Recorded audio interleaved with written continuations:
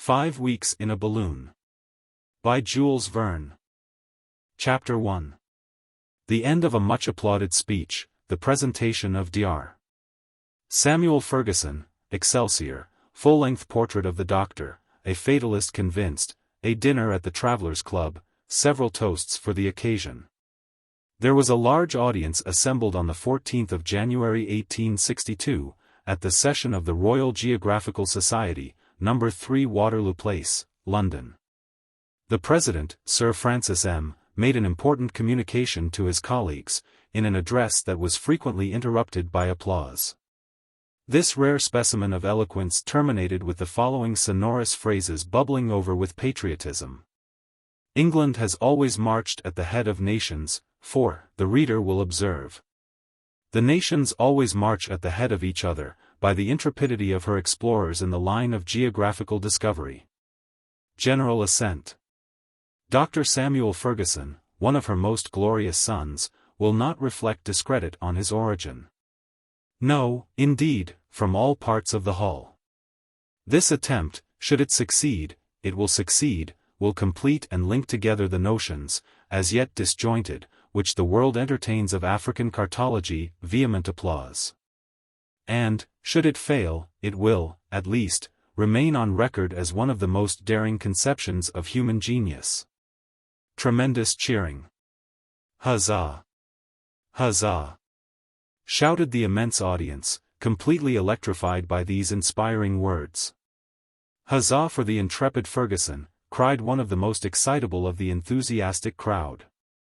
The wildest cheering resounded on all sides. The name of Fergusson was in every mouth, and we may safely believe that it lost nothing in passing through English throats.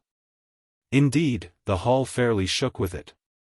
And there were present, also, those fearless travelers and explorers whose energetic temperaments had borne them through every quarter of the globe. Many of them grown old and worn out in the service of science. All had, in some degree, physically or morally, undergone the sorest trials. They had escaped shipwreck, conflagration, Indian tomahawks and war clubs, the faggot and the stake.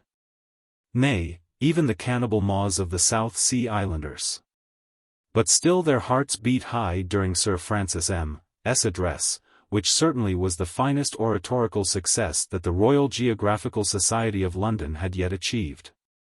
But, in England, enthusiasm does not stop short with mere words. It strikes off money faster than the dies of the Royal Mint itself. So a subscription to encourage Dr. Fergusson was voted there and then, and it at once attained the handsome amount of £2,500. The sum was made commensurate with the importance of the enterprise. A member of the society then inquired of the President whether Dr. Fergusson was not to be officially introduced. "The Doctor is at the disposition of the meeting," replied Sir Francis. "Let him come in, then." "Bring him in," shouted the audience. "We'd like to see a man of such extraordinary daring, face to face." "Perhaps this incredible proposition of his is only intended to mystify us," growled an apoplectic old admiral. "Suppose that there should turn out to be no such person as Dr. Fergusson?" exclaimed another voice, with a malicious twang. "Why, then, we'd have to invent one," replied a facetious member of this grave society. "Ask Dr. Fergusson to come in," was the quiet remark of Sir Francis M. And come in the Doctor did, and stood there, quite unmoved by the thunders of applause that greeted his appearance. He was a man of about 40 years of age, of medium height and physique. His sanguine temperament was disclosed in the deep color of his cheeks. His countenance was coldly expressive, with regular features, and a large nose, one of those noses that resemble the prow of a ship, and stamp the faces of men predestined to accomplish great discoveries. His eyes, which were gentle and intelligent, rather than bold, lent a peculiar charm to his physiognomy. His arms were long, and his feet were planted with that solidity which indicates a great pedestrian. A calm gravity seemed to surround the Doctor's entire person, and no one would dream that he could become the agent of any mystification, however harmless. Hence, the applause that greeted him at the outset continued until he, with a friendly gesture, claimed silence on his own behalf. He stepped toward the seat that had been prepared for him on his presentation, and then, standing erect and motionless, he, with a determined glance, pointed his right forefinger upward, and pronounced aloud the single word: Excelsior. Never had one of Bright's or Cobden's sudden onslaughts, never had one of Palmerston's abrupt demands for funds to plate the rocks of the English coast with iron, made such a sensation.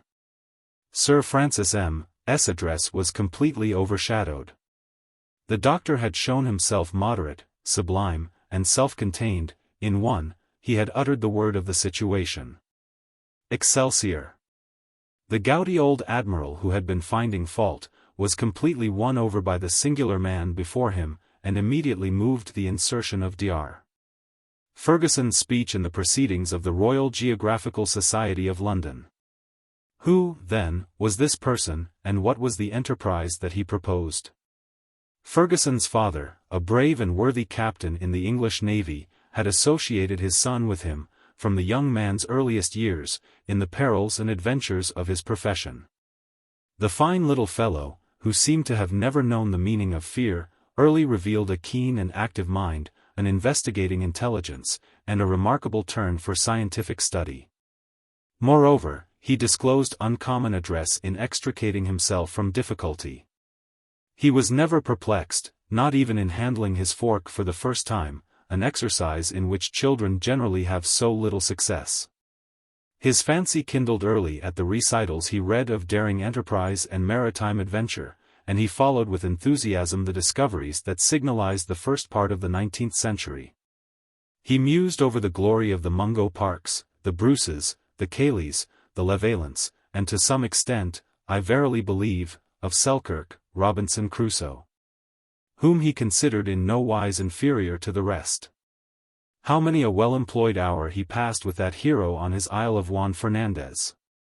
Often he criticized the ideas of the shipwrecked sailor, and sometimes discussed his plans and projects. He would have done differently, in such and such a case, or quite as well at least, of that he felt assured. But of one thing he was satisfied, that he never should have left that pleasant island, where he was as happy as a king without subjects, no. Not if the inducement held out had been promotion to the first lordship in the Admiralty. It may readily be conjectured whether these tendencies were developed during a youth of adventure, spent in every nook and corner of the globe.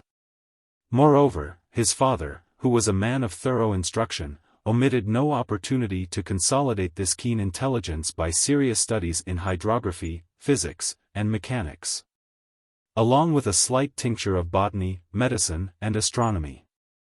Upon the death of the estimable captain, Samuel Fergusson, then 22 years of age, had already made his voyage around the world.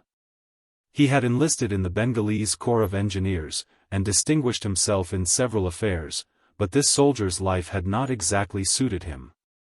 Caring but little for command, he had not been fond of obeying. He, therefore, sent in his resignation, and half botanizing, half playing the hunter, he made his way toward the north of the Indian peninsula, and crossed it from Calcutta to Surat, a mere amateur trip for him. From Surat we see him going over to Australia, and in 1845 participating in Captain Sturt's expedition, which had been sent out to explore the New Caspian Sea, supposed to exist in the center of New Holland. Samuel Fergusson returned to England about 1850, and, more than ever possessed by the demon of discovery, he spent the intervening time, until 1853, in accompanying Captain McClure on the expedition that went around the American continent from Bering Straits to Cape Farewell. Notwithstanding fatigues of every description, and in all climates, Fergusson's constitution continued marvelously sound. He felt at ease in the midst of the most complete privations. In fine, he was the very type of the thoroughly accomplished explorer whose stomach expands or contracts at will, whose limbs grow longer or shorter according to the resting place that each stage of a journey may bring, who can fall asleep at any hour of the day or awake at any hour of the night. Nothing, then, was less surprising, after that, than to find our traveler, in the period from 1855 to 1857, visiting the whole region west of the Tibet, in company with the brothers Schlagentweit, and bringing back some curious ethnographic observations from that expedition.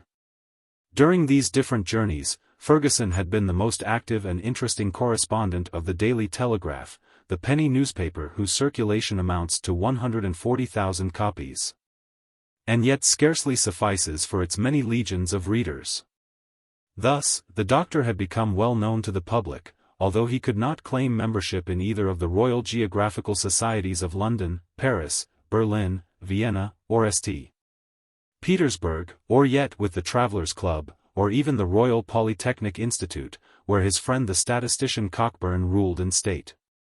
The latter savant had, one day, gone so far as to propose to him the following problem: given the number of miles travelled by the doctor in making the circuit of the globe, how many more had his head described than his feet, by reason of the different lengths of the radii? Or, the number of miles traversed by the doctor's head and feet respectively being given, required the exact height of that gentleman? This was done with the idea of complimenting him, but the doctor had held himself aloof from all the learned bodies, belonging, as he did, to the church militant and not to the church polemical. He found his time better employed in seeking than in discussing, in discovering rather than discoursing. There is a story told of an Englishman who came one day to Geneva, intending to visit the lake. He was placed in one of those odd vehicles in which the passengers sit side by side, as they do in an omnibus. Well, it so happened that the Englishman got a seat that left him with his back turned toward the lake. The vehicle completed its circular trip without his thinking to turn around once, and he went back to London delighted with the Lake of Geneva. Dr. Fergusson, however, had turned around to look about him on his journeyings, and turned to such good purpose that he had seen a great deal. In doing so, he had simply obeyed the laws of his nature, and we have good reason to believe that he was, to some extent, a fatalist, but of an orthodox school of fatalism withal. That led him to rely upon himself and even upon Providence. He claimed that he was impelled, rather than drawn by his own volition, to journey as he did, and that he traversed the world like the locomotive, which does not direct itself, but is guided and directed by the track it runs on. "I do not follow my route," he often said, "it is my route that follows me." The reader will not be surprised, then, at the calmness with which the doctor received the applause that welcomed him in the Royal Society. He was above all such trifles, having no pride, and less vanity.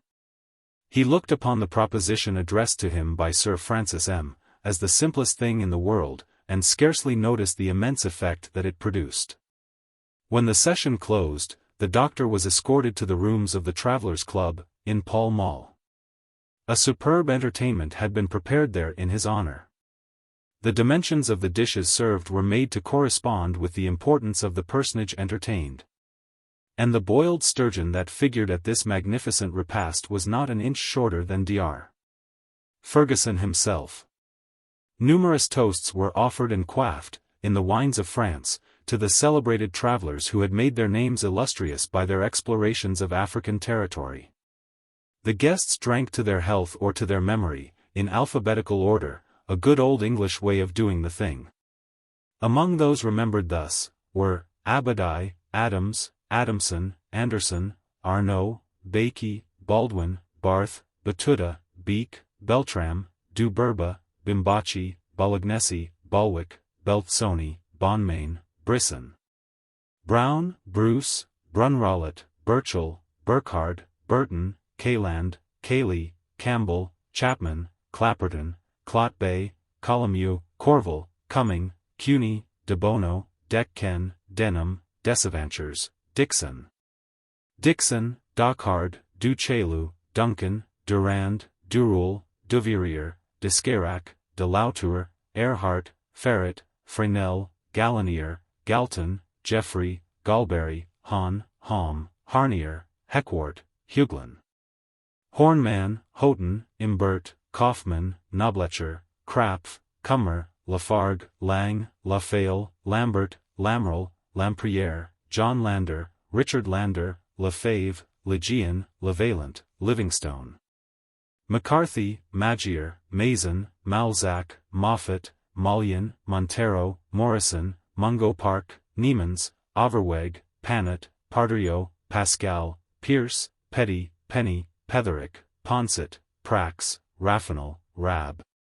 Rebman, Richardson, Riley, Ritchie, Rochet de Haricourt, Rongawy, Rosher, Ruppel, Saugnier, Speke, Steidner, Thibault, Thompson, Thornton, Toole, Tousney, Trotter, Tuckey, Tyrwhitt, Vaudie, Vassiere. Vincent, Vinco, Vogel, Wahlberg, Warrington, Washington, Wern, Wild, and last, but not least, Dr. Fergusson, who, by his incredible attempt, was to link together the achievements of all these explorers, and complete the series of African discovery. How do you find this book? Any thoughts about the book or the author? Any suggestion for improvement? Please take a moment to share your thoughts in a comment.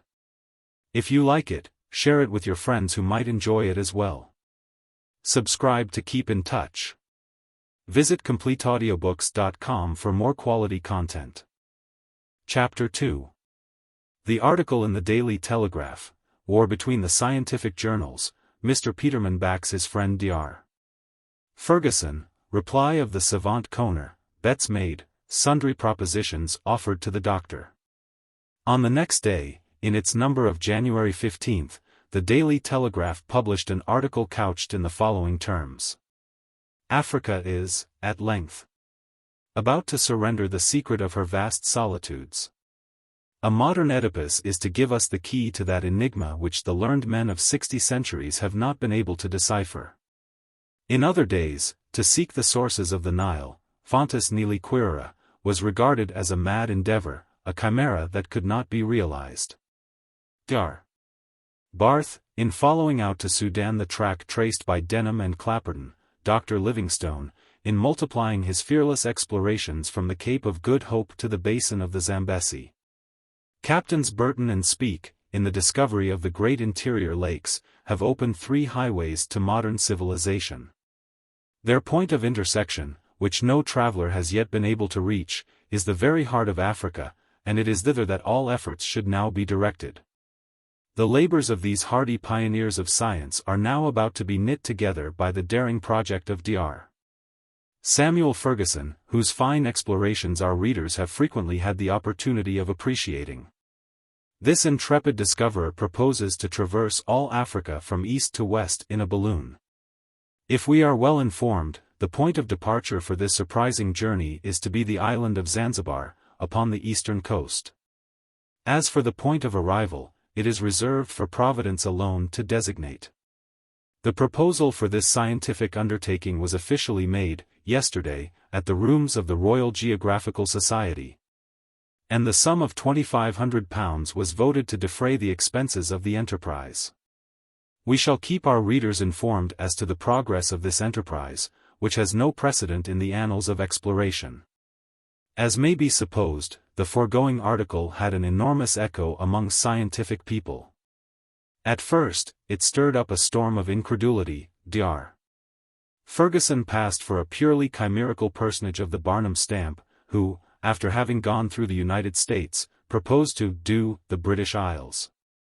A humorous reply appeared in the February number of the Bulletins de la Société Géographique of Geneva, which very wittily showed up the Royal Society of London and their phenomenal sturgeon.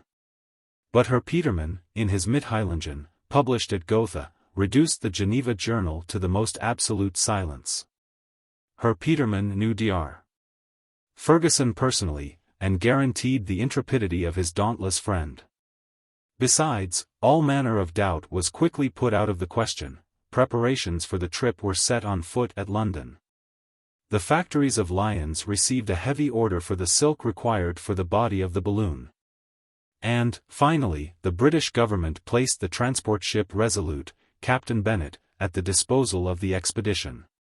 At once, upon word of all this, 1,000 encouragements were offered, and felicitations came pouring in from all quarters. The details of the undertaking were published in full in the bulletins of the Geographical Society of Paris. A remarkable article appeared in the Nouvelles Annales de Voyages, de la Géographie, de l'Histoire, et de l'archéologie de M.V.A. Maltebrun, New Annals of Travels, Geography, History, and Archaeology, by M. V. Maltebrun, and a searching essay in the Zeitschrift für Allgemeine Erdkunde, by Drive W.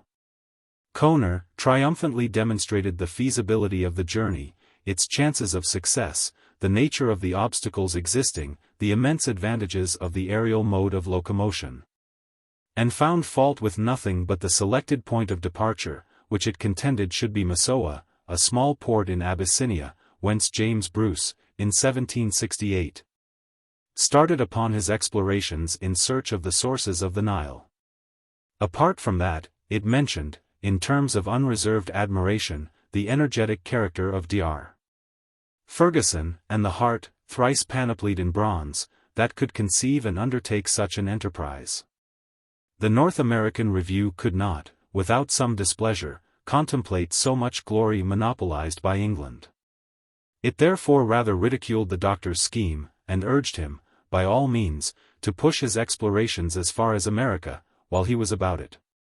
In a word, without going over all the journals in the world, there was not a scientific publication, from the Journal of Evangelical Missions to the Revue Algérienne et Coloniale, from the Annales de la Propagation de la Foi to the Church Missionary Intelligencer, that had not something to say about the affair in all its phases.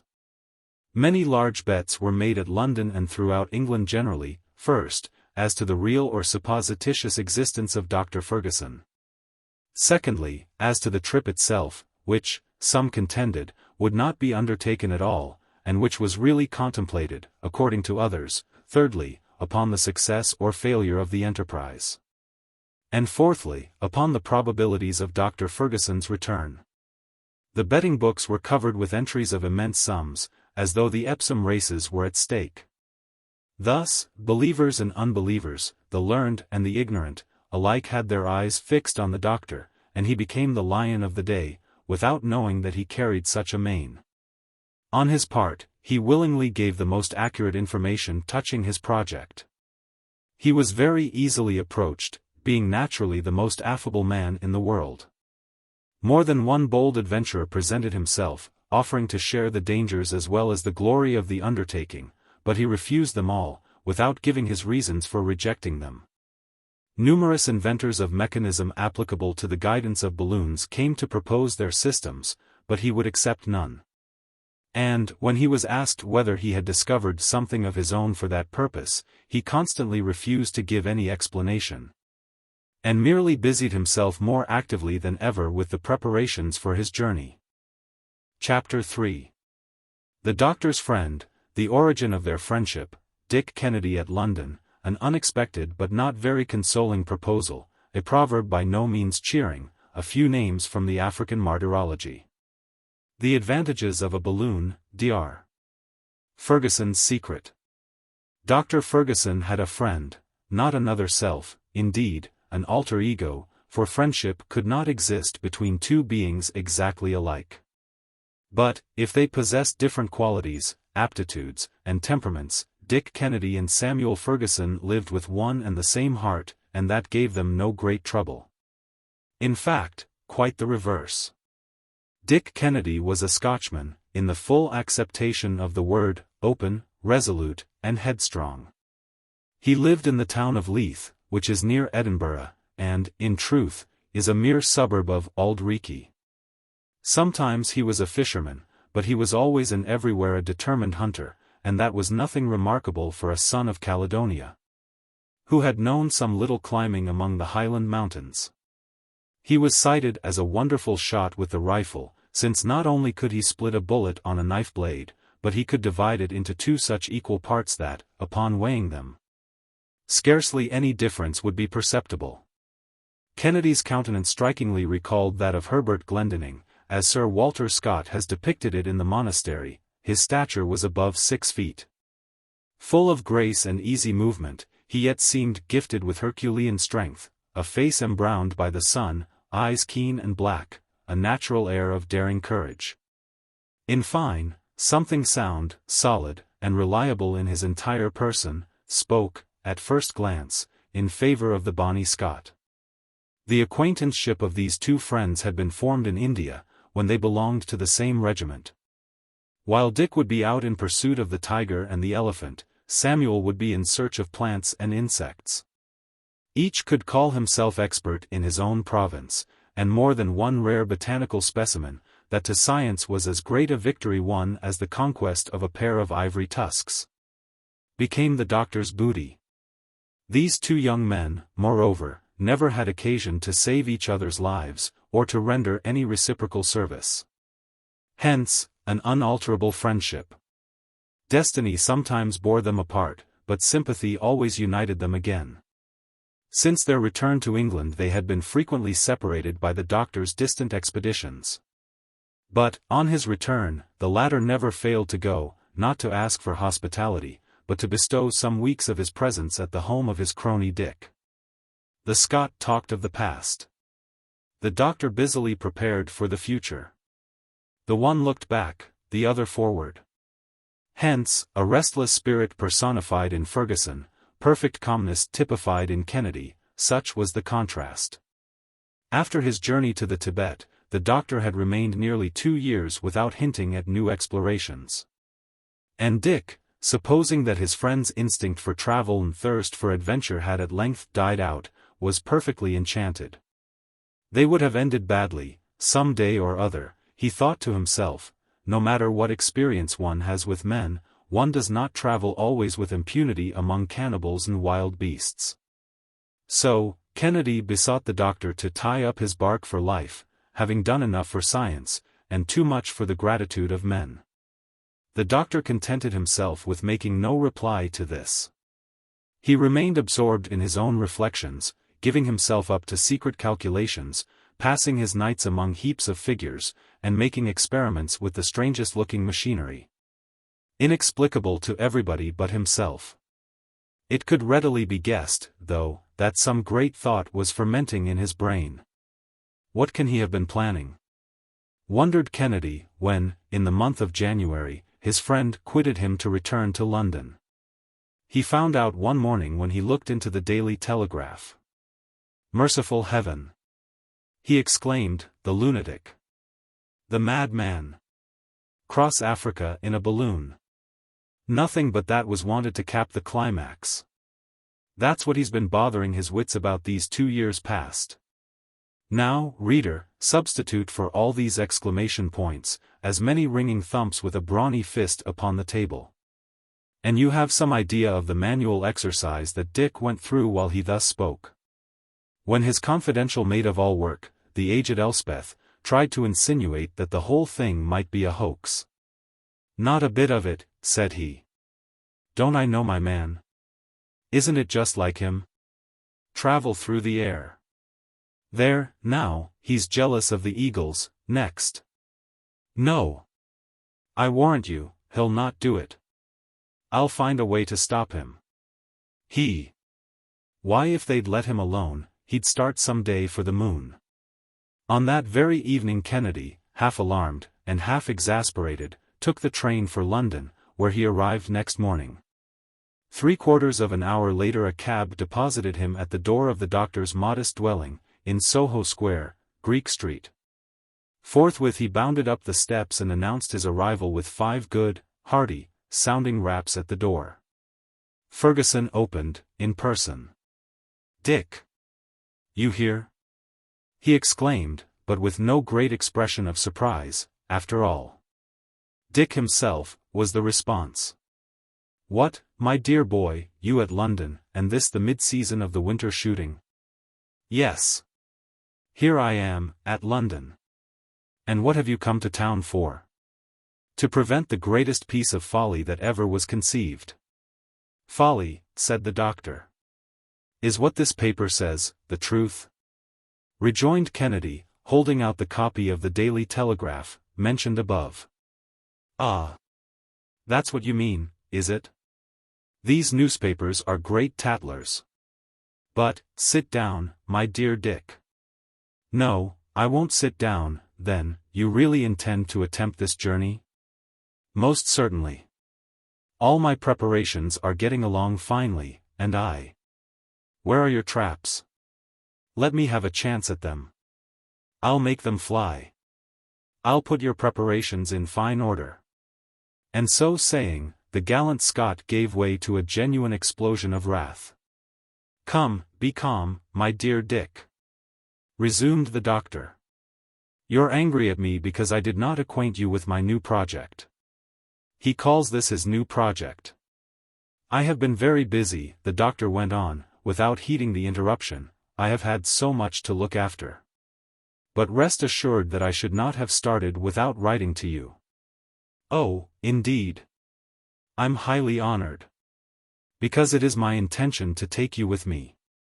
Upon this, the Scotchman gave a leap that a wild goat would not have been ashamed of among his native crags. "Ah! Really, then, you want them to send us both to Bedlam?" "I have counted positively upon you, my dear Dick, and I have picked you out from all the rest." Kennedy stood speechless with amazement. "After listening to me for 10 minutes, said the doctor, "you will thank me." "Are you speaking seriously?" "Very seriously." "And suppose that I refuse to go with you?" "But you won't refuse." "But, suppose that I were to refuse?" "Well, I'd go alone." "Let us sit down," said Kennedy, "and talk without excitement. The moment you give up jesting about it, we can discuss the thing." "Let us discuss it, then, at breakfast, if you have no objections, my dear Dick." The two friends took their seats opposite to each other, at a little table with a plate of toast and a huge tea-urn before them. "My dear Samuel," said the sportsman, "your project is insane. It is impossible. It has no resemblance to anything reasonable or practicable. That's for us to find out when we shall have tried it. But trying it is exactly what you ought not to attempt." "Why so, if you please?" "Well, the risks, the difficulty of the thing." "As for difficulties," replied Fergusson, in a serious tone, "they were made to be overcome.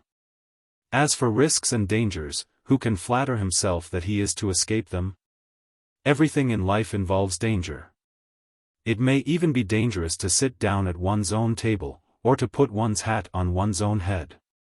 Moreover, we must look upon what is to occur as having already occurred, and see nothing but the present in the future, for the future is but the present a little farther on." "There it is!" exclaimed Kennedy with a shrug. "As great a fatalist as ever." "Yes. But in the good sense of the word. Let us not trouble ourselves, then, about what fate has in store for us, and let us not forget our good old English proverb, 'The man who was born to be hung will never be drowned.'"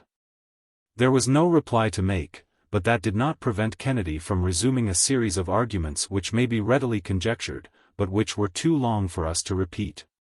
"Well, then," he said, after an hour's discussion, "if you are absolutely determined to make this trip across the African continent, if it is necessary for your happiness, why not pursue the ordinary routes?" "Why?" ejaculated the doctor, growing animated. "Because, all attempts to do so, up to this time, have utterly failed. Because, from Mungo Park, assassinated on the Niger, to Vogel, who disappeared in the Wadai country. From Oudney, who died at Murmur, and Clapperton, lost at Sakatu, to the Frenchman Mason, who was cut to pieces. From Major Lang, killed by the Tuaregs, to Roscher, from Hamburg, massacred in the beginning of 1860, the names of victim after victim have been inscribed on the lists of African martyrdom. Because, to contend successfully against the elements, against hunger, and thirst, and fever, against savage beasts, and still more savage men, is impossible. Because, what cannot be done in one way, should be tried in another. In fine, because what one cannot pass through directly in the middle, must be passed by going to one side or overhead." "If passing over it were the only question," interposed Kennedy, "but passing high up in the air, doctor, there's the rub." "Come, then," said the doctor, "what have I to fear? You will admit that I have taken my precautions in such manner as to be certain that my balloon will not fall. But, should it disappoint me, I should find myself on the ground in the normal conditions imposed upon other explorers. But, my balloon will not deceive me, and we need make no such calculations." "Yes, but you must take them into view. No, Dick. I intend not to be separated from the balloon until I reach the western coast of Africa. With it, everything is possible. Without it, I fall back into the dangers and difficulties as well as the natural obstacles that ordinarily attend such an expedition. With it, neither heat, nor torrents, nor tempests, nor the simoom, nor unhealthy climates, nor wild animals, nor savage men, are to be feared. If I feel too hot, I can ascend; if too cold, I can come down. Should there be a mountain, I can pass over it; a precipice, I can sweep across it; a river, I can sail beyond it. A storm, I can rise away above it; a torrent, I can skim it like a bird.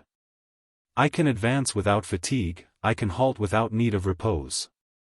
I can soar above the nascent cities. I can speed onward with the rapidity of a tornado, sometimes at the loftiest heights, sometimes only 100 feet above the soil. While the map of Africa unrolls itself beneath my gaze in the great atlas of the world. Even the stubborn Kennedy began to feel moved, and yet the spectacle thus conjured up before him gave him the vertigo. He riveted his eyes upon the doctor with wonder and admiration, and yet with fear, for he already felt himself swinging aloft in space. "Come, come," said he, at last. "Let us see, Samuel. Then you have discovered the means of guiding a balloon?" "Not by any means. That is a utopian idea." "Then, you will go whithersoever Providence wills, but, at all events, from east to west." "Why so?" "Because I expect to avail myself of the trade winds, the direction of which is always the same." "Ah. Yes, indeed," said Kennedy, reflecting. "The trade winds, yes, truly, one might, there's something in that." "Something in it, yes, my excellent friend, there's everything in it. The English government has placed a transport at my disposal, and 3 or 4 vessels are to cruise off the western coast of Africa, about the presumed period of my arrival. In 3 months, at most, I shall be at Zanzibar, where I will inflate my balloon, and from that point we shall launch ourselves." "We," said Dick. "Have you still a shadow of an objection to offer?" "Speak, friend Kennedy." "An objection? I have 1,000, but among other things, tell me, if you expect to see the country. If you expect to mount and descend at pleasure, you cannot do so, without losing your gas. Up to this time no other means have been devised, and it is this that has always prevented long journeys in the air. My dear Dick, I have only one word to answer: I shall not lose one particle of gas. And yet you can descend when you please?" "I shall descend when I please." "And how will you do that?" "Ah, ha! Therein lies my secret, friend Dick. Have faith, and let my device be yours, Excelsior." "Excelsior, be it then," said the sportsman, who did not understand a word of Latin. But he made up his mind to oppose his friend's departure by all means in his power, and so pretended to give in, at the same time keeping on the watch. As for the doctor, he went on diligently with his preparations. Chapter 4. African Explorations, Barth, Richardson, Overweg, Werne, Brunroliet, Penny, Andrea, De Bono, Miani, Guillaume Lejean, Bruce, Krapf and Rebmann, Mason, Roscher, Burton and Speke. The aerial line which Dr. Fergusson counted upon following had not been chosen at random. His point of departure had been carefully studied, and it was not without good cause that he had resolved to ascend at the island of Zanzibar. This island, lying near to the eastern coast of Africa, is in the 6th degree of south latitude, that is to say, 430 geographical miles below the equator. From this island the latest expedition, sent by way of the Great Lakes to explore the sources of the Nile, had just set out. But it would be well to indicate what explorations Dr. Fergusson hoped to link together. The 2 principal ones were those of Dr. Barth in 1849, and of Lieutenants Burton and Speke in 1858. Dr. Barth is a Hamburger, who obtained permission for himself and for his countryman Overweg to join the expedition of the Englishman Richardson. The latter was charged with a mission in the Sudan. This vast region is situated between the 15th and 10th degrees of north latitude. That is to say, that, in order to approach it, the explorer must penetrate 1,500 miles into the interior of Africa. Until then, the country in question had been known only through the journeys of Denham, of Clapperton, and of Oudney, made from 1822 to 1824. Richardson, Barth, and Overweg, jealously anxious to push their investigations farther, arrived at Tunis and Tripoli, like their predecessors, and got as far as Mourzouk, the capital of Fezzan. They then abandoned the perpendicular line, and made a sharp turn westward toward Ghaut, guided, with difficulty, by the Tuaregs. After 1,000 scenes of pillage, of vexation, and attacks by armed forces, their caravan arrived, in October, at the vast oasis of Aspen. Dar. Barth separated from his companions, made an excursion to the town of Agades, and rejoined the expedition, which resumed its march on the 12th of December. At length it reached the province of Damerghou. There the three travelers parted, and Barth took the road to Kano, where he arrived by dint of perseverance, and after paying considerable tribute. In spite of an intense fever, he quitted that place on the 7th of March, accompanied by a single servant. The principal aim of his journey was to reconnoiter Lake Chad, from which he was still 350 miles distant. He therefore advanced toward the east, and reached the town of Zurikalo, in the Bornu country, which is the core of the great Central Empire of Africa. There he heard of the death of Richardson, who had succumbed to fatigue and privation. He next arrived at Kuka, the capital of Bornu, on the borders of the lake. Finally, at the end of 3 weeks, on the 14th of April, 12 months after having quitted Tripoli, he reached the town of Ngornu. We find him again setting forth on the 29th of March 1851, with Overweg, to visit the kingdom of Adamawa, to the south of the lake, and from there he pushed on as far as the town of Yola, a little below 9 degrees north latitude. This was the extreme southern limit reached by that daring traveler. He returned in the month of August to Kuka. From there he successively traversed the Mandara, Bargimi, and Klanum countries, and reached his extreme limit in the east, the town of Messina, situated at 17 degrees 20 minutes west longitude. On the 25th of November 1852, after the death of Overweg, his last companion, he plunged into the west, visited Sokoto, crossed the Niger, and finally reached Timbuktu, where he had to languish during 8 long months, under vexations inflicted upon him by the sheik, and all kinds of ill treatment and wretchedness. But the presence of a Christian in the city could not long be tolerated, and the Fulans threatened to besiege it. The doctor, therefore, left it on the 17th of March 1854, and fled to the frontier, where he remained for 33 days in the most abject destitution. He then managed to get back to Kano in November, thence to Kuka, where he resumed Denham's route after 4 months' delay. He regained Tripoli toward the close of August, 1855, and arrived in London on the 6th of September, the only survivor of his party. Such was the venturesome journey of Dr. Barth. Dar. Fergusson carefully noted the fact that he had stopped at 4 degrees north latitude and 17 degrees west longitude. Now let us see what Lieutenants Burton and Speke accomplished in eastern Africa. The various expeditions that had ascended the Nile could never manage to reach the mysterious source of that river. According to the narrative of the German doctor, Ferdinand Wern, the expedition attempted in 1840, under the auspices of Mehemet Ali, stopped at Gondokoro, between the 4th and 5th parallels of north latitude. In 1855, Brunroliet, a native of Savoy, appointed consul for Sardinia in eastern Sudan, to take the place of Vaudi, who had just died, set out from Khartoum, and, under the name of Yaqub the merchant, trading in gums and ivory, got as far as Balinia, beyond the 4th degree, but had to return in ill health to Khartoum, where he died in 1857. Neither Dr.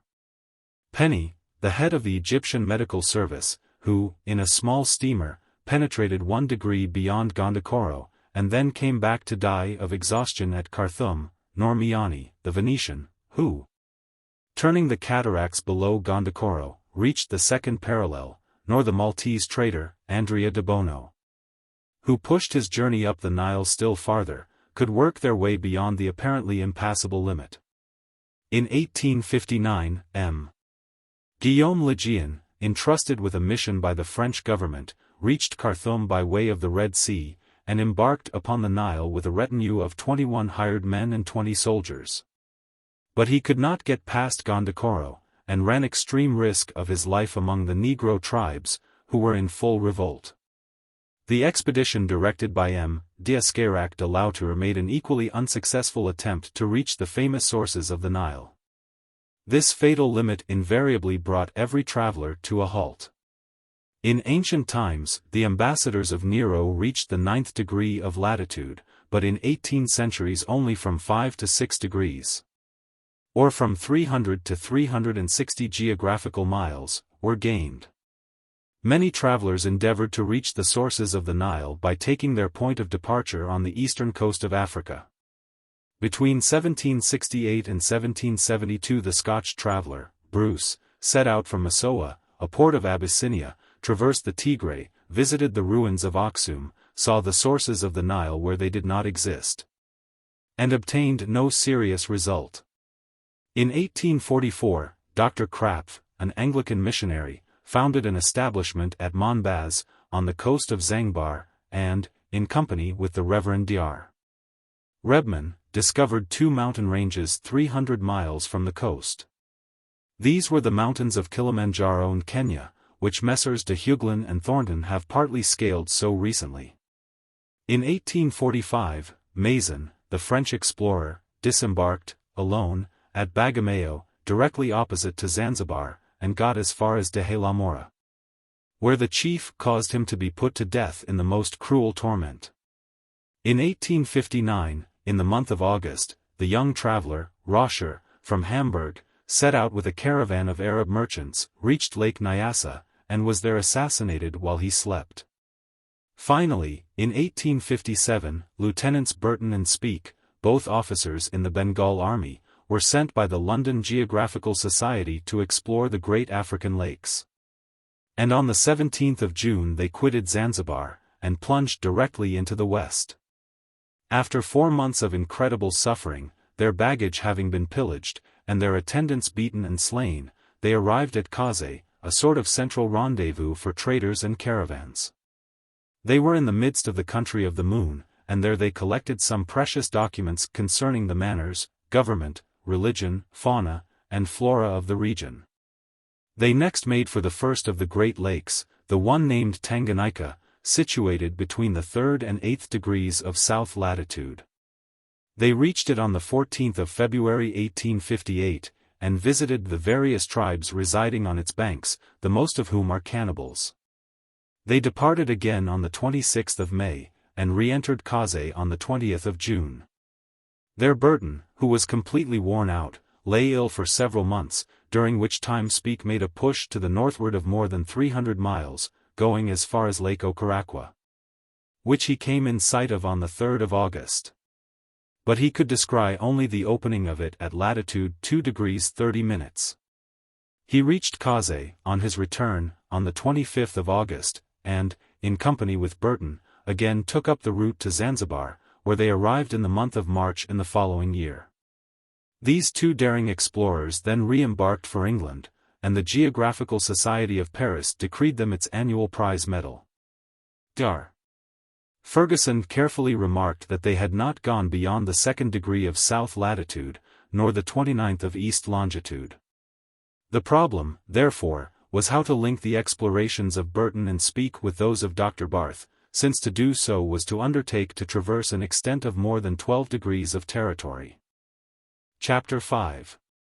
Kennedy's Dreams, Articles and Pronouns in the Plural, Dick's Insinuations, A Promenade over the Map of Africa, What is Contained Between 2 Points of the Compass, Expeditions Now on Foot, Speke and Grant, Krapf, de Decken, and de Hugelin.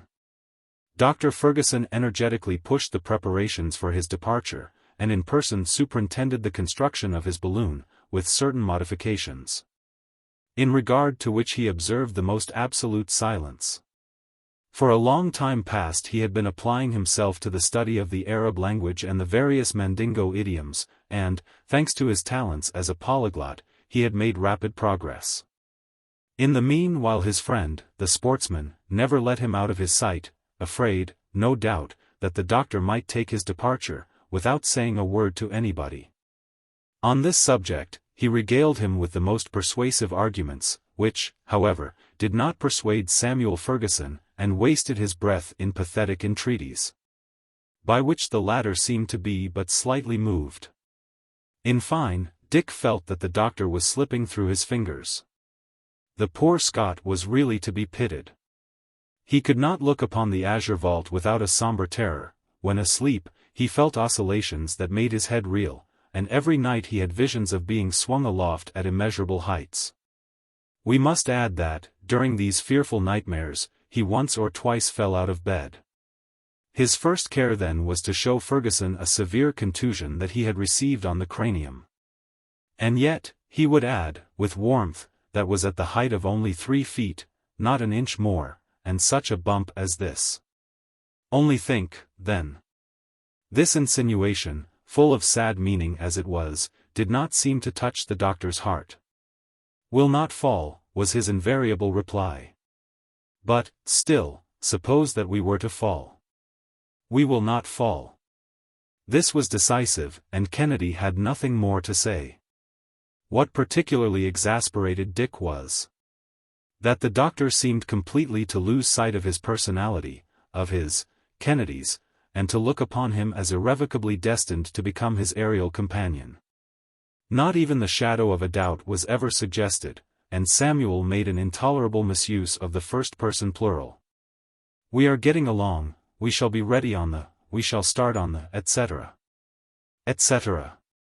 And then there was the singular possessive adjective. Our balloon, our car, our expedition. And the same in the plural, too. Our preparations, our discoveries, our ascensions. Dick shuddered at them, although he was determined not to go, but he did not want to annoy his friend. Let us also disclose the fact that, without knowing exactly why himself, he had sent to Edinburgh for a certain selection of heavy clothing, and his best hunting gear and firearms. One day, after having admitted that, with an overwhelming run of good luck, there might be one chance of success in 1,000, he pretended to yield entirely to the doctor's wishes. But, in order to still put off the journey, he opened the most varied series of subterfuges.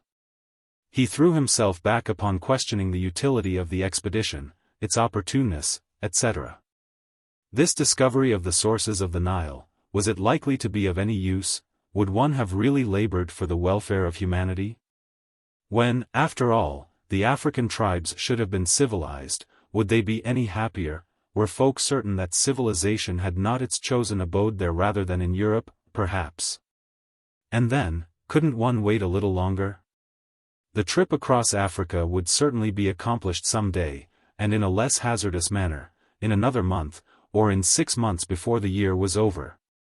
Some explorer would undoubtedly come in, etc. etc. These hints produced an effect exactly opposite to what was desired or intended, and the doctor trembled with impatience. "Are you willing, then, wretched Dick, are you willing, false friend, that this glory should belong to another? Must I then be untrue to my past history? Recoil before obstacles that are not serious, requite with cowardly hesitation what both the English government and the Royal Society of London have done for me?" "But," resumed Kennedy, who made great use of that conjunction. "But," said the doctor, "are you not aware that my journey is to compete with the success of the expeditions now on foot? Don't you know that fresh explorers are advancing toward the center of Africa? Still. Listen to me, Dick, and cast your eyes over that map." Dick glanced over it, with resignation. "Now, ascend the course of the Nile." "I have ascended it," replied the Scotchman, with docility. "Stop at Gondokoro." "I am there." And Kennedy thought to himself how easy such a trip was, on the map. Now, take one of the points of these dividers and let it rest upon that place beyond which the most daring explorers have scarcely gone. I have done so. And now look along the coast for the island of Zanzibar, in latitude 6 degrees south. I have it. Now, follow the same parallel and arrive at Kaze. I have done so. Run up again along the 33rd degree of longitude to the opening of Lake Ukirio, at the point where Lieutenant Speke had to halt. I am there. A little more, and I should have tumbled into the lake. Very good. Now, do you know what we have the right to suppose, according to the information given by the tribes that live along its shores? I haven't the least idea. Why, that this lake, the lower extremity of which is in 2 degrees and 30 minutes, must extend also 2 degrees and a half above the equator. Really? Well, from this northern extremity there flows a stream which must necessarily join the Nile, if it be not the Nile itself. That is, indeed, curious. Then, let the other point of your dividers rest upon that extremity of Lake Ukirio. It is done, friend Fergusson. Now, how many degrees can you count between the 2 points? Scarcely 2. And do you know what that means, Dick? Not the least in the world. Why, that makes scarcely 120 miles, in other words, a nothing. Almost nothing, Samuel. Well, do you know what is taking place at this moment? No, upon my honor, I do not. Very well, then, I'll tell you. The Geographical Society regard as very important the exploration of this lake of which Speke caught a glimpse. Under their auspices, Lieutenant, now Captain, Speke has associated with him Captain Grant, of the Army in India. They have put themselves at the head of a numerous and well-equipped expedition. Their mission is to ascend the lake and return to Gondokoro. They have received a subsidy of more than £5,000, and the governor of the Cape of Good Hope has placed Hottentot soldiers at their disposal. They set out from Zanzibar at the close of October, 1860. In the meanwhile John Petherick, the English consul at the city of Khartoum, has received about £700 from the Foreign Office. He is to equip a steamer at Khartoum, stock it with sufficient provisions, and make his way to Gondokoro. There, he will await Captain Speke's caravan, and be able to replenish its supplies to some extent. Well planned, said Kennedy. You can easily see, then, that time presses if we are to take part in these exploring labors. And that is not all, since, while some are thus advancing with sure steps to the discovery of the sources of the Nile, others are penetrating to the very heart of Africa. On foot? Said Kennedy. Yes, on foot, rejoined the doctor, without noticing the insinuation. Dr. Krapf proposes to push forward, in the west, by way of the Job, a river lying under the equator. Baron de Decken has already set out from Monbaz, has reconnoitered the mountains of Kenya and Kilimanjaro, and is now plunging in toward the center. But all this time on foot? On foot or on mules? Exactly the same, so far as I am concerned, ejaculated Kennedy. Lastly, resumed the doctor, M. de Hugelin, the Austrian vice-consul at Khartoum, has just organized a very important expedition, the first aim of which is to search for the traveler Vogel, who, in 1853, was sent into the Sudan to associate himself with the labors of Dr. Barth. In 1856, he quitted Bornu, and determined to explore the unknown country that lies between Lake Chad and Darfur. Nothing has been seen of him since that time. Letters that were received in Alexandria, in 1860, said that he was killed at the order of the King of Wadai, but other letters, addressed by Dr. Hartmann to the traveler's father, relate that, according to the recital of a Falada of Bornu, Vogel was merely held as a prisoner at Wara. All hope is not then lost. Hence, a committee has been organized under the presidency of the Regent of Saxe-Coburg-Gotha. My friend Petermann is its secretary. A national subscription has provided for the expense of the expedition, whose strength has been increased by the voluntary accession of several learned men, and M. De Heuglin set out from Massowah, in the month of June. While engaged in looking for Vogel, he is also to explore all the country between the Nile and Lake Chad, that is to say, to knit together the operations of Captain Speke and those of Dr. Barth, and then Africa will have been traversed from east to west. 1. Well, said the canny Scot, since everything is getting on so well, what's the use of our going down there? Dr. Fergusson made no reply, but contented himself with a significant shrug of the shoulders. Chapter 6. A servant, match him, he can see the satellites of Jupiter, Dick and Joe hard at it, doubt and faith, the weighing ceremony, Joe and Wellington, he gets a half-crown. Dr. Fergusson had a servant who answered with alacrity to the name of Joe. He was an excellent fellow, who testified the most absolute confidence in his master, and the most unlimited devotion to his interests, even anticipating his wishes and orders, which were always intelligently executed. In fine, he was a Caleb without the growling, and a perfect pattern of constant good humor. Had he been made on purpose for the place, it could not have been better done. Fergusson put himself entirely in his hands, so far as the ordinary details of existence were concerned, and he did well. Incomparable, whole-souled Joe. A servant who orders your dinner, who likes what you like, who packs your trunk, without forgetting your socks or your linen, who has charge of your keys and your secrets, and takes no advantage of all this. But then, what a man the doctor was in the eyes of this worthy Joe! With what respect and what confidence the latter received all his decisions. When Fergusson had spoken, he would be a fool who should attempt to question the matter. Everything he thought was exactly right, everything he said, the perfection of wisdom.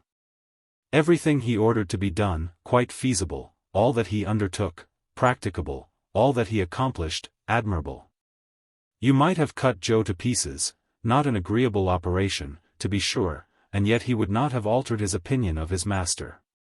So, when the doctor conceived the project of crossing Africa through the air, for Joe the thing was already done, obstacles no longer existed. From the moment when the doctor had made up his mind to start, he had arrived, along with his faithful attendant, too, for the noble fellow knew, without a word uttered about it, that he would be one of the party.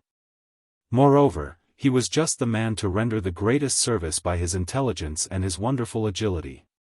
Had the occasion arisen to name a professor of gymnastics for the monkeys in the zoological garden, who are smart enough, by the way, Joe would certainly have received the appointment. Leaping, climbing, almost flying, these were all sport to him.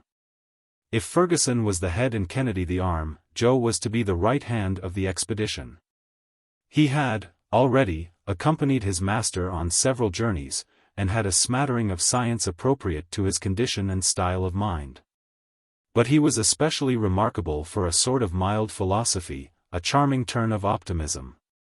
In his sight everything was easy, logical, natural, and, consequently, he could see no use in complaining or grumbling.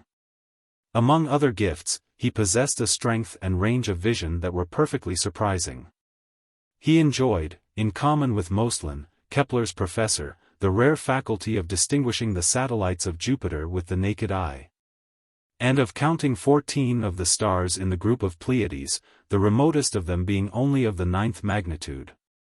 He presumed none the more for that, on the contrary, he made his bow to you, at a distance, and when occasion arose he bravely knew how to use his eyes.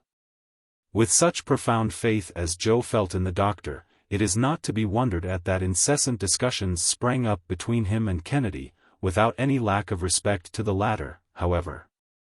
One doubted, the other believed, one had a prudent foresight, the other blind confidence. The doctor, however, vibrated between doubt and confidence. That is to say, he troubled his head with neither one nor the other.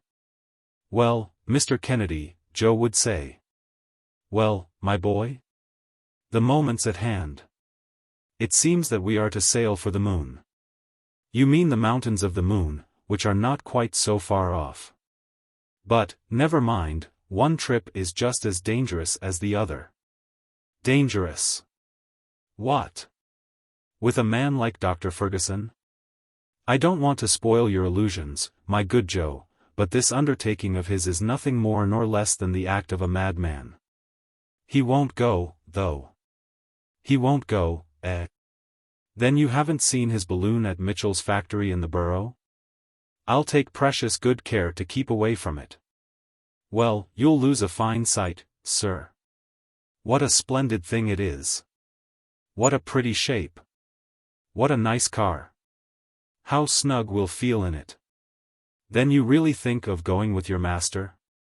I, answered Joe, with an accent of profound conviction. Why, I'd go with him wherever he pleases. Who ever heard of such a thing? Leave him to go off alone, after we've been all over the world together. Who would help him, when he was tired? Who would give him a hand in climbing over the rocks?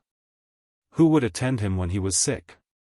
No, Mr. Kennedy, Joe will always stick to the doctor.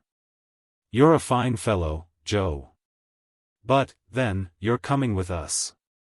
Oh. Certainly, said Kennedy, that is to say, I will go with you up to the last moment, to prevent Samuel even then from being guilty of such an act of folly. I will follow him as far as Zanzibar, so as to stop him there, if possible. You'll stop nothing at all, Mr. Kennedy, with all respect to you, sir. My master is no hare-brained person. He takes a long time to think over what he means to do, and then, when he once gets started, the evil one himself couldn't make him give it up. Well, we'll see about that. Don't flatter yourself, sir, but then, the main thing is, to have you with us. For a hunter like you, sir, Africa's a great country. So, either way, you won't be sorry for the trip. No, that's a fact, I shan't be sorry for it, if I can get this crazy man to give up his scheme. By the way, said Joe, you know that the weighing comes off today. The weighing? What weighing? Why, my master, and you, and I, are all to be weighed today. What? Like horse jockeys? Yes, like jockeys. Only, never fear, you won't be expected to make yourself lean, if you're found to be heavy. You'll go as you are. Well, I can tell you, I am not going to let myself be weighed, said Kennedy, firmly. But, sir, it seems that the doctor's machine requires it. Well, his machine will have to do without it. Humph. And suppose that it couldn't go up, then? Egad. That's all I want. Come. Come, Mr. Kennedy. My master will be sending for us directly. I shan't go. Oh. Now, you won't vex the doctor in that way. That I will. Well, said Joe with a laugh, you say that because he's not here, but when he says to your face, Dick. With all respect to you, sir, Dick, I want to know exactly how much you weigh, you'll go, I warrant it. No, I will not go. At this moment the doctor entered his study, where this discussion had been taking place, and, as he came in, cast a glance at Kennedy, who did not feel altogether at his ease. Dick, said the doctor, come with Joe, I want to know how much you both weigh. But you may keep your hat on. Come. And Kennedy went. They repaired in company to the workshop of the Messrs. Mitchell, where one of those so-called Roman scales was in readiness. It was necessary, by the way, for the doctor to know the weight of his companions, so as to fix the equilibrium of his balloon, so he made Dick get up on the platform of the scales. The latter, without making any resistance, said, in an undertone. Oh. Well, that doesn't bind me to anything. 153 pounds, said the doctor, noting it down on his tablets. Am I too heavy? Why, no, Mr. Kennedy, said Joe, and then, you know, I am light to make up for it. So saying, Joe, with enthusiasm, took his place on the scales, and very nearly upset them in his ready haste. He struck the attitude of Wellington where he is made to ape Achilles, at Hyde Park entrance, and was superb in it, without the shield. 120 pounds, wrote the doctor. Ah. Ha. Said Joe, with a smile of satisfaction. And why did he smile? He never could tell himself. "It's my turn now," said Fergusson, and he put down £135 to his own account. "All three of us," said he, "do not weigh much more than £400. "But, sir," said Joe, "if it was necessary for your expedition, I could make myself thinner by £20, by not eating so much." "Useless, my boy," replied the doctor. "You may eat as much as you like, and here's £half-a-crown to buy you the ballast." Chapter 7. Geometrical details, calculation of the capacity of the balloon, the double receptacle, the covering, the car, the mysterious apparatus, the provisions and stores, the final summing up. Dr. Fergusson had long been engaged upon the details of his expedition. It is easy to comprehend that the balloon, that marvelous vehicle which was to convey him through the air, was the constant object of his solicitude. At the outset, in order not to give the balloon too ponderous dimensions, he had decided to fill it with hydrogen gas, which is 14½ times lighter than common air. The production of this gas is easy, and it has given the greatest satisfaction hitherto in aerostatic experiments. The doctor, according to very accurate calculations, found that, including the articles indispensable to his journey in his apparatus, he should have to carry a weight of 4,000 pounds. Therefore he had to find out what would be the ascensional force of a balloon capable of raising such a weight, and, consequently, what would be its capacity. A weight of 4,000 pounds is represented by a displacement of the air amounting to 44,847 cubic feet.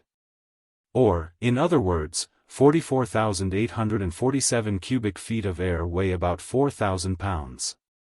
By giving the balloon these cubic dimensions, and filling it with hydrogen gas, instead of common air, the former being 14½ times lighter and weighing therefore only 276 pounds, a difference of 3,724 pounds in equilibrium is produced. And it is this difference between the weight of the gas contained in the balloon and the weight of the surrounding atmosphere that constitutes the ascensional force of the former. However, were the 44,847 cubic feet of gas of which we speak, all introduced into the balloon, it would be entirely filled. But that would not do, because, as the balloon continued to mount into the more rarefied layers of the atmosphere, the gas within would dilate, and soon burst the cover containing it. Balloons, then, are usually only 2/3 filled. But the doctor, in carrying out a project known only to himself, resolved to fill his balloon only 1/2. And, since he had to carry 44,847 cubic feet of gas, to give his balloon nearly double capacity, he arranged it in that elongated oval shape which has come to be preferred. The horizontal diameter was 50 feet, and the vertical diameter 75 feet. He thus obtained a spheroid, the capacity of which amounted, in round numbers, to 90,000 cubic feet. Could Dr. Fergusson have used two balloons, his chances of success would have been increased, for, should one burst in the air, he could, by throwing out ballast, keep himself up with the other. But the management of two balloons would, necessarily, be very difficult, in view of the problem how to keep them both at an equal ascensional force. After having pondered the matter carefully, Dr. Fergusson, by an ingenious arrangement, combined the advantages of two balloons, without incurring their inconveniences. He constructed two of different sizes, and enclosed the smaller in the larger one. His external balloon, which had the dimensions given above, contained a less one of the same shape, which was only 45 feet in horizontal, and 68 feet in vertical diameter. The capacity of this interior balloon was only 67,000 cubic feet, it was to float in the fluid surrounding it. A valve opened from one balloon into the other, and thus enabled the aeronaut to communicate with both. This arrangement offered the advantage, that if gas had to be let off, so as to descend, that which was in the outer balloon would go first. And, were it completely emptied, the smaller one would still remain intact. The outer envelope might then be cast off as a useless encumbrance. And the second balloon, left free to itself, would not offer the same hold to the currents of air as a half-inflated one must needs present. Moreover, in case of an accident happening to the outside balloon, such as getting torn, for instance, the other would remain intact. The balloons were made of a strong but light lion's silk, coated with gutta percha. This gummy, resinous substance is absolutely waterproof, and also resists acids and gas perfectly. The silk was doubled, at the upper extremity of the oval, where most of the strain would come. Such an envelope as this could retain the inflating fluid for any length of time. It weighed half a pound per 9 square feet. Hence the surface of the outside balloon being about 11,600 square feet, its envelope weighed 650 pounds. The envelope of the second or inner balloon, having 9,200 square feet of surface, weighed only about 510 pounds, or say 1,160 pounds for both. The network that supported the car was made of very strong hempen cord, and the two valves were the object of the most minute and careful attention, as the rudder of a ship would be. The car, which was of a circular form and 15 feet in diameter, was made of wickerwork, strengthened with a slight covering of iron, and protected below by a system of elastic springs, to deaden the shock of collision. Its weight, along with that of the network, did not exceed 250 pounds. In addition to the above, the doctor caused to be constructed 2 sheet iron chests 2 lines in thickness. These were connected by means of pipes furnished with stopcocks. He joined to these a spiral, 2 inches in diameter, which terminated in 2 branch pieces of unequal length, the longer of which, however, was 25 feet in height and the shorter only 15 feet. These sheet iron chests were embedded in the car in such a way as to take up the least possible amount of space. The spiral, which was not to be adjusted until some future moment, was packed up, separately, along with a very strong Bunsen electric battery. This apparatus had been so ingeniously combined that it did not weigh more than 700 pounds, even including 25 gallons of water in another receptacle. The instruments provided for the journey consisted of 2 barometers, 2 thermometers, 2 compasses, a sextant, 2 chronometers, an artificial horizon, and an altazimuth, to throw out the height of distant and inaccessible objects. The Greenwich Observatory had placed itself at the doctor's disposal. The latter, however, did not intend to make experiments in physics. He merely wanted to be able to know in what direction he was passing, and to determine the position of the principal rivers, mountains, and towns. He also provided himself with 3 thoroughly tested iron anchors, and a light but strong silk ladder 50 feet in length. He at the same time carefully weighed his stores of provision, which consisted of tea, coffee, biscuit, salted meat, and pemmican. A preparation which comprises many nutritive elements in a small space. Besides a sufficient stock of pure brandy, he arranged 2 water tanks, each of which contained 22 gallons. The consumption of these articles would necessarily, little by little, diminish the weight to be sustained. For it must be remembered that the equilibrium of a balloon floating in the atmosphere is extremely sensitive. The loss of an almost insignificant weight suffices to produce a very noticeable displacement. Nor did the doctor forget an awning to shelter the car, nor the coverings and blankets that were to be the bedding of the journey, nor some fowling pieces and rifles, with their requisite supply of powder and ball. Here is the summing up of his various items, and their weight, as he computed it.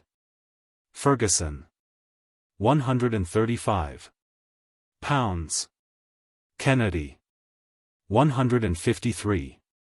Joe, 120. Weight of the outside balloon, 650. Weight of the second balloon, 510. Car and network, 280. Anchors, instruments, awnings, and sundry utensils, guns, coverings, etc. 190. Meat, pemmican, biscuits, tea, coffee, brandy. 386. Water, 400. Apparatus, 700. Weight of the hydrogen, 276. Ballast, 200. 4,000 pounds. Such were the items of the £4,000 that Dr. Fergusson proposed to carry up with him. He took only £200 of ballast for unforeseen emergencies, as he remarked, since otherwise he did not expect to use any, thanks to the peculiarity of his apparatus. Chapter 8. Joe's importance, the commander of the Resolute, Kennedy's arsenal, mutual amenities, the farewell dinner, departure on the 21st of February, the doctor's scientific sessions, Duveyrier, Livingstone. Details of the aerial voyage, Kennedy silenced. About the 10th of February, the preparations were pretty well completed, and the balloons, firmly secured, one within the other, were altogether finished. They had been subjected to a powerful pneumatic pressure in all parts, and the test gave excellent evidence of their solidity and of the care applied in their construction. Joe hardly knew what he was about, with delight. He trotted incessantly to and fro between his home in Greek Street, and the Mitchell establishment, always full of business, but always in the highest spirits. Giving details of the affair to people who did not even ask him, so proud was he, above all things, of being permitted to accompany his master. I have even a shrewd suspicion that what with showing the balloon, explaining the plans and views of the doctor, giving folks a glimpse of the latter, through a half-opened window, or pointing him out as he passed along the streets, the clever scamp earned a few half-crowns, but we must not find fault with him for that. He had as much right as anybody else to speculate upon the admiration and curiosity of his contemporaries. On the 16th of February, the Resolute cast anchor near Greenwich. She was a screw propeller of 800 tons, a fast sailer, and the very vessel that had been sent out to the polar regions, to revictual the last expedition of Sir James Ross. Her commander, Captain Bennet, had the name of being a very amiable person, and he took a particular interest in the doctor's expedition, having been one of that gentleman's admirers for a long time. Bennet was rather a man of science than a man of war, which did not, however, prevent his vessel from carrying 4 carronades, that had never hurt anybody, to be sure, but had performed the most pacific duty in the world. The hold of the Resolute was so arranged as to find a stowing place for the balloon. The latter was shipped with the greatest precaution on the 18th of February, and was then carefully deposited at the bottom of the vessel in such a way as to prevent accident. The car and its accessories, the anchors, the cords, the supplies, the water tanks, which were to be filled on arriving, all were embarked and put away under Fergusson's own eyes. 10 tons of sulfuric acid and 10 tons of iron filings were put on board for the future production of the hydrogen gas. The quantity was more than enough, but it was well to be provided against accident. The apparatus to be employed in manufacturing the gas, including some 30 empty casks, was also stowed away in the hold. These various preparations were terminated on the 18th of February, in the evening. 2 staterooms, comfortably fitted up, were ready for the reception of Dr. Fergusson and his friend Kennedy. The latter, all the while swearing that he would not go, went on board with a regular arsenal of hunting weapons, among which were 2 double-barreled breech-loading fowling pieces, and a rifle that had withstood every test, of the make of Putty, Moore and Dixon, at Edinburgh. With such a weapon a marksman would find no difficulty in lodging a bullet in the eye of a chamois at the distance of 2,000 paces. Along with these implements, he had 2 of Colt's 6-shooters, for unforeseen emergencies. His powder case, his cartridge pouch, his lead, and his bullets, did not exceed a certain weight prescribed by the doctor. The 3 travelers got themselves to rights on board during the working hours of February 19th. They were received with much distinction by the captain and his officers, the doctor continuing as reserved as ever, and thinking of nothing but his expedition. Dick seemed a good deal moved, but was unwilling to betray it, while Joe was fairly dancing and breaking out in laughable remarks. The worthy fellow soon became the jester and merry andrew of the boatswain's mess, where a berth had been kept for him. On the 20th, a grand farewell dinner was given to Dr. Fergusson and Kennedy by the Royal Geographical Society. Commander Bennet and his officers were present at the entertainment, which was signalized by copious libations and numerous toasts. Healths were drunk, in sufficient abundance to guarantee all the guests a lifetime of centuries. Sir Francis M. presided, with restrained but dignified feeling. To his own supreme confusion, Dick Kennedy came in for a large share in the jovial felicitations of the night. After having drunk to the intrepid Fergusson, the glory of England, they had to drink to the no less courageous Kennedy, his daring companion. Dick blushed a good deal, and that passed for modesty, whereupon the applause redoubled, and Dick blushed again. A message from the Queen arrived while they were at dessert. Her Majesty offered her compliments to the two travellers, and expressed her wishes for their safe and successful journey. This, of course, rendered imperative fresh toasts to Her Most Gracious Majesty. At midnight, after touching farewells and warm shaking of hands, the guests separated. The boats of the Resolute were in waiting at the stairs of Westminster Bridge. The captain leaped in, accompanied by his officers and passengers, and the rapid current of the Thames, aiding the strong arms of the rowers, bore them swiftly to Greenwich. In an hour's time all were asleep on board. The next morning, February 21st, at 3 o'clock, the furnaces began to roar. At 5, the anchors were weighed, and the Resolute, powerfully driven by her screw, began to plough the water toward the mouth of the Thames. It is needless to say that the topic of conversation with every one on board was Dr. Fergusson's enterprise. Seeing and hearing the doctor soon inspired everybody with such confidence that, in a very short time, there was no one, excepting the incredulous Scotchman, on the steamer who had the least doubt of the perfect feasibility and success of the expedition. During the long, unoccupied hours of the voyage, the doctor held regular sittings, with lectures on geographical science, in the officers' mess room. These young men felt an intense interest in the discoveries made during the last 40 years in Africa. And the doctor related to them the explorations of Barth, Burton, Speke, and Grant, and depicted the wonders of this vast, mysterious country, now thrown open on all sides to the investigations of science. On the north, the young Duveyrier was exploring Sahara, and bringing the chiefs of the Tuaregs to Paris. Under the inspiration of the French government, 2 expeditions were preparing, which, descending from the north, and coming from the west, would cross each other at Timbuktu.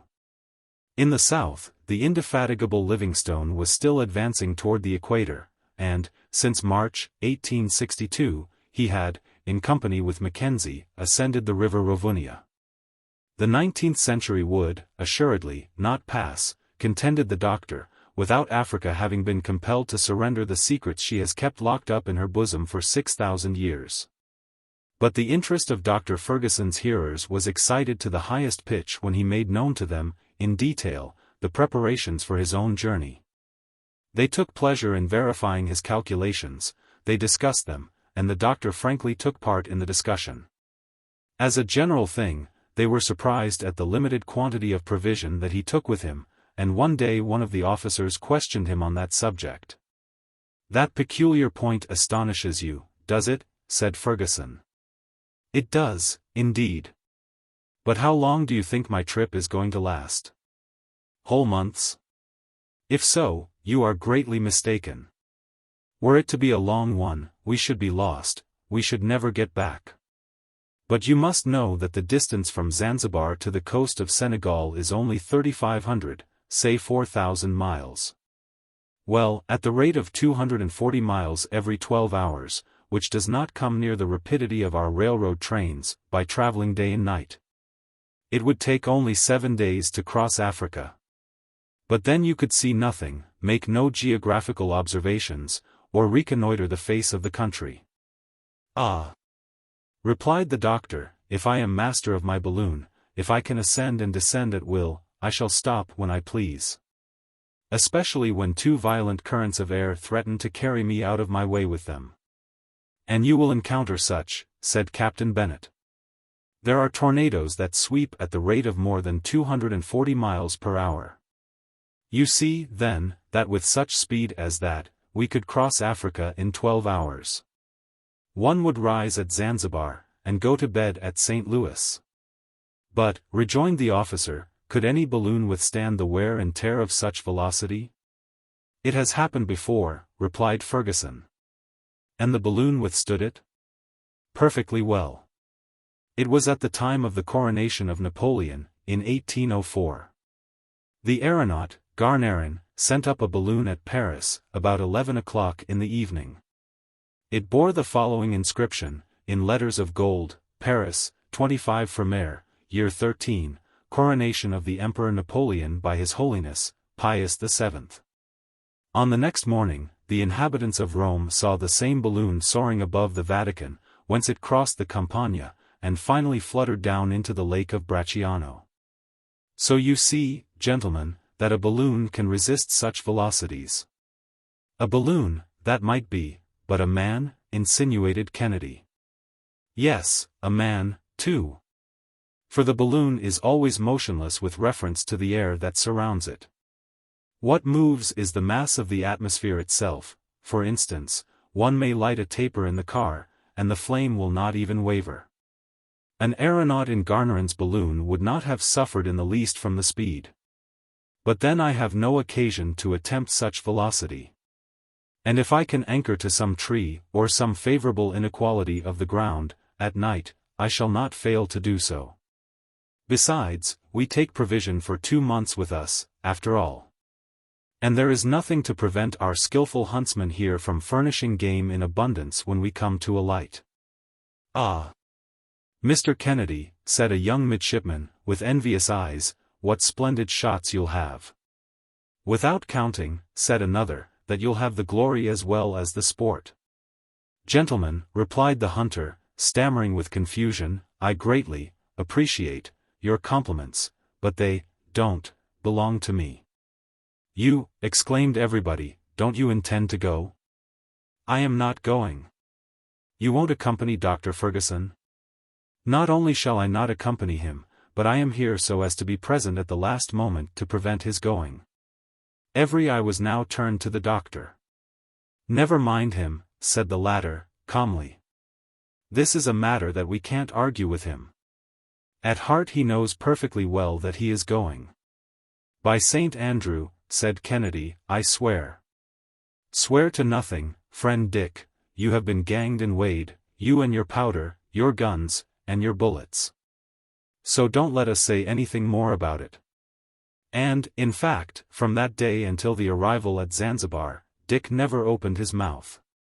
He talked neither about that nor about anything else. He kept absolutely silent. Chapter 9. They Double the Cape, the Forecastle, a course of cosmography by Professor Joe, concerning the method of guiding balloons, how to seek out atmospheric currents, Eureka. The Resolute plunged along rapidly toward the Cape of Good Hope, the weather continuing fine, although the sea ran heavier. On the 30th of March, 27 days after the departure from London, the Table Mountain loomed up on the horizon. Cape City, lying at the foot of an amphitheater of hills, could be distinguished through the ship's glasses, and soon the Resolute cast anchor in the port. But the captain touched there only to replenish his coal bunkers, and that was but a day's job. On the morrow, he steered away to the southward, so as to double the southernmost point of Africa, and enter the Mozambique Channel.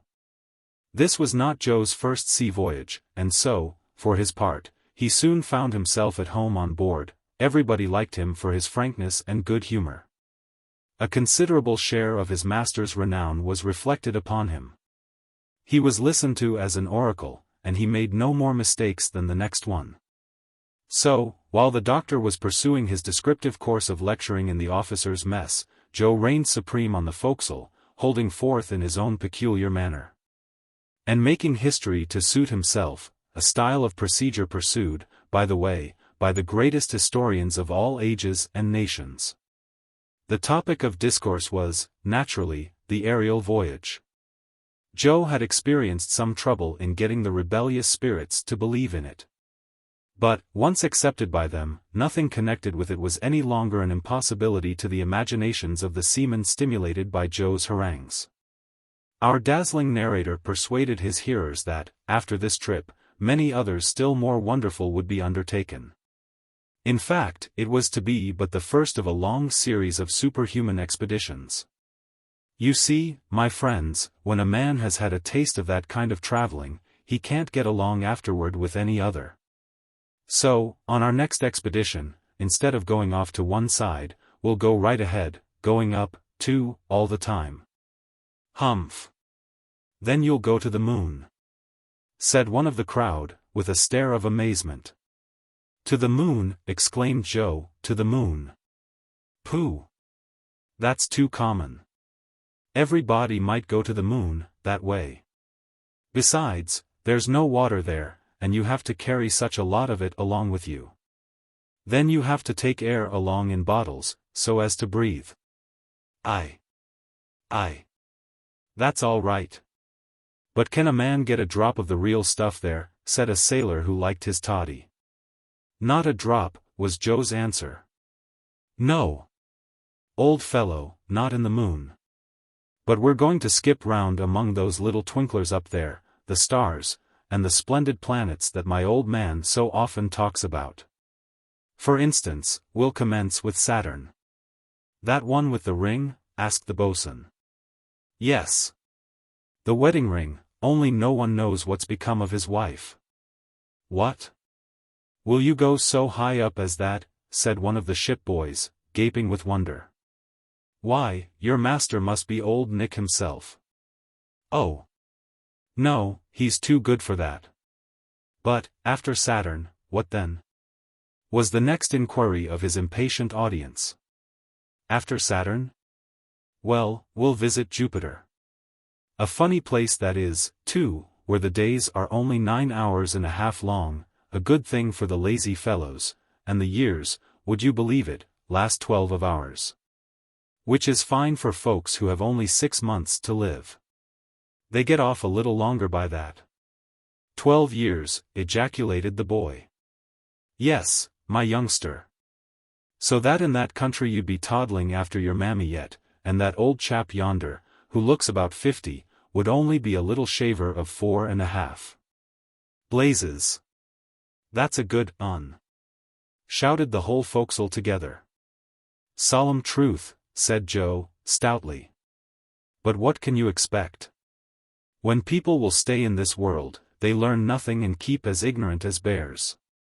But just come along to Jupiter and you'll see. But they have to look out up there, for he's got satellites that are not just the easiest things to pass. All the men laughed, but they more than half believed him. Then he went on to talk about Neptune, where seafaring men get a jovial reception, and Mars, where the military get the best of the sidewalk to such an extent that folks can hardly stand it. Finally, he drew them a heavenly picture of the delights of Venus. And when we get back from that expedition, said the indefatigable narrator, they'll decorate us with the Southern Cross that shines up there in the Creator's buttonhole. Aye, and you'd have well earned it, said the sailors. Thus passed the long evenings on the forecastle in merry chat, and during the same time the doctor went on with his instructive discourses. One day the conversation turned upon the means of directing balloons, and the doctor was asked his opinion about it. I don't think, said he, that we shall succeed in finding out a system of directing them. I am familiar with all the plans attempted and proposed, and not one has succeeded, not one is practicable. You may readily understand that I have occupied my mind with this subject, which was, necessarily, so interesting to me. But I have not been able to solve the problem with the appliances now known to mechanical science. We would have to discover a motive power of extraordinary force, and almost impossible lightness of machinery. And, even then, we could not resist atmospheric currents of any considerable strength. Until now, the effort has been rather to direct the car than the balloon, and that has been one great error. Still there are many points of resemblance between a balloon and a ship which is directed at will. Not at all, retorted the doctor, there is little or no similarity between the two cases. Air is infinitely less dense than water, in which the ship is only half submerged, while the whole bulk of a balloon is plunged in the atmosphere, and remains motionless with reference to the element that surrounds it. You think, then, that aerostatic science has said its last word? Not at all. Not at all. But we must look for another point in the case, and if we cannot manage to guide our balloon, we must, at least, try to keep it in favorable aerial currents. In proportion as we ascend, the latter become much more uniform and flow more constantly in one direction. They are no longer disturbed by the mountains and valleys that traverse the surface of the globe, and these, you know, are the chief cause of the variations of the wind and the inequality of their force. Therefore, these zones having been once determined, the balloon will merely have to be placed in the currents best adapted to its destination. But then, continued Captain Bennet, in order to reach them, you must keep constantly ascending or descending. That is the real difficulty, Doctor. And why, my dear Captain? Let us understand one another. It would be a difficulty and an obstacle only for long journeys, and not for short aerial excursions. And why so, if you please? Because you can ascend only by throwing out ballast, you can descend only after letting off gas, and by these processes your ballast and your gas are soon exhausted. My dear sir, that's the whole question. There is the only difficulty that science need now seek to overcome. The problem is not how to guide the balloon, but how to take it up and down without expending the gas which is its strength, its lifeblood, its soul, if I may use the expression. You are right, my dear doctor, but this problem is not yet solved, this means has not yet been discovered. I beg your pardon, it has been discovered. By whom? By me. By you? You may readily believe that otherwise I should not have risked this expedition across Africa in a balloon. In 24 hours I should have been without gas. But you said nothing about that in England? No. I did not want to have myself overhauled in public. I saw no use in that. I made my preparatory experiments in secret and was satisfied. I have no occasion, then, to learn anything more from them. Well, Doctor, would it be proper to ask what is your secret? Here it is, gentlemen, the simplest thing in the world. The attention of his auditory was now directed to the doctor in the utmost degree as he quietly proceeded with his explanation. Chapter 10. Former experiments, the doctor's 5 receptacles, the gas cylinder, the calorifer, the system of maneuvering, success certain. The attempt has often been made, gentlemen, said the doctor, to rise and descend at will, without losing ballast or gas from the balloon.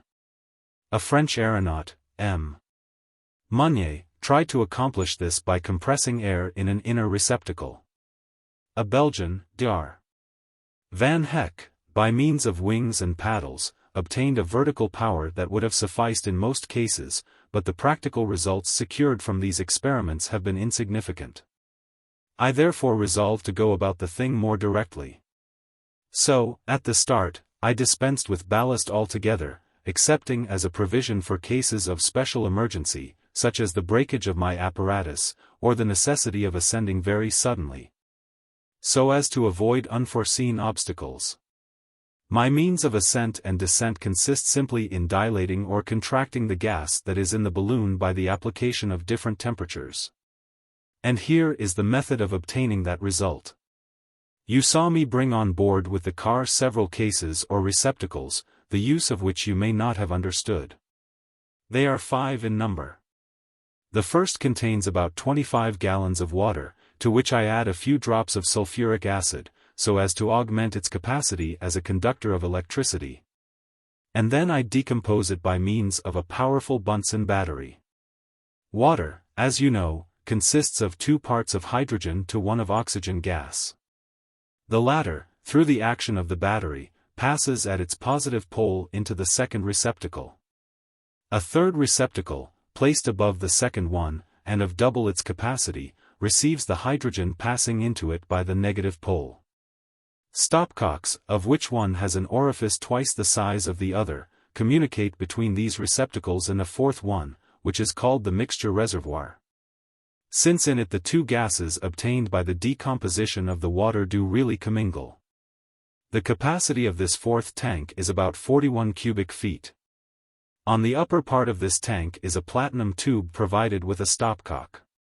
You will now readily understand, gentlemen, the apparatus that I have described to you is really a gas cylinder and blowpipe for oxygen and hydrogen, the heat of which exceeds that of a forge fire. This much established, I proceed to the second part of my apparatus. From the lowest part of my balloon, which is hermetically closed, issue two tubes a little distance apart. The one starts among the upper layers of the hydrogen gas, the other amid the lower layers. These two pipes are provided at intervals with strong jointings of india rubber, which enable them to move in harmony with the oscillations of the balloon. Both of them run down as far as the car, and lose themselves in an iron receptacle of cylindrical form, which is called the heat tank. The latter is closed at its two ends by two strong plates of the same metal. The pipe running from the lower part of the balloon runs into this cylindrical receptacle through the lower plate. It penetrates the latter and then takes the form of a helicoidal or screw-shaped spiral, the rings of which, rising one over the other, occupy nearly the whole of the height of the tank. Before again issuing from it, this spiral runs into a small cone with a concave base, that is turned downward in the shape of a spherical cap. It is from the top of this cone that the second pipe issues, and it runs, as I have said, into the upper beds of the balloon. The spherical cap of the small cone is of platinum, so as not to melt by the action of the cylinder and blowpipe. For the latter are placed upon the bottom of the iron tank in the midst of the helicoidal spiral, and the extremity of their flame will slightly touch the cap in question. You all know, gentlemen, what a calorifer, to heat apartments, is. You know how it acts. The air of the apartments is forced to pass through its pipes, and is then released with a heightened temperature. Well, what I have just described to you is nothing more nor less than a calorifer. In fact, what is it that takes place? The cylinder once lighted, the hydrogen in the spiral and in the concave cone becomes heated, and rapidly ascends through the pipe that leads to the upper part of the balloon. A vacuum is created below, and it attracts the gas in the lower parts. This becomes heated in its turn, and is continually replaced. Thus, an extremely rapid current of gas is established in the pipes and in the spiral, which issues from the balloon and then returns to it, and is heated over again, incessantly. Now, the gases increase superscript 1/48 of their volume for each degree of heat applied. If, then, I force the temperature 18 degrees, the hydrogen of the balloon will dilate superscript 1/48 or 1614 cubic feet, and will, therefore, display 1614 more cubic feet of air, which will increase its ascensional power by 160 pounds. This is equivalent to throwing out that weight of ballast. If I augment the temperature by 180 degrees, the gas will dilate superscript 1/48 and will display 16,740 cubic feet more, and its ascensional force will be augmented by 1,600 pounds. Thus, you see, gentlemen, that I can easily effect very considerable changes of equilibrium. The volume of the balloon has been calculated in such manner that, when half inflated, it displaces a weight of air exactly equal to that of the envelope containing the hydrogen gas, and of the car occupied by the passengers, and all its apparatus and accessories. At this point of inflation, it is in exact equilibrium with the air, and neither mounts nor descends. In order, then, to effect an ascent, I give the gas a temperature superior to the temperature of the surrounding air by means of my cylinder. By this excess of heat it obtains a larger distension, and inflates the balloon more. The latter, then, ascends in proportion as I heat the hydrogen. The descent, of course, is effected by lowering the heat of the cylinder, and letting the temperature abate. The ascent would be, usually, more rapid than the descent. But that is a fortunate circumstance, since it is of no importance to me to descend rapidly, while, on the other hand, it is by a very rapid ascent that I avoid obstacles.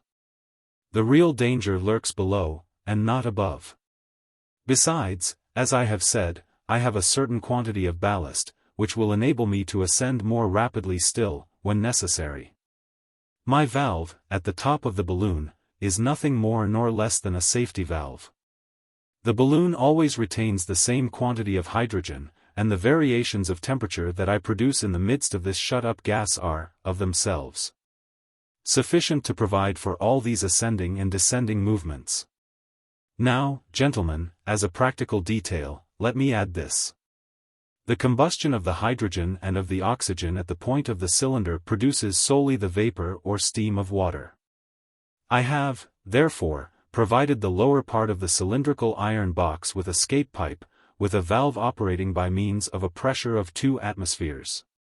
Consequently, so soon as this amount of pressure is attained, the steam escapes of itself. Here are the exact figures: 25 gallons of water, separated into its constituent elements, yield 200 pounds of oxygen and 25 pounds of hydrogen.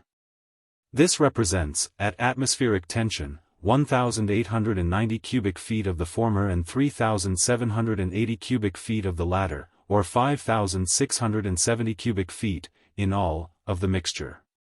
Hence, the stopcock of my cylinder, when fully open, expends 27 cubic feet per hour, with a flame at least 6 times as strong as that of the large lamps used for lighting streets.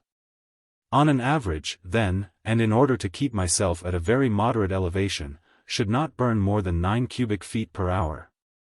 So that my 25 gallons of water represent 636 hours of aerial navigation, or a little more than 26 days. Well, as I can descend when I please, to replenish my stock of water on the way, my trip might be indefinitely prolonged.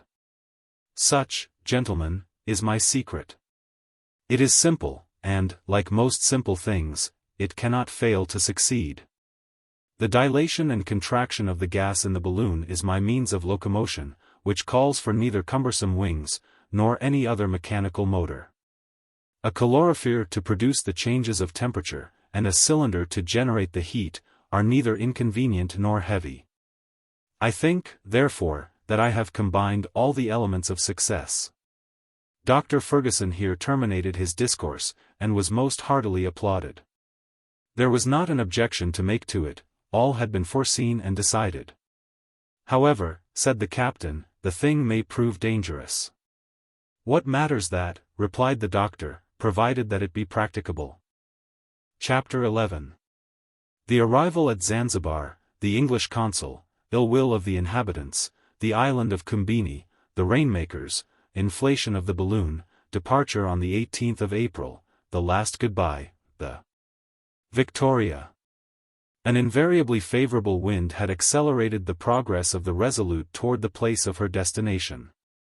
The navigation of the Mozambique Channel was especially calm and pleasant. The agreeable character of the trip by sea was regarded as a good omen of the probable issue of the trip through the air. Every one looked forward to the hour of arrival, and sought to give the last touch to the doctor's preparations. At length the vessel hove in sight of the town of Zanzibar, upon the island of the same name, and, on the 15th of April, at 11 o'clock in the morning, she anchored in the port. The island of Zanzibar belongs to the Imam of Muscat, an ally of France and England, and is, undoubtedly, his finest settlement. The port is frequented by a great many vessels from the neighboring countries. The island is separated from the African coast only by a channel, the greatest width of which is but 30 miles. It has a large trade in gums, ivory, and, above all, in ebony, for Zanzibar is the great slave market. Thither converges all the booty captured in the battles which the chiefs of the interior are continually fighting. This traffic extends along the whole eastern coast, and as far as the Nile latitudes. Mr. G. Lejean even reports that he has seen it carried on, openly, under the French flag. Upon the arrival of the Resolute, the English consul at Zanzibar came on board to offer his services to the doctor, of whose projects the European newspapers had made him aware for a month past. But, up to that moment, he had remained with the numerous phalanx of the incredulous. I doubted, said he, holding out his hand to Dr. Fergusson, but now I doubt no longer. He invited the doctor, Kennedy, and the faithful Joe, of course, to his own dwelling. Through his courtesy, the doctor was enabled to have knowledge of the various letters that he had received from Captain Speke. The captain and his companions had suffered dreadfully from hunger and bad weather before reaching the Ugogo country. They could advance only with extreme difficulty, and did not expect to be able to communicate again for a long time. "Those are perils and privations which we shall manage to avoid," said the doctor. The baggage of the 3 travelers was conveyed to the consul's residence. Arrangements were made for disembarking the balloon upon the beach at Zanzibar. There was a convenient spot, near the signal mast, close by an immense building, that would serve to shelter it from the east winds. This huge tower, resembling a tun standing on one end, beside which the famous Heidelberg tun would have seemed but a very ordinary barrel, served as a fortification. And on its platform were stationed baluchis, armed with lances. These baluchis are a kind of brawling, good-for-nothing janissaries. But, when about to land the balloon, the consul was informed that the population of the island would oppose their doing so by force. Nothing is so blind as fanatical passion. The news of the arrival of a Christian, who was to ascend into the air, was received with rage. The Negroes, more exasperated than the Arabs, saw in this project an attack upon their religion. They took it into their heads that some mischief was meant to the sun and the moon. Now, these 2 luminaries are objects of veneration to the African tribes, and they determined to oppose so sacrilegious an enterprise. The consul, informed of their intentions, conferred with Dr. Fergusson and Captain Bennet on the subject. The latter was unwilling to yield to threats, but his friend dissuaded him from any idea of violent retaliation. "We shall certainly come out winners," he said. "Even the Imam's soldiers will lend us a hand, if we need it. But, my dear captain, an accident may happen in a moment, and it would require but one unlucky blow to do the balloon an irreparable injury, so that the trip would be totally defeated. Therefore we must act with the greatest caution. But what are we to do? If we land on the coast of Africa, we shall encounter the same difficulties. What are we to do?" "Nothing is more simple," replied the consul.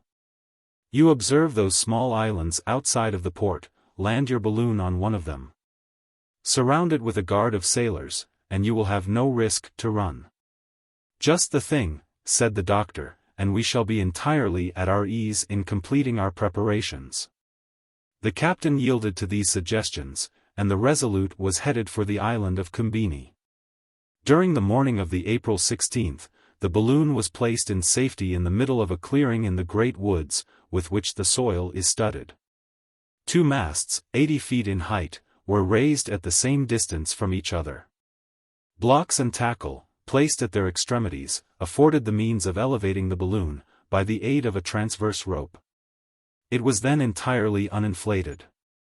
The interior balloon was fastened to the exterior one, in such manner as to be lifted up in the same way. To the lower end of each balloon were fixed the pipes that served to introduce the hydrogen gas. The whole day, on the 17th, was spent in arranging the apparatus destined to produce the gas. It consisted of some 30 casks, in which the decomposition of water was effected by means of iron filings and sulfuric acid placed together in a large quantity of the first-named fluid. The hydrogen passed into a huge central cask, after having been washed on the way, and thence into each balloon by the conduit pipes. In this manner each of them received a certain accurately ascertained quantity of gas. For this purpose, there had to be employed 1,866 pounds of sulfuric acid, 16,050 pounds of iron, and 9,166 gallons of water. This operation commenced on the following night, about 3 a.m., and lasted nearly 8 hours. The next day, the balloon, covered with its network, undulated gracefully above its car, which was held to the ground by numerous sacks of earth. The inflating apparatus was put together with extreme care, and the pipes issuing from the balloon were securely fitted to the cylindrical case. The anchors, the cordage, the instruments, the traveling wraps, the awning, the provisions, and the arms, were put in the place assigned to them in the car. The supply of water was procured at Zanzibar. The 200 pounds of ballast were distributed in 50 bags placed at the bottom of the car, but within arm's reach. These preparations were concluded about 5 o'clock in the evening, while sentinels kept close watch around the island, and the boats of the Resolute patrolled the channel. The blacks continued to show their displeasure by grimaces and contortions. Their obi-men, or wizards, went up and down among the angry throngs, pouring fuel on the flame of their fanaticism. And some of the excited wretches, more furious and daring than the rest, attempted to get to the island by swimming, but they were easily driven off. Thereupon the sorceries and incantations commenced. The rainmakers, who pretend to have control over the clouds, invoked the storms and the stone showers, as the blacks call hail, to their aid. To compel them to do so, they plucked leaves of all the different trees that grow in that country, and boiled them over a slow fire, while, at the same time, a sheep was killed by thrusting a long needle into its heart. But, in spite of all their ceremonies, the sky remained clear and beautiful, and they profited nothing by their slaughtered sheep and their ugly grimaces. The blacks then abandoned themselves to the most furious orgies, and got fearfully drunk on tembo, a kind of ardent spirits drawn from the coconut tree, and an extremely heady sort of beer called tagua. Their chants, which were destitute of all melody, but were sung in excellent time, continued until far into the night. About 6 o'clock in the evening, the captain assembled the travelers and the officers of the ship at a farewell repast in his cabin. Kennedy, whom nobody ventured to question now, sat with his eyes riveted on Dr. Fergusson, murmuring indistinguishable words. In other respects, the dinner was a gloomy one. The approach of the final moment filled everybody with the most serious reflections. What had fate in store for these daring adventurers? Should they ever again find themselves in the midst of their friends, or seated at the domestic hearth? Were their traveling apparatus to fail, what would become of them, among those ferocious savage tribes, in regions that had never been explored, and in the midst of boundless deserts? Such thoughts as these, which had been dim and vague until then, or but slightly regarded when they came up, returned upon their excited fancies with intense force at this parting moment. Dr.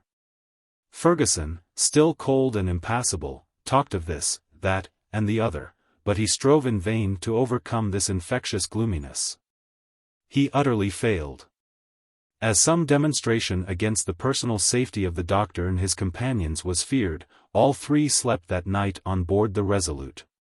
At 6 o'clock in the morning they left their cabin, and landed on the island of Combini. The balloon was swaying gently to and fro in the morning breeze. The sandbags that had held it down were now replaced by some 20 strong-armed sailors, and Captain Bennet and his officers were present to witness the solemn departure of their friends. At this moment Kennedy went right up to the doctor, grasped his hand, and said, "Samuel, have you absolutely determined to go?" "Solemnly determined, my dear Dick.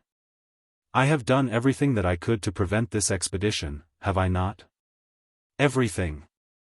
"Well, then, my conscience is clear on that score, and I will go with you."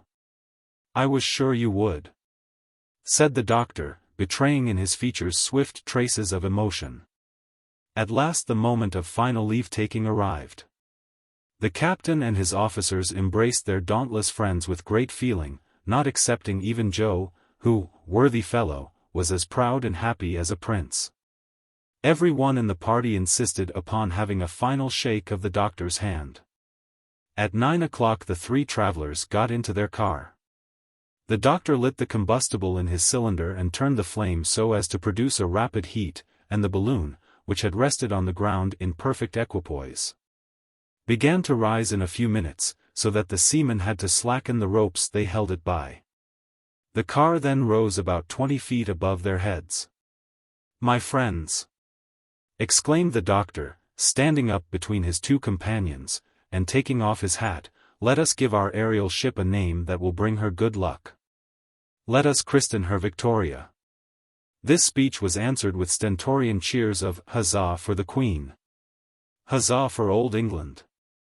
At this moment the ascensional force of the balloon increased prodigiously, and Fergusson, Kennedy, and Joe waved a last goodbye to their friends. "Let go all!" shouted the doctor, and at the word the Victoria shot rapidly up into the sky, while the four carronades on board the Resolute thundered forth a parting salute in her honor.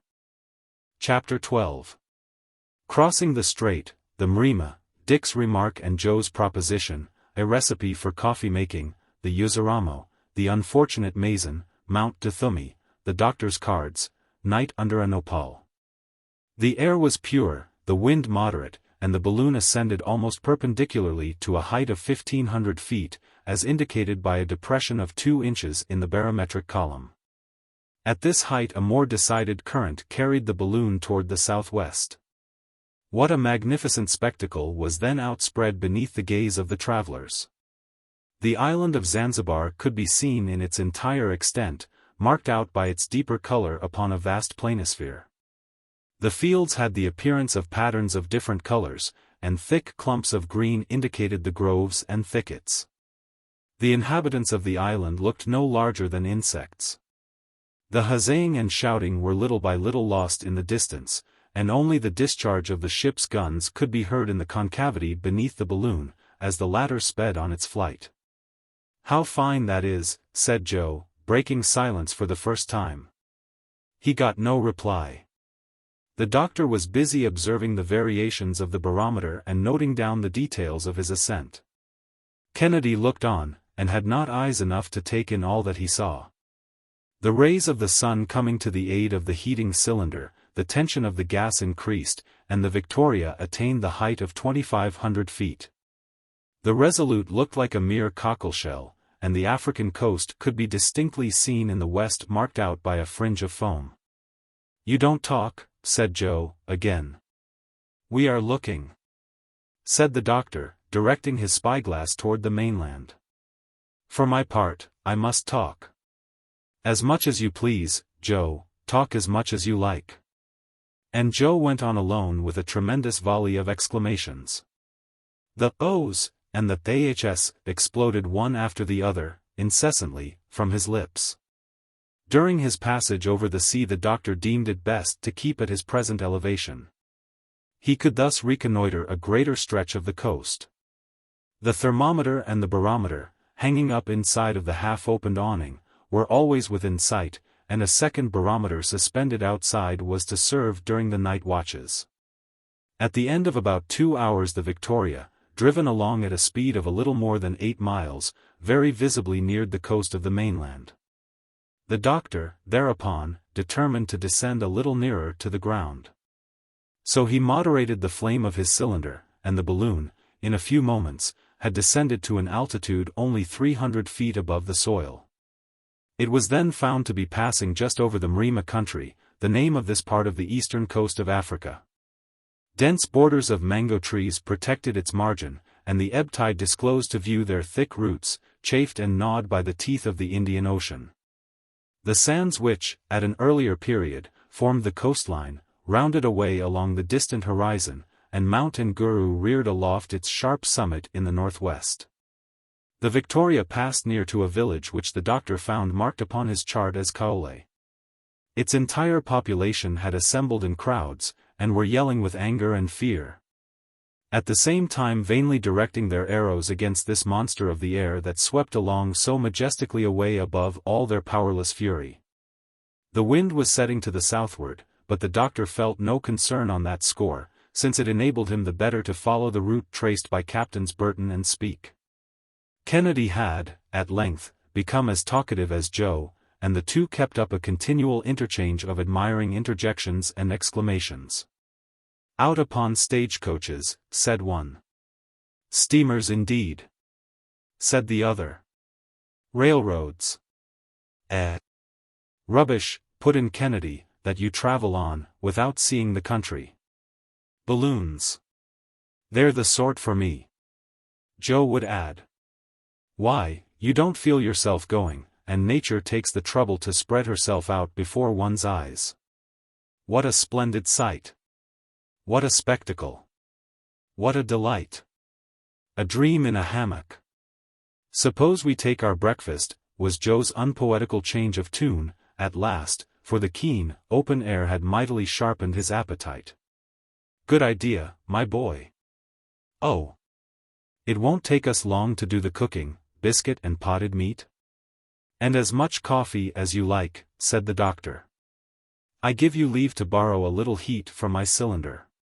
There's enough and to spare, for that matter, and so we shall avoid the risk of a conflagration.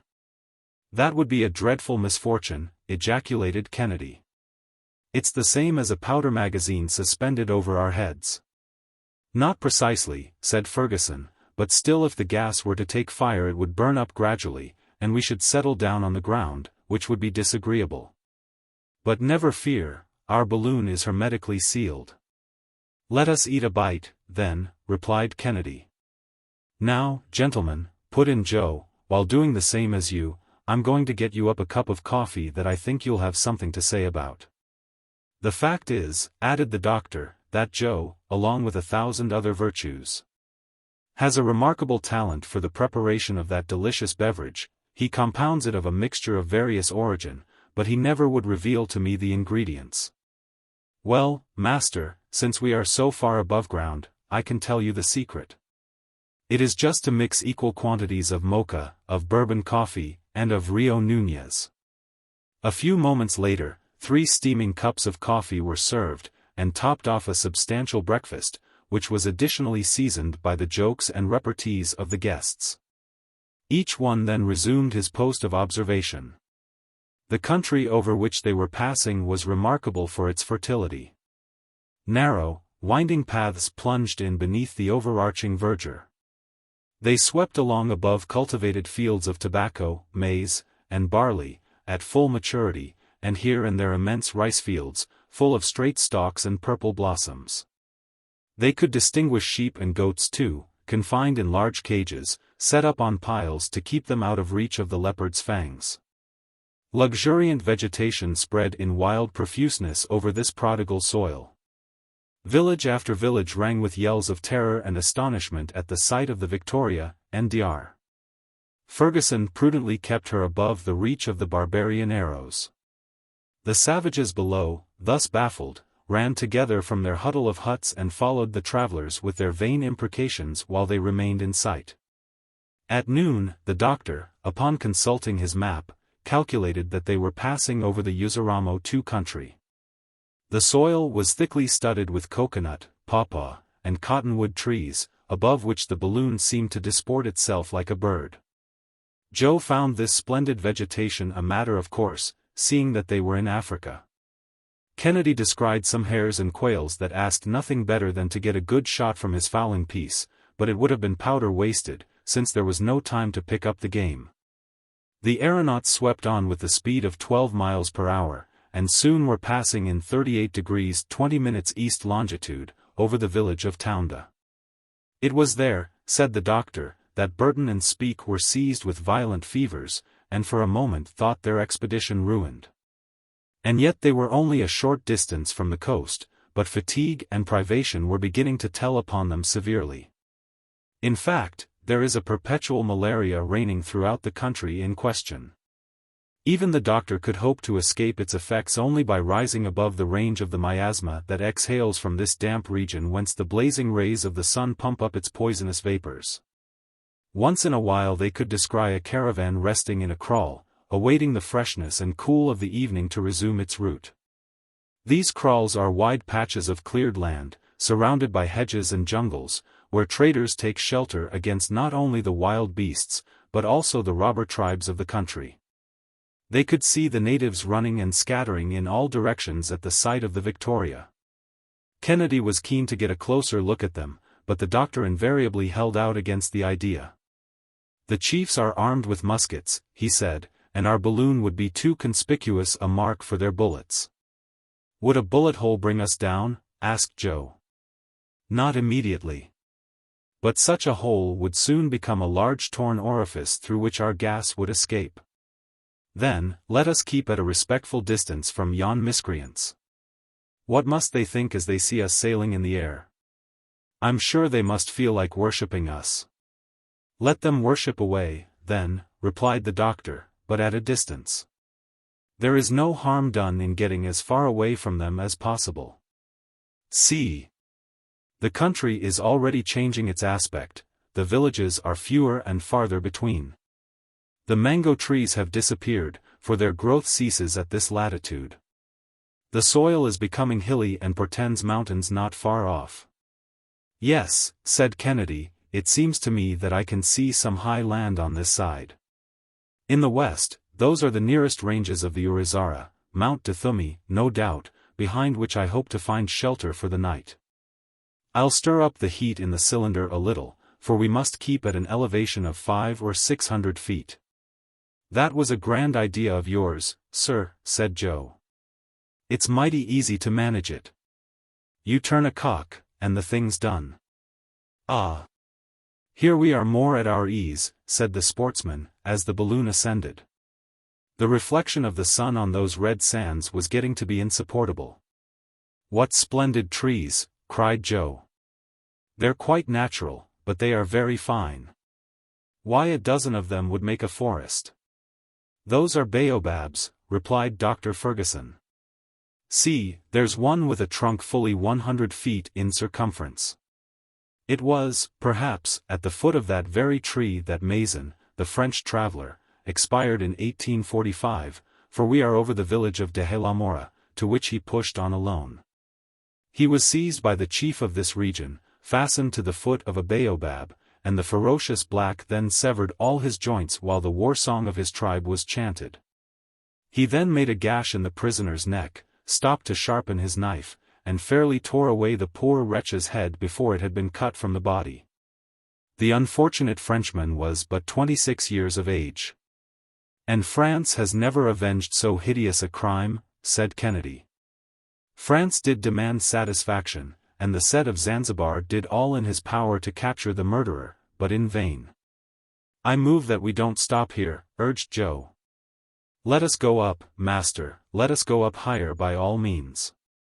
All the more willingly, Joe, that there is Mount Dithumi right ahead of us. If my calculations be right, we shall have passed it before 7 o'clock in the evening. Shall we not travel at night? Asked the Scotchman. No, as little as possible. With care and vigilance we might do so safely, but it is not enough to sweep across Africa. We want to see it. Up to this time we have nothing to complain of, master. The best cultivated and most fertile country in the world instead of a desert. Believe the geographers after that. Let us wait, Joe. We shall see by and by. About 6:30 in the evening the Victoria was directly opposite Mount Dithumi. In order to pass, it had to ascend to a height of more than 3,000 feet, and to accomplish that the doctor had only to raise the temperature of his gas 18 degrees. It might have been correctly said that he held his balloon in his hand. Kennedy had only to indicate to him the obstacles to be surmounted, and the Victoria sped through the air, skimming the summits of the range. At 8 o'clock it descended the farther slope, the acclivity of which was much less abrupt. The anchors were thrown out from the car and one of them, coming in contact with the branches of an enormous nopal, caught on it firmly. Joe at once let himself slide down the rope and secured it. The silk ladder was then lowered to him and he remounted to the car with agility. The balloon now remained perfectly at rest, sheltered from the eastern winds. The evening meal was got ready, and the aeronauts, excited by their day's journey, made a heavy onslaught upon the provisions. "What distance have we traversed today?" asked Kennedy, disposing of some alarming mouthfuls. The doctor took his bearings, by means of lunar observations, and consulted the excellent map that he had with him for his guidance. It belonged to the Atlas of der Neuester Entdeckungen in Africa, the latest discoveries in Africa, published at Gotha by his learned friend Dr. Petermann, and by that savant sent to him. This atlas was to serve the doctor on his whole journey, for it contained the itinerary of Burton and Speke to the Great Lakes, the Sudan, according to Dr. Barth, the Lower Senegal, according to Guillaume Lejean, and the Delta of the Niger, by Dr. Blakey. Fergusson had also provided himself with a work which combined in one compilation all the notions already acquired concerning the Nile. It was entitled The Sources of the Nile. Being a general survey of the basin of that river and of its head stream, with the history of the Nilotic discovery, by Charles Beeke, D.D. He also had the excellent charts published in the bulletins of the Geographical Society of London, and not a single point of the countries already discovered could, therefore, escape his notice. Upon tracing on his maps, he found that his latitudinal route had been 2 degrees, or 120 miles, to the westward. Kennedy remarked that the route tended toward the south. But this direction was satisfactory to the doctor, who desired to reconnoiter the tracks of his predecessors as much as possible. It was agreed that the night should be divided into 3 watches, so that each of the party should take his turn in watching over the safety of the rest. The doctor took the watch commencing at 9 o'clock, Kennedy, the one commencing at midnight, and Joe, the 3 o'clock morning watch. So Kennedy and Joe, well wrapped in their blankets, stretched themselves at full length under the awning, and slept quietly, while Dr. Fergusson kept on the lookout. Chapter 13. Change of weather. Kennedy has the fever, the doctor's medicine, travels on land, the basin of Imenge, Mount Rubeho, 6,000 feet elevation, a halt in the daytime. The night was calm.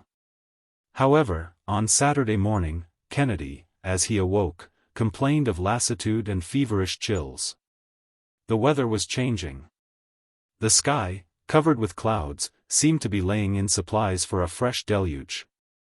A gloomy region is that Zungomoro country, where it rains continually, excepting, perhaps, for a couple of weeks in the month of January. A violent shower was not long in drenching our travelers.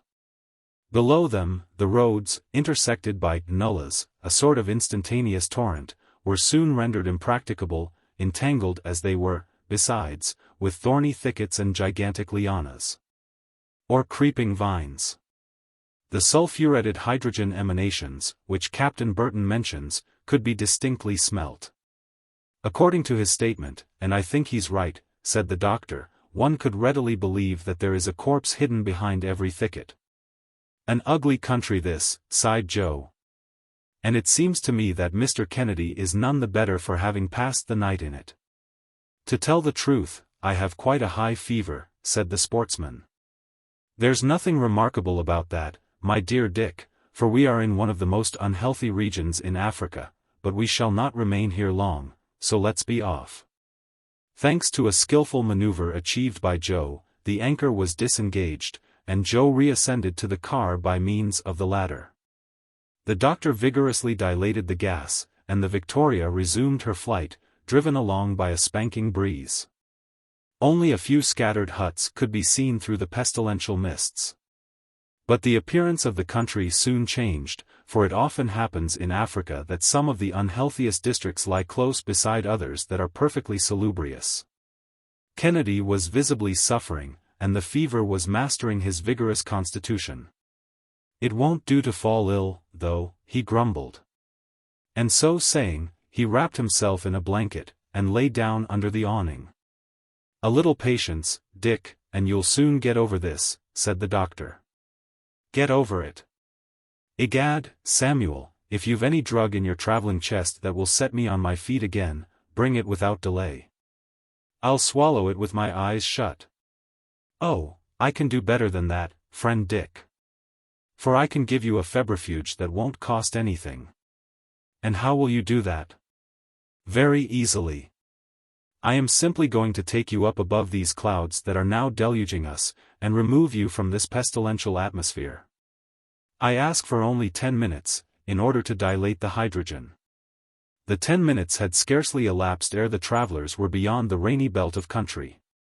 Wait a little, now, Dick, and you'll begin to feel the effect of pure air and sunshine. There's a cure for you, said Joe. Why, it's wonderful. No, it's merely natural. Oh. Natural, yes, no doubt of that. I bring Dick into good air, as the doctors do, every day, in Europe, or, as I would send a patient at Martinique to the Pitons, a lofty mountain on that island, to get clear of the yellow fever. Ah!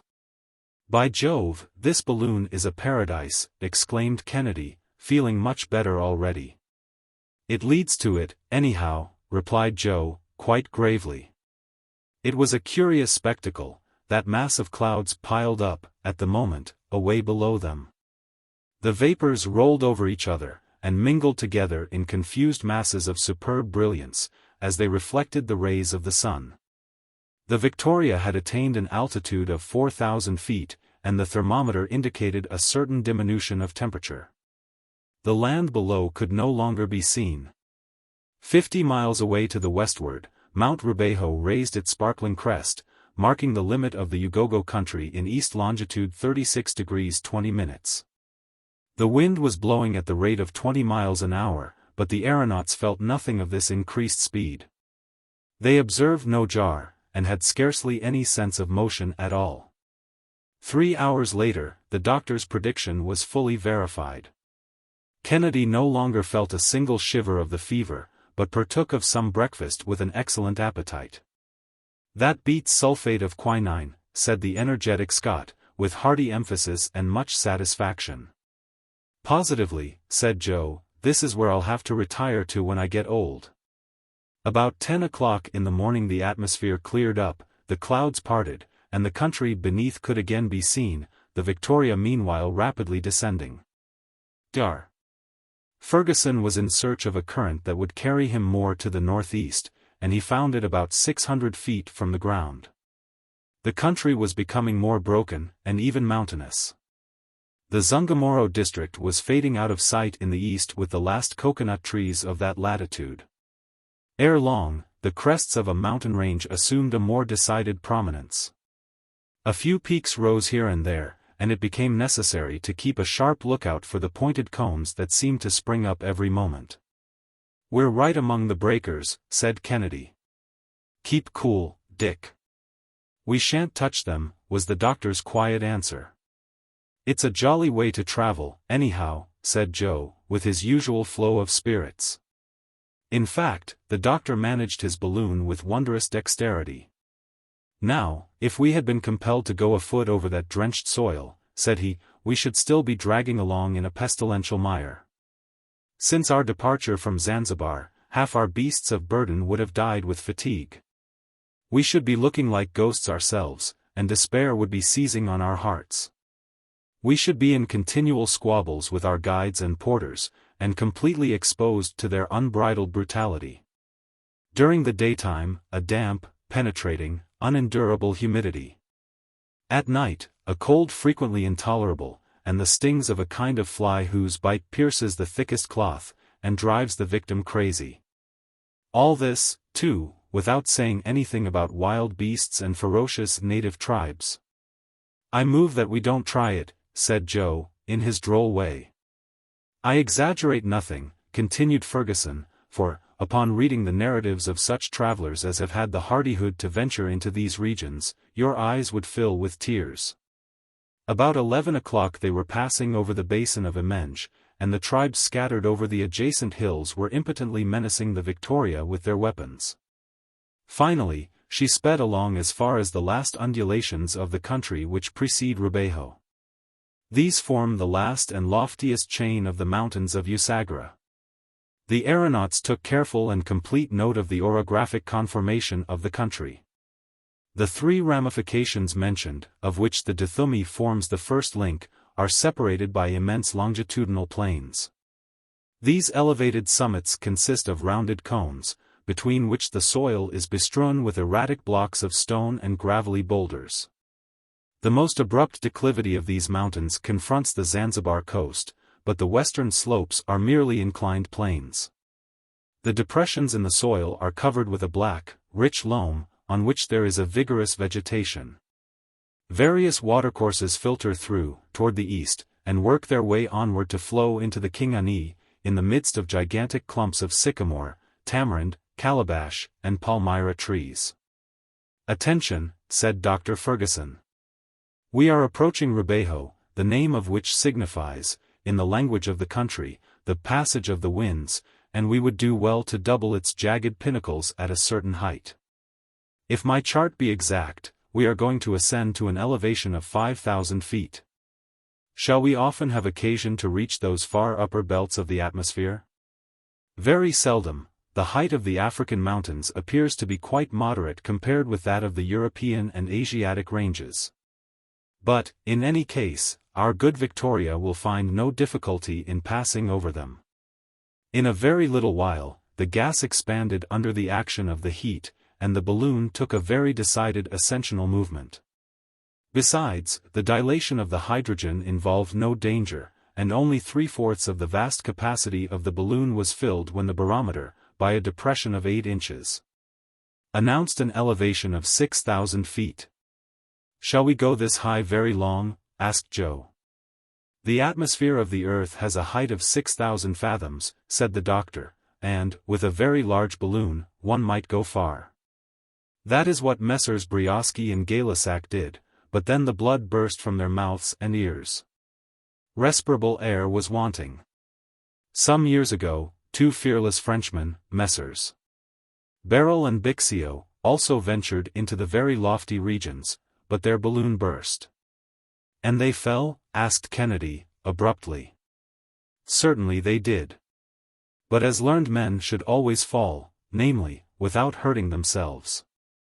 "Well, gentlemen," said Joe, "you may try their fall over again, if you like. But, as for me, who am but a dolt, I prefer keeping at the medium height, neither too far up, nor too low down. It won't do to be too ambitious. At the height of 6,000 feet, the density of the atmosphere has already greatly diminished, sound is conveyed with difficulty, and the voice is not so easily heard.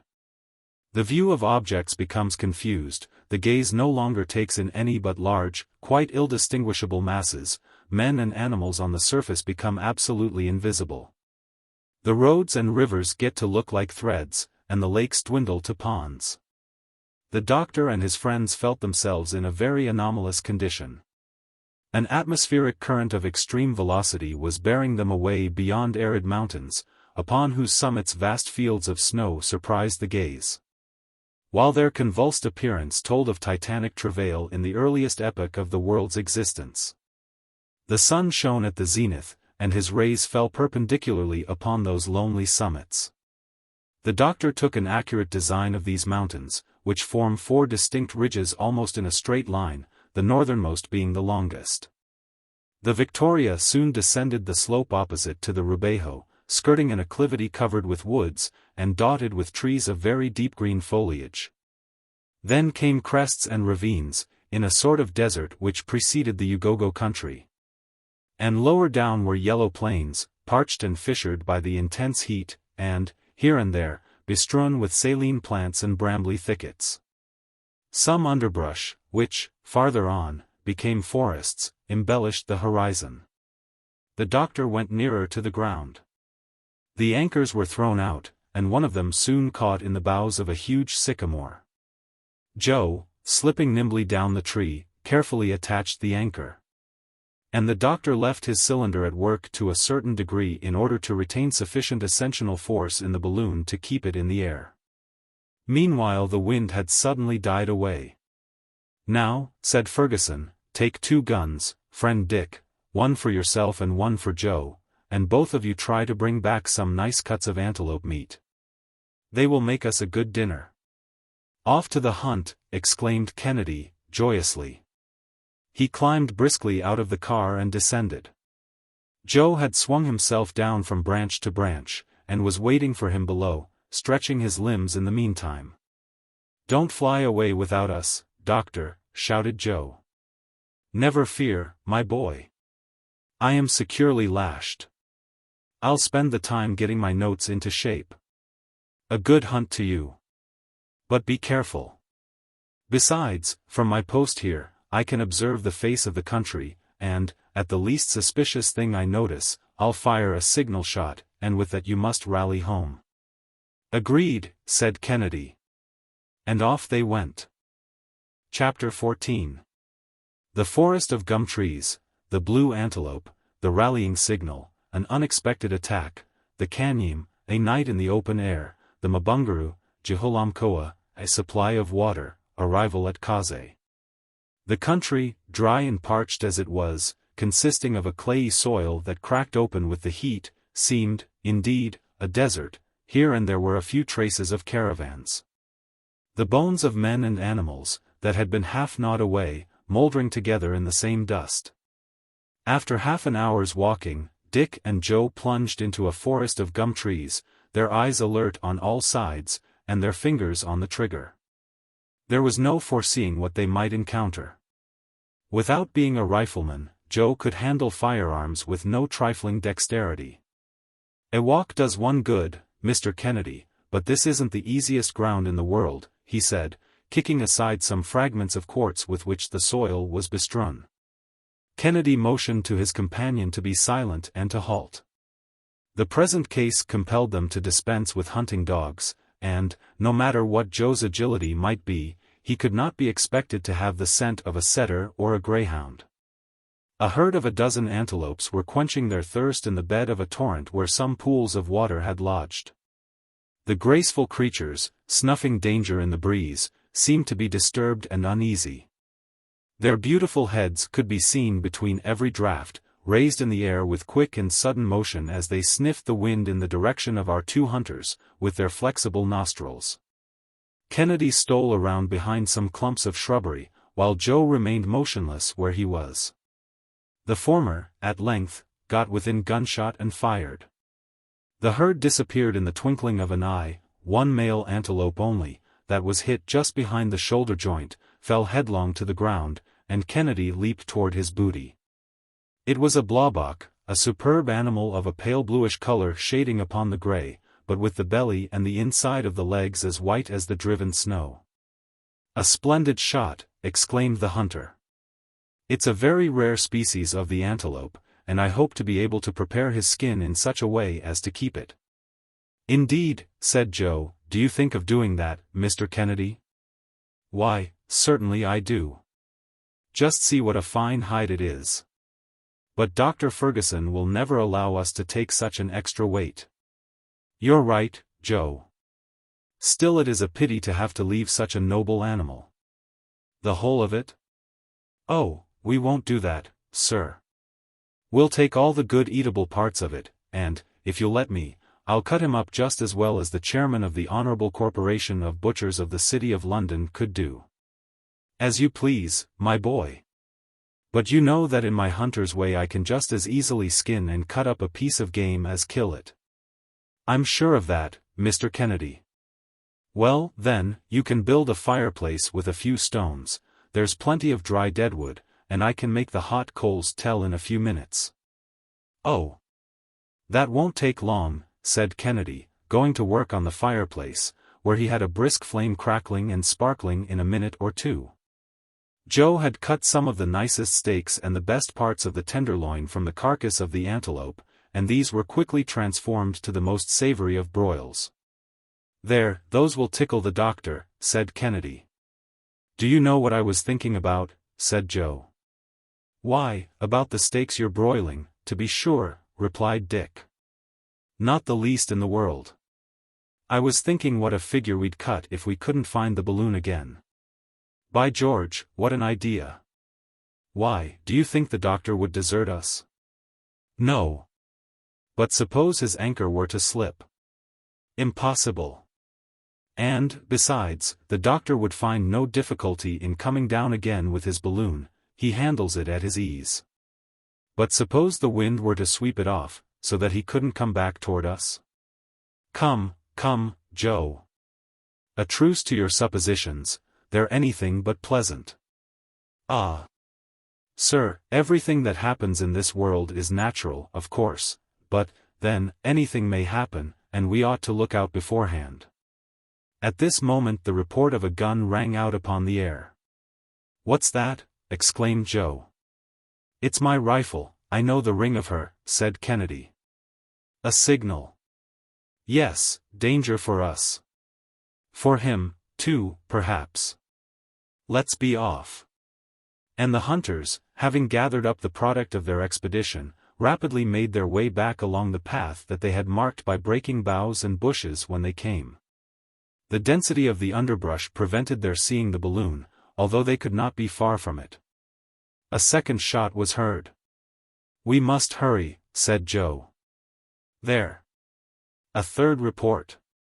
Why, it sounds to me as if he was defending himself against something. Let us make haste." They now began to run at the top of their speed.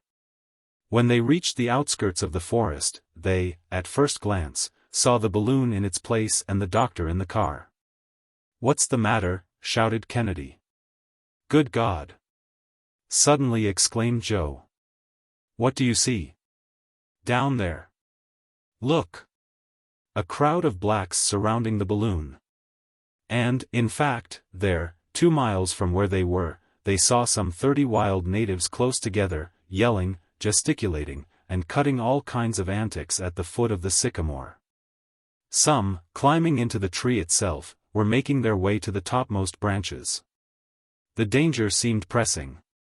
My master is lost, cried Joe. Come. A little more coolness, Joe, and let us see how we stand. We hold the lives of 4 of those villains in our hands. Forward, then.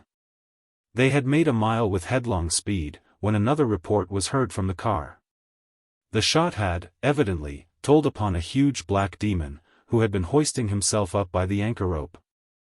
A lifeless body fell from bow to bow, and hung about 20 feet from the ground, its arms and legs swaying to and fro in the air. Huh, said Joe, halting, what does that fellow hold by? No matter what, said Kennedy, let us run. Let us run. Ah. Mr. Kennedy, said Joe, again, in a roar of laughter, by his tail. By his tail. It's an ape. They're all apes. Well, they're worse than men, said Kennedy, as he dashed into the midst of the howling crowd. It was, indeed, a troop of very formidable baboons of the dog-faced species. These creatures are brutal, ferocious, and horrible to look upon, with their dog-like muzzles and savage expression. However, a few shots scattered them, and the chattering horde scampered off, leaving several of their number on the ground. In a moment Kennedy was on the ladder, and Joe, clambering up the branches, detached the anchor. The car then dipped to where he was, and he got into it without difficulty. A few minutes later, the Victoria slowly ascended and soared away to the eastward, wafted by a moderate wind. That was an attack for you, said Joe. We thought you were surrounded by natives. Well, fortunately, they were only apes, said the doctor. At a distance there's no great difference, remarked Kennedy.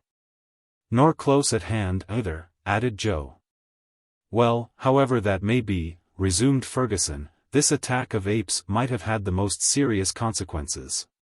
Had the anchor yielded to their repeated efforts, who knows whither the wind would have carried me? What did I tell you, Mr. Kennedy? You were right, Joe. But, even right as you may have been, you were, at that moment, preparing some antelope steaks, the very sight of which gave me a monstrous appetite. I believe you, said the doctor. The flesh of the antelope is exquisite. You may judge of that yourself, now, sir, for supper's ready.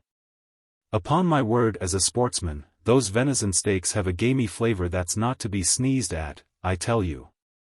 Good. Said Joe, with his mouth full, I could live on antelope all the days of my life, and all the better with a glass of grog to wash it down. So saying, the good fellow went to work to prepare a jorum of that fragrant beverage, and all hands tasted it with satisfaction. Everything has gone well thus far, said he. Very well indeed, assented Kennedy. Come, now, Mr. Kennedy, are you sorry that you came with us? I'd like to see anybody prevent my coming. It was now 4 o'clock in the afternoon. The Victoria had struck a more rapid current. The face of the country was gradually rising, and, ere long, the barometer indicated a height of 1,500 feet above the level of the sea. The doctor was, therefore, obliged to keep his balloon up by a quite considerable dilation of gas, and the cylinder was hard at work all the time. Towards 7 o'clock, the balloon was sailing over the basin of Canyim. The doctor immediately recognized that immense clearing, 10 miles in extent, with its villages buried in the midst of baobab and calabash trees. It is the residence of one of the sultans of the Ugogo country, where civilization is, perhaps, the least backward. The natives there are less addicted to selling members of their own families, but still, men and animals all live together in round huts, without frames, that look like haystacks. Beyond Canyim the soil becomes arid and stony, but in an hour's journey, in a fertile dip of the soil, vegetation had resumed all its vigor at some distance from Daburu. The wind fell with the close of the day, and the atmosphere seemed to sleep.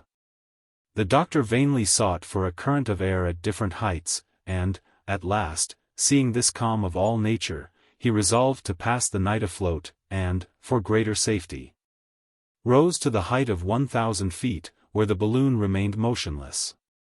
The night was magnificent, the heavens glittering with stars, and profoundly silent in the upper air.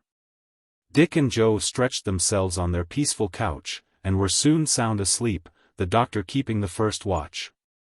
At 12 o'clock the latter was relieved by Kennedy. "Should the slightest accident happen, waken me," said Fergusson, "and, above all things, don't lose sight of the barometer. To us it is the compass." The night was cold. There were 27 degrees of difference between its temperature and that of the daytime. With nightfall had begun the nocturnal concert of animals driven from their hiding places by hunger and thirst. The frogs struck in their guttural soprano, redoubled by the yelping of the jackals, while the imposing bass of the African lion sustained the accords of this living orchestra. Upon resuming his post, in the morning, the doctor consulted his compass, and found that the wind had changed during the night. The balloon had been bearing about 30 miles to the northwest during the last 2 hours. It was then passing over Mabunguru, a stony country, strewn with blocks of syenite of a fine polish, and knobbed with huge boulders and angular ridges of rock. Conic masses, like the rocks of Karnak, studded the soil like so many druidic dolmens. The bones of buffaloes and elephants whitened it here and there. But few trees could be seen, excepting in the east, where there were dense woods, among which a few villages lay half concealed. Toward 7 o'clock they saw a huge round rock nearly 2 miles in extent, like an immense tortoise. "We are on the right track," said Dr. Fergusson. "There's Jiholamkoa, where we must halt for a few minutes. I am going to renew the supply of water necessary for my cylinder, and so let us try to anchor somewhere." "There are very few trees," replied the hunter. "Never mind, let us try. Joe, throw out the anchors." The balloon, gradually losing its ascensional force, approached the ground. The anchors ran along until, at last, one of them caught in the fissure of a rock, and the balloon remained motionless. It must not be supposed that the doctor could entirely extinguish his cylinder during these halts. The equilibrium of the balloon had been calculated at the level of the sea. And, as the country was continually ascending, and had reached an elevation of from 600 to 700 feet, the balloon would have had a tendency to go lower than the surface of the soil itself. It was, therefore, necessary to sustain it by a certain dilation of the gas. But, in case the doctor, in the absence of all wind, had let the car rest upon the ground, the balloon, thus relieved of a considerable weight, would have kept up of itself, without the aid of the cylinder. The maps indicated extensive ponds on the western slope of the Jiholamkoa. Joe went thither alone with a cask that would hold about 10 gallons. He found the place pointed out to him, without difficulty, near to a deserted village, got his stock of water, and returned in less than 3/4 of an hour. He had seen nothing particular excepting some immense elephant pits. In fact, he came very near falling into one of them, at the bottom of which lay a half-eaten carcass. He brought back with him a sort of clover which the apes eat with avidity. The doctor recognized the fruit of the mbenbu, tree which grows in profusion, on the western part of Jiholamkoa. Fergusson waited for Joe with a certain feeling of impatience, for even a short halt in this inhospitable region always inspires a degree of fear. The water was got aboard without trouble, as the car was nearly resting on the ground. Joe then found it easy to loosen the anchor and leaped lightly to his place beside the doctor. The latter then replenished the flame in the cylinder, and the balloon majestically soared into the air. It was then about 100 miles from Kaze, an important establishment in the interior of Africa, where, thanks to a south-southeasterly current, the travelers might hope to arrive on that same day. They were moving at the rate of 14 miles per hour, and the guidance of the balloon was becoming difficult, as they dared not rise very high without extreme dilation of the gas. the country itself being at an average height of 3,000 feet. Hence, the doctor preferred not to force the dilation, and so adroitly followed the sinuosities of a pretty sharply inclined plane, and swept very close to the villages of Thembo and Turowells. The latter forms part of the Unyamwezi, a magnificent country, where the trees attain enormous dimensions, among them the cactus, which grows to gigantic size. About 2 o'clock, in magnificent weather, but under a fiery sun that devoured the least breath of air, the balloon was floating over the town of Kaze, situated about 350 miles from the coast. We left Zanzibar at 9 o'clock in the morning, said the doctor, consulting his notes, and, after 2 days' passage, we have, including our deviations, traveled nearly 500 geographical miles. Captains Burton and Speke took 4 months and a half to make the same distance. Chapter 15. Kaze, the noisy marketplace, the appearance of the balloon, the Wangaga, the sons of the moon, the doctor's walk, the population of the place, the royal tembe, the sultan's wives, a royal drunken bout, Joe an object of worship, how they dance in the moon, a reaction, 2 moons in one sky, the instability of divine honors. Kaze, an important point in Central Africa, is not a city. In truth, there are no cities in the interior. Kaze is but a collection of 6 extensive excavations. There are enclosed a few houses and slave huts, with little courtyards and small gardens, carefully cultivated with onions, potatoes, cucumbers, pumpkins, and mushrooms, of perfect flavor, growing most luxuriantly. The Unyamwezi is the country of the moon, above all the rest, the fertile and magnificent garden spot of Africa. In its center is the district of Unyanembe, a delicious region, where some families of Omani, who are of very pure Arabic origin, live in luxurious idleness. They have, for a long period, held the commerce between the interior of Africa and Arabia. They trade in gums, ivory, fine muslin, and slaves. Their caravans traverse these equatorial regions on all sides, and they even make their way to the coast in search of those articles of luxury and enjoyment which the wealthy merchants covet. While the latter, surrounded by their wives and their attendants, lead in this charming country the least disturbed and most horizontal of lives, always stretched at full length, laughing, smoking, or sleeping.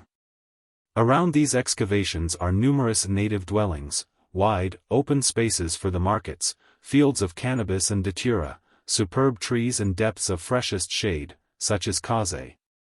There, too, is held the general rendezvous of the caravans, those of the south, with their slaves and their freightage of ivory, and those of the west, which export cotton, glassware, and trinkets, to the tribes of the Great Lakes. So in the marketplace there reigns perpetual excitement, a nameless hubbub, made up of the cries of mixed-breed porters and carriers, the beating of drums, and the twanging of horns, the neighing of mules, the braying of donkeys, the singing of women, the squalling of children, and the banging of the huge rattan, wielded by the jemadar or leader of the caravans, who beats time to this pastoral symphony. There, spread forth, without regard to order, indeed, we may say, in charming disorder, are the showy stuffs, the glass beads, the ivory tusks, the rhinoceros teeth, the shark's teeth, the honey, the tobacco, and the cotton of these regions, to be purchased at the strangest of bargains by customers in whose eyes each article has a price only in proportion to the desire it excites to possess it. All at once this agitation, movement and noise stopped as though by magic. The balloon had just come in sight, far aloft in the sky, where it hovered majestically for a few moments, and then descended slowly, without deviating from its perpendicular. Men, women, children, merchants and slaves, Arabs and Negroes, as suddenly disappeared within the Thames and the huts.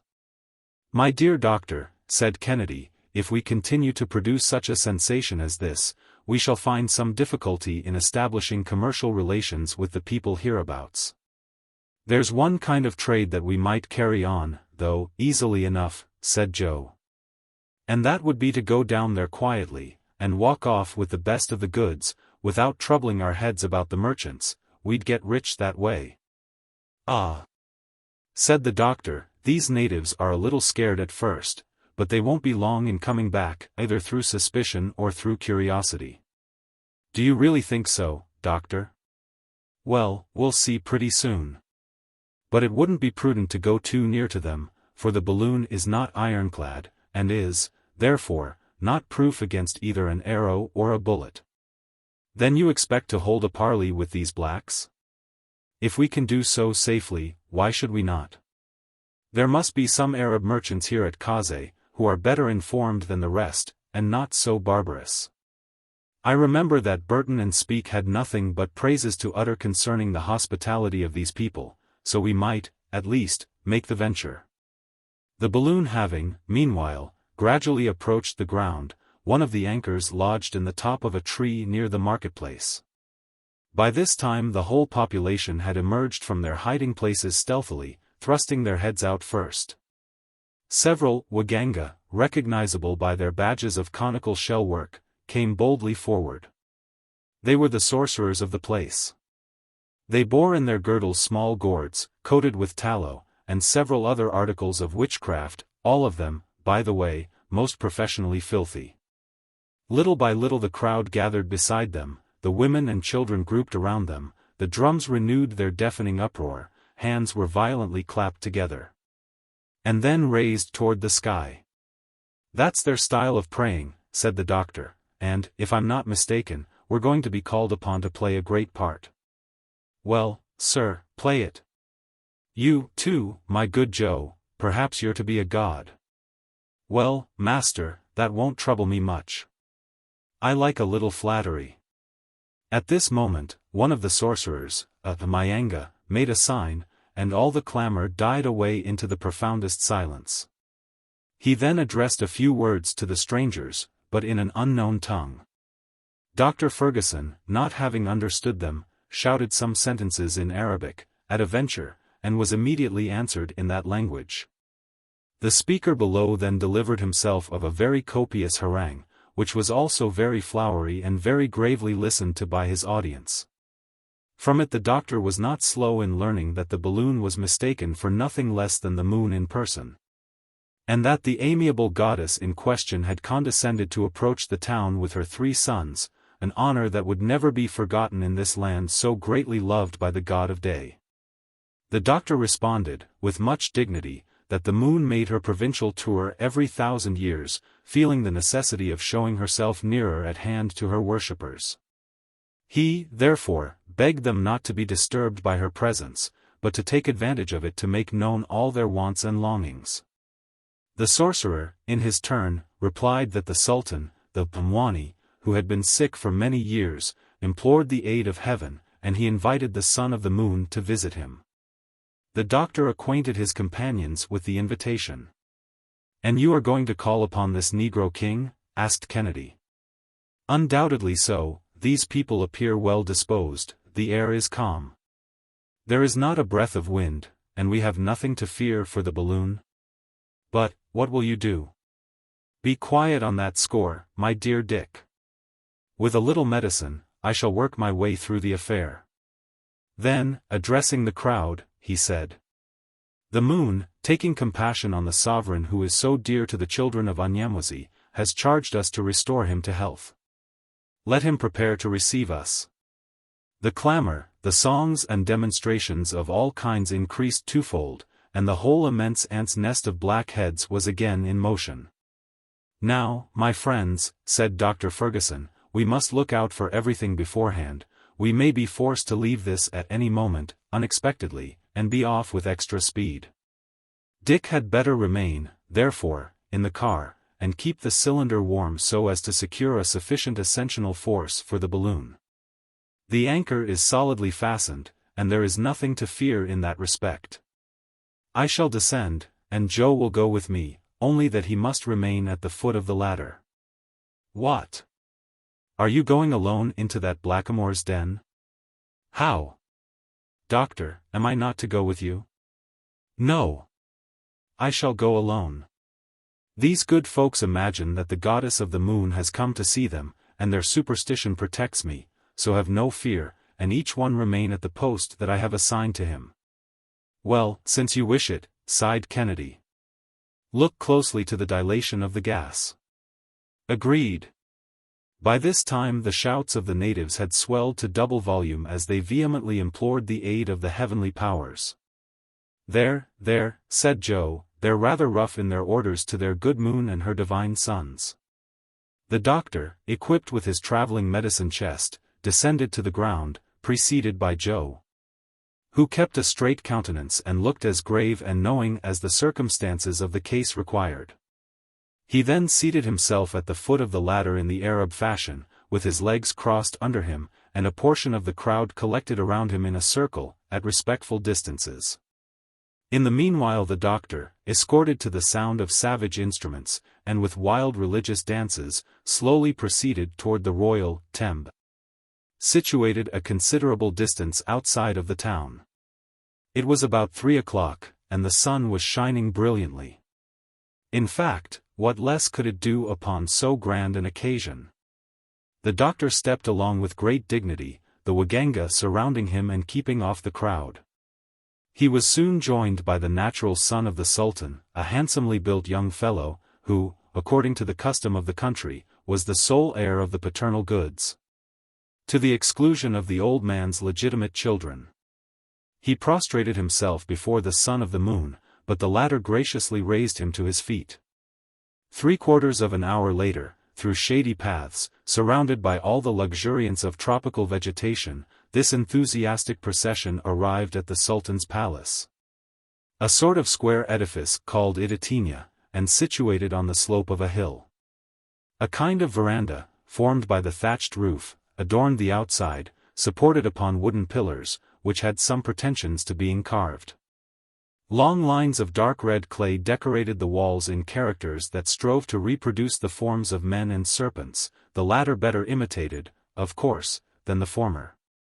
The roofing of this abode did not rest directly upon the walls, and the air could, therefore, circulate freely, but windows there were none, and the door hardly deserved the name.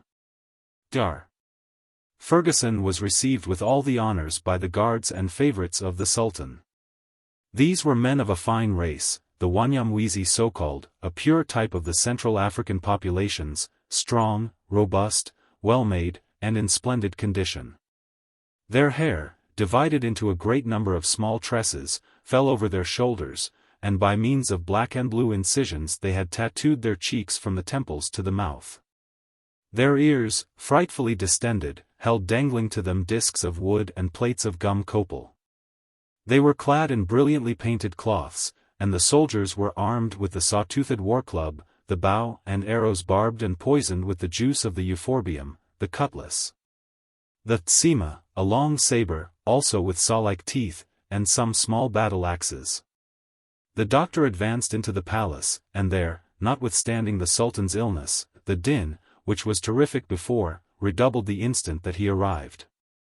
He noticed, at the lintels of the door, some rabbits' tails and zebras' manes, suspended as talismans. He was received by the whole troop of His Majesty's wives, to the harmonious accords of the yupatu, a sort of cymbal made of the bottom of a copper kettle, and to the uproar of the kalindo, a drum 5 feet high, hollowed out from the trunk of a tree, and hammered by the ponderous, horny fists of 2 jet-black virtuosi. Most of the women were rather good-looking, and they laughed and chattered merrily as they smoked their tobacco and tang in huge black pipes. They seemed to be well made, too, under the long robes that they wore gracefully flung about their persons, and carried a sort of kilt woven from the fibers of calabash fastened around their girdles. 6 of them were not the least merry of the party, although put aside from the rest, and reserved for a cruel fate. On the death of the Sultan, they were to be buried alive with him, so as to occupy and divert his mind during the period of eternal solitude. Dar. Fergusson, taking in the whole scene at a rapid glance, approached the wooden couch on which the Sultan lay reclining. There he saw a man of about 40, completely brutalized by orgies of every description, and in a condition that left little or nothing to be done.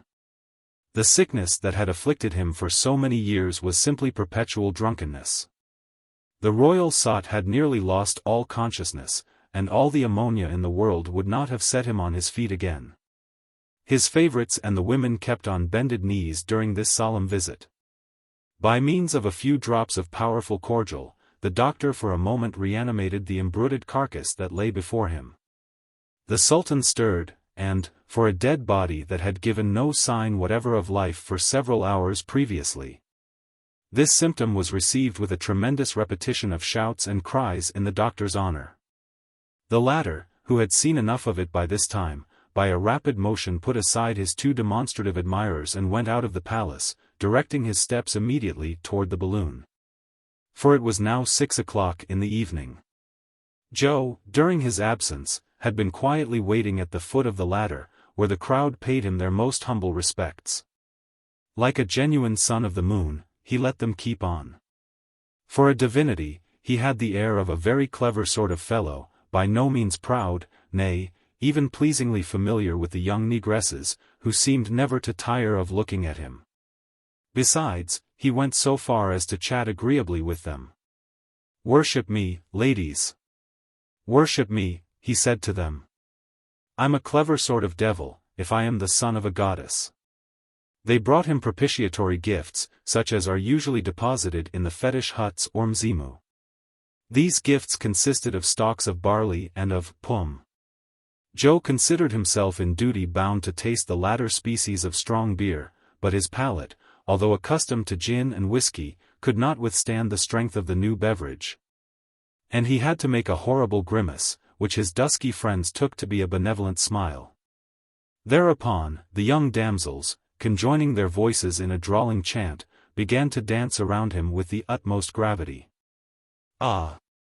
You're dancing, are you?" said he. "Well, I won't be behind you in politeness, and so I'll give you one of my country reels."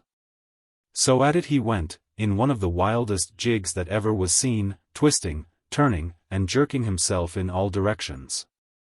Dancing with his hands, dancing with his body, dancing with his knees, dancing with his feet, describing the most fearful contortions and extravagant evolutions.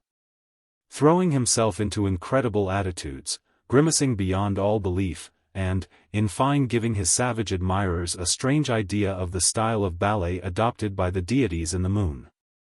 Then, the whole collection of blacks, naturally as imitative as monkeys, at once reproduced all his airs and graces, his leaps and shakes and contortions. They did not lose a single gesticulation. They did not forget an attitude, and the result was, such a pandemonium of movement, noise, and excitement, as it would be out of the question even feebly to describe. But, in the very midst of the fun, Joe saw the doctor approaching.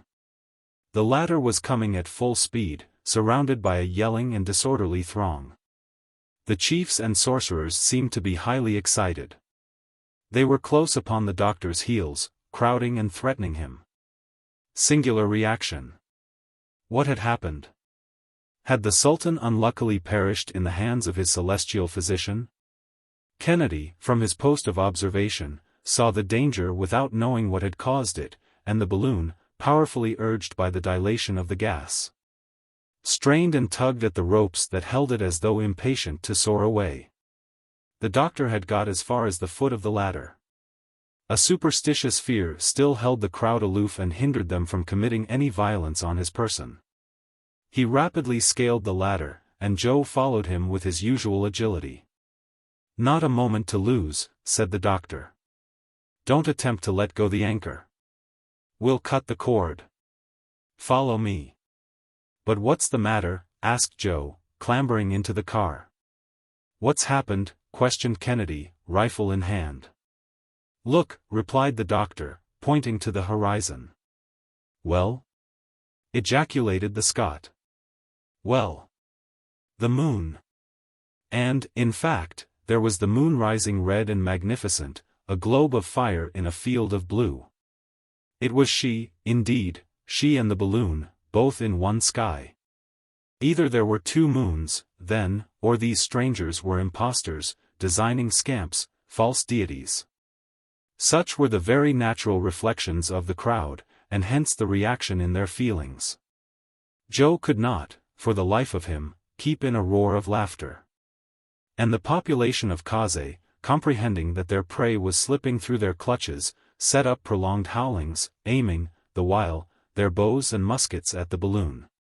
But one of the sorcerers made a sign, and all the weapons were lowered.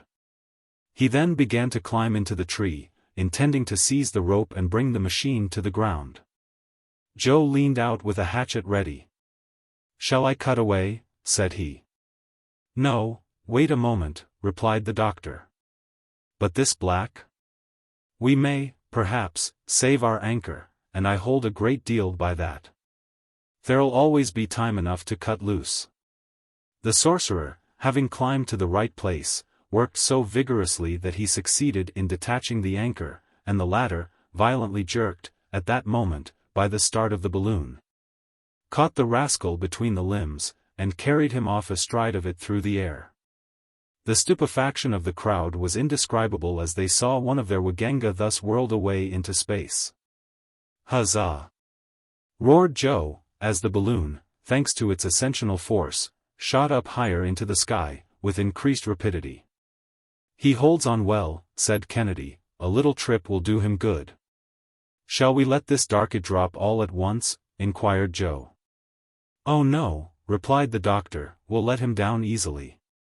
And I warrant me that, after such an adventure, the power of the wizard will be enormously enhanced in the sight of his comrades. Why, I wouldn't put it past them to make a god of him," said Joe, with a laugh. The Victoria, by this time, had risen to the height of 1,000 feet, and the black hung to the rope with desperate energy. He had become completely silent, and his eyes were fixed, for his terror was blended with amazement. A light west wind was sweeping the balloon right over the town, and far beyond it. Half an hour later, the doctor, seeing the country deserted, moderated the flame of his cylinder, and descended toward the ground. At 20 feet above the turf, the affrighted sorcerer made up his mind in a twinkling. He let himself drop, fell on his feet, and scampered off at a furious pace toward Kaze. While the balloon, suddenly relieved of his weight, again shot up on her course. Chapter 16. Symptoms of a storm, the country of the moon, the future of the African continent, the last machine of all, a view of the country at sunset, flora and fauna, the tempest, the zone of fire, the starry heavens. "See," said Joe, "what comes of playing the sons of the moon without her leave. She came near serving us an ugly trick. But say, master, did you damage your credit as a physician?" "Yes, indeed," chimed in the sportsman. "What kind of a dignitary was this Sultan of Kaze?" "An old half-dead sot," replied the doctor, "whose loss will not be very severely felt. But the moral of all this is that honors are fleeting, and we must not take too great a fancy to them." "So much the worse," rejoined Joe. "I liked the thing, to be worshipped. Play the god as you like. Why, what would anyone ask more than that? By the way, the moon did come up, too, and all red, as if she was in a rage." While the three friends went on chatting of this and other things, and Joe examined the luminary of night from an entirely novel point of view. The heavens became covered with heavy clouds to the northward, and the lowering masses assumed a most sinister and threatening look. Quite a smart breeze, found about 300 feet from the earth, drove the balloon toward the north-northeast, and above it the blue vault was clear, but the atmosphere felt close and dull. The aeronauts found themselves, at about 8 in the evening, in 32 degrees 40 minutes east longitude, and 4 degrees 17 minutes latitude. The atmospheric currents, under the influence of a tempest not far off, were driving them at the rate of from 30 to 35 miles an hour. The undulating and fertile plains of Mfuto were passing swiftly beneath them. The spectacle was one worthy of admiration, and admire it they did. "We are now right in the country of the moon," said Dr. Fergusson, "for it has retained the name that antiquity gave it, undoubtedly, because the moon has been worshipped there in all ages. It is, really, a superb country. It would be hard to find more splendid vegetation. If we found the like of it around London it would not be natural, but it would be very pleasant," put in Joe. "Why is it that such savage countries get all these fine things?" "And who knows," said the doctor, that this country may not, one day, become the center of civilization. The races of the future may repair hither, when Europe shall have become exhausted in the effort to feed her inhabitants. Do you think so, really? Asked Kennedy. Undoubtedly, my dear Dick. Just note the progress of events, consider the migrations of races, and you will arrive at the same conclusion assuredly. Asia was the first nurse of the world, was she not? For about 4,000 years she travailed, she grew pregnant, she produced, and then, when stones began to cover the soil where the golden harvest sung by Homer had flourished, her children abandoned her exhausted and barren bosom. You next see them precipitating themselves upon young and vigorous Europe, which has nourished them for the last 2,000 years. But already her fertility is beginning to die out. Her productive powers are diminishing every day.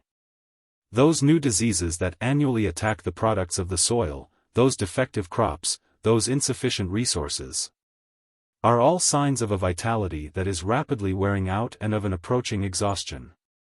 Thus, we already see the millions rushing to the luxuriant bosom of America, as a source of help, not inexhaustible indeed, but not yet exhausted. In its turn, that new continent will grow old. Its virgin forests will fall before the axe of industry, and its soil will become weak through having too fully produced what had been demanded of it. Where 2 harvests bloomed every year, hardly one will be gathered from a soil completely drained of its strength. Then, Africa will be there to offer to new races the treasures that for centuries have been accumulating in her breast. Those climates now so fatal to strangers will be purified by cultivation and by drainage of the soil. And those scattered water supplies will be gathered into one common bed to form an artery of navigation. Then this country over which we are now passing, more fertile, richer, and fuller of vitality than the rest, will become some grand realm where more astonishing discoveries than steam and electricity will be brought to light. Ah! Sir, said Joe, I'd like to see all that. You got up too early in the morning, my boy. Besides, said Kennedy, that may prove to be a very dull period when industry will swallow up everything for its own profit. By dint of inventing machinery, men will end in being eaten up by it. I have always fancied that the end of the earth will be when some enormous boiler, heated to 3,000 millions of atmospheric pressure, shall explode and blow up our globe. And I add that the Americans, said Joe, will not have been the last to work at the machine.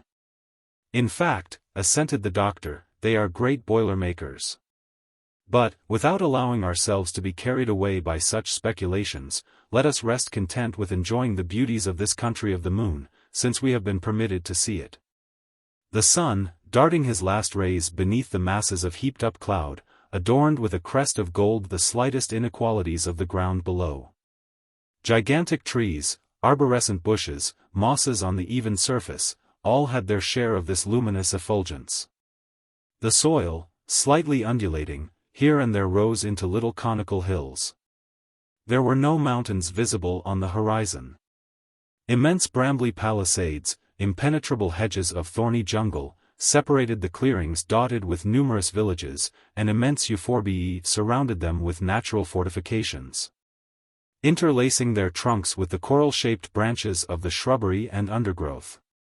Ere long, the Malagazari, the chief tributary of Lake Tanganyika, was seen winding between heavy thickets of verdure, offering an asylum to many watercourses that spring from the torrents formed in the season of freshets, or from ponds hollowed in the clayey soil. To observers looking from a height, it was a chain of waterfalls thrown across the whole western face of the country. Animals with huge humps were feeding in the luxuriant prairies, and were half hidden, sometimes, in the tall grass. Spreading forests in bloom redolent of spicy perfumes presented themselves to the gaze like immense bouquets. But, in these bouquets, lions, leopards, hyenas, and tigers, were then crouching for shelter from the last hot rays of the setting sun. From time to time, an elephant made the tall tops of the undergrowth sway to and fro, and you could hear the crackling of huge branches as his ponderous ivory tusks broke them in his way. "What a sporting country!" exclaimed Dick, unable longer to restrain his enthusiasm. "Why, a single ball fired at random into those forests would bring down game worthy of it. Suppose we try it once. No, my dear Dick. The night is close at hand, a threatening night with a tempest in the background, and the storms are awful in this country, where the heated soil is like one vast electric battery. You are right, sir, said Joe, the heat has got to be enough to choke one, and the breeze has died away. One can feel that something's coming. The atmosphere is saturated with electricity, replied the doctor. Every living creature is sensible that this state of the air portends a struggle of the elements, and I confess that I never before was so full of the fluid myself. Well, then, suggested Dick, would it not be advisable to alight? On the contrary, Dick, I'd rather go up, only that I am afraid of being carried out of my course by these countercurrents contending in the atmosphere. Have you any idea, then, of abandoning the route that we have followed since we left the coast? If I can manage to do so, replied the doctor, I will turn more directly northward, by from 7 to 8 degrees. I shall then endeavor to ascend toward the presumed latitudes of the sources of the Nile. Perhaps we may discover some traces of Captain Speke's expedition or of M. de Hugelin's caravan. Unless I am mistaken, we are at 32 degrees 40 minutes east longitude, and I should like to ascend directly north of the equator. Look there! Exclaimed Kennedy, suddenly, see those hippopotami sliding out of the pools, those masses of blood-colored flesh, and those crocodiles snuffing the air aloud. They're choking, ejaculated Joe. Ah! What a fine way to travel this is, and how one can snap his fingers at all that vermin, Doctor. Mr. Kennedy. See those packs of wild animals hurrying along close together. There are fully 200. Those are wolves. No. Joe, not wolves, but wild dogs, a famous breed that does not hesitate to attack the lion himself. They are the worst customers a traveler could meet, for they would instantly tear him to pieces. Well, it isn't Joe that'll undertake to muzzle them, responded that amiable youth. After all, though, if that's the nature of the beast, we mustn't be too hard on them for it. Silence gradually settled down under the influence of the impending storm. The thickened air actually seemed no longer adapted to the transmission of sound. The atmosphere appeared muffled, and, like a room hung with tapestry, lost all its sonorous reverberation. The rover bird, so-called, the coronet crane, the red and blue jays, the mockingbird, the flycatcher, disappeared among the foliage of the immense trees. And all nature revealed symptoms of some approaching catastrophe. At 9 o'clock the Victoria hung motionless over Messine, an extensive group of villages scarcely distinguishable in the gloom. Once in a while, the reflection of a wandering ray of light in the dull water disclosed a succession of ditches regularly arranged, and, by one last gleam, the eye could make out the calm and somber forms of palm trees, sycamores, and gigantic euphorbiae. I am stifling, said the Scot, inhaling, with all the power of his lungs, as much as possible of the rarefied air. We are not moving an inch. Let us descend. But the tempest, said the doctor, with much uneasiness. If you are afraid of being carried away by the wind, it seems to me that there is no other course to pursue. Perhaps the storm won't burst tonight, said Joe, the clouds are very high. That is just the thing that makes me hesitate about going beyond them. We should have to rise still higher, lose sight of the earth, and not know all night whether we were moving forward or not, or in what direction we were going. Make up your mind, dear doctor, for time presses. It's a pity that the wind has fallen, said Joe, again, it would have carried us clear of the storm. It is, indeed, a pity, my friends, rejoined the doctor. The clouds are dangerous for us. They contain opposing currents which might catch us in their eddies, and lightnings that might set on fire. Again, those perils avoided, the force of the tempest might hurl us to the ground, were we to cast our anchor in the treetops. Then what shall we do? Well, we must try to get the balloon into a medium zone of the atmosphere, and there keep her suspended between the perils of the heavens and those of the earth. We have enough water for the cylinder, and our 200 pounds of ballast are untouched. In case of emergency I can use them. We will keep watch with you, said the hunter. No, my friends, put the provisions under shelter, and lie down, I will rouse you, if it becomes necessary. But, master, wouldn't you do well to take some rest yourself, as there's no danger close on us just now, insisted poor Joe. No, thank you, my good fellow, I prefer to keep awake. We are not moving, and should circumstances not change, we'll find ourselves tomorrow in exactly the same place. Good night, then, sir. Good night, if you can only find it so. Kennedy and Joe stretched themselves out under their blankets, and the doctor remained alone in the immensity of space. However, the huge dome of clouds visibly descended, and the darkness became profound. The black vault closed in upon the earth as if to crush it in its embrace. All at once a violent, rapid, incisive flash of lightning pierced the gloom, and the rent it made had not closed ere a frightful clap of thunder shook the celestial depths. Up! Up! Turn out! Shouted Fergusson. The two sleepers, aroused by the terrible concussion, were at the doctor's orders in a moment. Shall we descend? Said Kennedy. No. The balloon could not stand it. Let us go up before those clouds dissolve in water, and the wind is let loose. And, so saying, the doctor actively stirred up the flame of the cylinder, and turned it on the spirals of the serpentine siphon. The tempests of the tropics develop with a rapidity equalled only by their violence. A second flash of lightning rent the darkness, and was followed by a score of others in quick succession. The sky was crossed and dotted, like the zebra's hide, with electric sparks, which danced and flickered beneath the great drops of rain. We have delayed too long, exclaimed the doctor. We must now pass through a zone of fire, with our balloon filled as it is with inflammable gas. But let us descend, then. Let us descend, urged Kennedy. The risk of being struck would be just about even, and we should soon be torn to pieces by the branches of the trees. We are going up, doctor. Quicker, quicker still. In this part of Africa, during the equatorial storms, it is not rare to count from 30 to 35 flashes of lightning per minute. The sky is literally on fire, and the crashes of thunder are continuous. The wind burst forth with frightful violence in this burning atmosphere, it twisted the blazing clouds. One might have compared it to the breath of some gigantic bellows, fanning all this conflagration. Dar. Fergusson kept his cylinder at full heat, and the balloon dilated and went up, while Kennedy, on his knees, held together the curtains of the awning. The balloon whirled round wildly enough to make their heads turn, and the aeronauts got some very alarming jolts, indeed, as their machine swung and swayed in all directions. Huge cavities would form in the silk of the balloon as the wind fiercely bent it in, and the stuff fairly cracked like a pistol as it flew back from the pressure.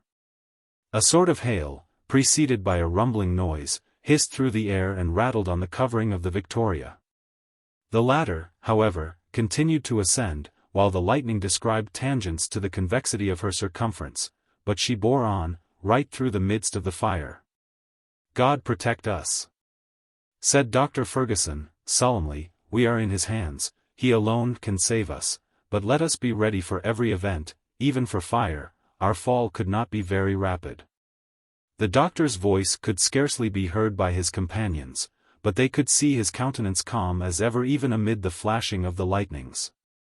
He was watching the phenomena of phosphorescence produced by the fires of St. Elmo, that were now skipping to and fro along the network of the balloon. The latter whirled and swung, but steadily ascended, and, ere the hour was over, it had passed the stormy belt. The electric display was going on below it like a vast crown of artificial fireworks suspended from the car. Then they enjoyed one of the grandest spectacles that nature can offer to the gaze of man. Below them, the tempest. Above them, the starry firmament, tranquil, mute, impassible, with the moon projecting her peaceful rays over these angry clouds. Dr. Fergusson consulted the barometer. It announced 12,000 feet of elevation. It was then 11 o'clock at night. Thank heaven, all danger is past, all we have to do now, is, to keep ourselves at this height, said the doctor. It was frightful, remarked Kennedy. Oh, said Joe, it gives a little variety to the trip, and I'm not sorry to have seen a storm from a trifling distance up in the air. It's a fine sight. Chapter 17. The mountains of the moon, an ocean of verdure, they cast anchor, the towing elephant, a running fire, death of the monster, the field oven, a meal on the grass, a night on the ground. About 4 in the morning, Monday, the sun reappeared in the horizon, the clouds had dispersed, and a cheery breeze refreshed the morning dawn. The earth, all redolent with fragrant exhalations, reappeared to the gaze of our travelers. The balloon, whirled about by opposing currents, had hardly budged from its place, and the doctor, letting the gas contract, descended so as to get a more northerly direction. For a long while his quest was fruitless. The wind carried him toward the west until he came in sight of the famous mountains of the moon, which grouped themselves in a semicircle around the extremity of Lake Tanganyika. Their ridges, but slightly indented, stood out against the bluish horizon, so that they might have been mistaken for a natural fortification. Not to be passed by the explorers of the center of Africa. Among them were a few isolated cones, revealing the mark of the eternal snows. Here we are at last, said the doctor, in an unexplored country. Captain Burton pushed very far to the westward, but he could not reach those celebrated mountains. He even denied their existence, strongly as it was affirmed by Speke, his companion. He pretended that they were born in the latter's fancy, but for us, my friends, there is no further doubt possible. Shall we cross them? Asked Kennedy. Not, if it please God. I am looking for a wind that will take me back toward the equator. I will even wait for one, if necessary, and will make the balloon like a ship that casts anchor, until favorable breezes come up. But the foresight of the doctor was not long in bringing its reward, for, after having tried different heights, the Victoria at length began to sail off to the northeastward with medium speed. We are in the right track, said the doctor, consulting his compass, and scarcely 200 feet from the surface. Lucky circumstances for us, enabling us, as they do, to reconnoiter these new regions. When Captain Speke set out to discover Lake Ukiru, he ascended more to the eastward in a straight line above Kaze. Shall we keep on long in this way? Inquired the Scot. Perhaps. Our object is to push a point in the direction of the sources of the Nile. And we have more than 600 miles to make before we get to the extreme limit reached by the explorers who came from the north. And we shan't set foot on the solid ground, murmured Joe. It's enough to cramp a fellow's legs. Oh, yes, indeed, my good Joe, said the doctor, reassuring him, we have to economize our provisions, you know. And on the way, Dick, you must get us some fresh meat. Whenever you like, doctor. We shall also have to replenish our stock of water. Who knows but we may be carried to some of the dried-up regions. So we cannot take too many precautions. At noon the Victoria was at 29 degrees 15 minutes east longitude, and 3 degrees 15 minutes south latitude. She passed the village of Yuyu, the last northern limit of the Unyamwezi, opposite to the Lake Ukiru, which could still be seen. The tribes living near to the equator seem to be a little more civilized, and are governed by absolute monarchs, whose control is an unlimited despotism. Their most compact union of power constitutes the province of Karagwa. It was decided by the aeronauts that they would alight at the first favorable place. They found that they should have to make a prolonged halt, and take a careful inspection of the balloon, so the flame of the cylinder was moderated, and the anchors, flung out from the car. Ere long began to sweep the grass of an immense prairie, that, from a certain height, looked like a shaven lawn, but the growth of which, in reality, was from 7 to 8 feet in height. The balloon skimmed this tall grass without bending it, like a gigantic butterfly. Not an obstacle was in sight, it was an ocean of verdure without a single breaker. We might proceed a long time in this style, remarked Kennedy. I don't see one tree that we could approach, and I'm afraid that our hunt's over. Wait, Dick. You could not hunt anyhow in this grass, that grows higher than your head. We'll find a favorable place presently. In truth, it was a charming excursion that they were making now, a veritable navigation on this green, almost transparent sea, gently undulating in the breath of the wind. The little car seemed to cleave the waves of verdure, and, from time to time, coveys of birds of magnificent plumage would rise fluttering from the tall herbage, and speed away with joyous cries. The anchors plunged into this lake of flowers, and traced a furrow that closed behind them, like the wake of a ship. All at once a sharp shock was felt, the anchor had caught in the fissure of some rock hidden in the high grass. "We are fast," exclaimed Joe. These words had scarcely been uttered when a shrill cry rang through the air, and the following phrases, mingled with exclamations, escaped from the lips of our travelers. "What's that? A strange cry. Look! Why, we're moving. The anchor has slipped." "No, it holds, and holds fast too," said Joe, who was tugging at the rope. "It's the rock, then, that's moving." An immense rustling was noticed in the grass, and soon an elongated, winding shape was seen rising above it. "A serpent," shouted Joe. "A serpent," repeated Kennedy, handling his rifle. "No," said the doctor, "it's an elephant's trunk." "An elephant, Samuel?" And, as Kennedy said this, he drew his rifle to his shoulder. "Wait, Dick, wait. That's a fact. The animal's towing us.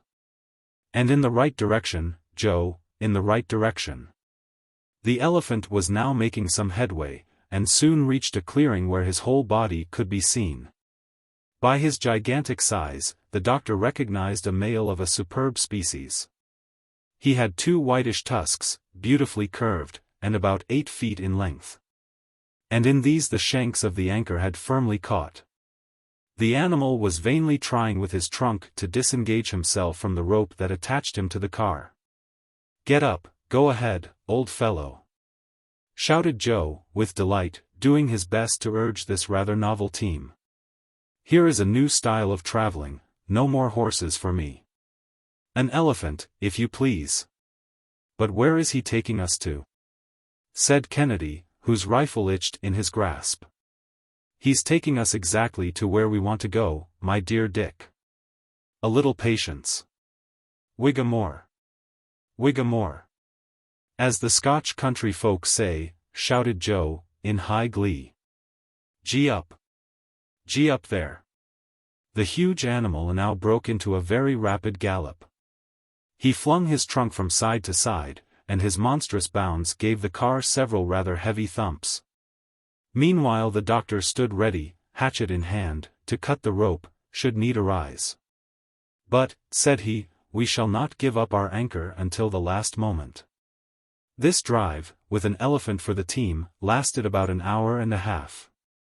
Yet the animal did not seem in the least fatigued. These immense creatures can go over a great deal of ground, and, from one day to another, are found at enormous distances from there they were last seen, like the whales, whose mass and speed they rival. "In fact," said Joe, "it's a whale that we have harpooned, and we're only doing just what whalemen do when out fishing." But a change in the nature of the ground compelled the doctor to vary his style of locomotion. A dense grove of commodores was descried on the horizon, about 3 miles away, on the north of the prairie. So it became necessary to detach the balloon from its draft animal at last. Kennedy was entrusted with the job of bringing the elephant to a halt. He drew his rifle to his shoulder, but his position was not favorable to a successful shot. So that the first ball fired flattened itself on the animal's skull, as it would have done against an iron plate. The creature did not seem in the least troubled by it. But, at the sound of the discharge, he had increased his speed, and now was going as fast as a horse at full gallop. "The deuce," ejaculated Kennedy. "What a solid head," commented Joe. "We'll try some conical balls behind the shoulder joint," said Kennedy, reloading his rifle with care. In another moment he fired. The animal gave a terrible cry, but went on faster than ever. "Come," said Joe, taking aim with another gun, "I must help you, or we'll never end it." And now 2 balls penetrated the creature's side. The elephant halted, lifted his trunk, and resumed his run toward the wood with all his speed. He shook his huge head, and the blood began to gush from his wounds. "Let us keep up our fire, Mr. Kennedy." "And a continuous fire, too," urged the doctor, "for we are close on the woods." 10 shots more were discharged. The elephant made a fearful bound. The car and balloon cracked as though everything were going to pieces, and the shock made the doctor drop his hatchet on the ground. The situation was thus rendered really very alarming. The anchor rope, which had securely caught, could not be disengaged, nor could it yet be cut by the knives of our aeronauts, and the balloon was rushing headlong toward the wood. When the animal received a ball in the eye just as he lifted his head. On this he halted, faltered, his knees bent under him, and he uncovered his whole flank to the assaults of his enemies in the balloon. "A bullet in his heart," said Kennedy, discharging one last rifle shot.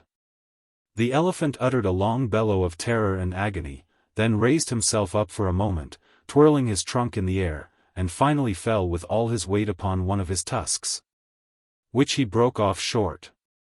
He was dead. "His tusks broken," exclaimed Kennedy, "ivory too that in England would bring 35 guineas per 100 pounds. "As much as that?" said Joe, scrambling down to the ground by the anchor rope. "What's the use of sighing over it, Dick?" said the doctor. "Are we ivory merchants? Did we come hither to make money?" Joe examined the anchor and found it solidly attached to the unbroken tusk. The doctor and Dick leaped out on the ground, while the balloon, now half emptied, hovered over the body of the huge animal. "What a splendid beast," said Kennedy, "what a mass of flesh. I never saw an elephant of that size in India." "There's nothing surprising about that, my dear Dick. The elephants of Central Africa are the finest in the world. The Andersons and the Cummings have hunted so incessantly in the neighborhood of the Cape, that these animals have migrated to the equator, where they are often met with in large herds. In the meanwhile, I hope," added Joe, "that we'll taste a morsel of this fellow. I'll undertake to get you a good dinner at his expense. Mr. Kennedy will go off and hunt for an hour or 2. The doctor will make an inspection of the balloon, and, while they're busy in that way, I'll do the cooking." "A good arrangement," said the doctor, "so do as you like, Joe." "As for me," said the hunter, "I shall avail myself of the 2 hours' recess that Joe has condescended to let me have. Go, my friend, but no imprudence. Don't wander too far away." "Never fear, doctor," and, so saying, Dick, shouldering his gun, plunged into the woods. Forthwith Joe went to work at his vocation. At first he made a hole in the ground 2 feet deep. This he filled with the dry wood that was so abundantly scattered about, where it had been strewn by the elephants, whose tracks could be seen where they had made their way through the forest. This hole filled, he heaped a pile of faggots on it a foot in height, and set fire to it. Then he went back to the carcass of the elephant, which had fallen only about 100 feet from the edge of the forest. He next proceeded adroitly to cut off the trunk, which might have been 2 feet in diameter at the base. Of this he selected the most delicate portion, and then took with it one of the animal's spongy feet. In fact, these are the finest morsels, like the hump of the bison, the paws of the bear, and the head of the wild boar. When the pile of faggots had been thoroughly consumed, inside and outside, the whole, cleared of the cinders and hot coals, retained a very high temperature. The pieces of elephant meat, surrounded with aromatic leaves, were placed in this extempore oven and covered with hot coals. Then Joe piled up a second heap of sticks over all, and when it had burned out the meat was cooked to a turn. Then Joe took the viands from the oven, spread the savory mess upon green leaves, and arranged his dinner upon a magnificent patch of greensward. He finally brought out some biscuit, some coffee, and some cognac, and got a can of pure, fresh water from a neighboring streamlet. The repast thus prepared was a pleasant sight to behold, and Joe, without being too proud, thought that it would also be pleasant to eat. A journey without danger or fatigue, he soliloquized. Your meals when you please, a swinging hammock all the time. What more could a man ask? And there was Kennedy, who didn't want to come. On his part, Dr. Fergusson was engrossed in a serious and thorough examination of the balloon. The latter did not appear to have suffered from the storm. The silk and the gutta percha had resisted wonderfully, and, upon estimating the exact height of the ground and the ascensional force of the balloon, our aeronaut saw, with satisfaction, that the hydrogen was in exactly the same quantity as before. The covering had remained completely waterproof. It was now only 5 days since our travelers had quitted Zanzibar, their pemmican had not yet been touched. Their stock of biscuit and potted meat was enough for a long trip, and there was nothing to be replenished but the water. The pipes and spiral seemed to be in perfect condition, since, thanks to their india-rubber jointings, they had yielded to all the oscillations of the balloon. His examination ended, the doctor betook himself to setting his notes in order. He made a very accurate sketch of the surrounding landscape, with its long prairie stretching away out of sight, the forest of Commodores, and the balloon resting motionless over the body of the dead elephant. At the end of his 2 hours, Kennedy returned with a string of fat partridges and the haunch of an oryx, a sort of gemsbok belonging to the most agile species of antelopes. Joe took upon himself to prepare this surplus stock of provisions for a later repast. But, dinner's ready, he shouted in his most musical voice. And the 3 travelers had only to sit down on the green turf. The trunk and feet of the elephant were declared to be exquisite. Old England was toasted, as usual, and delicious Havanas perfumed this charming country for the first time. Kennedy ate, drank, and chatted, like 4. He was perfectly delighted with his new life, and seriously proposed to the doctor to settle in this forest, to construct a cabin of boughs and foliage, and, there and then, to lay the foundation of a Robinson Crusoe dynasty in Africa. The proposition went no further, although Joe had, at once, selected the part of Man Friday for himself. The country seemed so quiet, so deserted, that the doctor resolved to pass the night on the ground, and Joe arranged a circle of watchfires as an indispensable barrier against wild animals. For the hyenas, cougars, and jackals, attracted by the smell of the dead elephant, were prowling about in the neighborhood. Kennedy had to fire his rifle several times at these unceremonious visitors, but the night passed without any untoward occurrence. Chapter 18. The Caragua, Lake Ukiru, a night on an island, the equator, crossing the lake, the Cascades, a view of the country, the sources of the Nile, the island of Benga, the signature of Andrea de Bono. The flag with the arms of England. At 5 o'clock in the morning, preparations for departure commenced. Joe, with the hatchet which he had fortunately recovered, broke the elephant's tusks. The balloon, restored to liberty, sped away to the northwest with our travelers, at the rate of 18 miles per hour. The doctor had carefully taken his position by the altitude of the stars, during the preceding night. He knew that he was in latitude 2 degrees 40 minutes below the equator, or at a distance of 160 geographical miles. He swept along over many villages without heeding the cries that the appearance of the balloon excited. He took note of the conformation of places with quick sights. He passed the slopes of the Rubema, which are nearly as abrupt as the summits of the Usagara, and, farther on, at Tenga, encountered the first projections of the Caragua chains, which, in his opinion, are direct spurs of the mountains of the moon. So, the ancient legend which made these mountains the cradle of the Nile, came near to the truth, since they really border upon Lake Ukiru, the conjectured reservoir of the waters of the great river. From Kafuro, the main district of the merchants of that country, he descried, at length, on the horizon, the lake so much desired and so long sought for, of which Captain Speke caught a glimpse on the 3rd of August 1858. Samuel Fergusson felt real emotion. He was almost in contact with one of the principal points of his expedition, and, with his spyglass constantly raised, he kept every nook and corner of the mysterious region in sight. His gaze wandered over details that might have been thus described. Beneath him extended a country generally destitute of cultivation, only here and there some ravines seemed under tillage. The surface, dotted with peaks of medium height, grew flat as it approached the lake. Barley fields took the place of rice plantations, and there, too, could be seen growing the species of plantain from which the wine of the country is drawn, and mwani, the wild plant which supplies a substitute for coffee. A collection of some 50 or more circular huts, covered with a flowering thatch, constituted the capital of the Caragua country.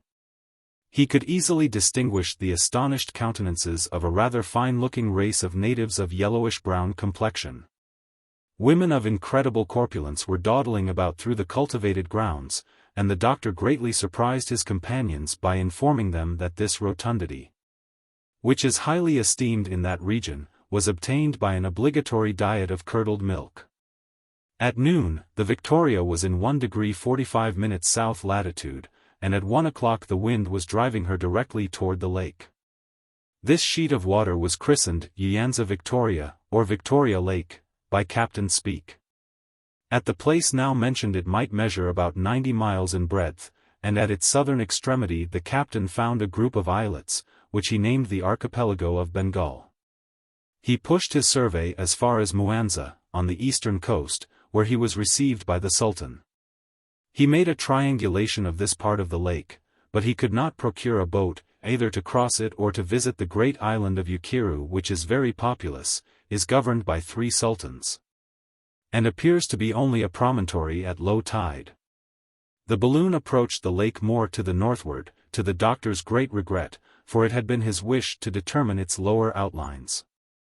Its shores seemed to be thickly set with brambles and thorny plants, growing together in wild confusion, and were literally hidden, sometimes, from the gaze, by myriads of mosquitoes of a light brown hue. The country was evidently habitable and inhabited. Troops of hippopotami could be seen disporting themselves in the forests of reeds, or plunging beneath the whitish waters of the lake. The latter, seen from above, presented, toward the west, so broad an horizon that it might have been called a sea. The distance between the two shores is so great that communication cannot be established, and storms are frequent and violent, for the winds sweep with fury over this elevated and unsheltered basin. The doctor experienced some difficulty in guiding his course. He was afraid of being carried toward the east, but, fortunately, a current bore him directly toward the north. And at 6 o'clock in the evening the balloon alighted on a small desert island in 30' south latitude, and 32° 52' east longitude, about 20 miles from the shore. The travelers succeeded in making fast to a tree, and, the wind having fallen calm toward evening, they remained quietly at anchor. They dared not dream of taking the ground, since here, as on the shores of the Uyanza, legions of mosquitoes covered the soil in dense clouds. Joe even came back, from securing the anchor in the tree, speckled with bites, but he kept his temper, because he found it quite the natural thing for mosquitoes to treat him as they had done. Nevertheless, the doctor, who was less of an optimist, let out as much rope as he could, so as to escape these pitiless insects, that began to rise toward him with a threatening hum. The doctor ascertained the height of the lake above the level of the sea, as it had been determined by Captain Speke, say 3,750 feet. "Here we are, then, on an island," said Joe, scratching as though he'd tear his nails out. "We could make the tour of it in a jiffy," added Kennedy, "and, excepting these confounded mosquitoes, there's not a living being to be seen on it." "The islands with which the lake is dotted," replied the doctor, "are nothing, after all, but the tops of submerged hills. But we are lucky to have found a retreat among them, for the shores of the lake are inhabited by ferocious tribes. Take your sleep, then, since Providence has granted us a tranquil night.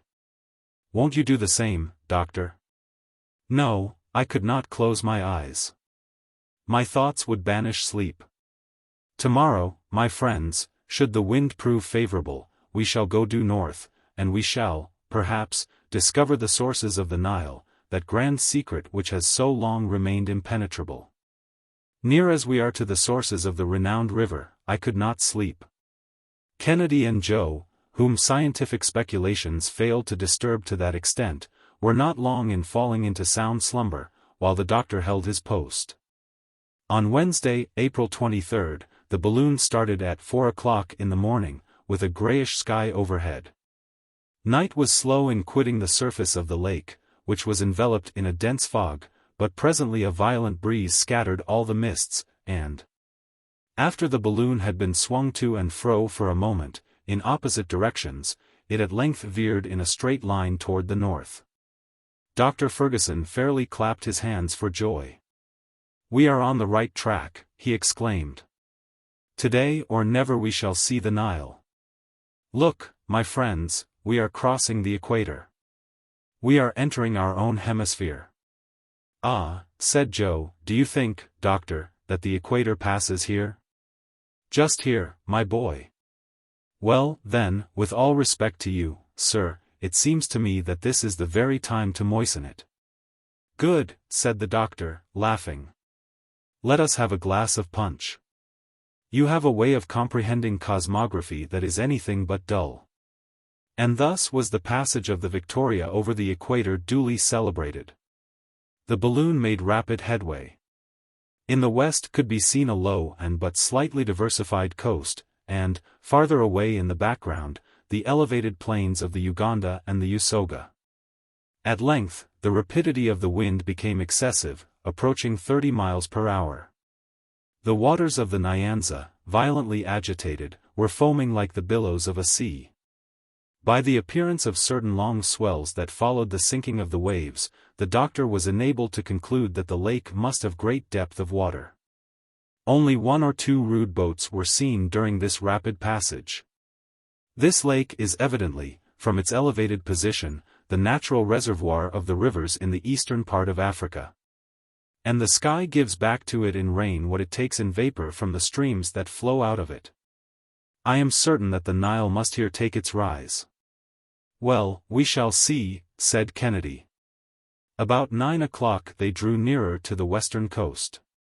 It seemed deserted, and covered with woods.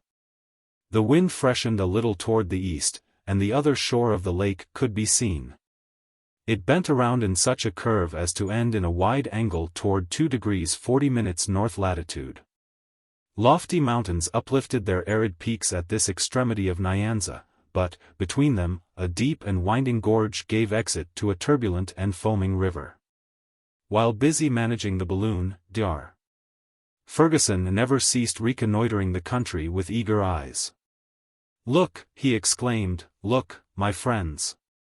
The statements of the Arabs were correct. They spoke of a river by which Lake Ukiru discharged its waters toward the north, and this river exists, and we are descending it, and it flows with a speed analogous to our own. And this drop of water now gliding away beneath our feet is, beyond all question, rushing on, to mingle with the Mediterranean. It is the Nile. It is the Nile." Re-echoed Kennedy, carried away by the enthusiasm of his friend. "Hurrah for the Nile," shouted Joe, glad, and always ready to cheer for something. Enormous rocks, here and there, embarrassed the course of this mysterious river. The water foamed as it fell in rapids and cataracts, which confirmed the doctor in his preconceived ideas on the subject. From the environing mountains numerous torrents came plunging and seething down, and the eye could take them in by hundreds. There could be seen, starting from the soil, delicate jets of water scattering in all directions, crossing and recrossing each other, mingling, contending in the swiftness of their progress. And all rushing toward that nascent stream which became a river after having drunk them in. "Here is, indeed, the Nile," reiterated the doctor, with the tone of profound conviction. "The origin of its name, like the origin of its waters, has fired the imagination of the learned. They have sought to trace it from the Greek, the Coptic, the Sanskrit, but all that matters little now, since we have made it surrender the secret of its source." "But," said the Scotchman, "how are you to make sure of the identity of this river with the one recognized by the travelers from the north?" "We shall have certain, irrefutable, convincing, and infallible proof," replied Fergusson, "should the wind hold another hour in our favor." The mountains drew farther apart, revealing in their place numerous villages, and fields of white Indian corn, durra, and sugarcane. The tribes inhabiting the region seemed excited and hostile. They manifested more anger than adoration, and evidently saw in the aeronauts only obtrusive strangers, and not condescending deities. It appeared as though, in approaching the sources of the Nile, these men came to rob them of something, and so the Victoria had to keep out of range of their muskets. To land here would be a ticklish matter, said the Scot. Well, said Joe, so much the worse for these natives. They'll have to do without the pleasure of our conversation. Nevertheless, descend I must, said the doctor, were it only for a quarter of an hour. Without doing so I cannot verify the results of our expedition. It is indispensable, then, doctor? Indispensable, and we will descend, even if we have to do so with a volley of musketry. The thing suits me, said Kennedy, toying with his pet rifle. And I'm ready, master, whenever you say the word, added Joe, preparing for the fight. It would not be the first time, remarked the doctor, that science has been followed up, sword in hand. The same thing happened to a French savant among the mountains of Spain, when he was measuring the terrestrial meridian. Be easy on that score, doctor, and trust to your 2 bodyguards. Are we there, master? Not yet. In fact, I shall go up a little, first, in order to get an exact idea of the configuration of the country. The hydrogen expanded, and in less than 10 minutes the balloon was soaring at a height of 2,500 feet above the ground.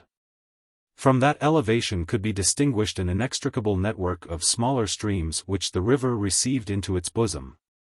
Others came from the west, from between numerous hills, in the midst of fertile plains. We are not 90 miles from Gondokoro, said the doctor, measuring off the distance on his map, and less than 5 miles from the point reached by the explorers from the north. Let us descend with great care. And, upon this, the balloon was lowered about 2,000 feet. Now, my friends, let us be ready, come what may. Ready it is, said Dick and Joe, with one voice. Good. In a few moments the balloon was advancing along the bed of the river, and scarcely 100 feet above the ground. The Nile measured but 50 fathoms in width at this point, and the natives were in great excitement, rushing to and fro, tumultuously, in the villages that lined the banks of the stream. At the 2nd degree it forms a perpendicular cascade of 10 feet in height, and consequently impassable by boats. Here, then, is the cascade mentioned by de Bono, exclaimed the doctor. The basin of the river spread out, dotted with numerous islands, which Dr. Fergusson devoured with his eyes. He seemed to be seeking for a point of reference which he had not yet found. By this time, some blacks, having ventured in a boat just under the balloon, Kennedy saluted them with a shot from his rifle, that made them regain the bank at their utmost speed. A good journey to you, bawled Joe, and if I were in your place, I wouldn't try coming back again. I should be mightily afraid of a monster that can hurl thunderbolts when he pleases. But, all at once, the doctor snatched up his spyglass, and directed it toward an island reposing in the middle of the river. For trees, he exclaimed, look, down there. Sure enough, there were 4 trees standing alone at one end of it. It is Bengal Island. It is the very same, repeated the doctor, exultingly. And what of that? Asked Dick. It is there that we shall alight, if God permits. But, it seems to be inhabited, doctor. Joe is right, and, unless I'm mistaken, there is a group of about a score of natives on it now. We'll make them scatter, there'll be no great trouble in that, responded Fergusson. So be it, chimed in the hunter. The sun was at the zenith as the balloon approached the island. The blacks, who were members of the McAdoo tribe, were howling lustily, and one of them waved his bark hat in the air. Kennedy took aim at him, fired, and his hat flew about him in pieces. Thereupon there was a general scamper. The natives plunged headlong into the river, and swam to the opposite bank. Immediately, there came a shower of balls from both banks, along with a perfect cloud of arrows, but without doing the balloon any damage. where it rested with its anchor snugly secured in the fissure of a rock. Joe lost no time in sliding to the ground. "The ladder," cried the doctor. "Follow me, Kennedy." "What do you wish, sir?" "Let us alight." "I want a witness." "Here I am." "Mind your post, Joe, and keep a good lookout." "Never fear, doctor, I'll answer for all that." "Come, Dick," said the doctor, as he touched the ground. So saying, he drew his companion along toward a group of rocks that rose upon one point of the island. There, after searching for some time, he began to rummage among the brambles, and, in so doing, scratched his hands until they bled. Suddenly he grasped Kennedy's arm, exclaiming, "Look! Look! Letters!" Yes, there, indeed, could be descried, with perfect precision of outline, some letters carved on the rock. It was quite easy to make them out. A.D. A.D., repeated Dr. Fergusson. Andrea de Bono, the very signature of the traveler who farthest ascended the current of the Nile. "No doubt of that, friend Samuel," assented Kennedy. "Are you now convinced?" "It is the Nile." "We cannot entertain a doubt on that score now," was the reply. The doctor, for the last time, examined those precious initials, the exact form and size of which he carefully noted. "And now," said he, "now for the balloon. Quickly, then, for I see some of the natives getting ready to recross the river. That matters little to us now. Let the wind but send us northward for a few hours, and we shall reach Gondokoro, and press the hands of some of our countrymen." 10 minutes more, and the balloon was majestically ascending, while Dr. Fergusson, in token of success, waved the English flag triumphantly from his car. Chapter 19. The Nile, the trembling mountain, a remembrance of the country, the narratives of the Arabs, the Niams, Joe's shrewd cogitations, the balloon runs the gauntlet, aerostatic ascensions, Madame Blanchard. "Which way do we head?" asked Kennedy, as he saw his friend consulting the compass. "North-northeast." "The deuce! But that's not the north." "No, Dick. And I'm afraid that we shall have some trouble in getting to Gondokoro." "I am sorry for it, but, at last, we have succeeded in connecting the explorations from the east with those from the north. And we must not complain." The balloon was now receding gradually from the Nile. "One last look," said the doctor, "at this impassable latitude, beyond which the most intrepid travelers could not make their way. There are those intractable tribes, of whom Petherick, Arnaud, Muni, and the young traveler Legion, to whom we are indebted for the best work on the Upper Nile, have spoken.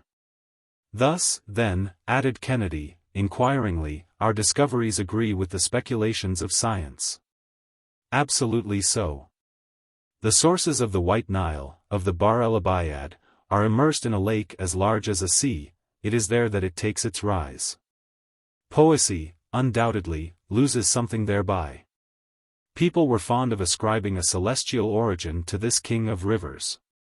The ancients gave it the name of an ocean, and were not far from believing that it flowed directly from the sun. But we must come down from these flights from time to time, and accept what science teaches us. There will not always be scientific men, perhaps, but there always will be poets." "We can still see cataracts," said Joe. "Those are the cataracts of Makedo, in the 3rd degree of latitude." "Nothing could be more accurate." "Oh, if we could only have followed the course of the Nile for a few hours." "And down yonder, below us, I see the top of a mountain," said the hunter. "That is Mount Longwek, the trembling mountain of the Arabs. This whole country was visited by de Bono, who went through it under the name of Latif Effendi. The tribes living near the Nile are hostile to each other, and are continually waging a war of extermination. You may form some idea, then, of the difficulties he had to encounter. The wind was carrying the balloon toward the northwest, and, in order to avoid Mount Longwek, it was necessary to seek a more slanting current. "My friends," said the doctor, here is where our passage of the African continent really commences. Up to this time we have been following the traces of our predecessors. Henceforth we are to launch ourselves upon the unknown. We shall not lack the courage, shall we? Never, said Dick and Joe together, almost in a shout. Onward, then, and may we have the help of heaven. At 10 o'clock at night, after passing over ravines, forests, and scattered villages, the aeronauts reached the side of the trembling mountain, along whose gentle slopes they went quietly gliding. In that memorable day, the 23rd of April, they had, in 15 hours, impelled by a rapid breeze, traversed a distance of more than 315 miles. But this latter part of the journey had left them in dull spirits, and complete silence reigned in the car. Was Dr. Fergusson absorbed in the thought of his discoveries? Were his two companions thinking of their trip through those unknown regions? There were, no doubt, mingled with these reflections, the keenest reminiscences of home and distant friends. Joe alone continued to manifest the same careless philosophy, finding it quite natural that home should not be there, from the moment that he left it. But he respected the silent mood of his friends, the doctor and Kennedy. About 10 the balloon anchored on the side of the trembling mountain, so called, because, in Arab tradition, it is said to tremble the instant that a Mussulman sets foot upon it. The travelers then partook of a substantial meal, and all quietly passed the night as usual, keeping the regular watches. On awaking the next morning, they all had pleasanter feelings. The weather was fine, and the wind was blowing from the right quarter, so that a good breakfast, seasoned with Joe's merry pranks, put them in high good humor. The region they were now crossing is very extensive. It borders on the mountains of the Moon on one side, and those of Darfur on the other, a space about as broad as Europe. We are, no doubt, crossing what is supposed to be the kingdom of Usoga. Geographers have pretended that there existed, in the center of Africa, a vast depression, an immense central lake. We shall see whether there is any truth in that idea, said the doctor. But how did they come to think so? Asked Kennedy. From the recitals of the Arabs. Those fellows are great narrators, too much so, probably. Some travelers, who had got as far as Kaze or the Great Lakes, saw slaves that had been brought from this region. Interrogated them concerning it, and, from their different narratives, made up a jumble of notions, and deduced systems from them. Down at the bottom of it all there is some appearance of truth. And you see that they were right about the sources of the Nile. Nothing could be more correct, said Kennedy. It was by the aid of these documents that some attempts at maps were made, and so I am going to try to follow our route by one of them, rectifying it when need be. Is all this region inhabited? Asked Joe. Undoubtedly, and disagreeably inhabited, too. I thought so. These scattered tribes come, one and all, under the title of Nyam-Nyams, and this compound word is only a sort of nickname. It imitates the sound of chewing. That's it. Excellent. Said Joe, champing his teeth as though he were eating, Nyam-Nyam. My good Joe, if you were the immediate object of this chewing, you wouldn't find it so excellent. Why, what's the reason, sir? These tribes are considered man-eaters. Is that really the case? Not a doubt of it. It has also been asserted that these natives had tails, like mere quadrupeds, but it was soon discovered that these appendages belonged to the skins of animals that they wore for clothing. More's the pity. A tail's a nice thing to chase away mosquitoes. That may be, Joe. But we must consign the story to the domain of fable, like the dog's heads which the traveler, Brunrollet, attributed to other tribes. Dog's heads, eh? Quite convenient for barking, and even for man-eating. But one thing that has been, unfortunately, proven true, is, the ferocity of these tribes, who are really very fond of human flesh, and devour it with avidity. I only hope that they won't take such a particular fancy to mine, said Joe, with comic solemnity. See that, said Kennedy. Yes, indeed, sir. If I have to be eaten, in a moment of famine, I want it to be for your benefit and my master's, but the idea of feeding those black fellows, gracious! I'd die of shame." "Well, then, Joe," said Kennedy, "that's understood. We count upon you in case of need." "At your service, gentlemen." "Joe talks in this way so as to make us take good care of him, and fatten him up." "Maybe so," said Joe. "Every man for himself." In the afternoon, the sky became covered with a warm mist, that oozed from the soil. The brownish vapor scarcely allowed the beholder to distinguish objects, and so, fearing collision with some unexpected mountain peak, the doctor, about 5 o'clock, gave the signal to halt. The night passed without accident, but in such profound obscurity, that it was necessary to use redoubled vigilance. The monsoon blew with extreme violence during all the next morning. The wind buried itself in the lower cavities of the balloon and shook the appendage by which the dilating pipes entered the main apparatus. They had, at last, to be tied up with cords, Joe acquitting himself very skillfully in performing that operation. He had occasion to observe, at the same time, that the orifice of the balloon still remained hermetically sealed. "That is a matter of double importance for us," said the doctor. "In the first place, we avoid the escape of precious gas, and then, again, we do not leave behind us an inflammable train, which we should at last inevitably set fire to, and so be consumed." "That would be a disagreeable traveling incident," said Joe. "Should we be hurled to the ground?" asked Kennedy. "Hurled? No, not quite that. The gas would burn quietly, and we should descend little by little. A similar accident happened to a French aeronaut, Madame Blanchard.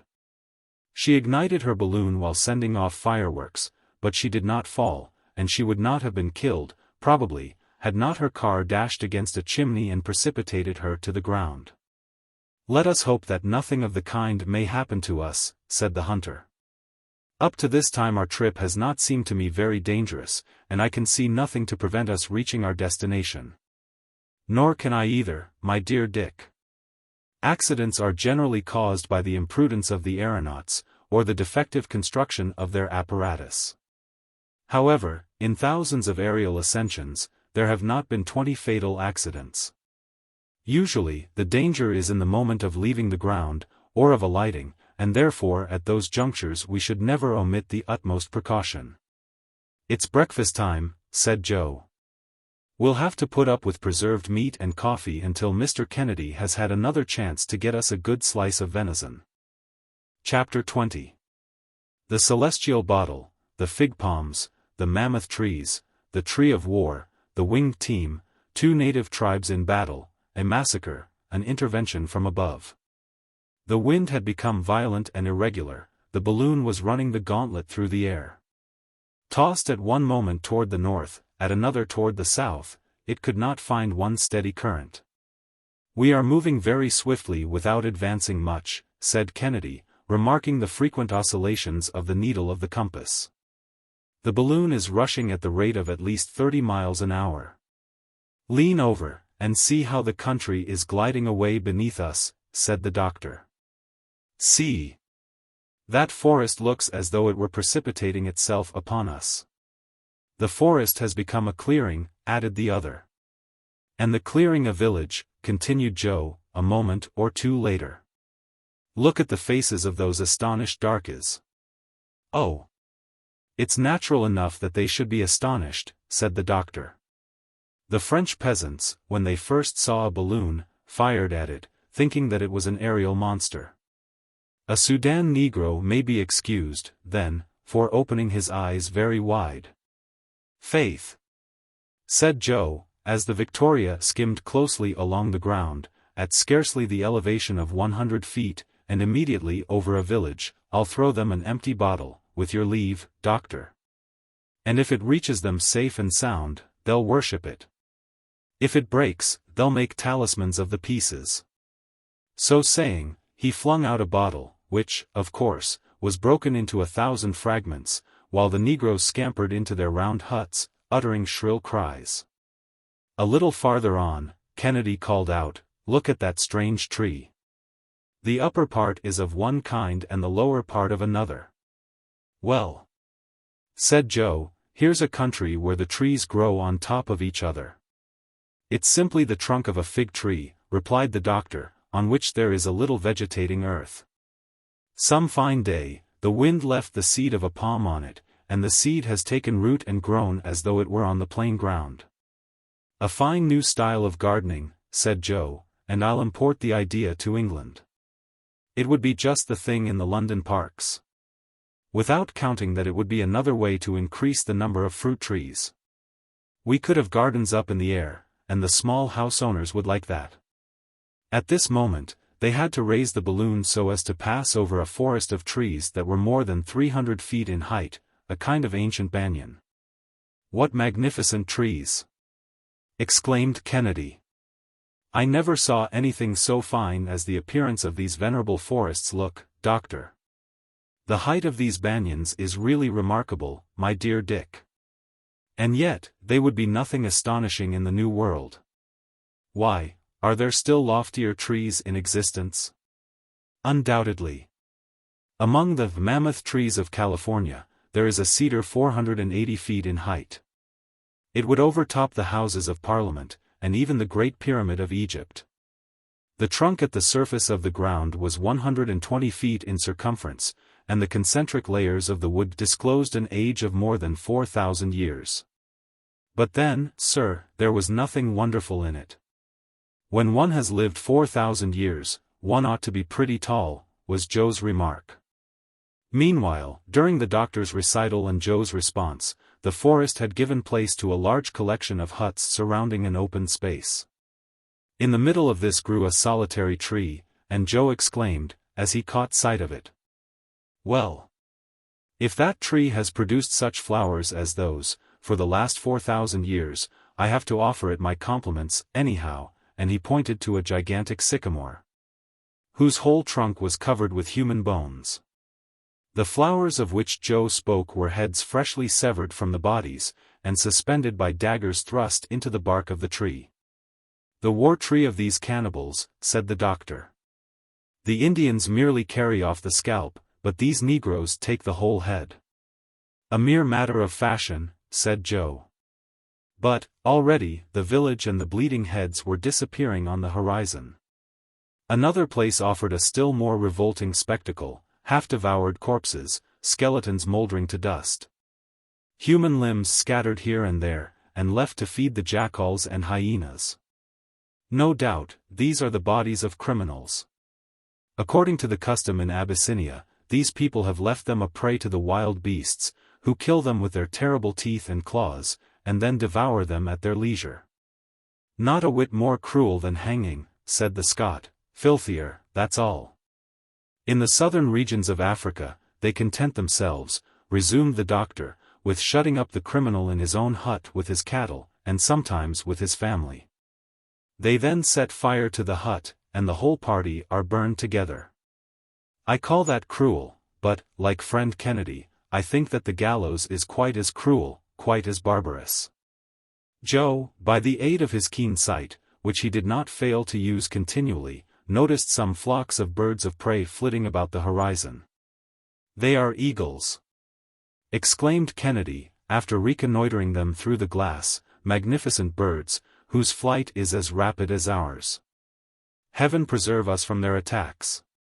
Said the doctor, they are more to be feared by us than wild beasts or savage tribes. Bah, said the hunter, we can drive them off with a few rifle shots. Nevertheless, would prefer, dear Dick, not having to rely upon your skill, this time, for the silk of our balloon could not resist their sharp beaks. Fortunately, the huge birds will, I believe, be more frightened than attracted by our machine. Yes. But a new idea, and I have dozens of them, said Joe.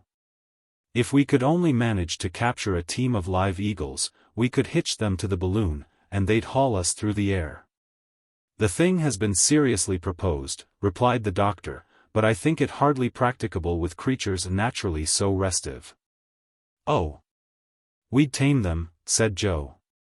Instead of driving them with bits, we'd do it with eye blinkers that would cover their eyes. Half blinded in that way, they'd go to the right or to the left, as we desired. When blinded completely, they would stop. Allow me, Joe, to prefer a favorable wind to your team of eagles. It costs less for fodder, and is more reliable. Well, you may have your choice, master, but I stick to my idea. It now was noon. The Victoria had been going at a more moderate speed for some time, the country merely passed below it. It no longer flew. Suddenly, shouts and whistlings were heard by our aeronauts, and, leaning over the edge of the car, they saw on the open plain below them an exciting spectacle. Two hostile tribes were fighting furiously, and the air was dotted with volleys of arrows. The combatants were so intent upon their murderous work that they did not notice the arrival of the balloon. There were about 300 mingled confusedly in the deadly struggle, most of them, red with the blood of the wounded, in which they fairly wallowed, were horrible to behold. As they at last caught sight of the balloon, there was a momentary pause. But their yells redoubled, and some arrows were shot at the Victoria, one of them coming close enough for Joe to catch it with his hand. "Let us rise out of range," exclaimed the doctor. "There must be no rashness. We are forbidden any risk." Meanwhile, the massacre continued on both sides, with battle-axes and war-clubs.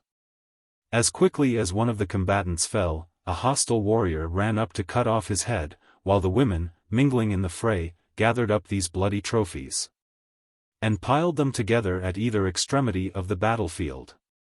Often, too, they even fought for these hideous spoils. "What a frightful scene," said Kennedy, with profound disgust. "They're ugly acquaintances," added Joe.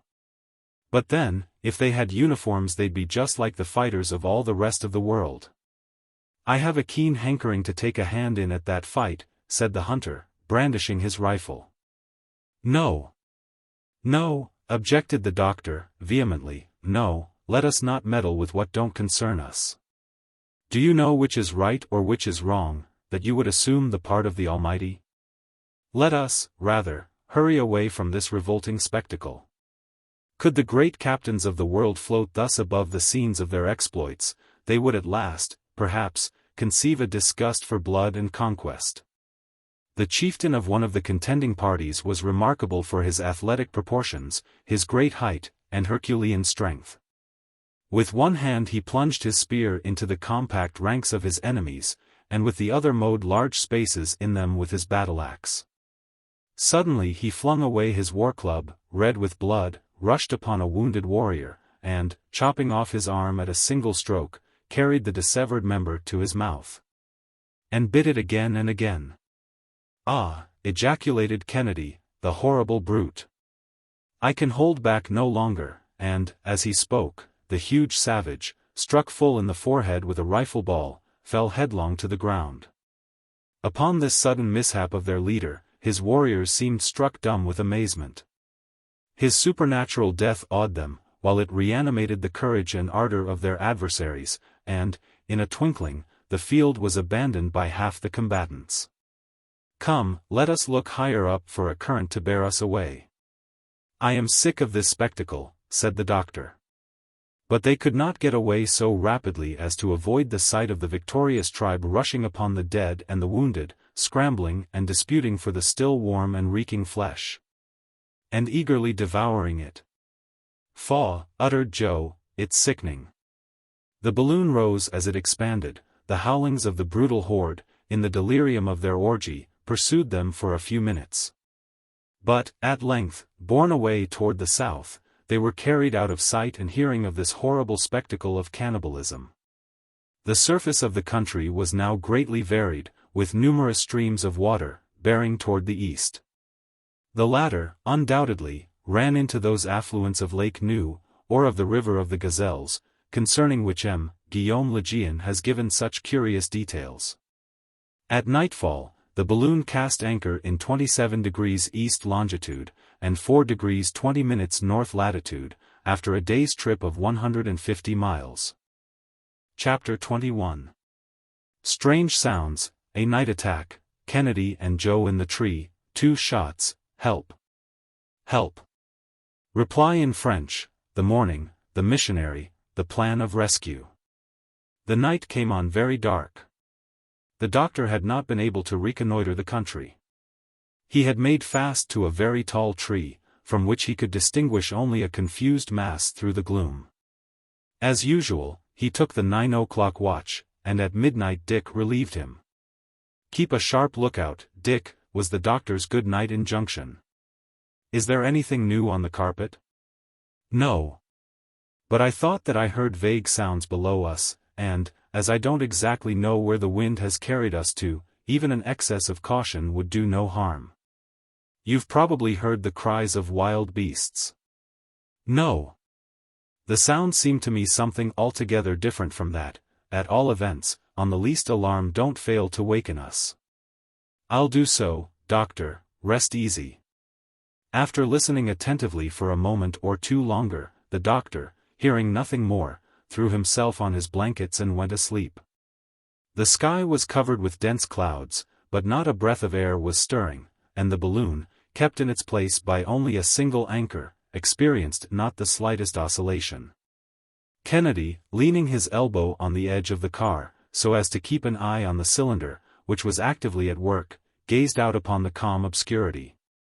He eagerly scanned the horizon, and, as often happens to minds that are uneasy or possessed with preconceived notions, he fancied that he sometimes detected vague gleams of light in the distance. At one moment he even thought that he saw them only 200 paces away, quite distinctly, but it was a mere flash that was gone as quickly as it came, and he noticed nothing more. It was, no doubt, one of those luminous illusions that sometimes impress the eye in the midst of very profound darkness. Kennedy was getting over his nervousness and falling into his wandering meditations again, when a sharp whistle pierced his ear. Was that the cry of an animal or of a night bird, or did it come from human lips? Kennedy, perfectly comprehending the gravity of the situation, was on the point of waking his companions, but he reflected that, in any case, men or animals, the creatures that he had heard must be out of reach. So he merely saw that his weapons were all right, and then, with his night-glass, again plunged his gaze into space. It was not long before he thought he could perceive below him vague forms that seemed to be gliding toward the tree, and then, by the aid of a ray of moonlight that shot like an electric flash between two masses of cloud, he distinctly made out a group of human figures moving in the shadow. The adventure with the dog-faced baboons returned to his memory, and he placed his hand on the doctor's shoulder. The latter was awake in a moment. "Silence," said Dick. "Let us speak below our breath. Has anything happened?"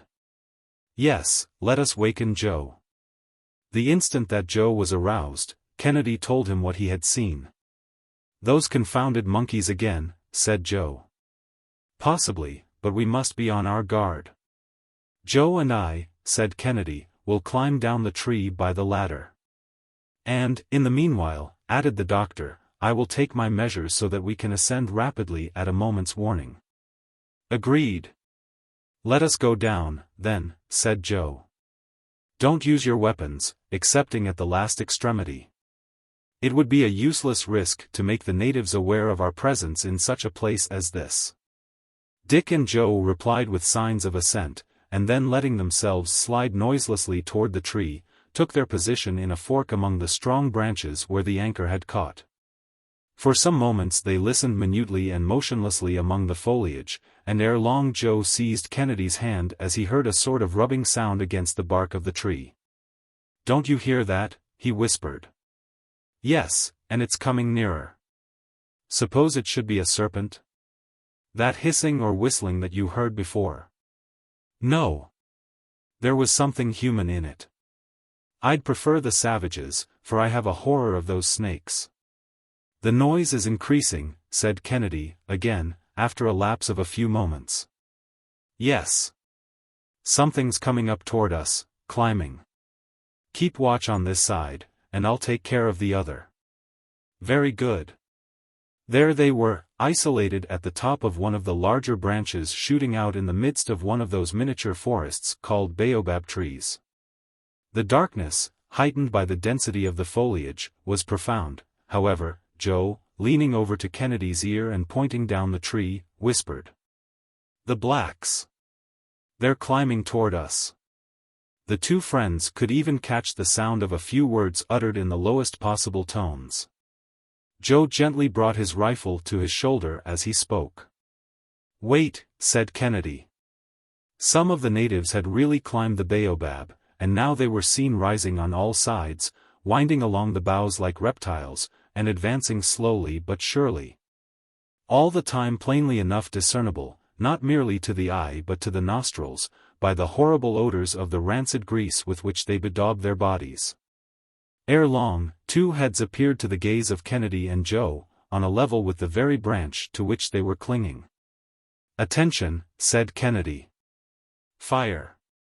The double concussion resounded like a thunderbolt and died away into cries of rage and pain, and in a moment the whole horde had disappeared. But, in the midst of these yells and howls, a strange, unexpected, nay what seemed an impossible, cry had been heard. A human voice had, distinctly, called aloud in the French language. "Help! Help!" Kennedy and Joe, dumb with amazement, had regained the car immediately. "Did you hear that?" the doctor asked them. "Undoubtedly, that supernatural cry, 'Ah moi! Ah moi!' comes from a Frenchman in the hands of these barbarians. A traveler. A missionary, perhaps." "Poor wretch," said Kennedy, "they're assassinating him, making a martyr of him." The doctor then spoke, and it was impossible for him to conceal his emotions. "There can be no doubt of it," he said, "some unfortunate Frenchman has fallen into the hands of these savages. We must not leave this place without doing all in our power to save him." When he heard the sound of our guns, he recognized an unhoped-for assistance, a providential interposition. "We shall not disappoint his last hope." "Are such your views?" "They are, doctor, and we are ready to obey you. Let us, then, lay our heads together to devise some plan, and in the morning we'll try to rescue him." "But how shall we drive off those abominable blacks?" asked Kennedy. "It's quite clear to me, from the way in which they made off, that they are unacquainted with firearms. We must, therefore, profit by their fears. But we shall await daylight before acting, and then we can form our plans of rescue according to circumstances." "The poor captive cannot be far off," said Joe, "because—" "Help! Help!" repeated the voice, but much more feebly this time. "The savage wretches," exclaimed Joe, trembling with indignation. "Suppose they should kill him tonight." "Do you hear, doctor?" resumed Kennedy, seizing the doctor's hand. "Suppose they should kill him tonight. It is not at all likely, my friends. These savage tribes kill their captives in broad daylight, they must have the sunshine. Now, if I were to take advantage of the darkness to slip down to the poor fellow," said Kennedy. "And I'll go with you," said Joe, warmly. "Pause, my friends, pause. The suggestion does honor to your hearts and to your courage. But you would expose us all to great peril, and do still greater harm to the unfortunate man whom you wish to aid." "Why so?" asked Kennedy. "These savages are frightened and dispersed, they will not return. Dick, I implore you, heed what I say. I am acting for the common good. And if by any accident you should be taken by surprise, all would be lost. But, think of that poor wretch, hoping for aid, waiting there, praying, calling aloud. Is no one to go to his assistance? He must think that his senses deceived him, that he heard nothing. We can reassure him, on that score," said Dr. Fergusson, and, standing erect, making a speaking trumpet of his hands, he shouted at the top of his voice, in French, "Whoever you are, be of good cheer. 3 friends are watching over you." A terrific howl from the savages responded to these words, no doubt drowning the prisoner's reply. "They are murdering him! They are murdering him!" exclaimed Kennedy. "Our interference will have served no other purpose than to hasten the hour of his doom. We must act." "But how, Dick? What do you expect to do in the midst of this darkness?" "Oh, if it was only daylight," sighed Joe. Well, and suppose it were daylight, said the doctor, in a singular tone. Nothing more simple, doctor, said Kennedy. I'd go down and scatter all these savage villains with powder and ball. And you, Joe, what would you do? I, master? Why, I'd act more prudently, maybe, by telling the prisoner to make his escape in a certain direction that we'd agree upon. And how would you get him to know that? By means of this arrow that I caught flying the other day. I'd tie a note to it, or I'd just call out to him in a loud voice what you want him to do, because these black fellows don't understand the language that you'd speak in. Your plans are impracticable, my dear friends.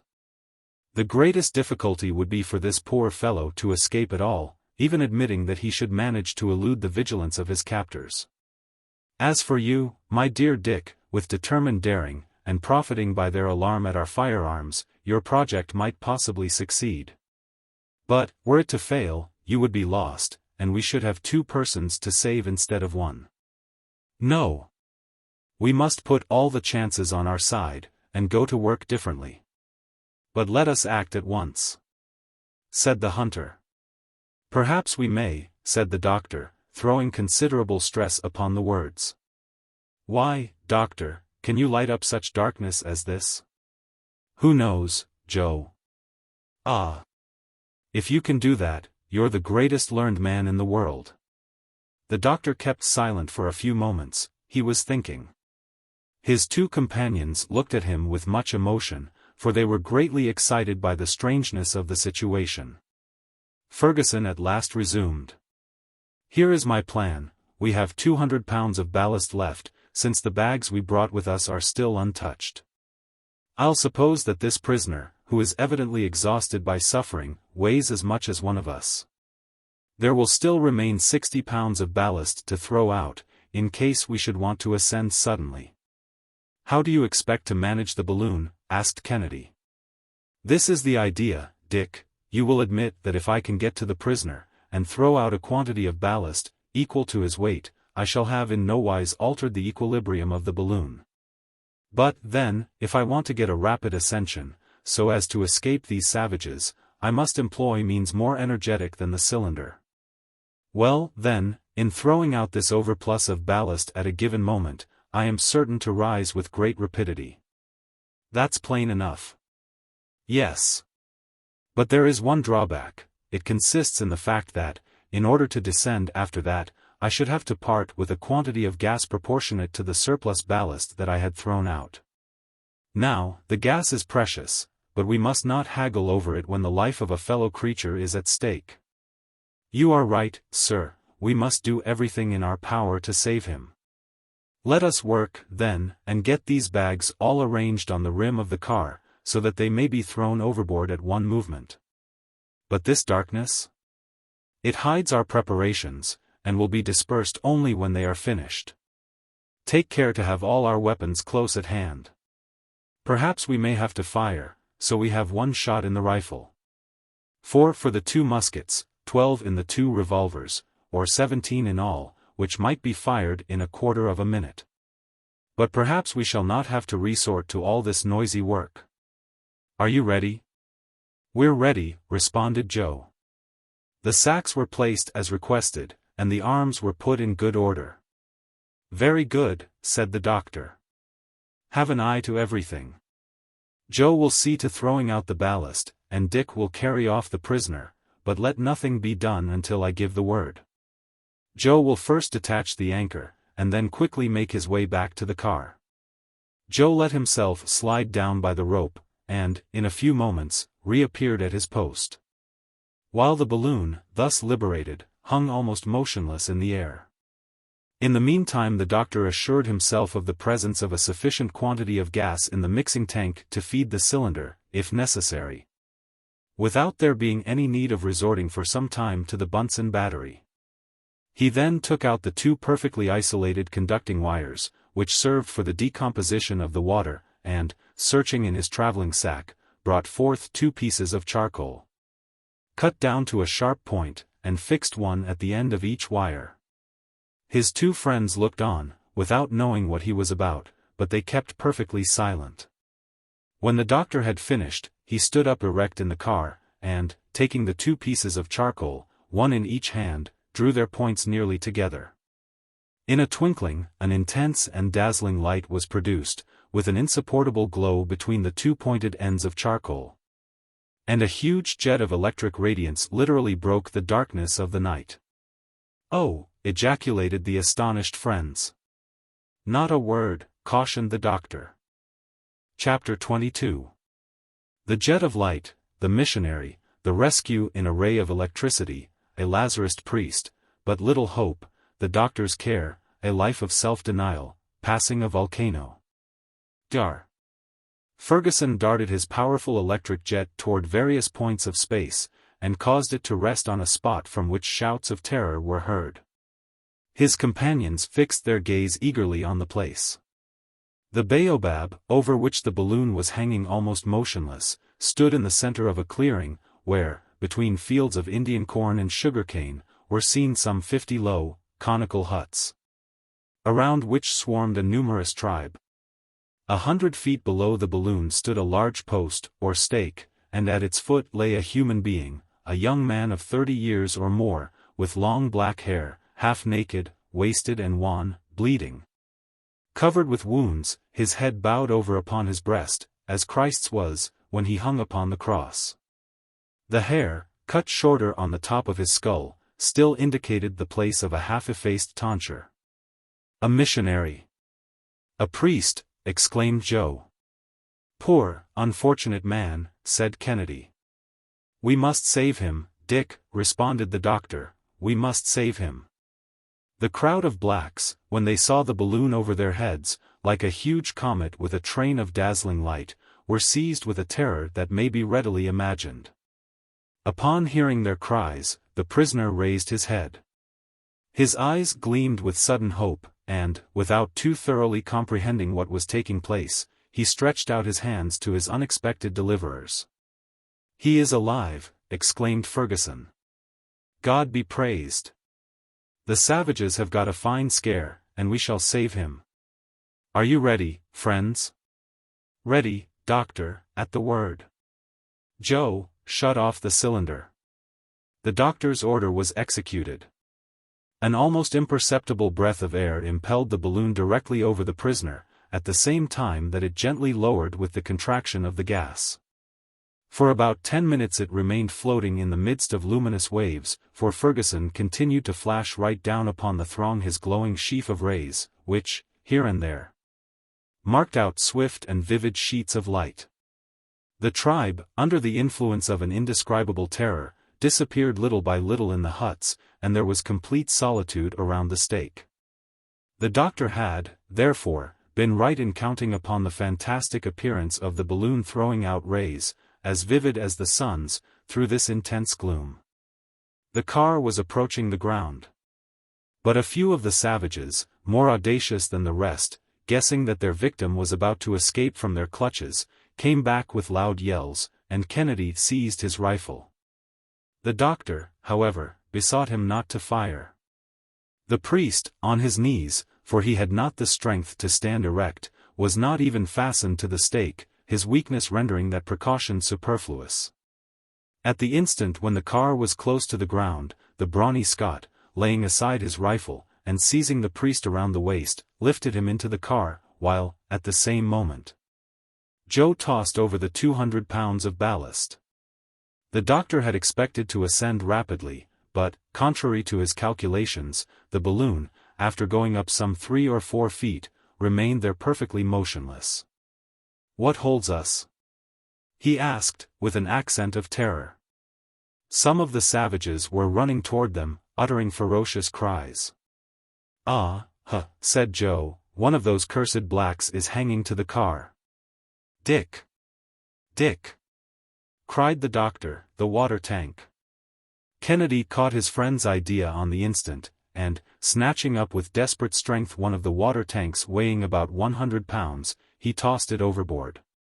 The balloon, thus suddenly lightened, made a leap of 300 feet into the air, amid the howlings of the tribe whose prisoner thus escaped them in a blaze of dazzling light. "Hurrah!" shouted the doctor's comrades. Suddenly, the balloon took a fresh leap, which carried it up to an elevation of 1,000 feet.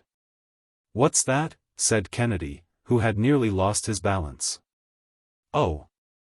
Nothing, only that black villain leaving us," replied the doctor, tranquilly, and Joe, leaning over, saw the savage that had clung to the car whirling over and over, with his arms outstretched in the air, and presently dashed to pieces on the ground. The doctor then separated his electric wires, and everything was again buried in profound obscurity. It was now 1 o'clock in the morning. The Frenchman, who had swooned away, at length opened his eyes. "You are saved," were the doctor's first words. "Saved," he with a sad smile replied in English, "saved from a cruel death. My brethren, I thank you, but my days are numbered, nay, even my hours, and I have but little longer to live." With this, the missionary, again yielding to exhaustion, relapsed into his fainting fit. "He is dying," said Kennedy. "No," replied the doctor, bending over him, "but he is very weak. So let us lay him under the awning." And they did gently deposit on their blankets that poor, wasted body, covered with scars and wounds, still bleeding where fire and steel had, in 20 places, left their agonizing marks. The doctor, taking an old handkerchief, quickly prepared a little lint, which he spread over the wounds, after having washed them. These rapid attentions were bestowed with the celerity and skill of a practiced surgeon, and, when they were complete, the doctor, taking a cordial from his medicine chest, poured a few drops upon his patient's lips. The latter feebly pressed his kind hands, and scarcely had the strength to say, "Thank you. Thank you." The doctor comprehended that he must be left perfectly quiet. So he closed the folds of the awning and resumed the guidance of the balloon. The latter, after taking into account the weight of the new passenger, had been lightened of 180 pounds, and therefore kept aloft without the aid of the cylinder. At the first dawn of day, a current drove it gently toward the west-northwest. The doctor went in under the awning for a moment or two, to look at his still sleeping patient. "May heaven spare the life of our new companion." "Have you any hope?" said the Scot. "Yes, Dick, with care, in this pure, fresh atmosphere." "How that man has suffered," said Joe, with feeling. "He did bolder things than we've done, in venturing all alone among those savage tribes." "That cannot be questioned," assented the hunter. During the entire day the doctor would not allow the sleep of his patient to be disturbed. It was really a long stupor, broken only by an occasional murmur of pain that continued to disquiet and agitate the doctor greatly. Toward evening the balloon remained stationary in the midst of the gloom, and during the night, while Kennedy and Joe relieved each other in carefully tending the sick man, Fergusson kept watch over the safety of all. By the morning of the next day, the balloon had moved, but very slightly, to the westward. The dawn came up pure and magnificent. The sick man was able to call his friends with a stronger voice. They raised the curtains of the awning, and he inhaled with delight the keen morning air. "How do you feel today?" asked the doctor. "Better, perhaps," he replied. "But you, my friends, I have not seen you yet, excepting in a dream. I can, indeed, scarcely recall what has occurred. Who are you, that your names may not be forgotten in my dying prayers?" "We are English travelers," replied Fergusson. "We are trying to cross Africa in a balloon, and, on our way, we have had the good fortune to rescue you." "Science has its heroes," said the missionary. "But religion its martyrs," rejoined the Scot. "Are you a missionary?" asked the doctor. "I am a priest of the Lazarist mission. Heaven sent you to me, heaven be praised. The sacrifice of my life had been accomplished. But you come from Europe, tell me about Europe, about France." "I have been without news for the last 5 years. 5 years. Alone. And among these savages," exclaimed Kennedy with amazement. "They are souls to redeem. Ignorant and barbarous brethren, whom religion alone can instruct and civilize." Dr. Fergusson, yielding to the priest's request, talked to him long and fully about France. He listened eagerly, and his eyes filled with tears. He seized Kennedy's and Joe's hands by turns in his own, which were burning with fever. The doctor prepared him some tea, and he drank it with satisfaction. After that, he had strength enough to raise himself up a little, and smiled with pleasure at seeing himself borne along through so pure a sky. "You are daring travelers," he said, "and you will succeed in your bold enterprise. You will again behold your relatives, your friends, your country, you." At this moment, the weakness of the young missionary became so extreme that they had to lay him again on the bed, where a prostration, lasting for several hours, held him like a dead man under the eye of Dr. Fergusson. The latter could not suppress his emotion, for he felt that this life now in his charge was ebbing away. Were they then so soon to lose him whom they had snatched from an agonizing death? The doctor again washed and dressed the young martyr's frightful wounds, and had to sacrifice nearly his whole stock of water to refresh his burning limbs. He surrounded him with the tenderest and most intelligent care, until, at length, the sick man revived, little by little, in his arms, and recovered his consciousness if not his strength. The doctor was able to gather something of his history from his broken murmurs. "Speak in your native language," he said to the sufferer, "I understand it, and it will fatigue you less." The missionary was a poor young man from the village of Aridin, in Brittany, in the Morbihan country. His earliest instincts had drawn him toward an ecclesiastical career, but to this life of self-sacrifice he was also desirous of joining a life of danger. By entering the mission of the order of priesthood of which St. Vincent de Paul was the founder, and, at 20, he quitted his country for the inhospitable shores of Africa. From the seacoast, overcoming obstacles, little by little, braving all privations, pushing onward, afoot, and praying, he had advanced to the very center of those tribes that dwell among the tributary streams of the Upper Nile. For 2 years his faith was spurned, his zeal denied recognition, his charities taken in ill part, and he remained a prisoner to one of the cruelest tribes of the Nyambara, the object of every species of maltreatment. But still he went on teaching, instructing, and praying. The tribe having been dispersed and he left for dead, in one of those combats which are so frequent between the tribes, instead of retracing his steps, he persisted in his evangelical mission. His most tranquil time was when he was taken for a madman. Meanwhile, he had made himself familiar with the idioms of the country, and he catechized in them. At length, during 2 more long years, he traversed these barbarous regions, impelled by that superhuman energy that comes from God. For a year past he had been residing with that tribe of the Nyams known as the Barafri, one of the wildest and most ferocious of them all. The chief having died a few days before our travelers appeared, his sudden death was attributed to the missionary, and the tribe resolved to immolate him. His sufferings had already continued for the space of 40 hours, and, as the doctor had supposed, he was to have perished in the blaze of the noonday sun. When he heard the sound of firearms, nature got the best of him, and he had cried out, "Help! Help!" He then thought that he must have been dreaming, when a voice, that seemed to come from the sky, had uttered words of consolation. "I have no regrets," he said, "for the life that is passing away from me, my life belongs to God." "Hope still," said the doctor. "We are near you, and we will save you now, as we saved you from the tortures of the stake." "I do not ask so much of heaven," said the priest, with resignation. "Blessed be God for having vouchsafed to me the joy before I die of having pressed your friendly hands, and having heard, once more, the language of my country." The missionary here grew weak again, and the whole day went by between hope and fear, Kennedy deeply moved, and Joe drawing his hand over his eyes more than once when he thought that no one saw him. The balloon made little progress, and the wind seemed as though unwilling to jostle its precious burden. Toward evening, Joe discovered a great light in the west. Under more elevated latitudes, it might have been mistaken for an immense aurora borealis, for the sky appeared on fire. The doctor very attentively examined the phenomenon. "It is, perhaps, only a volcano in full activity," said he. "But the wind is carrying us directly over it," replied Kennedy. "Very well, we shall cross it then at a safe height," said the doctor.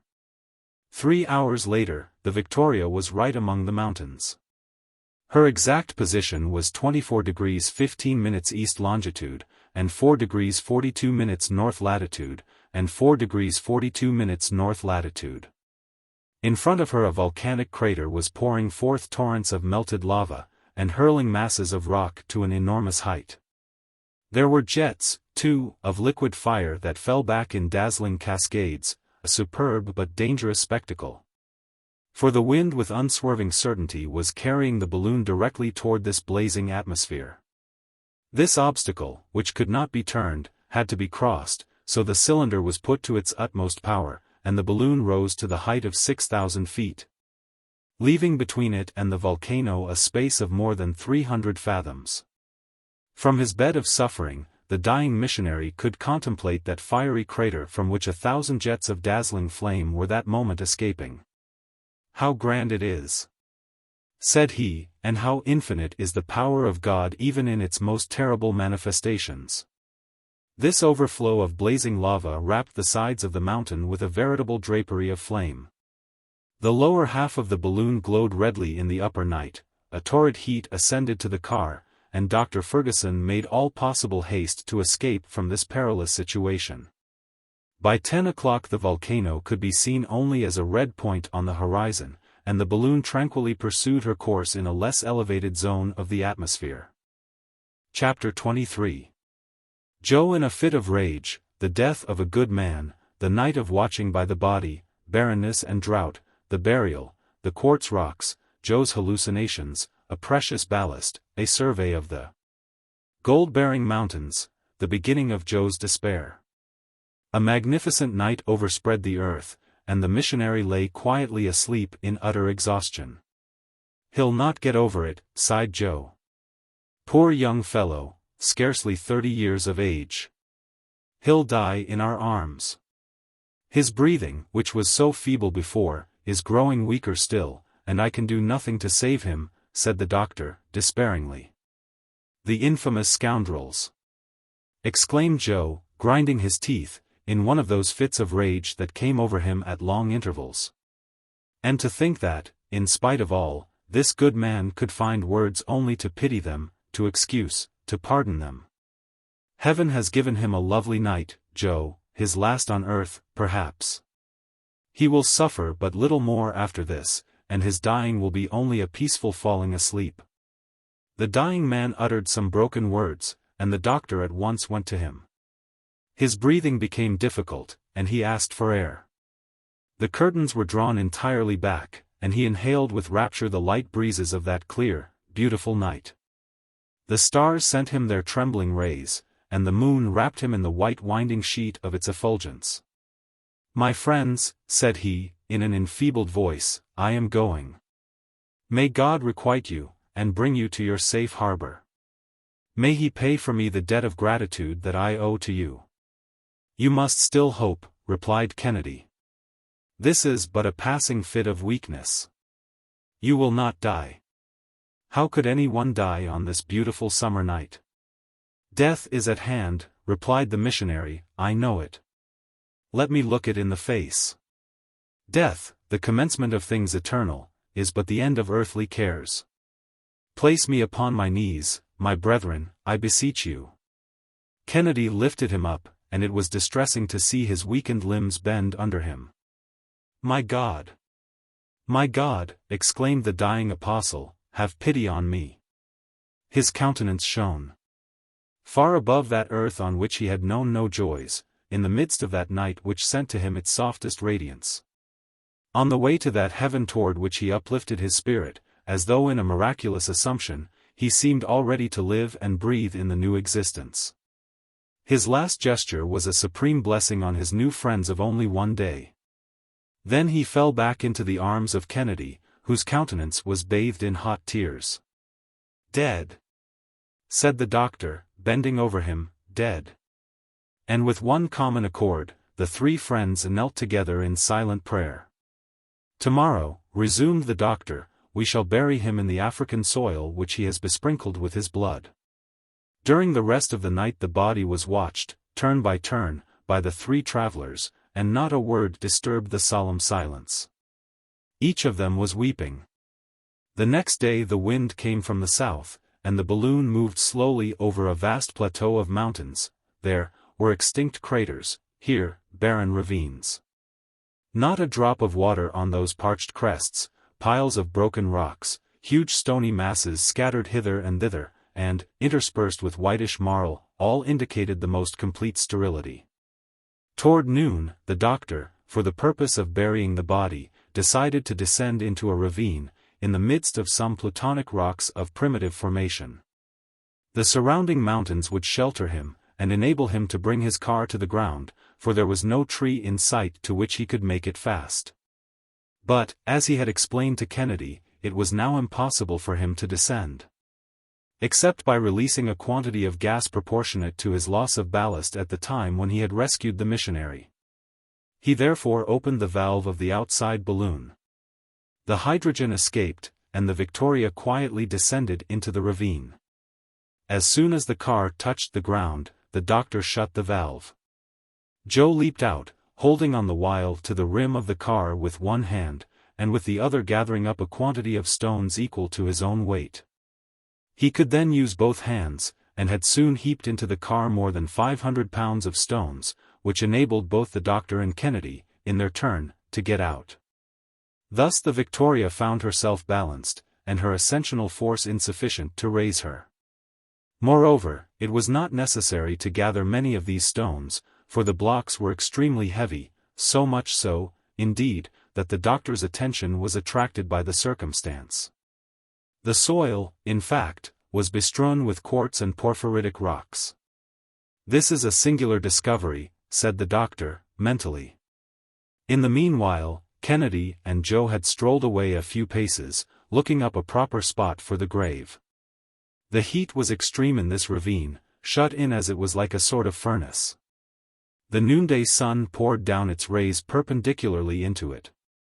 The first thing to be done was to clear the surface of the fragments of rock that encumbered it, and then a quite deep grave had to be dug, so that the wild animals should not be able to disinter the corpse. The body of the martyred missionary was then solemnly placed in it. The earth was thrown in over his remains, and above it masses of rock were deposited, in rude resemblance to a tomb. The doctor, however, remained motionless, and lost in his reflections. He did not even heed the call of his companions, nor did he return with them to seek a shelter from the heat of the day. "What are you thinking about, doctor?" asked Kennedy. "About a singular freak of nature, a curious effect of chance.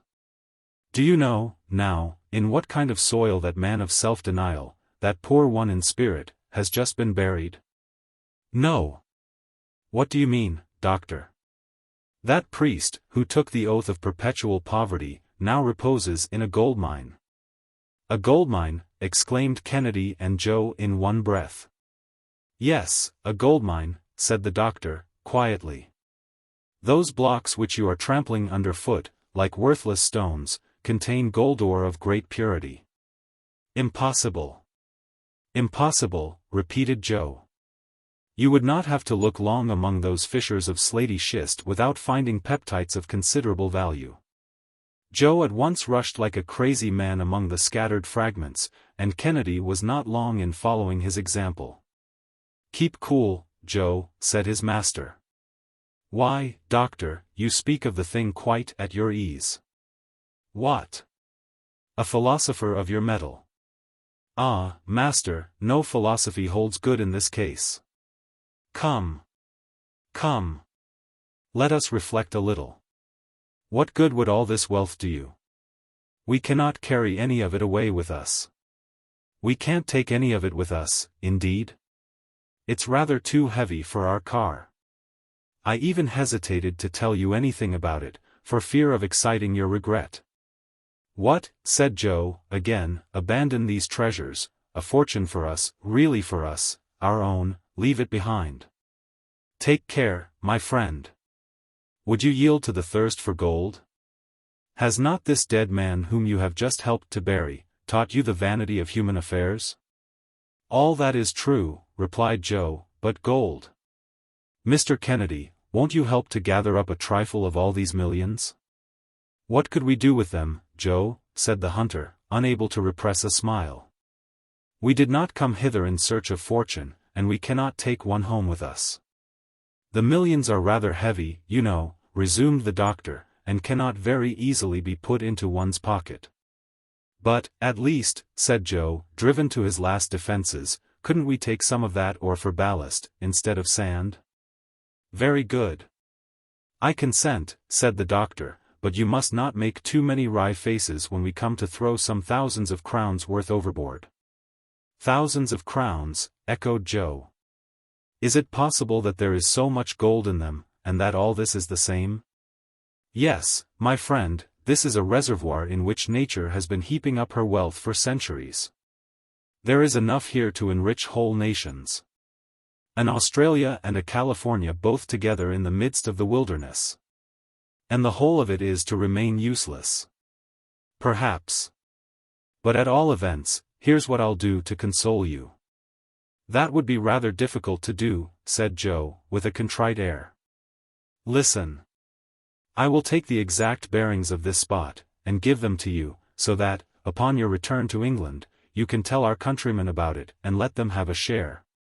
If you think that so much gold would make them happy. Ah! Master, I give up. I see that you are right, and that there is nothing else to be done. Let us fill our car with the precious mineral, and what remains at the end of the trip will be so much made. And Joe went to work. He did so, too, with all his might, and soon had collected more than 1,000 pieces of quartz, which contained gold enclosed as though in an extremely hard crystal casket. The doctor watched him with a smile. And, while Joe went on, he took the bearings, and found that the missionary's grave lay in 22 degrees 23 minutes east longitude, and 4 degrees 55 minutes north latitude. Then, casting one glance at the swelling of the soil, beneath which the body of the poor Frenchman reposed, he went back to his car. He would have erected a plain, rude cross over the tomb, left solitary thus in the midst of the African deserts, but not a tree was to be seen in the environs. God will recognize it, said Kennedy.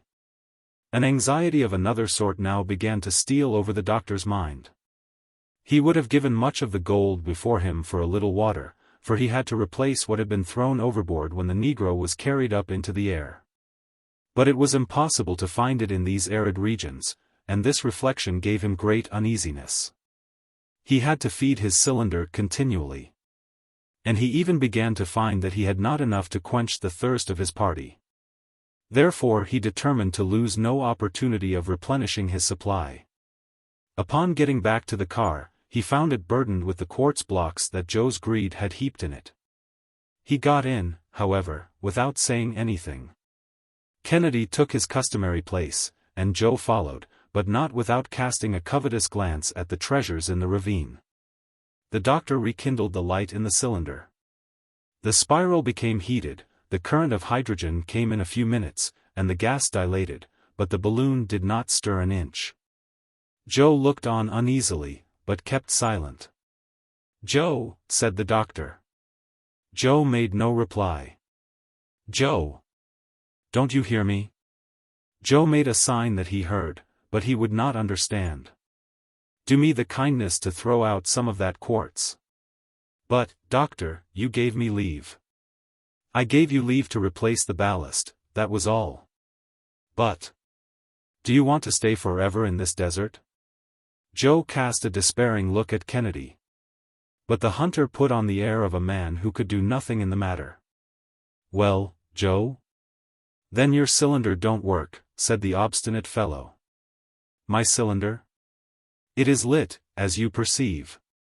But the balloon will not rise until you have thrown off a little ballast." Joe scratched his ear, picked up a piece of quartz, the smallest in the lot, weighed and reweighed it, and tossed it up and down in his hand. It was a fragment of about 3 or 4 pounds. At last he threw it out. But the balloon did not budge. "Humph," said he, "we're not going up yet." Not yet, said the doctor. Keep on throwing. Kennedy laughed. Joe now threw out some 10 pounds, but the balloon stood still. Joe got very pale. Poor fellow, said the doctor. Mr. Kennedy, you and I weigh, unless I am mistaken, about 400 pounds, so that you'll have to get rid of at least that weight, since it was put in here to make up for us. Throw away 400 pounds, said Joe, piteously. And some more with it, or we can't rise. Come, courage, Joe. The brave fellow, heaving deep sighs, began at last to lighten the balloon. But, from time to time, he would stop, and ask. Are you going up? No, not yet, was the invariable response. It moves, said he, at last. Keep on, replied the doctor. It's going up. I'm sure. Keep on yet, said Kennedy. And Joe, picking up one more block, desperately tossed it out of the car. The balloon rose 100 feet or so, and, aided by the cylinder, soon passed above the surrounding summits. Now, Joe, resumed the doctor, there still remains a handsome fortune for you. And, if we can only keep the rest of this with us until the end of our trip, there you are, rich for the balance of your days. Joe made no answer, but stretched himself out luxuriously on his heap of quartz. See, my dear Dick, the doctor went on. Just see the power of this metal over the cleverest lad in the world. What passions, what greed, what crimes, the knowledge of such a mine as that would cause. It is sad to think of it. By evening the balloon had made 90 miles to the westward, and was, in a direct line, 1,400 miles from Zanzibar. Chapter 24. The wind dies away, the vicinity of the desert, the mistake in the water supply, the nights of the equator, Dr. Fergusson's anxieties, the situation flatly stated, energetic replies of Kennedy and Joe, one night more.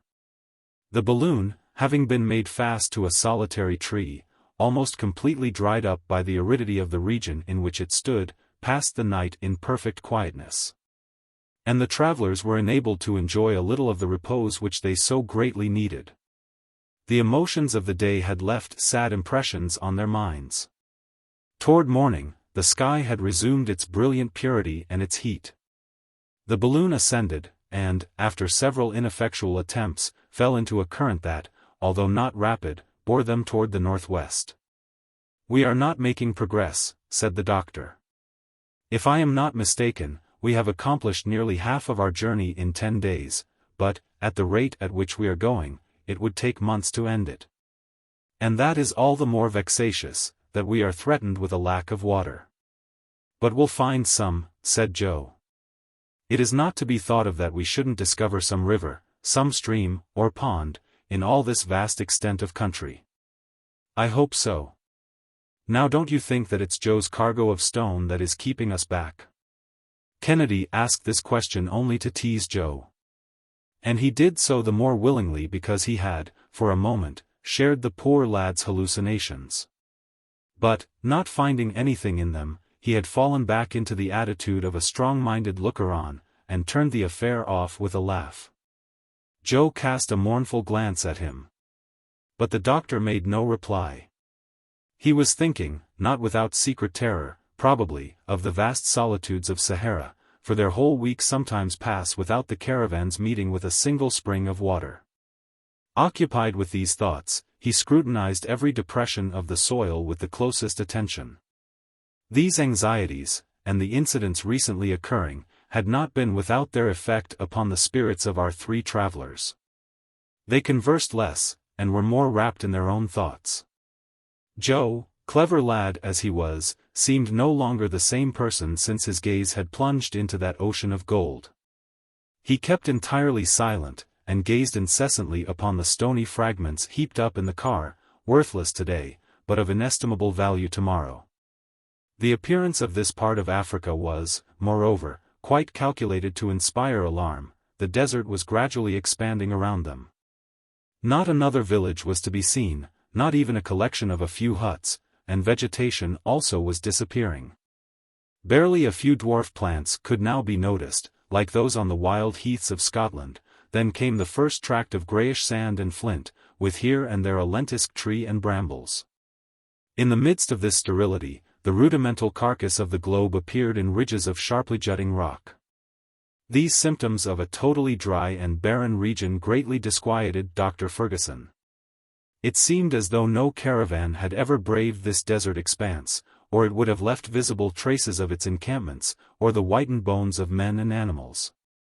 But nothing of the kind was to be seen, and the aeronauts felt that, ere long, an immensity of sand would cover the whole of this desolate region. However, there was no going back. They must go forward, and, indeed, the doctor asked for nothing better. He would even have welcomed a tempest to carry him beyond this country. But, there was not a cloud in the sky. At the close of the day, the balloon had not made 30 miles. If there had been no lack of water. But, there remained only 3 gallons in all. The doctor put aside 1 gallon, destined to quench the burning thirst that a heat of 90 degrees rendered intolerable. 2 gallons only then remained to supply the cylinder. Hence, they could produce no more than 480 cubic feet of gas, yet the cylinder consumed about 9 cubic feet per hour. Consequently, they could not keep on longer than 54 hours, and all this was a mathematical calculation. 54 hours, said the doctor to his companions. Therefore, as I am determined not to travel by night, for fear of passing some stream or pool, we have but 3 days and a half of journeying during which we must find water, at all hazards. I have thought it my duty to make you aware of the real state of the case, as I have retained only 1 gallon for drinking, and we shall have to put ourselves on the shortest allowance. Put us on short allowance, then, doctor, responded Kennedy, but we must not despair. We have 3 days left, you say? Yes, my dear Dick. Well, as grieving over the matter won't help us, in 3 days there will be time enough to decide upon what is to be done. In the meanwhile, let us redouble our vigilance.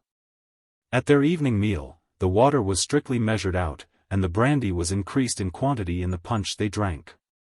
But they had to be careful with the spirits, the latter being more likely to produce than to quench thirst. The car rested, during the night, upon an immense plateau, in which there was a deep hollow. Its height was scarcely 800 feet above the level of the sea. This circumstance gave the doctor some hope, since it recalled to his mind the conjectures of geographers concerning the existence of a vast stretch of water in the center of Africa. But, if such a lake really existed, the point was to reach it, and not a sign of change was visible in the motionless sky. To the tranquil night and its starry magnificence succeeded the unchanging daylight and the blazing rays of the sun, and, from the earliest dawn, the temperature became scorching. At 5 o'clock in the morning, the doctor gave the signal for departure, and, for a considerable time, the balloon remained immovable in the leaden atmosphere. The doctor might have escaped this intense heat by rising into a higher range, but, in order to do so, he would have had to consume a large quantity of water, a thing that had now become impossible. He contented himself, therefore, with keeping the balloon at 100 feet from the ground, and, at that elevation, a feeble current drove it toward the western horizon. The breakfast consisted of a little dried meat and pemmican. By noon, the Victoria had advanced only a few miles. "We cannot go any faster," said the doctor. "We no longer command, we have to obey." "Ah, doctor, here is one of those occasions when a propeller would not be a thing to be despised."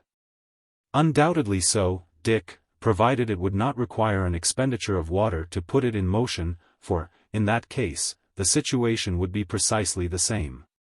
Moreover, up to this time, nothing practical of the sort has been invented. Balloons are still at that point where ships were before the invention of steam.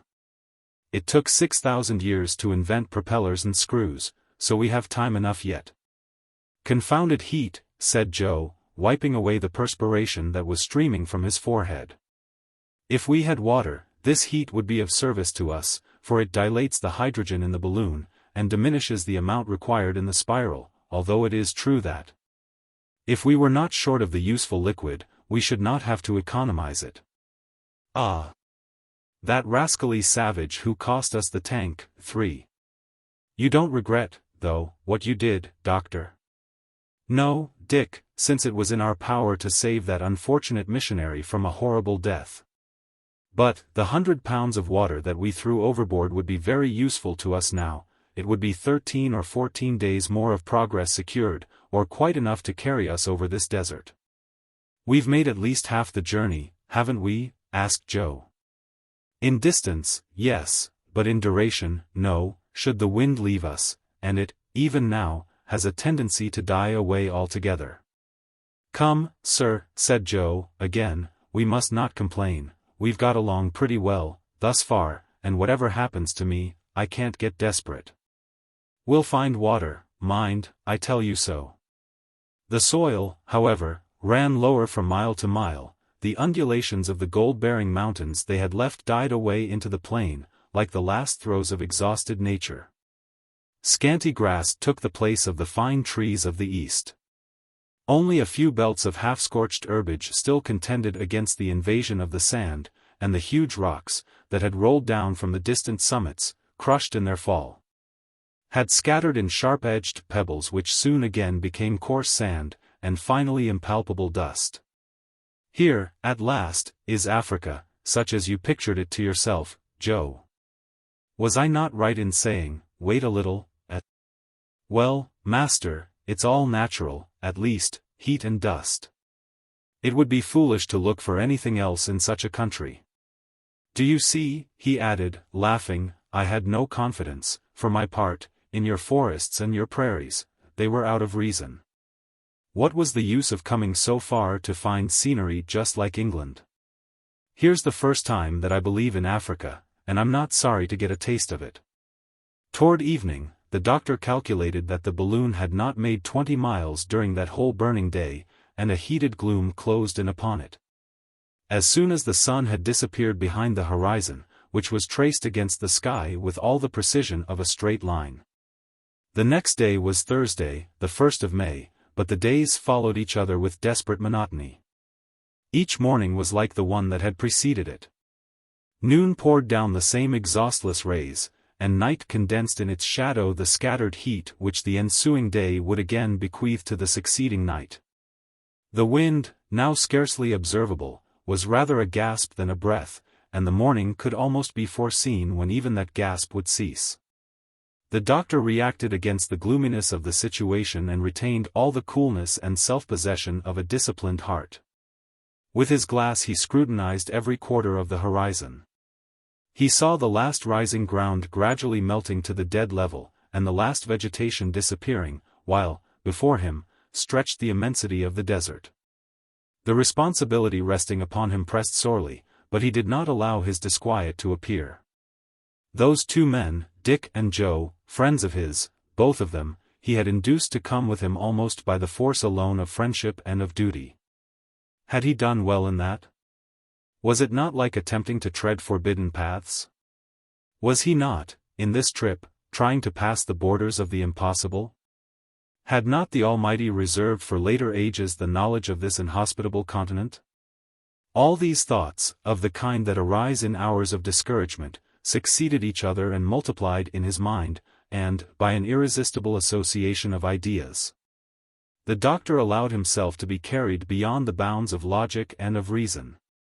After having established in his own mind what he should not have done, the next question was, what he should do, then. Would it be impossible to retrace his steps? Were there not currents higher up that would waft him to less arid regions? Well informed with regard to the countries over which he had passed, he was utterly ignorant of those to come, and thus his conscience speaking aloud to him, he resolved, in his turn, to speak frankly to his two companions. He thereupon laid the whole state of the case plainly before them. He showed them what had been done, and what there was yet to do. At the worst, they could return, or attempt it, at least. What did they think about it? I have no other opinion than that of my excellent master, said Joe. What he may have to suffer, I can suffer, and that better than he can, perhaps. Where he goes, there I'll go. And you, Kennedy? Doctor, I'm not the man to despair. No one was less ignorant than I of the perils of the enterprise, but I did not want to see them, from the moment that you determined to brave them. Under present circumstances, my opinion is, that we should persevere, go clear to the end. Besides, to return looks to me quite as perilous as the other course. So onward, then. You may count upon us. Thanks, my gallant friends, replied the doctor, with much real feeling. I expected such devotion as this, but I needed these encouraging words. Yet, once again, thank you, from the bottom of my heart. And, with this, the three friends warmly grasped each other by the hand. Now, hear me, said the doctor. According to my solar observations, we are not more than 300 miles from the Gulf of Guinea. The desert, therefore, cannot extend indefinitely, since the coast is inhabited, and the country has been explored for some distance back into the interior. If needs be, we can direct our course to that quarter, and it seems out of the question that we should not come across some oasis, or some well, where we could replenish our stock of water. But, what we want now, is the wind, for without it we are held here suspended in the air at a dead calm. Let us wait with resignation, said the hunter. But, each of the party, in his turn, vainly scanned the space around him during that long wearisome day. Nothing could be seen to form the basis of a hope. The very last inequalities of the soil disappeared with the setting sun, whose horizontal rays stretched in long lines of fire over the flat immensity. It was the desert. Our aeronauts had scarcely gone a distance of 15 miles, having expended, as on the preceding day, 135 cubic feet of gas to feed the cylinder. And 2 pints of water out of the remaining 8 had been sacrificed to the demands of intense thirst. The night passed quietly, too quietly, indeed, but the doctor did not sleep. Chapter 25. A little philosophy, a cloud on the horizon, in the midst of a fog, the strange balloon, an exact view of the Victoria, the palm trees, traces of a caravan, the well in the midst of the desert. On the morrow, there was the same purity of sky, the same stillness of the atmosphere. The balloon rose to an elevation of 500 feet, but it had scarcely changed its position to the westward in any perceptible degree. We are right in the open desert, said the doctor. Look at that vast reach of sand. What a strange spectacle. What a singular arrangement of nature. Why should there be, in one place, such extreme luxuriance of vegetation yonder, and here, this extreme aridity, and that in the same latitude, and under the same rays of the sun? The why concerns me but little, answered Kennedy, the reason interests me less than the fact. The thing is so, that's the important part of it. Oh, it is well to philosophize a little, Dick. It does no harm. Let us philosophize, then, if you will. We have time enough before us, we are hardly moving, the wind is afraid to blow, it sleeps. That will not last forever, put in Joe. I think I see some banks of clouds in the east. Joe's right, said the doctor, after he had taken a look. Good, said Kennedy. Now for our clouds, with a fine rain, and a fresh wind to dash it into our faces. Well, we'll see, Dick, we'll see. But this is Friday, master, and I'm afraid of Fridays. Well, I hope that this very day you'll get over those notions. I hope so, master, too. Phew. He added, mopping his face, heat's a good thing, especially in winter, but in summer it don't do to take too much of it. Don't you fear the effect of the sun's heat on our balloon? Asked Kennedy, addressing the doctor. No. The gutta percha coating resists much higher temperatures than even this. With my spiral I have subjected it inside to as much as 158 degrees sometimes, and the covering does not appear to have suffered. A cloud. A real cloud. Shouted Joe at this moment, for that piercing eyesight of his beat all the glasses. And, in fact, a thick bank of vapor, now quite distinct, could be seen slowly emerging above the horizon. It appeared to be very deep, and, as it were, puffed out. It was, in reality, a conglomeration of smaller clouds. The latter invariably retained their original formation, and from this circumstance the doctor concluded that there was no current of air in their collected mass.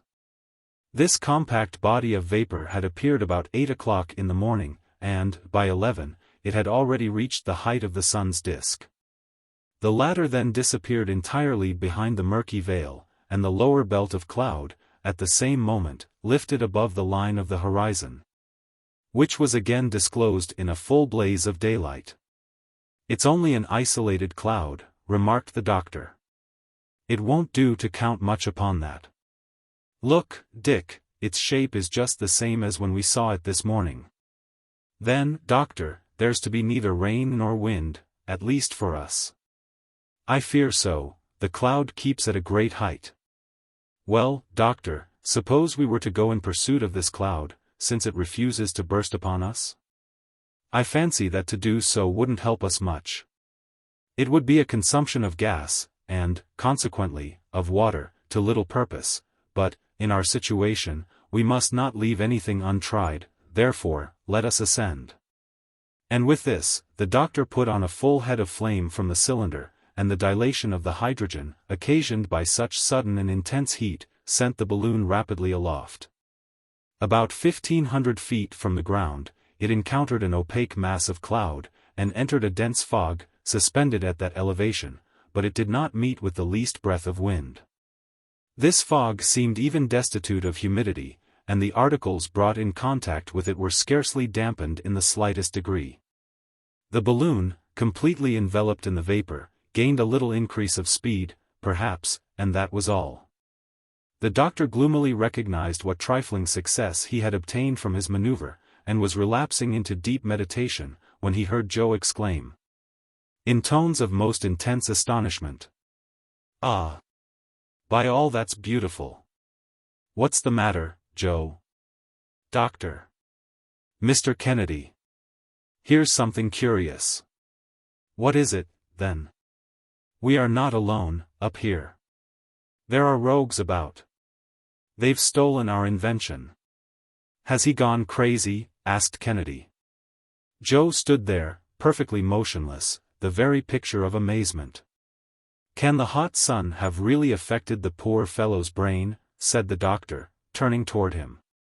"Will you tell me?" "Look," said Joe, pointing to a certain quarter of the sky. "Ballast." "James," exclaimed Kennedy, in turn, "why, who would have believed it?" "Look, look! Doctor." "I see it," said the doctor, very quietly. "Another balloon.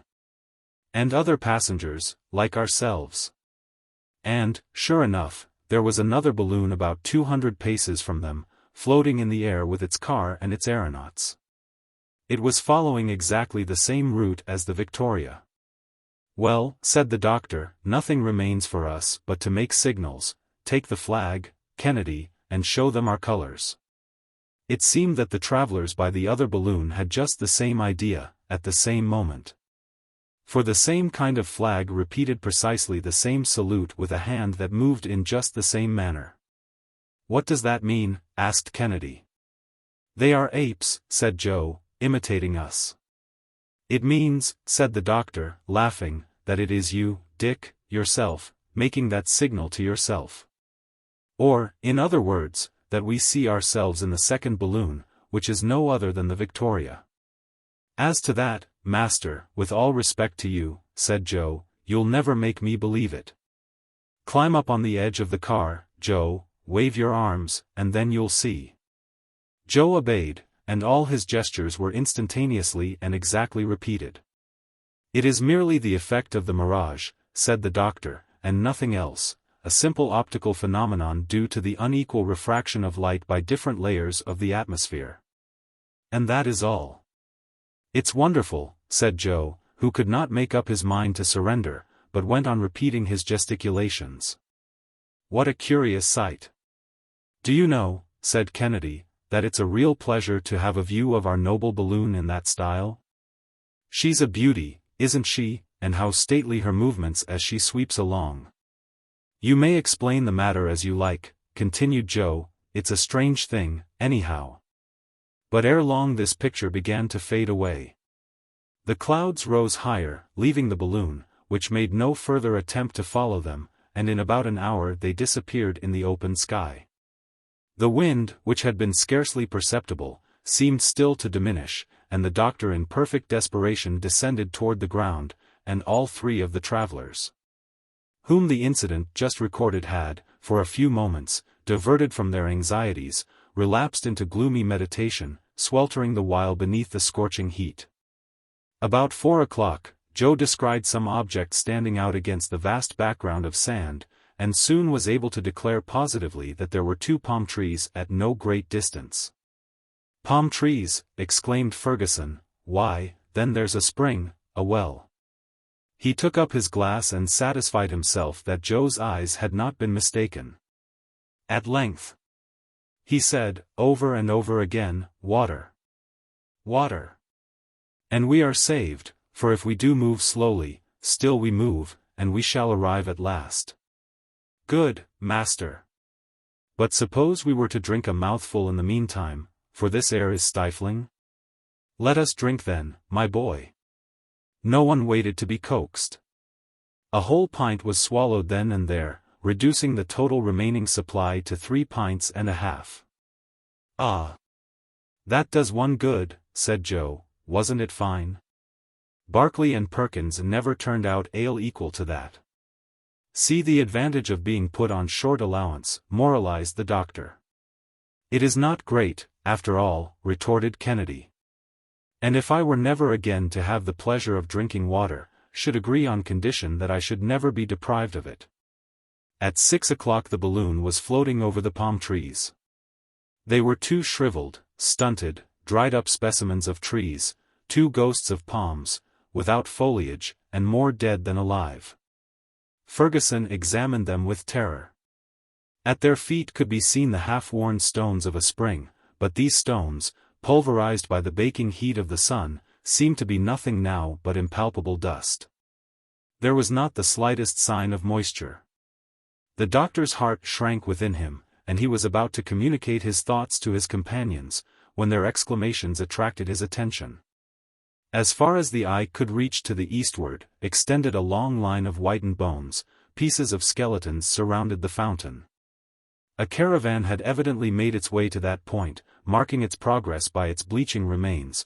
The weaker had fallen one by one upon the sand. The stronger, having at length reached this spring for which they panted, had there found a horrible death. Our travelers looked at each other and turned pale. "Let us not alight," said Kennedy, "let us fly from this hideous spectacle. There's not a drop of water here." "No, Dick, as well pass the night here as elsewhere, let us have a clear conscience in the matter. We'll dig down to the very bottom of the well. There has been a spring here, and perhaps there's something left in it." The Victoria touched the ground. Joe and Kennedy put into the car a quantity of sand equal to their weight, and leaped out. They then hastened to the well, and penetrated to the interior by a flight of steps that was now nothing but dust. The spring appeared to have been dry for years. They dug down into a parched and powdery sand, the very driest of all sand. Indeed, there was not one trace of moisture. The doctor saw them come up to the surface of the desert, saturated with perspiration, worn out, covered with fine dust, exhausted, discouraged and despairing. He then comprehended that their search had been fruitless. He had expected as much, and he kept silent, for he felt that, from this moment forth, he must have courage and energy enough for 3. Joe brought up with him some pieces of a leathern bottle that had grown hard and horn-like with age, and angrily flung them away among the bleaching bones of the caravan. At supper, not a word was spoken by our travelers, and they even ate without appetite. Yet they had not, up to this moment, endured the real agonies of thirst, and were in no desponding mood, excepting for the future. Chapter 26. 113 degrees, the doctor's reflections, a desperate search, the cylinder goes out, 122 degrees, contemplation of the desert, a night walk, solitude. Debility, Joe's prospects, he gives himself 1 day more. The distance made by the balloon during the preceding day did not exceed 10 miles, and, to keep it afloat, 162 cubic feet of gas had been consumed. On Saturday morning the doctor again gave the signal for departure. The cylinder can work only 6 hours longer. And, if in that time we shall not have found either a well or a spring of water, God alone knows what will become of us. Not much wind this morning, master, said Joe. But it will come up, perhaps, he added, suddenly remarking the doctor's ill-concealed depression. Vain hope. The atmosphere was in a dead calm, one of those calms which hold vessels captive in tropical seas. The heat had become intolerable. And the thermometer, in the shade under the awning, indicated 113 degrees.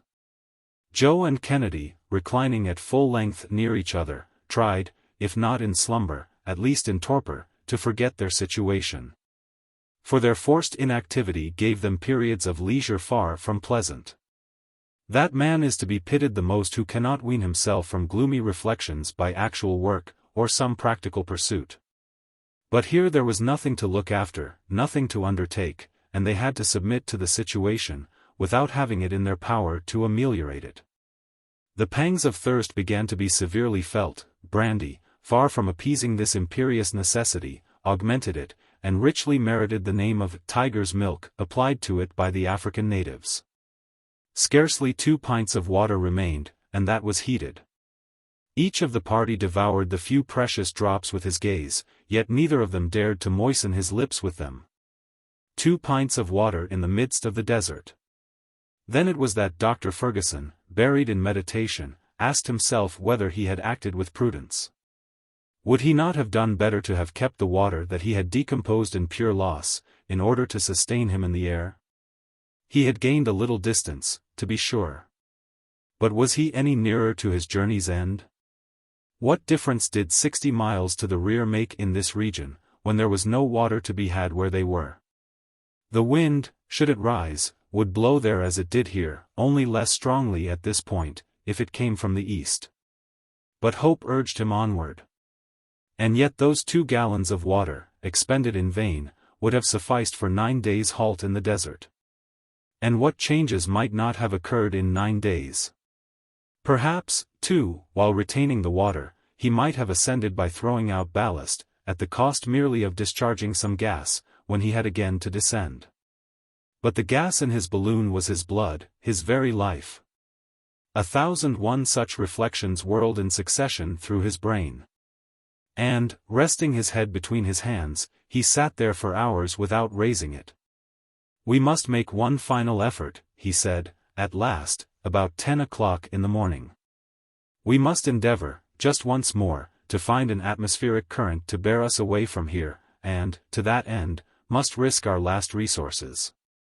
Therefore, while his companion slept, the doctor raised the hydrogen in the balloon to an elevated temperature, and the huge globe, filling out by the dilation of the gas, rose straight up in the perpendicular rays of the sun. The doctor searched vainly for a breath of wind, from the height of 100 feet to that of 5 miles. His starting point remained fatally right below him, and absolute calm seemed to reign, up to the extreme limits of the breathing atmosphere. At length the feeding supply of water gave out. The cylinder was extinguished for lack of gas. The Bunsen battery ceased to work, and the balloon, shrinking together, gently descended to the sand, in the very place that the car had hollowed out there. It was noon. And solar observations gave 19 degrees 35 minutes east longitude, and 6 degrees 51 minutes north latitude, or nearly 500 miles from Lake Chad. And more than 400 miles from the western coast of Africa. On the balloon taking ground, Kennedy and Joe awoke from their stupor. "We have halted," said the Scot. "We had to do so," replied the doctor, gravely. His companions understood him. The level of the soil at that point corresponded with the level of the sea, and, consequently, the balloon remained in perfect equilibrium and absolutely motionless. The weight of the 3 travelers was replaced with an equivalent quantity of sand, and they got out of the car. Each was absorbed in his own thoughts, and for many hours neither of them spoke. Joe prepared their evening meal, which consisted of biscuit and pemmican, and was hardly tasted by either of the party. A mouthful of scalding water from their little store completed this gloomy repast. During the night none of them kept awake, yet none could be precisely said to have slept. On the morrow there remained only half a pint of water, and this the doctor put away, all three having resolved not to touch it until the last extremity. It was not long, however, before Joe exclaimed, "I'm choking, and the heat is getting worse. I'm not surprised at that, though," he added, consulting the thermometer. 140 degrees. "The sand scorches me," said the hunter, as though it had just come out of a furnace, and not a cloud in this sky of fire. "It's enough to drive one mad." "Let us not despair," responded the doctor. "In this latitude these intense heats are invariably followed by storms, and the latter come with the suddenness of lightning. Notwithstanding this disheartening clearness of the sky, great atmospheric changes may take place in less than an hour." "But," asked Kennedy, "is there any sign whatever of that?" "Well," replied the doctor, "I think that there is some slight symptom of a fall in the barometer. May heaven hearken to you, Samuel. For here we are pinned to the ground, like a bird with broken wings. With this difference, however, my dear Dick, that our wings are unhurt, and I hope that we shall be able to use them again." "Ah! Wind! Wind!" exclaimed Joe, "enough to carry us to a stream or a well, and we'll be all right. We have provisions enough, and, with water, we could wait a month without suffering. But thirst is a cruel thing." It was not thirst alone, but the unchanging sight of the desert, that fatigued the mind. There was not a variation in the surface of the soil, not a hillock of sand, not a pebble, to relieve the gaze. This unbroken level discouraged the beholder, and gave him that kind of malady called the desert sickness. The impassable monotony of the arid blue sky, and the vast yellow expanse of the desert sand, at length produced a sensation of terror. In this inflamed atmosphere the heat appeared to vibrate as it does above a blazing hearth, while the mind grew desperate in contemplating the limitless calm. And could see no reason why the thing should ever end, since immensity is a species of eternity. Thus, at last, our hapless travelers, deprived of water in this torrid heat, began to feel symptoms of mental disorder. Their eyes swelled in their sockets, and their gaze became confused. When night came on, the doctor determined to combat this alarming tendency by rapid walking. His idea was to pace the sandy plain for a few hours, not in search of anything, but simply for exercise. "Come along," he said to his companions, "believe me, it will do you good." "Out of the question," said Kennedy, "I could not walk a step." "And I," said Joe, "would rather sleep." "But sleep, or even rest, would be dangerous to you, my friends. You must react against this tendency to stupor. Come with me." But the doctor could do nothing with them, and, therefore, set off alone, amid the starry clearness of the night. The first few steps he took were painful, for they were the steps of an enfeebled man quite out of practice in walking. However, he quickly saw that the exercise would be beneficial to him, and pushed on several miles to the westward. Once in rapid motion, he felt his spirits greatly cheered, when, suddenly, a vertigo came over him. He seemed to be poised on the edge of an abyss, his knees bent under him. The vast solitude struck terror to his heart. He found himself the minute mathematical point, the center of an infinite circumference, that is to say, a nothing. The balloon had disappeared entirely in the deepening gloom. The doctor, cool, impassible, reckless explorer that he was, felt himself at last seized with a nameless dread. He strove to retrace his steps, but in vain. He called aloud. Not even an echo replied, and his voice died out in the empty vastness of surrounding space, like a pebble cast into a bottomless gulf. Then, down he sank, fainting, on the sand, alone, amid the eternal silence of the desert. At midnight he came to, in the arms of his faithful follower, Joe. The latter, uneasy at his master's prolonged absence, had set out after him, easily tracing him by the clear imprint of his feet in the sand, and had found him lying in a swoon. "What has been the matter, sir?" was the first inquiry. "Nothing, Joe, nothing. Only a touch of weakness, that's all. It's over now." "Oh. It won't amount to anything, sir, I'm sure of that. But get up on your feet, if you can. There. Lean upon me, and let us get back to the balloon." And the doctor, leaning on Joe's arm, returned along the track by which he had come. "You were too bold, sir, it won't do to run such risks. You might have been robbed," he added, laughing. "But, sir, come now, let us talk seriously. Speak. I am listening to you. We must positively make up our minds to do something. Our present situation cannot last more than a few days longer, and if we get no wind, we are lost." The doctor made no reply. "Well, then, one of us must sacrifice himself for the good of all, and it is most natural that it should fall to me to do so. What have you to propose? What is your plan?" "A very simple one. It is to take provisions enough, and to walk right on until I come to some place, as I must do, sooner or later. In the meantime, if heaven sends you a good wind, you need not wait, but can start again. For my part, if I come to a village, I'll work my way through with a few Arabic words that you can write for me on a slip of paper, and I'll bring you help or lose my hide. What do you think of my plan? It is absolute folly, Joe, but worthy of your noble heart. The thing is impossible. You will not leave us. But, sir, we must do something, and this plan can't do you any harm, for, I say again, you need not wait, and then, after all, I may succeed." "No, Joe, no. We will not separate. That would only be adding sorrow to trouble. It was written that matters should be as they are, and it is very probably written that it shall be quite otherwise by and by. Let us wait, then, with resignation." "So be it, master, but take notice of one thing, I give you a day longer, and I'll not wait after that. Today is Sunday. We might say Monday, as it is 1 o'clock in the morning, and if we don't get off by Tuesday, I'll run the risk. I've made up my mind to that." The doctor made no answer, and in a few minutes they got back to the car, where he took his place beside Kennedy, who lay there plunged in silence so complete that it could not be considered sleep. Chapter 27. Terrific heat, hallucinations, the last drops of water, nights of despair, an attempt at suicide, the Samum, the oasis, the lion and lioness.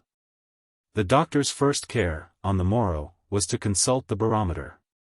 He found that the mercury had scarcely undergone any perceptible depression. "Nothing," he murmured, "nothing." He got out of the car and scrutinized the weather. There was only the same heat, the same cloudless sky, the same merciless drought. "Must we, then, give up to despair?" he exclaimed, in agony. Joe did not open his lips. He was buried in his own thoughts, and planning the expedition he had proposed. Kennedy got up, feeling very ill, and a prey to nervous agitation. He was suffering horribly with thirst, and his swollen tongue and lips could hardly articulate a syllable. There still remained a few drops of water. Each of them knew this, and each was thinking of it, and felt himself drawn toward them, but neither of the three dared to take a step. Those three men, friends and companions as they were, fixed their haggard eyes upon each other with an instinct of ferocious longing, which was most plainly revealed in the hardy Scot, whose vigorous constitution yielded the soonest to these unnatural privations. Throughout the day he was delirious, pacing up and down, uttering hoarse cries, gnawing his clenched fists, and ready to open his veins and drink his own hot blood. "Ah," he cried, "land of thirst! Well might you be called the land of despair." At length he sank down in utter prostration, and his friends heard no other sound from him than the hissing of his breath between his parched and swollen lips. Toward evening, Joe had his turn of delirium. The vast expanse of sand appeared to him an immense pond, full of clear and limpid water. And, More than once, he dashed himself upon the scorching waste to drink long draughts, and rose again with his mouth clogged with hot dust. Curses on it! He yelled, in his madness, it's nothing but salt water. Then, while Fergusson and Kennedy lay there motionless, the resistless longing came over him to drain the last few drops of water that had been kept in reserve. The natural instinct proved too strong. He dragged himself toward the car, on his knees. He glared at the bottle containing the precious fluid. He gave one wild, eager glance, seized the treasured store, and bore it to his lips. At that instant he heard a heartrending cry close beside him, "Water! Water!" It was Kennedy, who had crawled up close to him, and was begging there, upon his knees, and weeping piteously. Joe, himself in tears, gave the poor wretch the bottle, and Kennedy drained the last drop with savage haste. "Thanks," he murmured hoarsely, but Joe did not hear him, for both alike had dropped fainting on the sand. What took place during that fearful night neither of them knew, but, on Tuesday morning, under those showers of heat which the sun poured down upon them, the unfortunate men felt their limbs gradually drying up, and when Joe attempted to rise he found it impossible. He looked around him. In the car, the doctor, completely overwhelmed, sat with his arms folded on his breast, gazing with idiotic fixedness upon some imaginary point in space. Kennedy was frightful to behold. He was rolling his head from right to left like a wild beast in a cage. All at once, his eyes rested on the butt of his rifle, which jutted above the rim of the car. "Ah!" he screamed, raising himself with a superhuman effort. Desperate, mad, he snatched at the weapon, and turned the barrel toward his mouth. "Kennedy!" shouted Joe, throwing himself upon his friend. "Let go!" "Hands off!" moaned the Scot, in a hoarse, grating voice, and then the two struggled desperately for the rifle. "Let go, or I'll kill you!" repeated Kennedy. But Joe clung to him only the more fiercely, and they had been contending thus without the doctor seeing them for many seconds, when, suddenly the rifle went off. At the sound of its discharge, the doctor rose up erect, like a spectre, and glared around him. But all at once his glance grew more animated. He extended his hand toward the horizon, and in a voice no longer human shrieked, "There! There, off there!" There was such fearful force in the cry that Kennedy and Joe released each other, and both looked where the doctor pointed. The plain was agitated like the sea shaken by the fury of a tempest. Billows of sand went tossing over each other amid blinding clouds of dust. An immense pillar was seen whirling toward them through the air from the southeast, with terrific velocity. The sun was disappearing behind an opaque veil of cloud whose enormous barrier extended clear to the horizon. While the grains of fine sand went gliding together with all the supple ease of liquid particles, and the rising dust tide gained more and more with every second. Fergusson's eyes gleamed with a ray of energetic hope. "The simoom!" he exclaimed.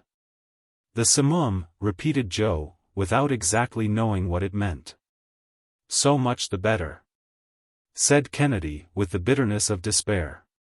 "So much the better, we shall die." "So much the better," echoed the doctor, "for we shall live." And, so saying, he began rapidly to throw out the sand that encumbered the car. At length his companions understood him, and took their places at his side. "And now, Joe," said the doctor, "throw out some 50 pounds of your ore, there." Joe no longer hesitated, although he still felt a fleeting pang of regret. The balloon at once began to ascend. "It was high time," said the doctor. The simoom, in fact, came rushing on like a thunderbolt, and a moment later the balloon would have been crushed, torn to atoms, annihilated. The awful whirlwind was almost upon it, and it was already pelted with showers of sand driven like hail by the storm. "Out with more ballast," shouted the doctor. "There!" responded Joe, tossing over a huge fragment of quartz. With this, the Victoria rose swiftly above the range of the whirling column, but, caught in the vast displacement of the atmosphere thereby occasioned, It was borne along with incalculable rapidity away above this foaming sea. The three travelers did not speak.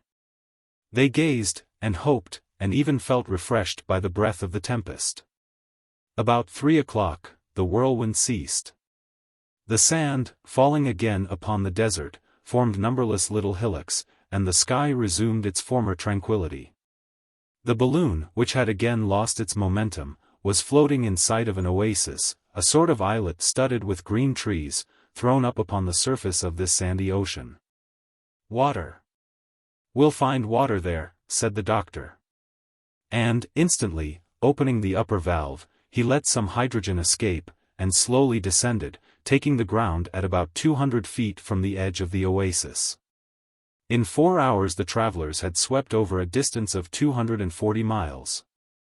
The car was at once ballasted, and Kennedy, closely followed by Joe, leaped out. "Take your guns with you," said the doctor. "Take your guns, and be careful." Dick grasped his rifle, and Joe took one of the fowling pieces. They then rapidly made for the trees, and disappeared under the fresh verdure, which announced the presence of abundant springs.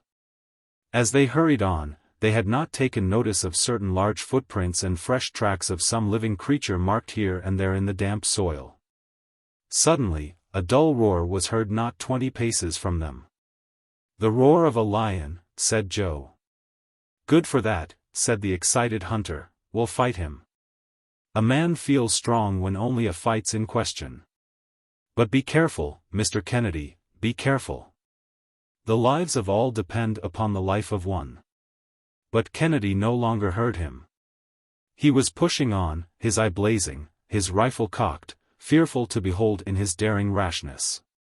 There, under a palm tree, stood an enormous black-maned lion, crouching for a spring on his antagonist. Scarcely had he caught a glimpse of the hunter, when he bounded through the air, but he had not touched the ground ere a bullet pierced his heart, and he fell to the earth dead. "Hurrah! Hurrah!" shouted Joe, with wild exultation.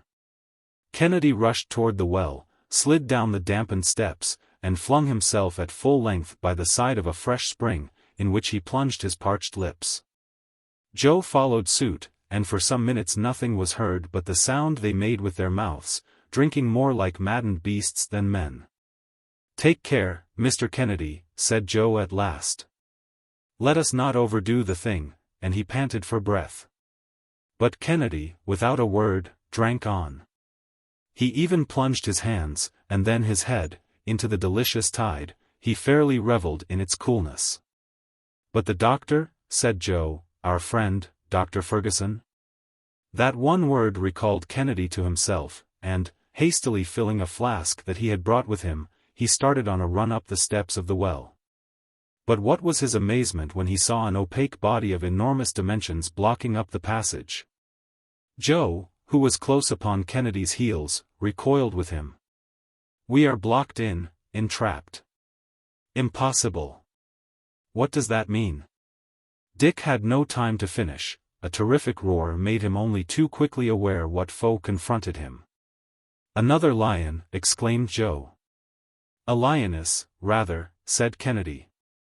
"Ah! Ferocious brute," he added, "I'll settle you in a moment more," and swiftly reloaded his rifle. In another instant he fired, but the animal had disappeared. "Onward," shouted Kennedy. "No," interposed the other, "that shot did not kill her. Her body would have rolled down the steps. She's up there, ready to spring upon the first of us who appears, and he would be a lost man. But what are we to do? We must get out of this, and the doctor is expecting us. Let us decoy the animal. Take my piece, and give me your rifle. What is your plan? You'll see." And Joe, taking off his linen jacket, hung it on the end of the rifle, and thrust it above the top of the steps. The lioness flung herself furiously upon it. Kennedy was on the alert for her, and his bullet broke her shoulder. The lioness, with a frightful howl of agony, rolled down the steps, overturning Joe in her fall. The poor fellow imagined that he could already feel the enormous paws of the savage beast in his flesh, when a second detonation resounded in the narrow passage, and Dr. Fergusson appeared at the opening above with his gun in hand, and still smoking from the discharge. Joe leaped to his feet, clambered over the body of the dead lioness, and handed up the flask full of sparkling water to his master. To carry it to his lips, and to half-empty it at a draught, was the work of an instant. And the three travelers offered up thanks from the depths of their hearts to that Providence who had so miraculously saved them. Chapter 28. An evening of delight, Joe's culinary performance, a dissertation on raw meat, the narrative of James Bruce, camping out, Joe's dreams, the barometer begins to fall, the barometer rises again. Preparations for departure, the tempest. The evening was lovely, and our three friends enjoyed it in the cool shade of the mimosas, after a substantial repast, at which the tea and the punch were dealt out with no niggardly hand. Kennedy had traversed the little domain in all directions. He had ransacked every thicket and satisfied himself that the balloon party were the only living creatures in this terrestrial paradise. So they stretched themselves upon their blankets and passed a peaceful night that brought them forgetfulness of their past sufferings. On the morrow, May 7th, the sun shone with all his splendor, but his rays could not penetrate the dense screen of the palm tree foliage, and as there was no lack of provisions, the doctor resolved to remain where he was while waiting for a favorable wind. Joe had conveyed his portable kitchen to the oasis, and proceeded to indulge in any number of culinary combinations, using water all the time with the most profuse extravagance. What a strange succession of annoyances and enjoyments, moralized Kennedy. Such abundance as this after such privations, such luxury after such want. Ah! I nearly went mad. My dear Dick, replied the doctor, had it not been for Joe, you would not be sitting here, today, discoursing on the instability of human affairs. Wholehearted friend, said Kennedy, extending his hand to Joe. There's no occasion for all that, responded the latter. But you can take your revenge some time, Mr. Kennedy, always hoping though that you may never have occasion to do the same for me. It's a poor constitution this of ours to succumb to so little, philosophized Dr. Fergusson. So little water, you mean, doctor, interposed Joe, that element must be very necessary to life. Undoubtedly, and persons deprived of food hold out longer than those deprived of water. I believe it. Besides, when needs must, one can eat anything he comes across, even his fellow creatures, although that must be a kind of food that's pretty hard to digest. The savages don't boggle much about it, said Kennedy. Yes, but then they are savages, and accustomed to devouring raw meat. It's something that I'd find very disgusting, for my part. It is disgusting enough, said the doctor, that's a fact. And so much so, indeed, that nobody believed the narratives of the earliest travelers in Africa who brought back word that many tribes on that continent subsisted upon raw meat. And people generally refused to credit the statement. It was under such circumstances that a very singular adventure befell James Bruce. Tell it to us, doctor. We've time enough to hear it, said Joe, stretching himself voluptuously on the cool greensward. By all means. James Bruce was a Scotchman, of Stirlingshire, who, between 1768 and 1772, traversed all Abyssinia, as far as Lake Tyana, in search of the sources of the Nile. He afterward returned to England, but did not publish an account of his journeys until 1790. His statements were received with extreme incredulity, and such may be the reception accorded to our own. The manners and customs of the Abyssinians seemed so different from those of the English, that no one would credit the description of them. Among other details, Bruce had put forward the assertion that the tribes of eastern Africa fed upon raw flesh, and this set everybody against him. He might say so as much as he pleased. There was no one likely to go and see. One day, in a parlour at Edinburgh, a Scotch gentleman took up the subject in his presence, as it had become the topic of daily pleasantry, and, in reference to the eating of raw flesh, said that the thing was neither possible nor true. Bruce made no reply, but went out and returned a few minutes later with a raw steak, seasoned with pepper and salt, in the African style. "Sir," said he to the Scotchman, "in doubting my statements, you have grossly affronted me. In believing the thing to be impossible, you have been egregiously mistaken. And, in proof thereof, you will now eat this beefsteak raw, or you will give me instant satisfaction." The Scotchman had a wholesome dread of the brawny traveller, and did eat the steak, although not without a good many wry faces. Thereupon, with the utmost coolness, James Bruce added, "Even admitting, sir, that the thing were untrue, you will, at least, no longer maintain that it is impossible." "Well put in," said Joe, and if the Scotchman found it lie heavy on his stomach, he got no more than he deserved. "If, on our return to England, they dare to doubt what we say about our travels." "Well, Joe, what would you do?" "Why, I'll make the doubters swallow the pieces of the balloon, without either salt or pepper." All burst out laughing at Joe's queer notions, and thus the day slipped by in pleasant chat. With returning strength, hope had revived, and with hope came the courage to do and to dare. The past was obliterated in the presence of the future with providential rapidity. Joe would have been willing to remain forever in this enchanting asylum. It was the realm he had pictured in his dreams. He felt himself at home. His master had to give him his exact location, and it was with the gravest air imaginable that he wrote down on his tablets 15 degrees 43 minutes east longitude, and 8 degrees 32 minutes north latitude. Kennedy had but one regret, to wit, that he could not hunt in that miniature forest, because, according to his ideas, there was a slight deficiency of ferocious wild beasts in it. "But, my dear Dick," said the doctor, "haven't you rather a short memory? How about the lion and the lioness?" "Oh, that!" he ejaculated with the contempt of a thoroughbred sportsman for game already killed. "But the fact is, that finding them here would lead one to suppose that we can't be far from a more fertile country. It don't prove much, Dick, for those animals, when goaded by hunger or thirst, will travel long distances, and I think that, tonight, we had better keep a more vigilant lookout and light fires. Besides—" "What, in such heat as this?" said Joe. "Well, if it's necessary, we'll have to do it, but I do think it a real pity to burn this pretty grove that has been such a comfort to us." "Oh! Above all things, we must take the utmost care not to set it on fire," replied the doctor, "so that others in the same strait as ourselves may some day find shelter here in the middle of the desert." "I'll be very careful, indeed, doctor, but do you think that this oasis is known?" "Undoubtedly. It is a halting place for the caravans that frequent the center of Africa, and a visit from one of them might be anything but pleasant to you, Joe."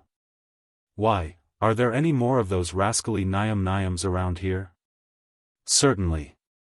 That is the general name of all the neighboring tribes, and, under the same climates, the same races are likely to have similar manners and customs." "Pah!"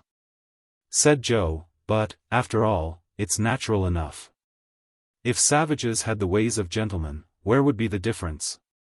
By George, these fine fellows wouldn't have to be coaxed long to eat the Scotchman's raw steak, nor the Scotchman either, into the bargain." With this very sensible observation, Joe began to get ready his firewood for the night, making just as little of it as possible. Fortunately, these precautions were superfluous. And each of the party, in his turn, dropped off into the soundest slumber. On the next day the weather still showed no sign of change, but kept provokingly and obstinately fair. The balloon remained motionless, without any oscillation to betray a breath of wind. The doctor began to get uneasy again. If their stay in the desert were to be prolonged like this, their provisions would give out. After nearly perishing for want of water, they would, at last, have to starve to death. But he took fresh courage as he saw the mercury fall considerably in the barometer, and noticed evident signs of an early change in the atmosphere. He therefore resolved to make all his preparations for a start, so as to avail himself of the first opportunity. The feeding tank and the water tank were both completely filled. Then he had to re-establish the equilibrium of the balloon, and Joe was obliged to part with another considerable portion of his precious quartz. With restored health, his ambitious notions had come back to him, and he made more than one wry face before obeying his master. But the latter convinced him that he could not carry so considerable a weight with him through the air, and gave him his choice between the water and the gold. Joe hesitated no longer, but flung out the requisite quantity of his much-prized ore upon the sand. "The next people who come this way," he remarked, "will be rather surprised to find a fortune in such a place. And suppose some learned traveler should come across these specimens, eh?" suggested Kennedy. "You may be certain, Dick, that they would take him by surprise, and that he would publish his astonishment in several folios. So that some day we shall hear of a wonderful deposit of gold-bearing quartz in the midst of the African sands. And Joe there will be the cause of it all." This idea of mystifying some learned sage tickled Joe hugely, and made him laugh. During the rest of the day the doctor vainly kept on the watch for a change of weather. The temperature rose, and, had it not been for the shade of the oasis, would have been insupportable. The thermometer marked 149 degrees in the sun, and a veritable rain of fire filled the air. This was the most intense heat that they had yet noted. Joe arranged their bivouac for that evening, as he had done for the previous night, and during the watches kept by the doctor and Kennedy there was no fresh incident. But, toward 3 o'clock in the morning, while Joe was on guard, the temperature suddenly fell, the sky became overcast with clouds, and the darkness increased. "Turn out!" cried Joe, arousing his companions. "Turn out! Here's the wind!" "At last!" exclaimed the doctor, eyeing the heavens. "But it is a storm." "The balloon! Let us hasten to the balloon." It was high time for them to reach it. The Victoria was bending to the force of the hurricane, and dragging along the car, the latter grazing the sand. Had any portion of the ballast been accidentally thrown out, the balloon would have been swept away, and all hope of recovering it have been forever lost. But fleet-footed Joe put forth his utmost speed, and checked the car, while the balloon beat upon the sand, at the risk of being torn to pieces. The doctor, followed by Kennedy, leaped in, and lit his cylinder, while his companions threw out the superfluous ballast. The travelers took one last look at the trees of the oasis bowing to the force of the hurricane, and soon, catching the wind at 200 feet above the ground, disappeared in the gloom. Chapter 29. Signs of Vegetation, the fantastic notion of a French author, a magnificent country, the kingdom of Adamova, the explorations of Speke and Burton connected with those of Dr. Barth, the Atlantika Mountains, the river Banu, the city of Yola, the Bagil, Mount Mendif. From the moment of their departure, the travelers moved with great velocity. They longed to leave behind them the desert, which had so nearly been fatal to them. About 9:15 in the morning, they caught a glimpse of some signs of vegetation, herbage floating on that sea of sand, and announcing, as the weeds upon the ocean did to Christopher Columbus, the nearness of the shore, green shoots peeping up timidly between pebbles that were, in their turn, to be the rocks of that vast expanse. Hills, but of trifling height, were seen in wavy lines upon the horizon. Their profile, muffled by the heavy mist, was defined but vaguely. The monotony, however, was beginning to disappear. The doctor hailed with joy the new country thus disclosed, and, like a seaman on lookout at the masthead, he was ready to shout aloud. "Land, ho! Land!" An hour later the continent spread broadly before their gaze, still wild in aspect, but less flat, less denuded, and with a few trees standing out against the grey sky. "We are in a civilized country at last," said the hunter. "Civilized? Well, that's one way of speaking, but there are no people to be seen yet." "It will not be long before we see them," said Fergusson, "at our present rate of travel." "Are we still in the Negro country, Doctor?" "Yes, and on our way to the country of the Arabs." "What? Real Arabs, sir, with their camels?" "No, not many camels, they are scarce, if not altogether unknown, in these regions. We must go a few degrees farther north to see them." "What a pity!" "And why, Joe? Because, if the wind fell contrary, they might be of use to us. How so? Well, sir, it's just a notion that's got into my head. We might hitch them to the car, and make them tow us along. What do you say to that, Doctor? Poor Joe. Another person had that idea in advance of you. It was used by a very gifted French author, Mary, in a romance, it is true. He has his travelers drawn along in a balloon by a team of camels. Then a lion comes up, devours the camels, swallows the tow rope, and hauls the balloon in their stead, and so on through the story. You see that the whole thing is the top flower of fancy, but has nothing in common with our style of locomotion. Joe, a little cut down at learning that his idea had been used already, cudgelled his wits to imagine what animal could have devoured the lion. But he could not guess it, and so quietly went on scanning the appearance of the country.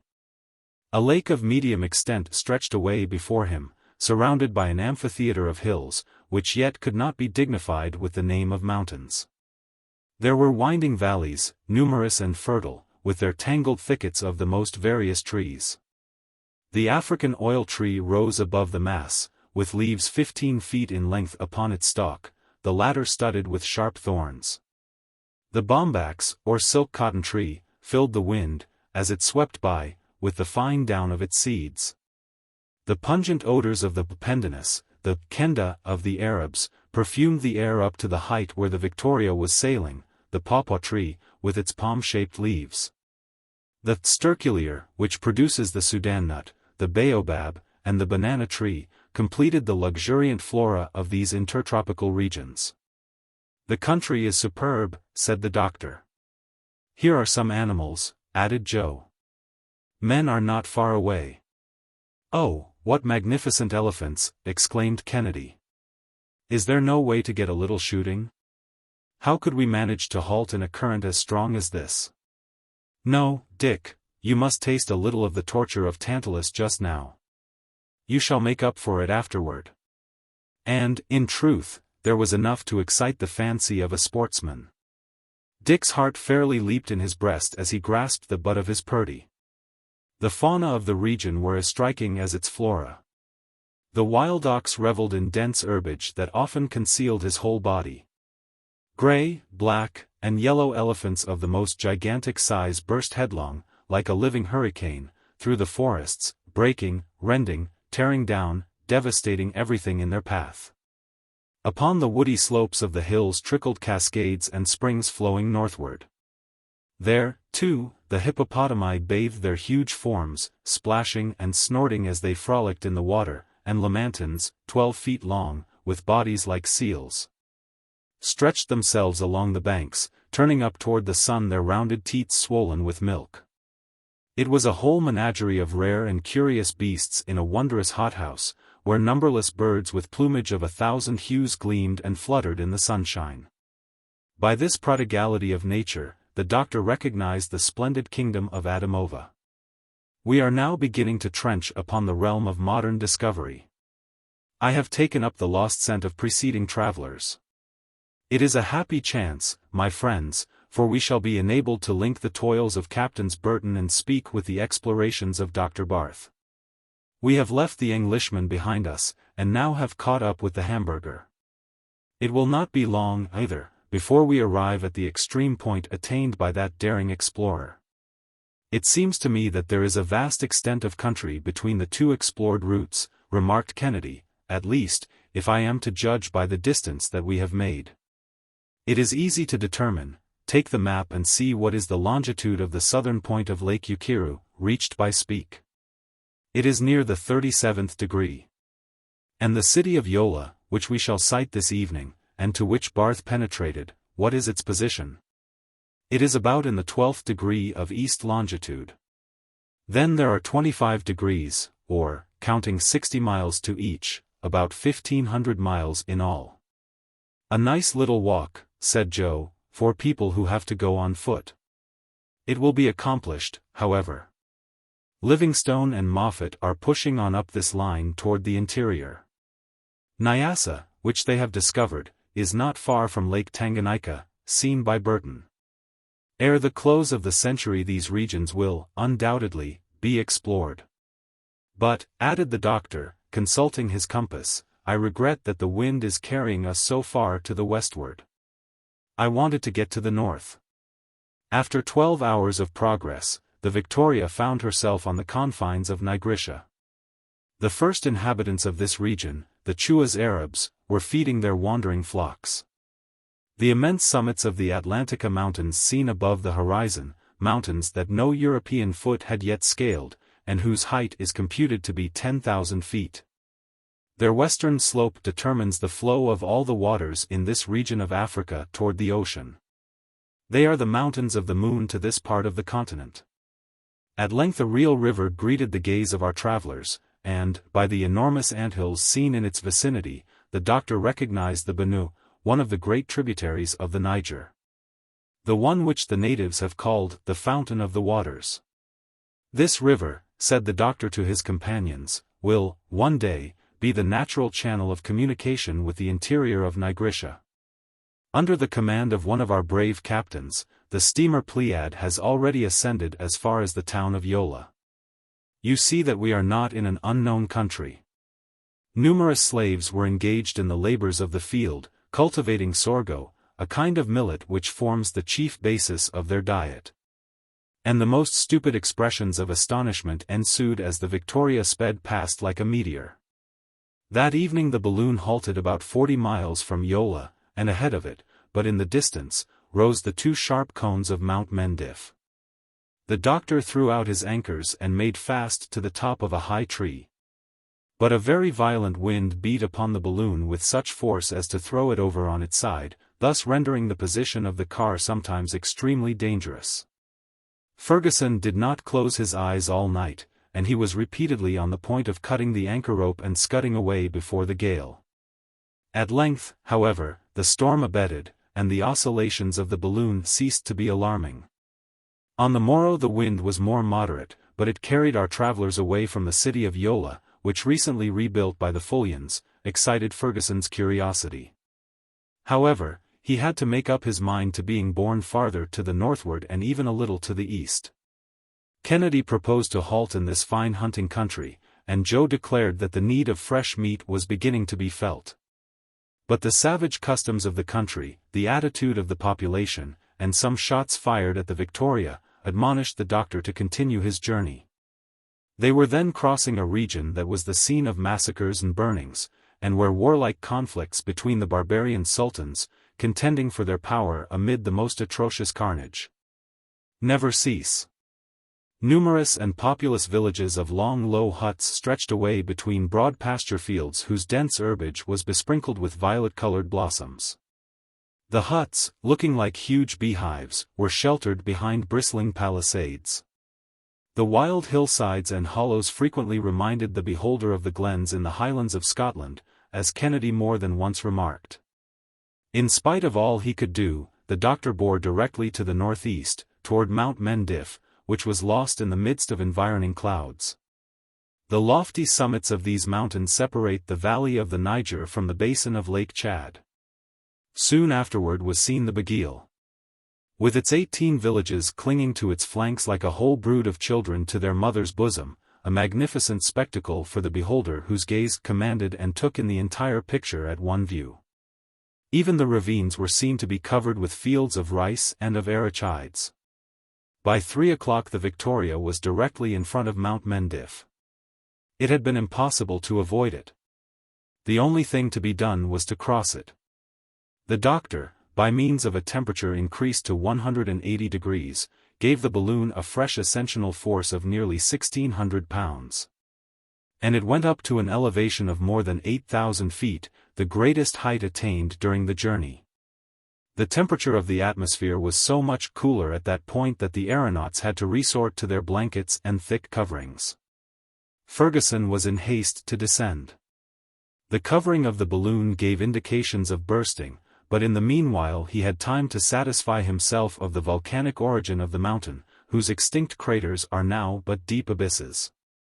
Immense accumulations of bird guano gave the sides of Mount Mendif the appearance of calcareous rocks, and there was enough of the deposit there to manure all the lands in the United Kingdom. At 5 o'clock the Victoria, sheltered from the south winds, went gently gliding along the slopes of the mountain, and stopped in a wide clearing remote from any habitation. The instant it touched the soil, all needful precautions were taken to hold it there firmly, and Kennedy, fowling piece in hand, sallied out upon the sloping plain. Ere long, he returned with half a dozen wild ducks and a kind of snipe, which Joe served up in his best style. The meal was heartily relished, and the night was passed in undisturbed and refreshing slumber. Chapter 30.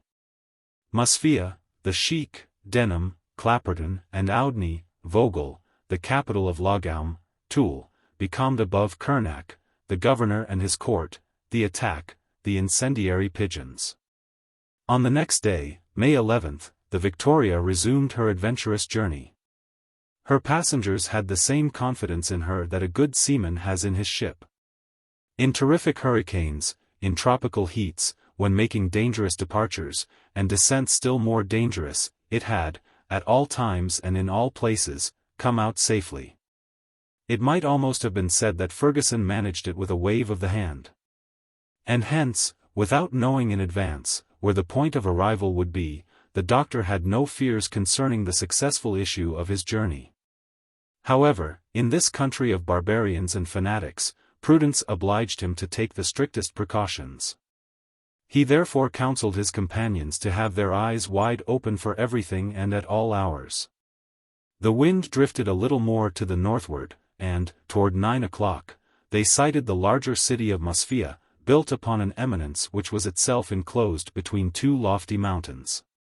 Its position was impregnable, a narrow road running between a marsh and a thick wood being the only channel of approach to it. At the moment of which we write, a sheik, accompanied by a mounted escort, and clad in a garb of brilliant colors, preceded by couriers and trumpeters, who put aside the boughs of the trees as he rode up, was making his grand entry into the place. The doctor lowered the balloon in order to get a better look at this cavalcade of natives. But, as the balloon grew larger to their eyes, they began to show symptoms of intense affright, and at length made off in different directions as fast as their legs and those of their horses could carry them. The sheik alone did not budge an inch.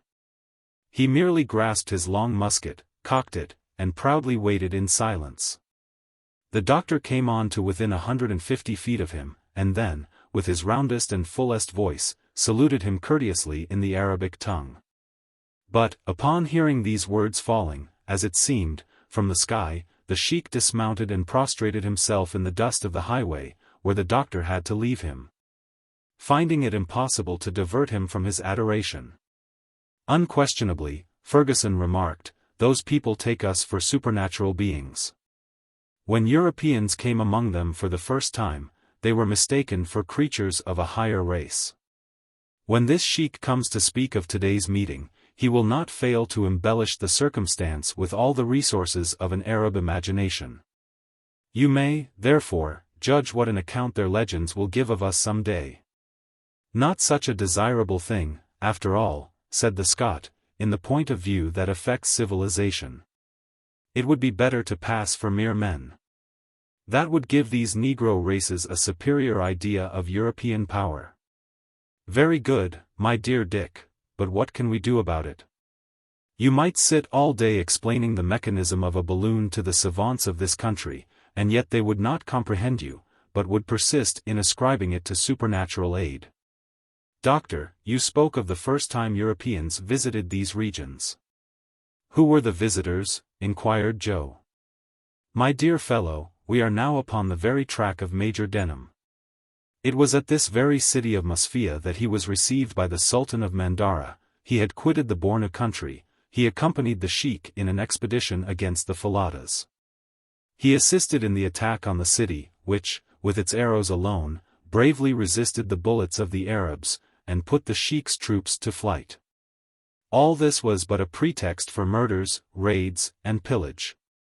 The major was completely plundered and stripped, and had it not been for his horse, under whose stomach he clung with the skill of an Indian rider, and was borne with a headlong gallop from his barbarous pursuers, he never could have made his way back to Kukka, the capital of Bornu. Who was this Major Denham? A fearless Englishman, who, between 1822 and 1824, commanded an expedition into the Bornu country, in company with Captain Clapperton and Dr. Oudney. They set out from Tripoli in the month of March, reached Murzouk, the capital of Fez, and, following the route which at a later period Dr. Barth was to pursue on his way back to Europe, they arrived, on the 16th of February 1823, at Kukka, near Lake Chad. Denham made several explorations in Bornu, in Mandara, and to the eastern shores of the lake. In the meantime, on the 15th of December 1823, Captain Clapperton and Dr. Oudney had pushed their way through the Sudan country as far as Sakatu, and Oudney died of fatigue and exhaustion in the town of Murmur. This part of Africa has, therefore, paid a heavy tribute of victims to the cause of science, said Kennedy. Yes, this country is fatal to travelers. We are moving directly toward the kingdom of Bagirmi, which Vogel traversed in 1856, so as to reach the Wadai country, where he disappeared. This young man, at the age of 23, had been sent to cooperate with Dr. Barth. They met on the 1st of December 1854, and thereupon commenced his explorations of the country. Toward 1856, he announced, in the last letters received from him, his intention to reconnoiter the kingdom of Wadai, which no European had yet penetrated. It appears that he got as far as Wara, the capital, where, according to some accounts, he was made prisoner, and, according to others, was put to death for having attempted to ascend a sacred mountain in the environs. But, we must not too lightly admit the death of travelers, since that does away with the necessity of going in search of them. For instance, how often was the death of Dr. Barth reported, to his own great annoyance.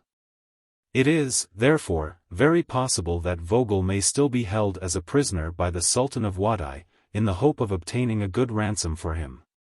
Baron de Niemans was about starting for the Wadai country when he died at Cairo, in 1855.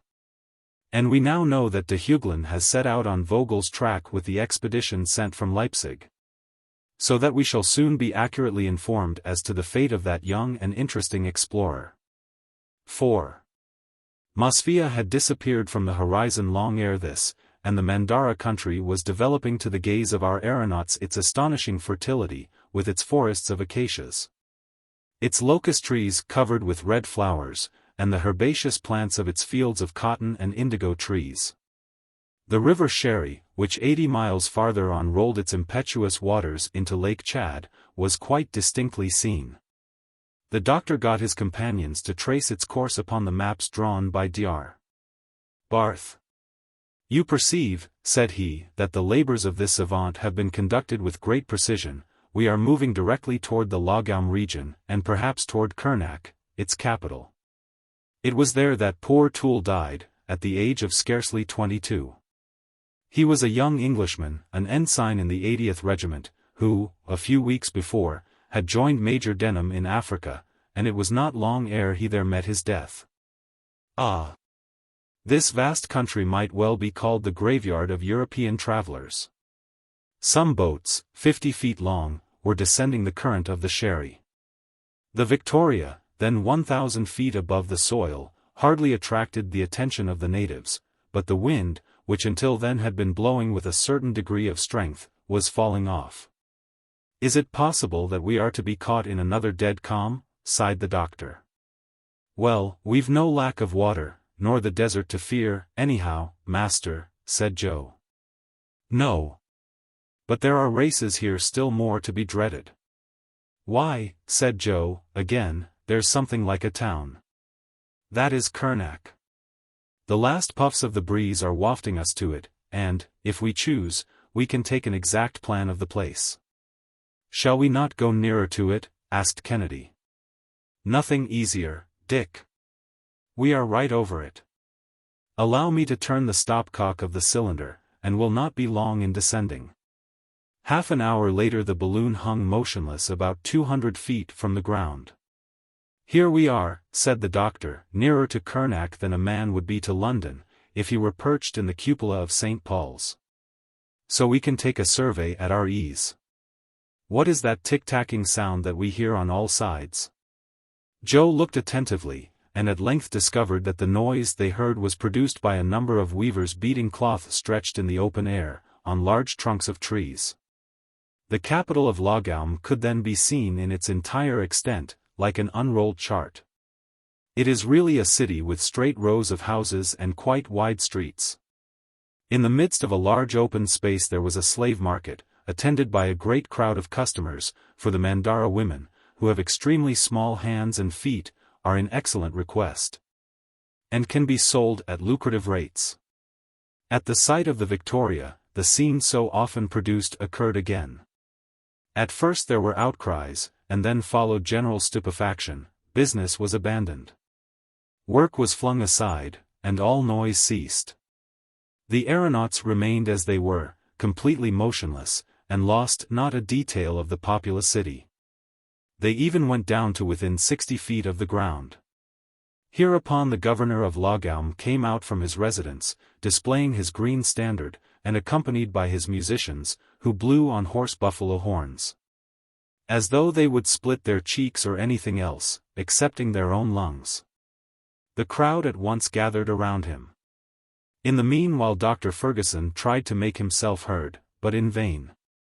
This population looked like proud and intelligent people, with their high foreheads, their almost aquiline noses, and their curling hair, but the presence of the Victoria troubled them greatly. Horsemen could be seen galloping in all directions, and it soon became evident that the governor's troops were assembling to oppose so extraordinary a foe. Joe wore himself out waving handkerchiefs of every color and shape to them, but his exertions were all to no purpose. However, the sheik, surrounded by his court, proclaimed silence, and pronounced a discourse, of which the doctor could not understand a word. It was Arabic, mixed with Bagirmi. He could make out enough, however, by the universal language of gestures, to be aware that he was receiving a very polite invitation to depart. Indeed, he would have asked for nothing better, but for lack of wind, the thing had become impossible. His non-compliance, therefore, exasperated the governor, whose courtiers and attendants set up a furious howl to enforce immediate obedience on the part of the aerial monster. They were odd-looking fellows, those courtiers, with their 5 or 6 shirts swathed around their bodies. They had enormous stomachs, some of which actually seemed to be artificial. The doctor surprised his companions by informing them that this was the way to pay court to the Sultan. The rotundity of the stomach indicated the ambition of its possessor. These corpulent gentry gesticulated and bawled at the top of their voices, one of them particularly distinguishing himself above the rest, to such an extent, indeed, that he must have been a prime minister, at least, if the disturbance he made was any criterion of his rank. The common rabble of dusky denizens united their howlings with the uproar of the court, repeating their gesticulations like so many monkeys, and thereby producing a single and instantaneous movement of 10,000 arms at one time. To these means of intimidation, which were presently deemed insufficient, were added others still more formidable. Soldiers, armed with bows and arrows, were drawn up in line of battle. But by this time the balloon was expanding, and rising quietly beyond their reach. Upon this the governor seized a musket and aimed it at the balloon. But Kennedy, who was watching him, shattered the uplifted weapon in the sheik's grasp. At this unexpected blow there was a general rout. Every mother's son of them scampered for his dwelling with the utmost celerity, and stayed there, so that the streets of the town were absolutely deserted for the remainder of that day. Night came, and not a breath of wind was stirring. The aeronauts had to make up their minds to remain motionless at the distance of but 300 feet above the ground. Not a fire or light shone in the deep gloom, and around reigned the silence of death, but the doctor only redoubled his vigilance, as this apparent quiet might conceal some snare. And he had reason to be watchful. About midnight, the whole city seemed to be in a blaze. Hundreds of streaks of flame crossed each other, and shot to and fro in the air like rockets, forming a regular network of fire.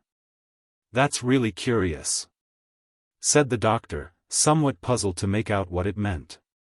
"By all that's glorious," shouted Kennedy, it looks as if the fire were ascending and coming up toward us.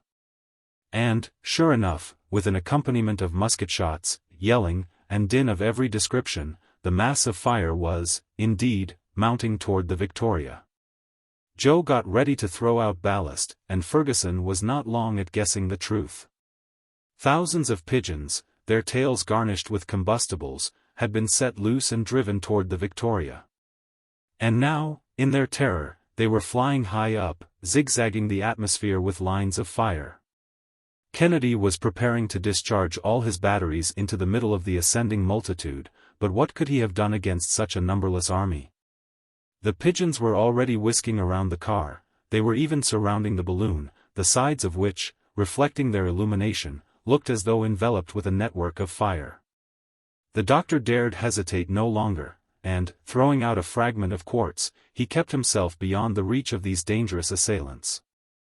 And, for 2 hours afterward, he could see them wandering hither and thither through the darkness of the night, until, little by little, their light diminished, and they, one by one, died out. "Now we may sleep in quiet," said the doctor.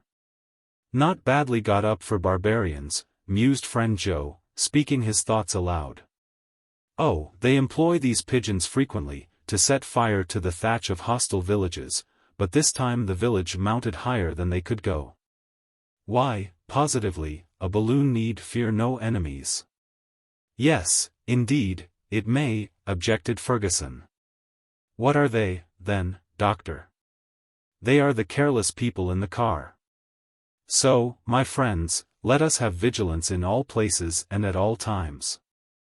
Chapter 31.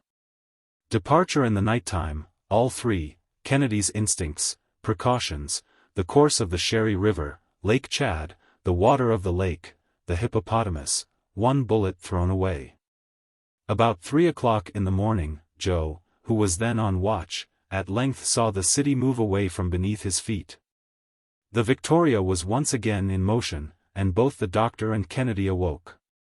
The former consulted his compass, and saw, with satisfaction, that the wind was carrying them toward the north-northeast.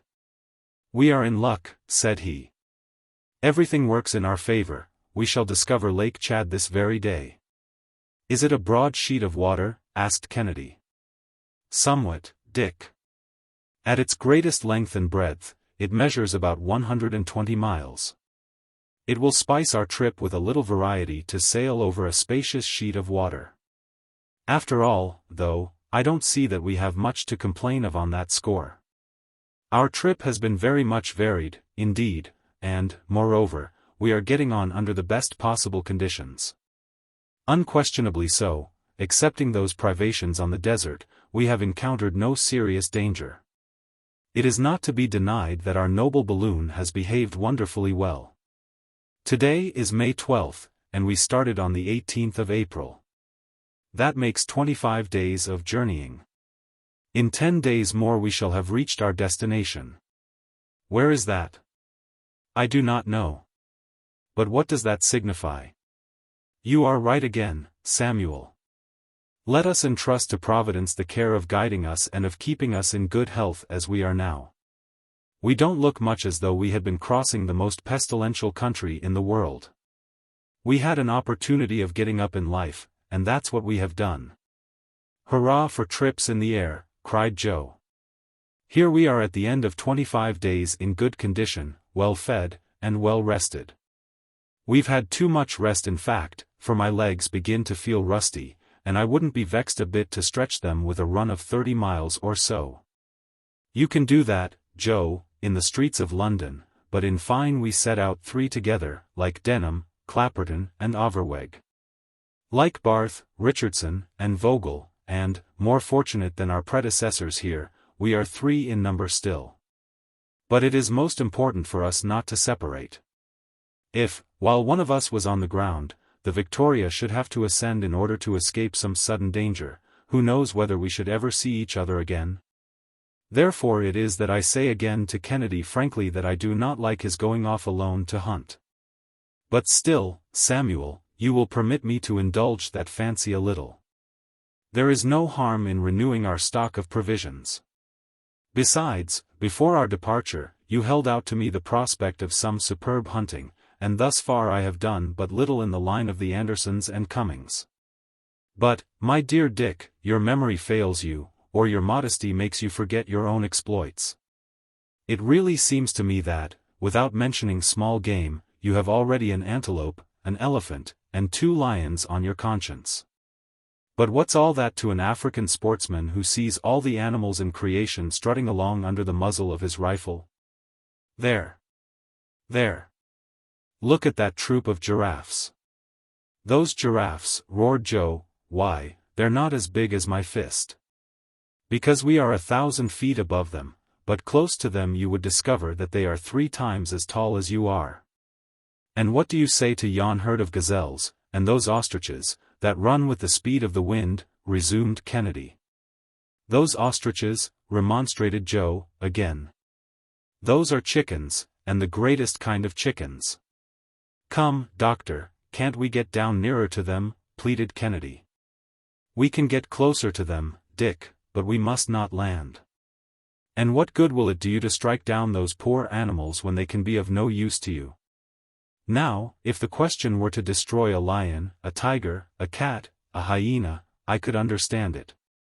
But to deprive an antelope or a gazelle of life, to no other purpose than the gratification of your instincts as a sportsman, seems hardly worth the trouble. But, after all, my friend, we are going to keep at about 100 feet only from the soil, and, should you see any ferocious wild beast, oblige us by sending a ball through its heart. The Victoria descended gradually, but still keeping at a safe height, for, in a barbarous, yet very populous country, it was necessary to keep on the watch for unexpected perils. The travelers were then directly following the course of the Sherry. The charming banks of this river were hidden beneath the foliage of trees of various dyes. Lianas and climbing plants wound in and out on all sides and formed the most curious combinations of color. Crocodiles were seen basking in the broad blaze of the sun or plunging beneath the waters with the agility of lizards. And in their gambols they sported about among the many green islands that intercept the current of the stream. It was thus, in the midst of rich and verdant landscapes that our travelers passed over the district of Mafate, and about 9 o'clock in the morning reached the southern shore of Lake Chad. There it was at last, outstretched before them, that Caspian Sea of Africa. The existence of which was so long consigned to the realms of fable, that interior expanse of water to which only Denham's and Barth's expeditions had been able to force their way. The doctor strove in vain to fix its precise configuration upon paper. It had already changed greatly since 1847. In fact, the chart of Lake Chad is very difficult to trace with exactitude, for it is surrounded by muddy and almost impassable morasses, in which Barth thought that he was doomed to perish. From year to year these marshes, covered with reeds and papyrus 15 feet high, become the lake itself. Frequently, too, the villages on its shores are half submerged, as was the case with Ngornu in 1856. And now the hippopotamus and the alligator frisk and dive where the dwellings of Bornu once stood. The sun shot his dazzling rays over this placid sheet of water, and toward the north the 2 elements merged into one and the same horizon. The doctor was desirous of determining the character of the water, which was long believed to be salt. There was no danger in descending close to the lake, and the car was soon skimming its surface like a bird at the distance of only 5 feet. Joe plunged a bottle into the lake and drew it up half-filled. The water was then tasted and found to be but little fit for drinking, with a certain carbonate of soda flavor.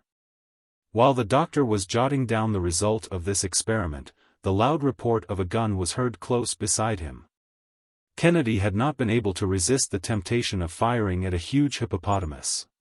The latter, who had been basking quietly, disappeared at the sound of the explosion, but did not seem to be otherwise incommoded by Kennedy's conical bullet.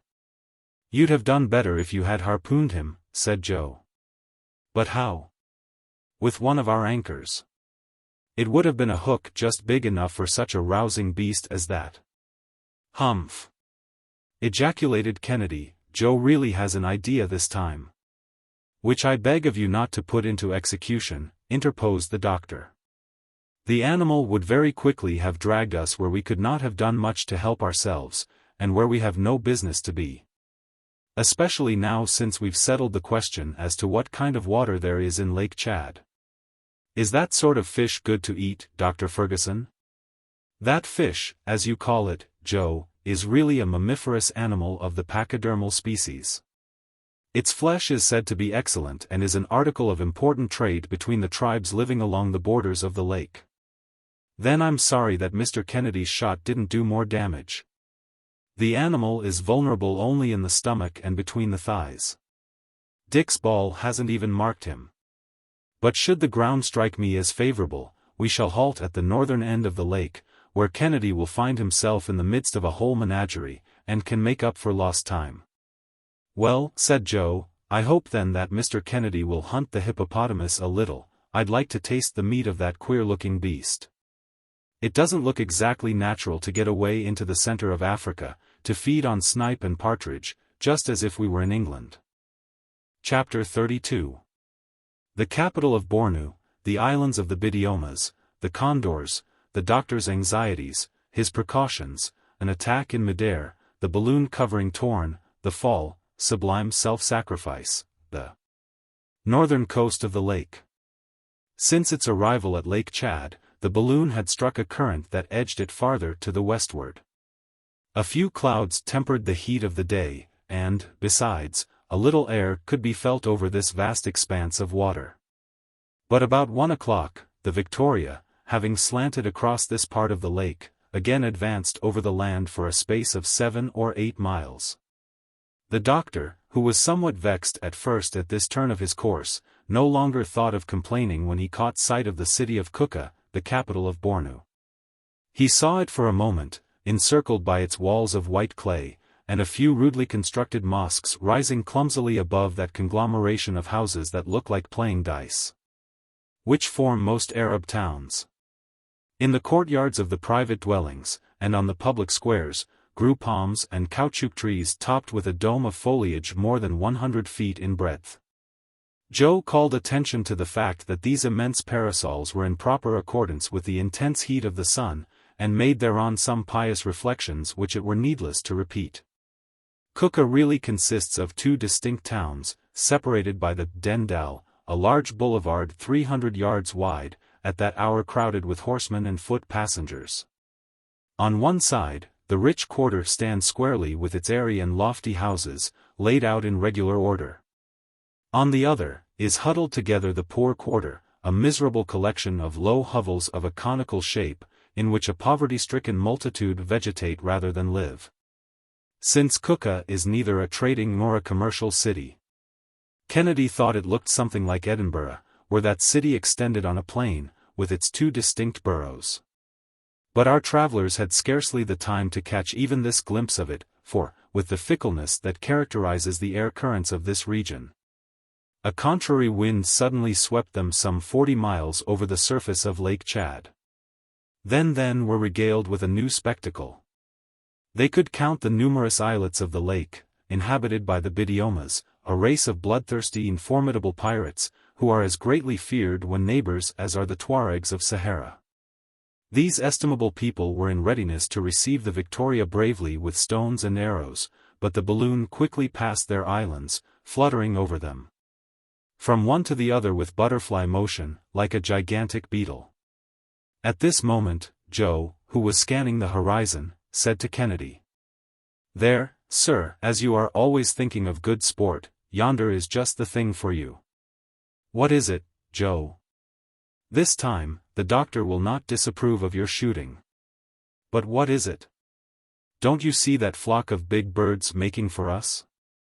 "Birds?" exclaimed the doctor, snatching his spyglass. "I see them," replied Kennedy, "there are at least a dozen of them." 14, exactly, said Joe. "Heaven grant that they may be of a kind sufficiently noxious for the doctor to let me peg away at them. I should not object, but I would much rather see those birds at a distance from us." "Why, are you afraid of those fowls?" "They are condors, and of the largest size." "Should they attack us?" "Well, if they do, we'll defend ourselves." We have a whole arsenal at our disposal. I don't think those birds are so very formidable. Who can tell, was the doctor's only remark. 10 minutes later, the flock had come within gunshot, and were making the air ring with their hoarse cries. They came right toward the Victoria, more irritated than frightened by her presence. How they scream! What a noise, said Joe. Perhaps they don't like to see anybody poaching in their country up in the air, or daring to fly like themselves. Well, now, to tell the truth, when I take a good look at them, they are an ugly, ferocious set, and I should think them dangerous enough if they were armed with Purtymore rifles. Admitted Kennedy. They have no need of such weapons, said Fergusson, looking very grave. The condors flew around them in wide circles, their flight growing gradually closer and closer to the balloon. They swept through the air in rapid, fantastic curves, occasionally precipitating themselves headlong with the speed of a bullet, and then breaking their line of projection by an abrupt and daring angle. The doctor, much disquieted, resolved to ascend so as to escape this dangerous proximity. He therefore dilated the hydrogen in his balloon, and it rapidly rose. But the condors mounted with him, apparently determined not to part company. They seem to mean mischief, said the hunter, cocking his rifle. And, in fact, they were swooping nearer, and more than one came within 50 feet of them, as if defying the firearms. By George, I'm itching to let them have it, exclaimed Kennedy. No, Dick. Not now. Don't exasperate them needlessly. That would only be exciting them to attack us. But I could soon settle those fellows. You may think so, Dick. But you are wrong. Why, we have a bullet for each of them. And suppose that they were to attack the upper part of the balloon, what would you do? How would you get at them? Just imagine yourself in the presence of a troop of lions on the plain, or a school of sharks in the open ocean. For travelers in the air, this situation is just as dangerous. Are you speaking seriously, Doctor? Very seriously, Dick. Let us wait, then. Wait. Hold yourself in readiness in case of an attack, but do not fire without my orders. The birds then collected at a short distance, yet so near that their naked necks, entirely bare of feathers, could be plainly seen, as they stretched them out with the effort of their cries. While their gristly crests, garnished with a comb and gills of deep violet, stood erect with rage.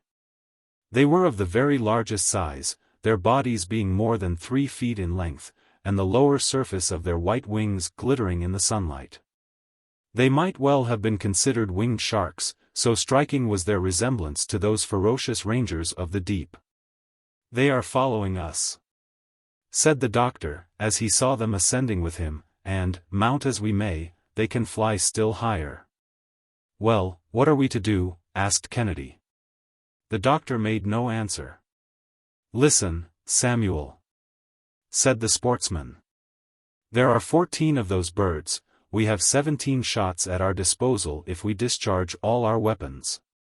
Have we not the means, then, to destroy them or disperse them? I will give a good account of some of them. I have no doubt of your skill, Dick.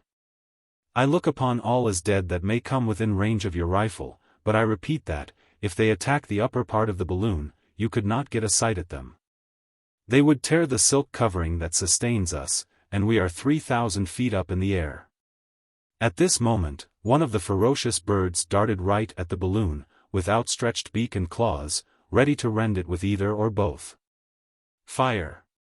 Fire at once, cried the doctor.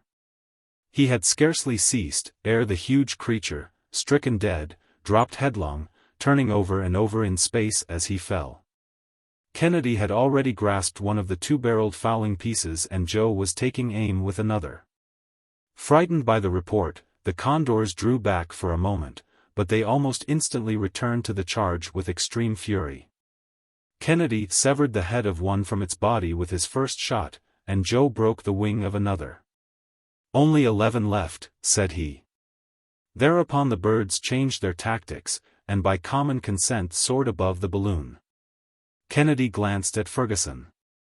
The latter, in spite of his imperturbability, grew pale. Then ensued a moment of terrifying silence. In the next they heard a harsh tearing noise, as of something rending the silk, and the car seemed to sink from beneath the feet of our three aeronauts. "We are lost," exclaimed Fergusson, glancing at the barometer, which was now swiftly rising. "Over with the ballast," he shouted, "over with it." And in a few seconds the last lumps of quartz had disappeared. "We are still falling. Empty the water tanks. Do you hear me, Joe? We are pitching into the lake." Joe obeyed. The doctor leaned over and looked out.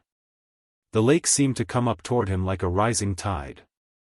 Every object around grew rapidly in size while they were looking at it. The car was not 200 feet from the surface of Lake Chad. "The provisions! The provisions!" cried the doctor. And the box containing them was launched into space. Their descent became less rapid, but the luckless aeronauts were still falling, and into the lake. "Throw out something, something more," cried the doctor. "There is nothing more to throw," was Kennedy's despairing response. "Yes, there is," called Joe, and with a wave of the hand he disappeared like a flash, over the edge of the car. "Joe! Joe!" exclaimed the doctor, horror-stricken. The Victoria thus relieved resumed her ascending motion, mounted 1,000 feet into the air, and the wind, burying itself in the disinflated covering, bore them away toward the northern part of the lake. "Lost!" exclaimed the sportsman, with a gesture of despair. "Lost to save us," responded Fergusson. And these men, intrepid as they were, felt the large tears streaming down their cheeks. They leaned over with the vain hope of seeing some trace of their heroic companion, but they were already far away from him. "What course shall we pursue?" asked Kennedy. "Alight as soon as possible, Dick, and then wait." After a sweep of some 60 miles the Victoria halted on a desert shore, on the north of the lake. The anchors caught in a low tree and the sportsman fastened it securely. Night came, but neither Fergusson nor Kennedy could find one moment's sleep. Chapter 33. Conjectures, Re-establishment of the Victoria's equilibrium, Dr. Fergusson's new calculations, Kennedy's hunt, a complete exploration of Lake Chad, Tengalia, the return, Lari. On the morrow, the 13th of May, our travelers, for the first time, reconnoitered the part of the coast on which they had landed. It was a sort of island of solid ground in the midst of an immense marsh. Around this fragment of terra firma grew reeds as lofty as trees are in Europe, and stretching away out of sight. These impenetrable swamps gave security to the position of the balloon. It was necessary to watch only the borders of the lake. The vast stretch of water broadened away from the spot, especially toward the east, and nothing could be seen on the horizon, neither mainland nor islands. The two friends had not yet ventured to speak of their recent companion. Kennedy first imparted his conjectures to the doctor. "Perhaps Joe is not lost after all," he said. "He was a skillful lad, and had few equals as a swimmer. He would find no difficulty in swimming across the Firth of Forth at Edinburgh. We shall see him again, but how and where I know not. Let us omit nothing on our part to give him the chance of rejoining us." "May God grant it as you say, Dick," replied the doctor, with much emotion. "We shall do everything in the world to find our lost friend again. Let us, in the first place, see where we are. But, above all things, let us rid the Victoria of this outside covering, which is of no further use. That will relieve us of £650, a weight not to be despised, and the end is worth the trouble." The doctor and Kennedy went to work at once, but they encountered great difficulty. They had to tear the strong silk away piece by piece, and then cut it in narrow strips so as to extricate it from the meshes of the network. The tear made by the beaks of the condors was found to be several feet in length. This operation took at least 4 hours, but at length the inner balloon once completely extricated did not appear to have suffered in the least degree. The Victoria was thus diminished in size by 1/5, and this difference was sufficiently noticeable to excite Kennedy's surprise. Will it be large enough? He asked. Have no fears on that score, I will re-establish the equilibrium, and should our poor Joe return we shall find a way to start off with him again on our old route. At the moment of our fall, unless I am mistaken, we were not far from an island. Yes, I recollect it, said the doctor, but that island, like all the islands on Lake Chad, is, no doubt, inhabited by a gang of pirates and murderers. They certainly witnessed our misfortune, and should Joe fall into their hands, what will become of him unless protected by their superstitions? Oh, he's just the lad to get safely out of the scrape, I repeat. I have great confidence in his shrewdness and skill. I hope so. Now, Dick, you may go and hunt in the neighborhood, but don't get far away whatever you do. It has become a pressing necessity for us to renew our stock of provisions, since we had to sacrifice nearly all the old lot. Very good, Doctor, I shall not be long absent. Hereupon, Kennedy took a double-barreled fowling piece, and strode through the long grass toward a thicket not far off, where the frequent sound of shooting soon let the doctor know that the sportsman was making a good use of his time. Meanwhile Fergusson was engaged in calculating the relative weight of the articles still left in the car, and in establishing the equipoise of the second balloon. He found that there were still left some 30 pounds of pemmican, a supply of tea and coffee, about 1.5 gallons of brandy, and 1 empty water tank. All the dried meat had disappeared. The doctor was aware that, by the loss of the hydrogen in the first balloon, the ascensional force at his disposal was now reduced to about 900 pounds. He therefore had to count upon this difference in order to rearrange his equilibrium. The new balloon measured 67,000 cubic feet, and contained 33,480 feet of gas. The dilating apparatus appeared to be in good condition, and neither the battery nor the spiral had been injured. The ascensional force of the new balloon was then about 3,000 pounds, and, in adding together the weight of the apparatus, of the passengers, of the stock of water, of the car and its accessories, and putting aboard 50 gallons of water, and 100 pounds of fresh meat, the doctor got a total weight of 2,830 pounds. He could then take with him 170 pounds of ballast, for unforeseen emergencies, and the balloon would be in exact balance with the surrounding atmosphere. His arrangements were completed accordingly, and he made up for Joe's weight with a surplus of ballast. He spent the whole day in these preparations, and the latter were finished when Kennedy returned. The hunter had been successful, and brought back a regular cargo of geese, wild duck, snipe, teal, and plover. He went to work at once to draw and smoke the game. Each piece, suspended on a small, thin skewer, was hung over a fire of green wood. When they seemed in good order, Kennedy, who was perfectly at home in the business, packed them away in the car. On the morrow, the hunter was to complete his supplies. Evening surprised our travelers in the midst of this work. Their supper consisted of pemmican, biscuit, and tea. And fatigue, after having given them appetite, brought them sleep. Each of them strained eyes and ears into the gloom during his watch, sometimes fancying that they heard the voice of poor Joe. But, alas! The voice that they so longed to hear, was far away. At the first streak of day, the doctor aroused Kennedy. "I have been long and carefully considering what should be done," said he, "to find our companion. Whatever your plan may be, doctor, it will suit me. Speak. Above all things, it is important that Joe should hear from us in some way." "Undoubtedly. Suppose the brave fellow should take it into his head that we have abandoned him? He knows us too well for that. Such a thought would never come into his mind. But he must be informed as to where we are. How can that be managed? We shall get into our car and be off again through the air. But, should the wind bear us away? Happily, it will not. See, Dick. It is carrying us back to the lake. And this circumstance, which would have been vexatious yesterday, is fortunate now. Our efforts, then, will be limited to keeping ourselves above that vast sheet of water throughout the day.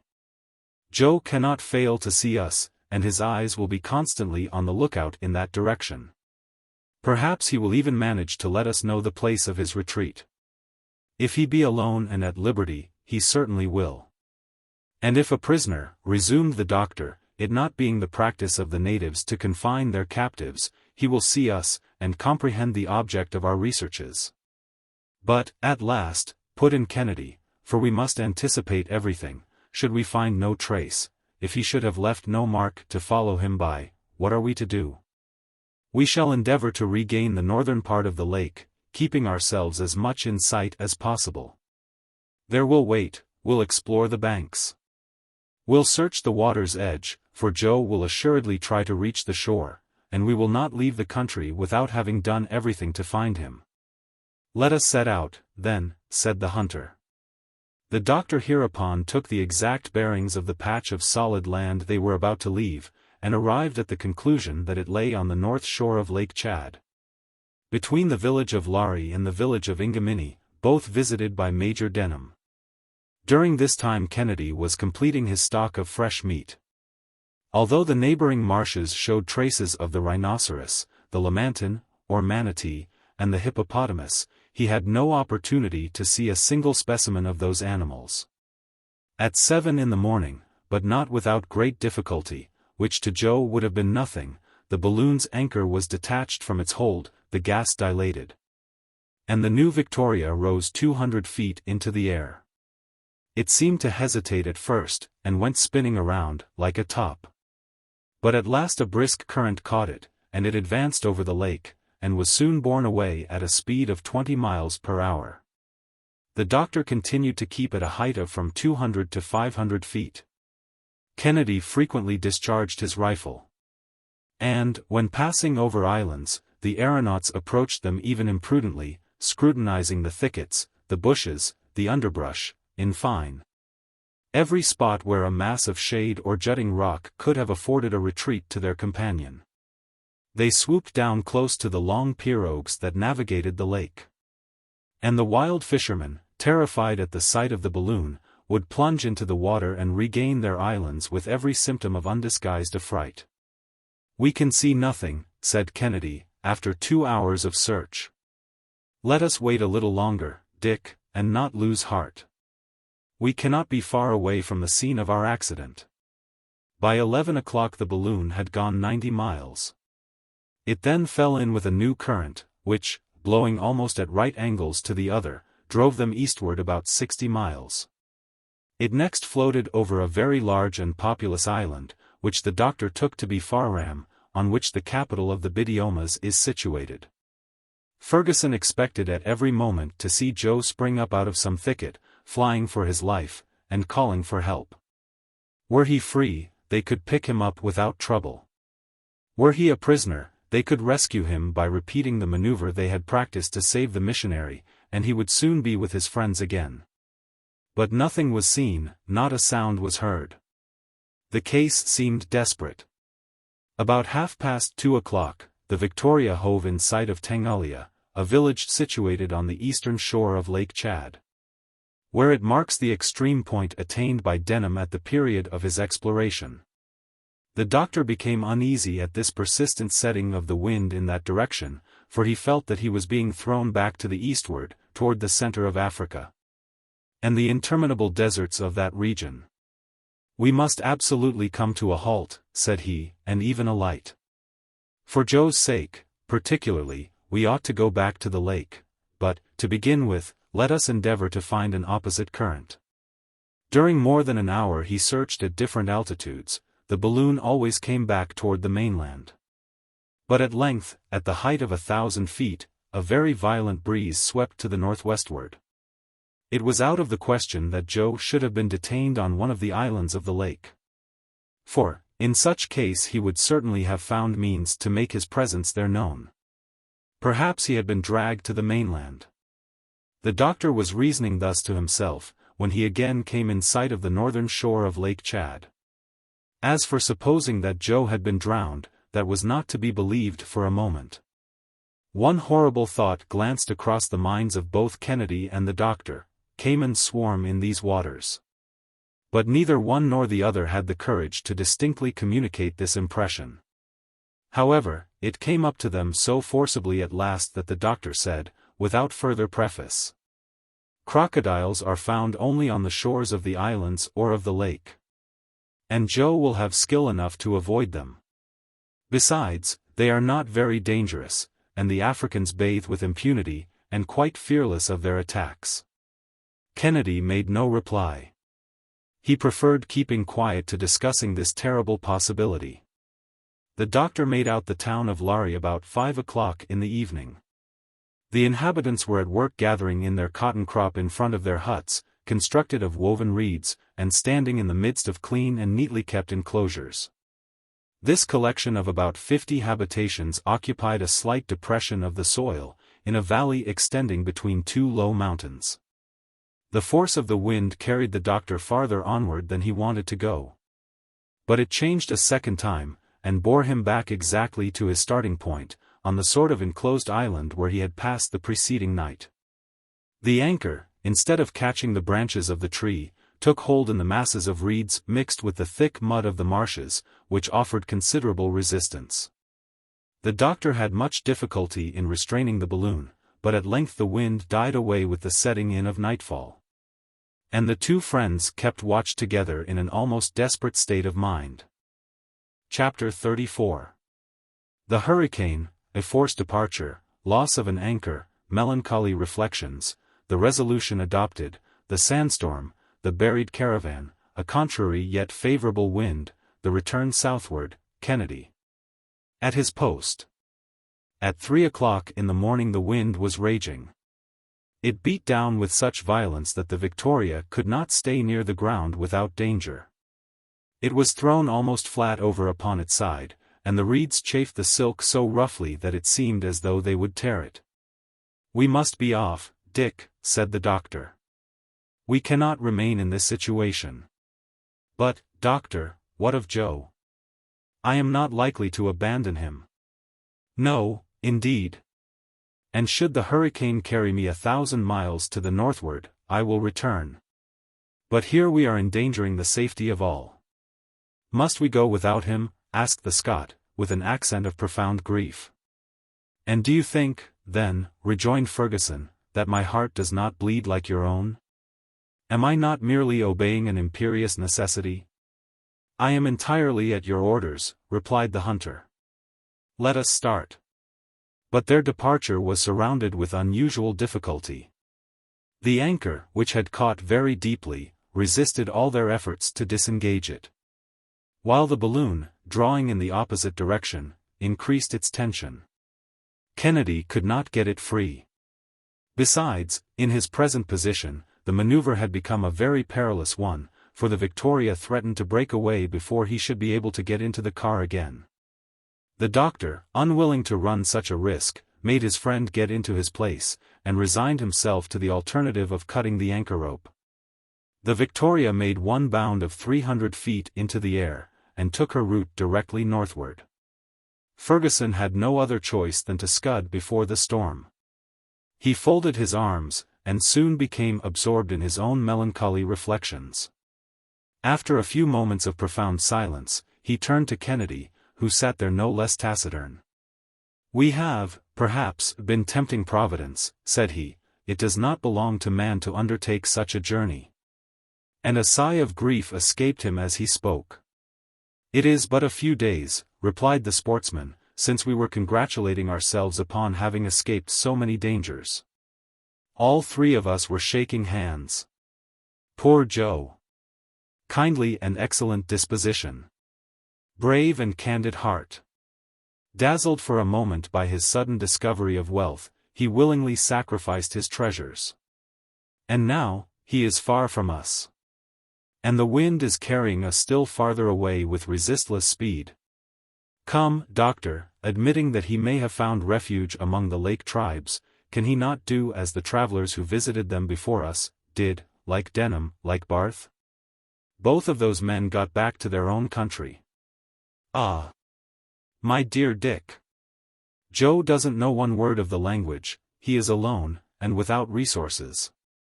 The travelers of whom you speak did not attempt to go forward without sending many presents in advance of them to the chiefs, and surrounded by an escort armed and trained for these expeditions.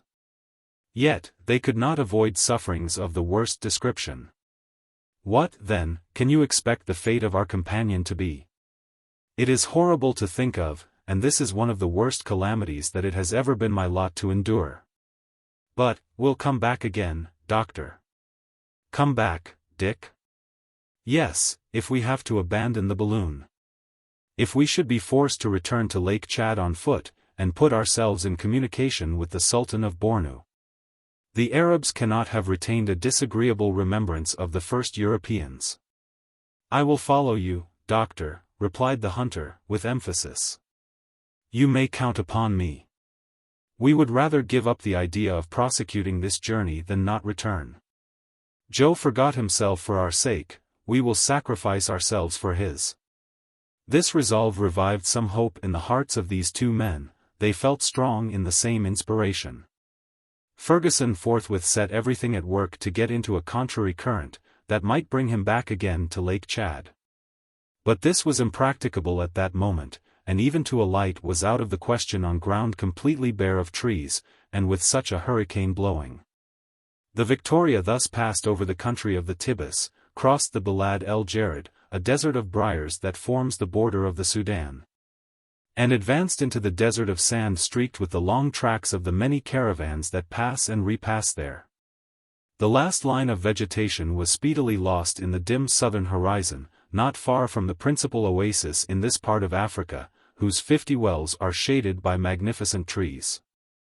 But it was impossible to stop.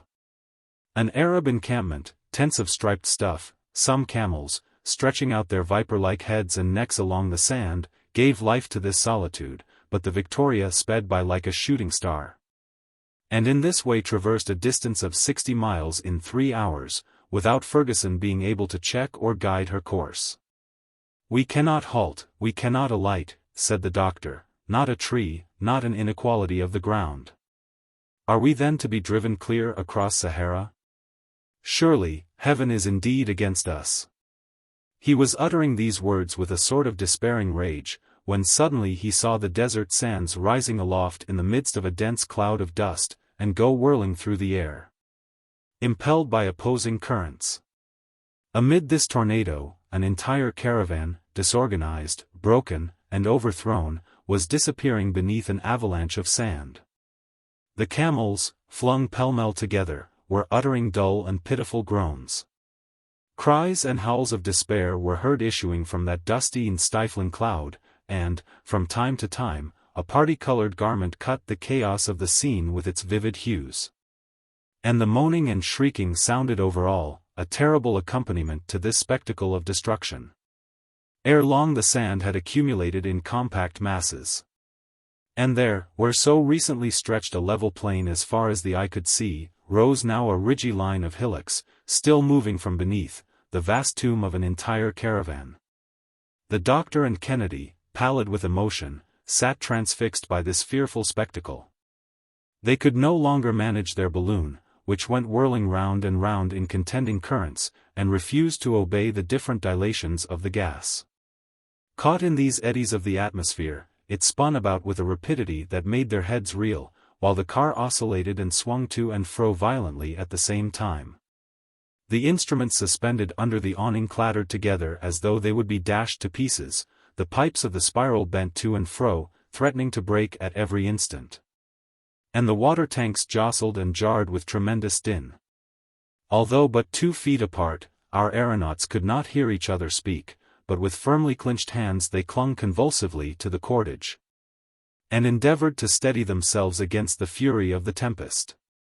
Kennedy, with his hair blown wildly about his face, looked on without speaking. But the doctor had regained all his daring in the midst of this deadly peril, and not a sign of his emotion was betrayed in his countenance, even when, after a last violent twirl, the Victoria stopped suddenly in the midst of a most unlooked-for calm. The north wind had abruptly got the upper hand, and now drove her back with equal rapidity over the route she had traversed in the morning. "Whither are we going now?" cried Kennedy. "Let us leave that to Providence, my dear Dick," I was wrong in doubting it. It knows better than we, and here we are, returning to places that we had expected never to see again. The surface of the country, which had looked so flat and level when they were coming, now seemed tossed and uneven, like the ocean billows after a storm. A long succession of hillocks, that had scarcely settled to their places yet, indented the desert, the wind blew furiously, and the balloon fairly flew through the atmosphere.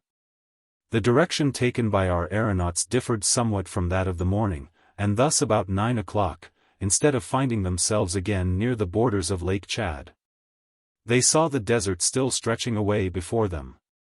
Kennedy remarked the circumstance.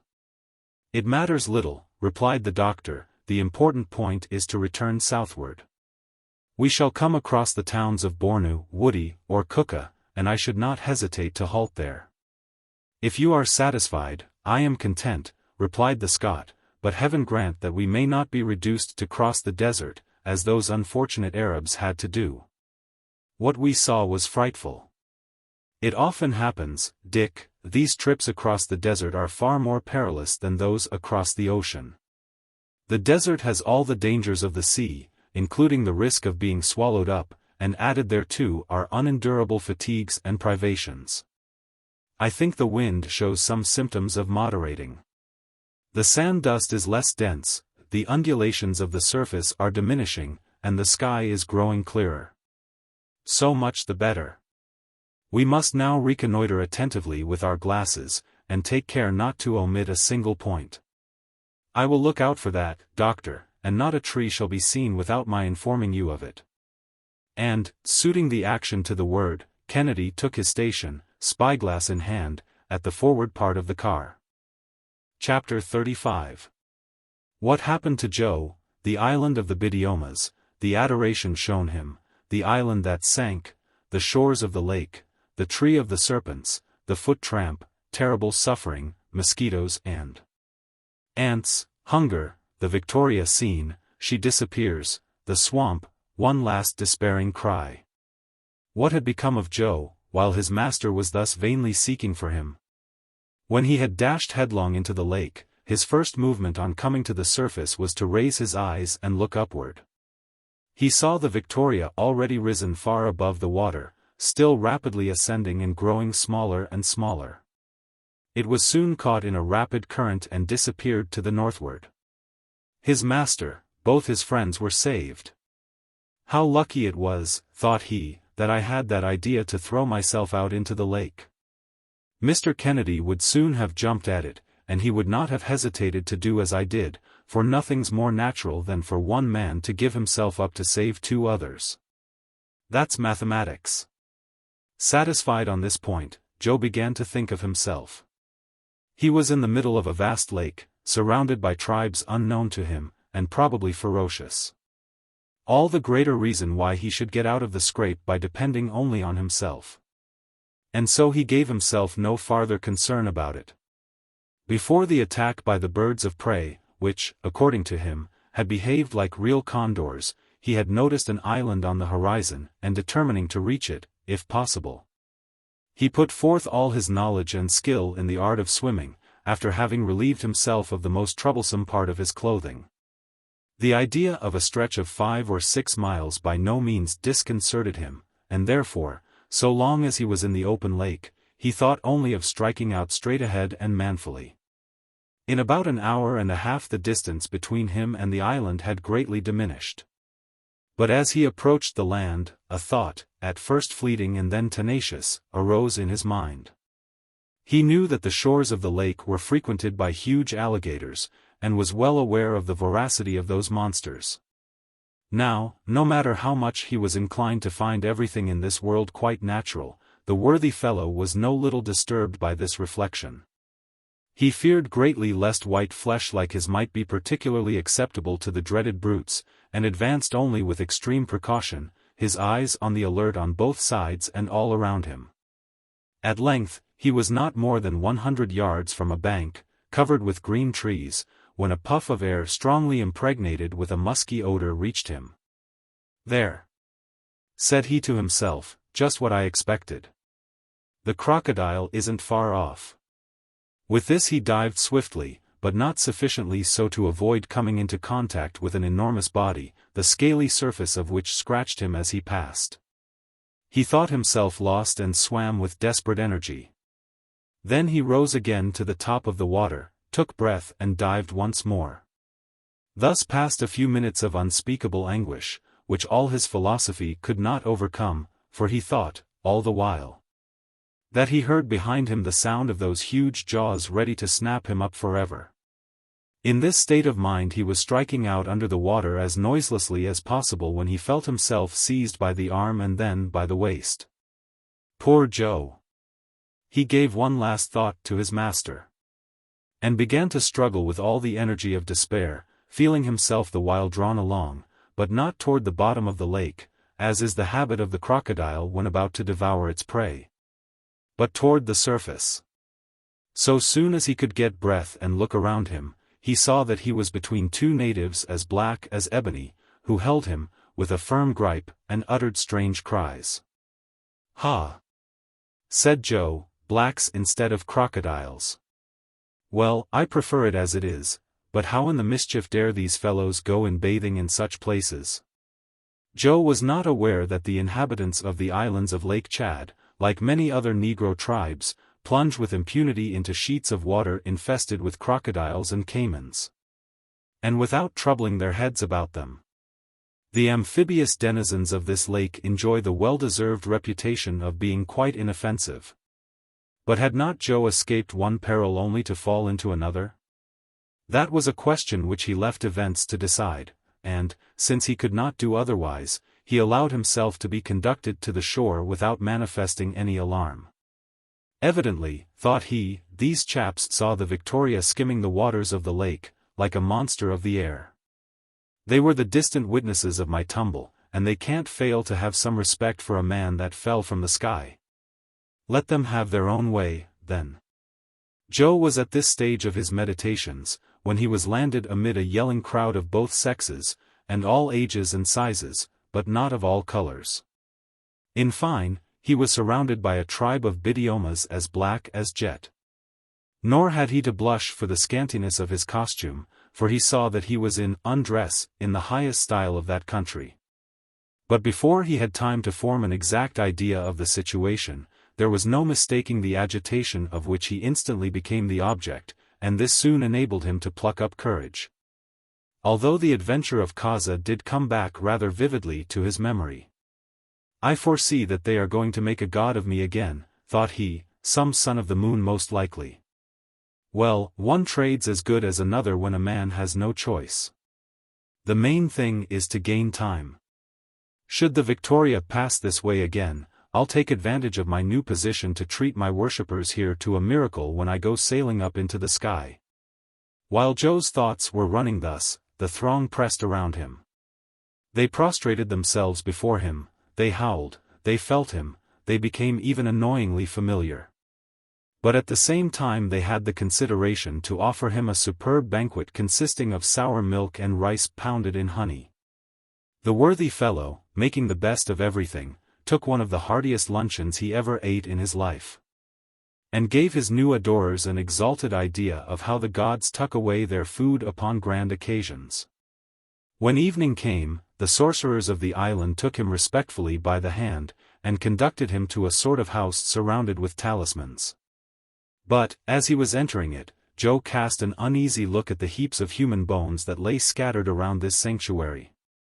But he had still more time to think about them when he found himself at last shut up in the cabin. During the evening and through a part of the night, he heard festive chantings, the reverberations of a kind of drum, and a clatter of old iron, which were very sweet, no doubt, to African ears. Then there were howling choruses, accompanied by endless dances by gangs of natives who circled round and round the sacred hut with contortions and grimaces. Joe could catch the sound of this deafening orchestra, through the mud and reeds of which his cabin was built. And perhaps under other circumstances he might have been amused by these strange ceremonies, but his mind was soon disturbed by quite different and less agreeable reflections. Even looking at the bright side of things, he found it both stupid and sad to be left alone in the midst of this savage country and among these wild tribes. Few travelers who had penetrated to these regions had ever again seen their native land. Moreover, could he trust to the worship of which he saw himself the object? He had good reason to believe in the vanity of human greatness, and he asked himself whether, in this country, adoration did not sometimes go to the length of eating the object adored. But, notwithstanding this rather perplexing prospect, after some hours of meditation, fatigue got the better of his gloomy thoughts, and Joe fell into a profound slumber, which would have lasted no doubt until sunrise, had not a very unexpected sensation of dampness awakened the sleeper.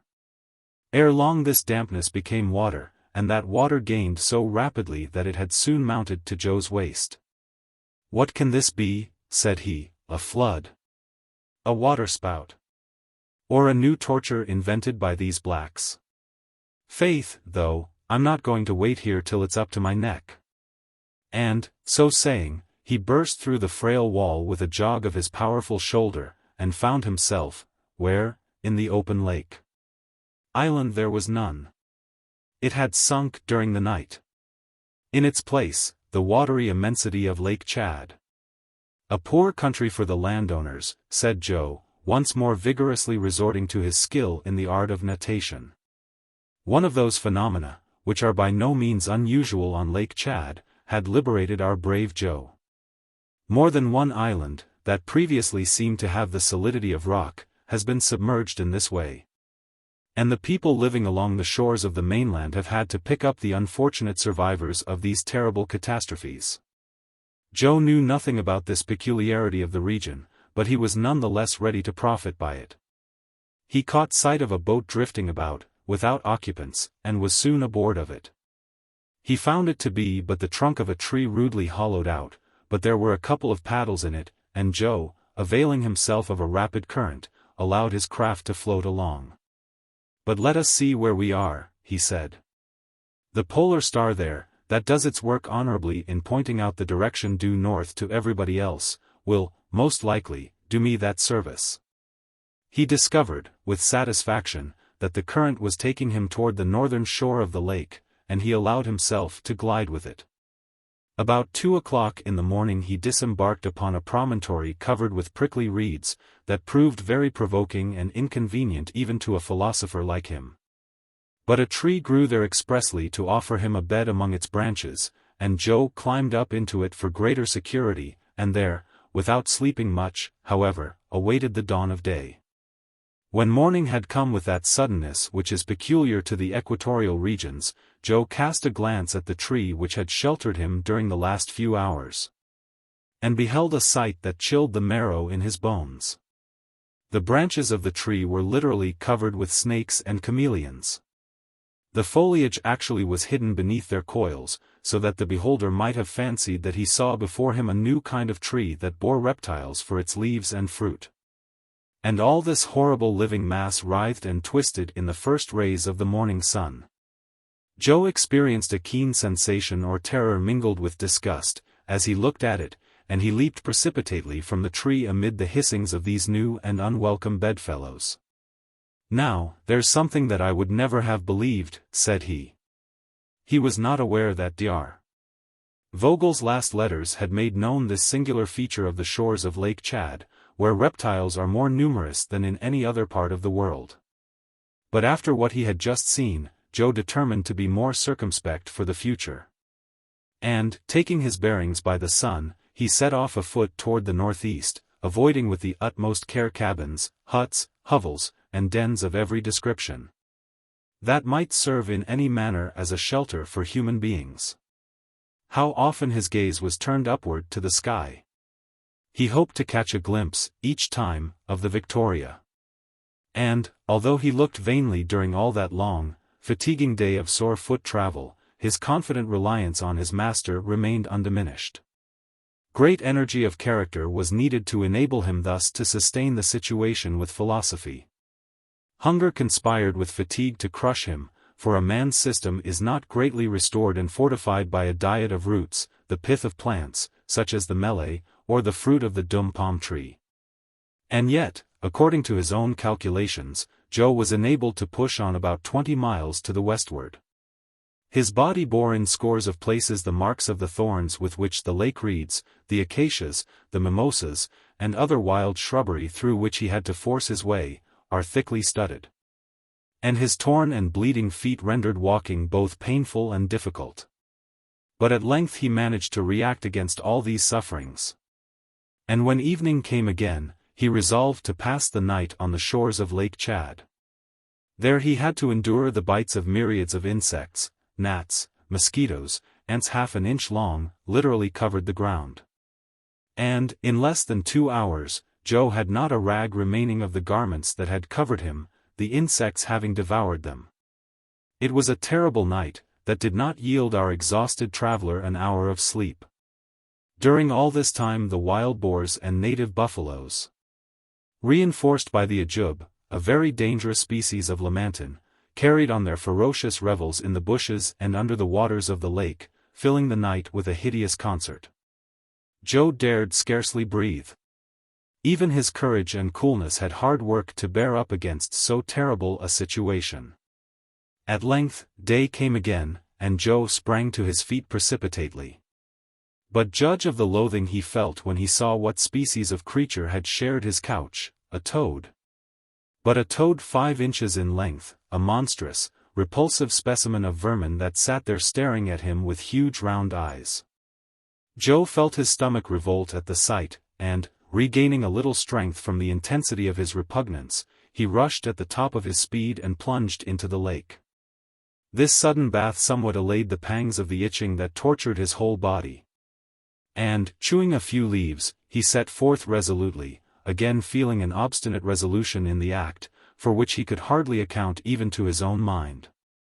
He no longer seemed to have entire control of his own acts, and, nevertheless, he felt within him a strength superior to despair.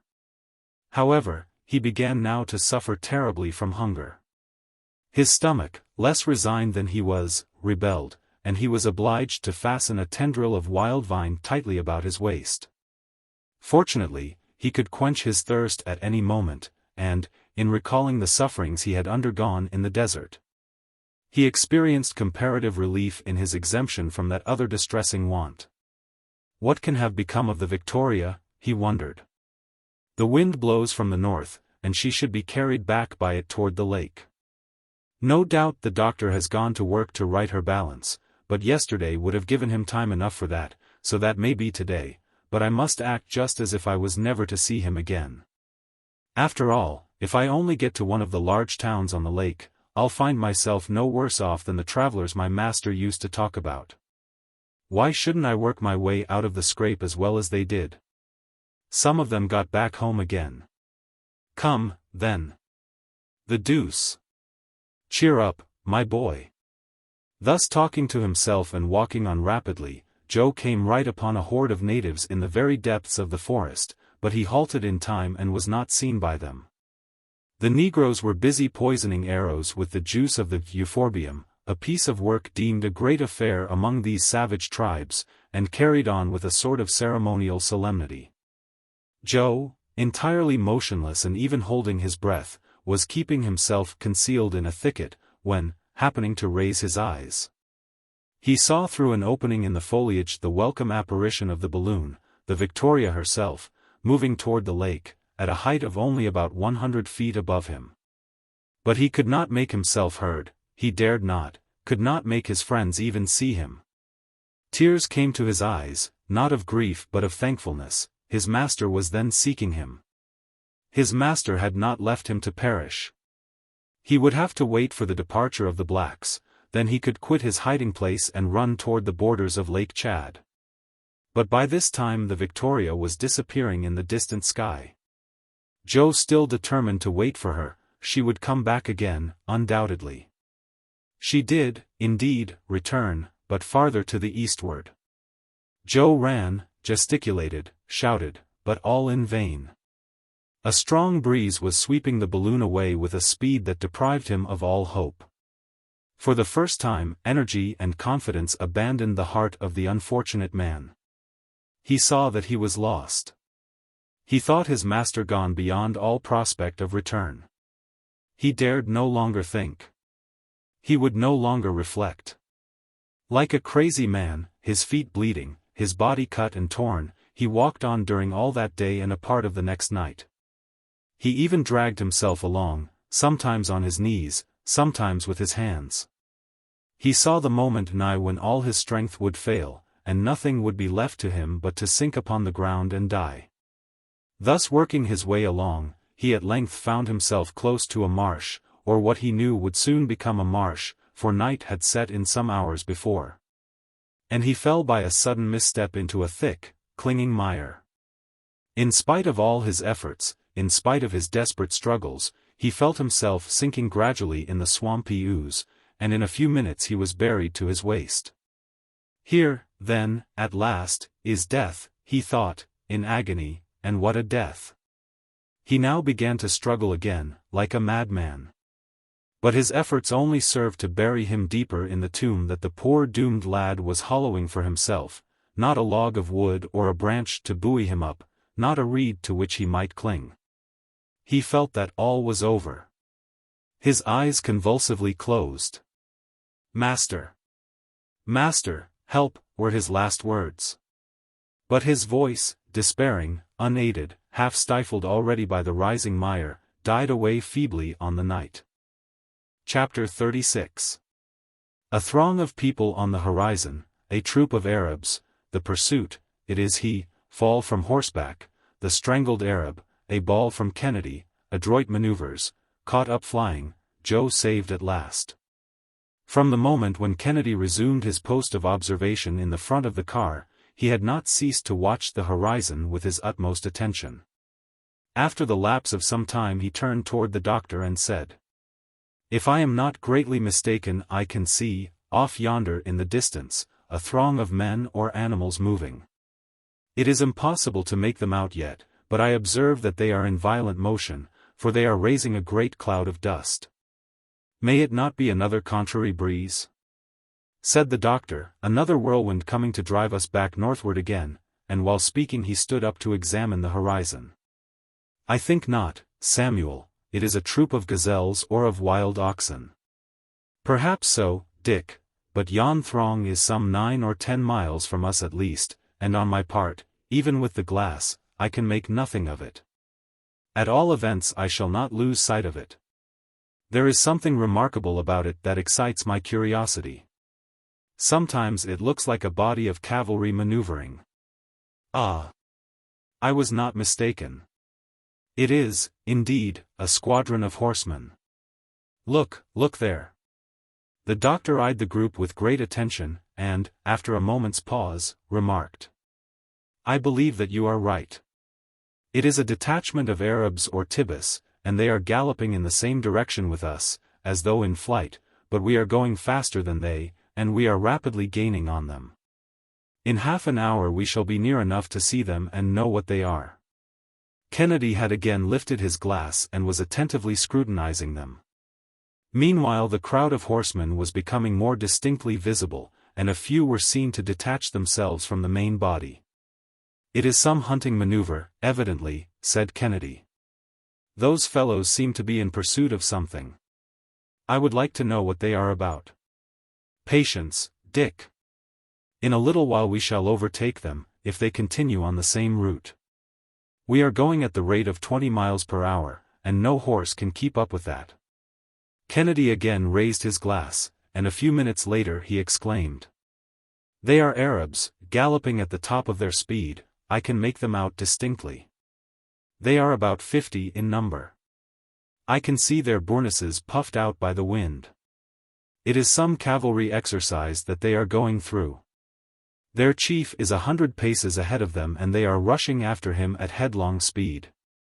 Whoever they may be, Dick, they are not to be feared, and then, if necessary, we can go higher." "Wait, doctor, wait a little." "It's curious," said Kennedy again, after a brief pause, "but there's something going on that I can't exactly explain. By the efforts they make, and the irregularity of their line, should fancy that those Arabs are pursuing someone, instead of following." "Are you certain of that, Dick?" "Oh. Yes, it's clear enough now. I am right. It is a pursuit, a hunt, but a manhunt. That is not their chief riding ahead of them, but a fugitive. A fugitive! Exclaimed the doctor, growing more and more interested. Yes. Don't lose sight of him, and let us wait. 3 or 4 miles more were quickly gained upon these horsemen, who nevertheless were dashing onward with incredible speed. Doctor! Doctor! Shouted Kennedy in an agitated voice. What is the matter, Dick? Is it an illusion? Can it be possible? What do you mean? Wait! And so saying, the Scot wiped the sights of his spyglass carefully, and looked through it again intently. Well? Questioned the doctor. It is he, doctor. He, exclaimed Fergusson with emotion. It is he. No other, and it was needless to pronounce the name. Yes. It is he. On horseback, and only 100 paces in advance of his enemies. He is pursued. It is Joe himself. Cried the doctor, turning pale. He cannot see us in his flight. He will see us, though, said the doctor, lowering the flame of his blowpipe. But how? In 5 minutes we shall be within 50 feet of the ground, and in 15 we shall be right over him. We must let him know it by firing a gun. No. He can't turn back to come this way. He's headed off. What shall we do, then? We must wait. Wait, and these Arabs? We shall overtake them. We'll pass them. We are not more than 2 miles from them, and provided that Joe's horse holds out. Great God! Exclaimed Kennedy, suddenly. What is the matter? Kennedy had uttered a cry of despair as he saw Joe fling himself to the ground. His horse, evidently exhausted, had just fallen headlong. He sees us! Cried the doctor, and he motions to us, as he gets upon his feet. But the Arabs will overtake him. What is he waiting for? Ah! The brave lad! Huzzah! Shouted the sportsman, who could no longer restrain his feelings. Joe, who had immediately sprung up after his fall, just as one of the swiftest horsemen rushed upon him, bounded like a panther, avoided his assailant by leaping to one side. Jumped up behind him on the crupper, seized the Arab by the throat, and, strangling him with his sinewy hands and fingers of steel, flung him on the sand, and continued his headlong flight. A tremendous howl was heard from the Arabs, but, completely engrossed by the pursuit, they had not taken notice of the balloon, which was now but 500 paces behind them, and only about 30 feet from the ground. On their part, they were not 20 lengths of their horses from the fugitive.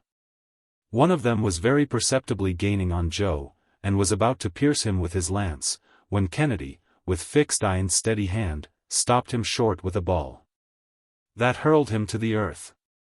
Joe did not even turn his head at the report. Some of the horsemen reined in their barbs, and fell on their faces in the dust as they caught sight of the Victoria. The rest continued their pursuit. But what is Joe about? Said Kennedy. He don't stop. He's doing better than that, Dick. I understand him. He's keeping on in the same direction as the balloon. He relies upon our intelligence. Ah! The noble fellow! We'll carry him off in the very teeth of those Arab rascals. We are not more than 200 paces from him. What are we to do? Asked Kennedy. Lay aside your rifle, Dick. And the Scot obeyed the request at once.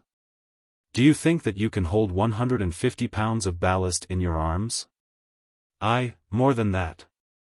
No. That will be enough. And the doctor proceeded to pile up bags of sand in Kennedy's arms. Hold yourself in readiness in the back part of the car, and be prepared to throw out that ballast at a single effort. But, for your life, don't do so until I give the word. Be easy on that point. Otherwise, we should miss Joe, and he would be lost. Count upon me. The Victoria at that moment almost commanded the troop of horsemen who were still desperately urging their steeds at Joe's heels. The doctor, standing in the front of the car, held the ladder clear, ready to throw it at any moment. Meanwhile, Joe had still maintained the distance between himself and his pursuers, say about 50 feet. The Victoria was now ahead of the party. "Attention," exclaimed the doctor to Kennedy. "I'm ready." "Joe, look out for yourself," shouted the doctor in his sonorous, ringing voice, as he flung out the ladder, the lowest ratlins of which tossed up the dust of the road. As the doctor shouted, Joe had turned his head, but without checking his horse. The ladder dropped close to him, and at the instant he grasped it the doctor again shouted to Kennedy. "Throw ballast. It's done." And the Victoria, lightened by a weight greater than Joe's, shot up 150 feet into the air.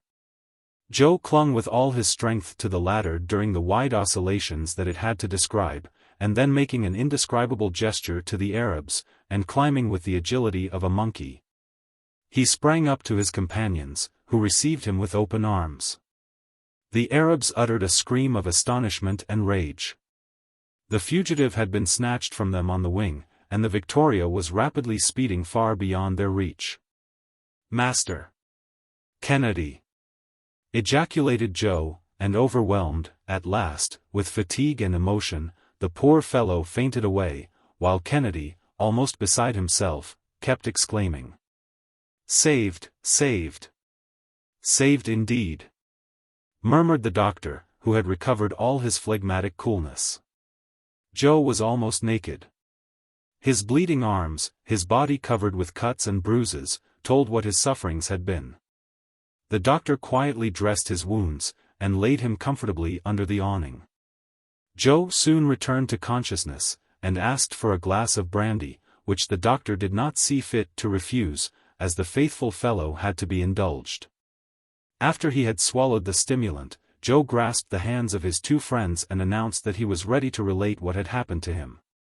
But they would not allow him to talk at that time, and he sank back into a profound sleep, of which he seemed to have the greatest possible need. The Victoria was then taking an oblique line to the westward. Driven by a tempestuous wind, it again approached the borders of the thorny desert, which the travelers descried over the tops of palm trees, bent and broken by the storm. And, after having made a run of 200 miles since rescuing Joe, it passed the 10th degree of east longitude about nightfall. Chapter 37.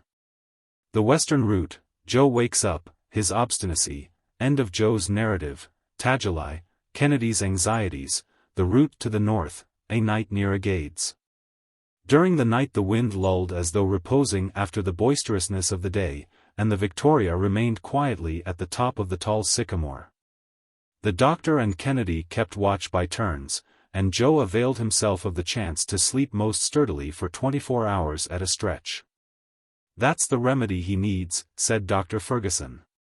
"Nature will take charge of his care."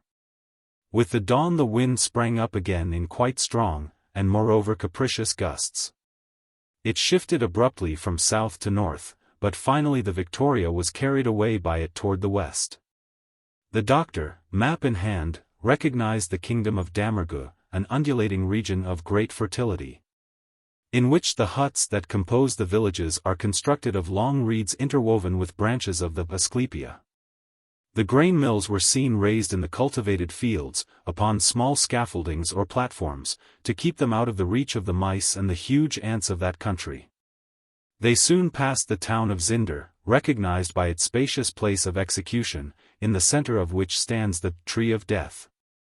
At its foot the executioner stands waiting, and whoever passes beneath its shadow is immediately hung. Upon consulting his compass, Kennedy could not refrain from saying, "Look! We are again moving northward. No matter, if it only takes us to Timbuktu, we shall not complain. Never was a finer voyage accomplished under better circumstances." "Nor in better health," said Joe, at that instant thrusting his jolly countenance from between the curtains of the awning. "There he is. There's our gallant friend, our preserver," exclaimed Kennedy, cordially. "How goes it, Joe?" "Oh! Why, naturally enough, Mr. Kennedy, very naturally. I never felt better in my life. Nothing sets a man up like a little pleasure trip with a bath in Lake Chad to start on. Doctor?" "Brave fellow," said Fergusson, pressing Joe's hand, "what terrible anxiety you caused us." "Humph! And you, sir? Do you think that I felt easy in my mind about you, gentlemen? You gave me a fine fright, let me tell you. We shall never agree in the world, Joe, if you take things in that style." "I see that his tumble hasn't changed him a bit," added Kennedy. "Your devotion and self-forgetfulness were sublime, my brave lad, and they saved us, for the Victoria was falling into the lake, and, once there, nobody could have extricated her. But, if my devotion, as you are pleased to call my Somerset, saved you, did it not save me too, for here we are, all three of us, in first-rate health? Consequently we have nothing to squabble about in the whole affair." "Oh! We can never come to a settlement with that youth," said the sportsman. "The best way to settle it," replied Joe, "is to say nothing more about the matter. What's done is done. Good or bad, we can't take it back." "You obstinate fellow," said the doctor, laughing. "You can't refuse, though, to tell us your adventures, at all events. Not if you think it worth while. But, in the first place, I'm going to cook this fat goose to a turn, for I see that Mr. Kennedy has not wasted his time." "All right, Joe. Well, let us see then how this African game will sit on a European stomach." The goose was soon roasted by the flame of the blowpipe, and not long afterward was comfortably stowed away. Joe took his own good share, like a man who had eaten nothing for several days. After the tea and the punch, he acquainted his friends with his recent adventures. He spoke with some emotion, even while looking at things with his usual philosophy. The doctor could not refrain from frequently pressing his hand when he saw his worthy servant more considerate of his master's safety than of his own, and, in relation to the sinking of the island of the Bidiomas, he explained to him the frequency of this phenomenon upon Lake Chad. At length Joe, continuing his recital, arrived at the point where, sinking in the swamp, he had uttered a last cry of despair. "I thought I was gone," said he, "and as you came right into my mind, I made a hard fight for it. How, I couldn't tell you, but I'd made up my mind that I wouldn't go under without knowing why. Just then, I saw, 2 or 3 feet from me, what do you think? The end of a rope that had been fresh cut, so I took leave to make another jerk, and, by hook or by crook, I got to the rope. When I pulled, it didn't give, so I pulled again and hauled away, and there I was on dry ground. At the end of the rope, I found an anchor. Ah, master, I've a right to call that the anchor of safety, anyhow, if you have no objection." I knew it again. It was the anchor of the Victoria. You had grounded there. So I followed the direction of the rope, and that gave me your direction, and, after trying hard a few times more, I got out of the swamp. I had got my strength back with my spunk, and I walked on part of the night away from the lake, until I got to the edge of a very big wood. There I saw a fenced-in place, where some horses were grazing, without thinking of any harm. Now, there are times when everybody knows how to ride a horse, are there not, doctor? So I didn't spend much time thinking about it, but jumped right on the back of one of those innocent animals, and away we went galloping north as fast as our legs could carry us. I needn't tell you about the towns that I didn't see nor the villages that I took good care to go around. No. I crossed the plowed fields, I leaped the hedges, I scrambled over the fences. I dug my heels into my nag, I thrashed him, I fairly lifted the poor fellow off his feet. At last I got to the end of the tilled land. Good. There was the desert. That suits me, said I, for I can see better ahead of me and farther too. I was hoping all the time to see the balloon tacking about and waiting for me. But not a bit of it. And so, in about 3 hours, I go plump, like a fool, into a camp of Arabs. Phew! What a hunt that was! You see, Mr. Kennedy, a hunter don't know what a real hunt is until he's been hunted himself. Still, I advise him not to try it if he can keep out of it. My horse was so tired, he was ready to drop off his legs, they were close on me, I threw myself to the ground. Then I jumped up again behind an Arab. I didn't mean the fellow any harm, and I hope he has no grudge against me for choking him, but I saw you, and you know the rest. The Victoria came on at my heels, and you caught me up flying, as a circus rider does a ring. Wasn't I right in counting on you? Now, Doctor, you see how simple all that was. Nothing more natural in the world. I'm ready to begin over again, if it would be of any service to you. And besides, Master, as I said a while ago, it's not worth mentioning. My noble, gallant Joe, said the doctor, with great feeling. Heart of gold. We were not astray in trusting to your intelligence and skill. Poe.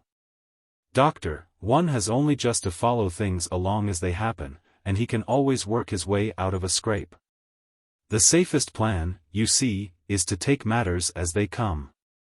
While Joe was telling his experience, the balloon had rapidly passed over a long reach of country, and Kennedy soon pointed out on the horizon a collection of structures that looked like a town. The doctor glanced at his map and recognized the place as the large village of Tagelei, in the Damerga country. Here, said he, we come upon Dr. Barth's route. It was at this place that he parted from his companions, Richardson and Overweg. The first was to follow the Zinder route, and the second that of Maradi. And you may remember that, of these three travelers, Barth was the only one who ever returned to Europe. Then, said Kennedy, following out on the map the direction of the Victoria, we are going due north. Due north, Dick. And don't that give you a little uneasiness? Why should it? Because that line leads to Tripoli, and over the great desert. Oh, we shall not go so far as that, my friend, at least, I hope not. But where do you expect to halt? Come, Dick, don't you feel some curiosity to see Timbuktu? Timbuktu? Certainly, said Joe, nobody nowadays can think of making the trip to Africa without going to see Timbuktu. You will be only the fifth or sixth European who has ever set eyes on that mysterious city. Ho, then, for Timbuktu. Well, then, let us try to get as far as between the 17th and 18th degrees of north latitude, and there we will seek a favorable wind to carry us westward. Good, said the hunter. But have we still far to go to the northward? 150 miles at least. In that case, said Kennedy, I'll turn in and sleep a bit. Sleep, sir, sleep, urged Joe. And you, doctor, do the same yourself, you must have need of rest, for I made you keep watch a little out of time. The sportsman stretched himself under the awning. But Fergusson, who was not easily conquered by fatigue, remained at his post. In about 3 hours the Victoria was crossing with extreme rapidity an expanse of stony country, with ranges of lofty, naked mountains of granitic formation at the base. A few isolated peaks attained the height of even 4,000 feet. Giraffes, antelopes, and ostriches were seen running and bounding with marvelous agility in the midst of forests of acacias, mimosas, suas, and date trees. After the barrenness of the desert, vegetation was now resuming its empire. This was the country of the Kailuas, who veil their faces with a bandage of cotton, like their dangerous neighbors, the Tuaregs. At 10 o'clock in the evening, after a splendid trip of 250 miles, the Victoria halted over an important town. The moonlight revealed glimpses of one district half in ruins. And some pinnacles of mosques and minarets shot up here and there, glistening in the silvery rays. The doctor took a stellar observation, and discovered that he was in the latitude of Agades. This city, once the seat of an immense trade, was already falling into ruin when Dr. Barth visited it. The Victoria, not being seen in the obscurity of night, descended about 2 miles above Agades, in a field of millet. The night was calm, and began to break into dawn about 3 o'clock a.m. While a light wind coaxed the balloon westward, and even a little toward the south. Dar. Fergusson hastened to avail himself of such good fortune, and rapidly ascending resumed his aerial journey amid a long wake of golden morning sunshine. Chapter 38. A rapid passage, prudent resolves, caravans in sight, incessant rains, Goa, the Niger, Galberry, Jeffrey, and Gray, Mungo Park, Lang, René Cayley, Clapperton, John and Richard Lander. The 17th of May passed tranquilly, without any remarkable incident. The desert gained upon them once more. A moderate wind bore the Victoria toward the southwest, and she never swerved to the right or to the left, but her shadow traced a perfectly straight line on the sand. Before starting, the doctor had prudently renewed his stock of water, having feared that he should not be able to touch ground in these regions, infested as they are by the Aeolomenian Tuaregs. The plateau, at an elevation of 1,800 feet above the level of the sea, sloped down toward the south. Our travelers, having crossed the Agades route at Merzuk, a route often pressed by the feet of camels, arrived that evening, in the 16th degree of north latitude, and 4 degrees 55 minutes east longitude, after having passed over 180 miles of a long and monotonous day's journey. During the day Joe dressed the last pieces of game, which had been only hastily prepared, and he served up for supper a mess of snipe, that were greatly relished.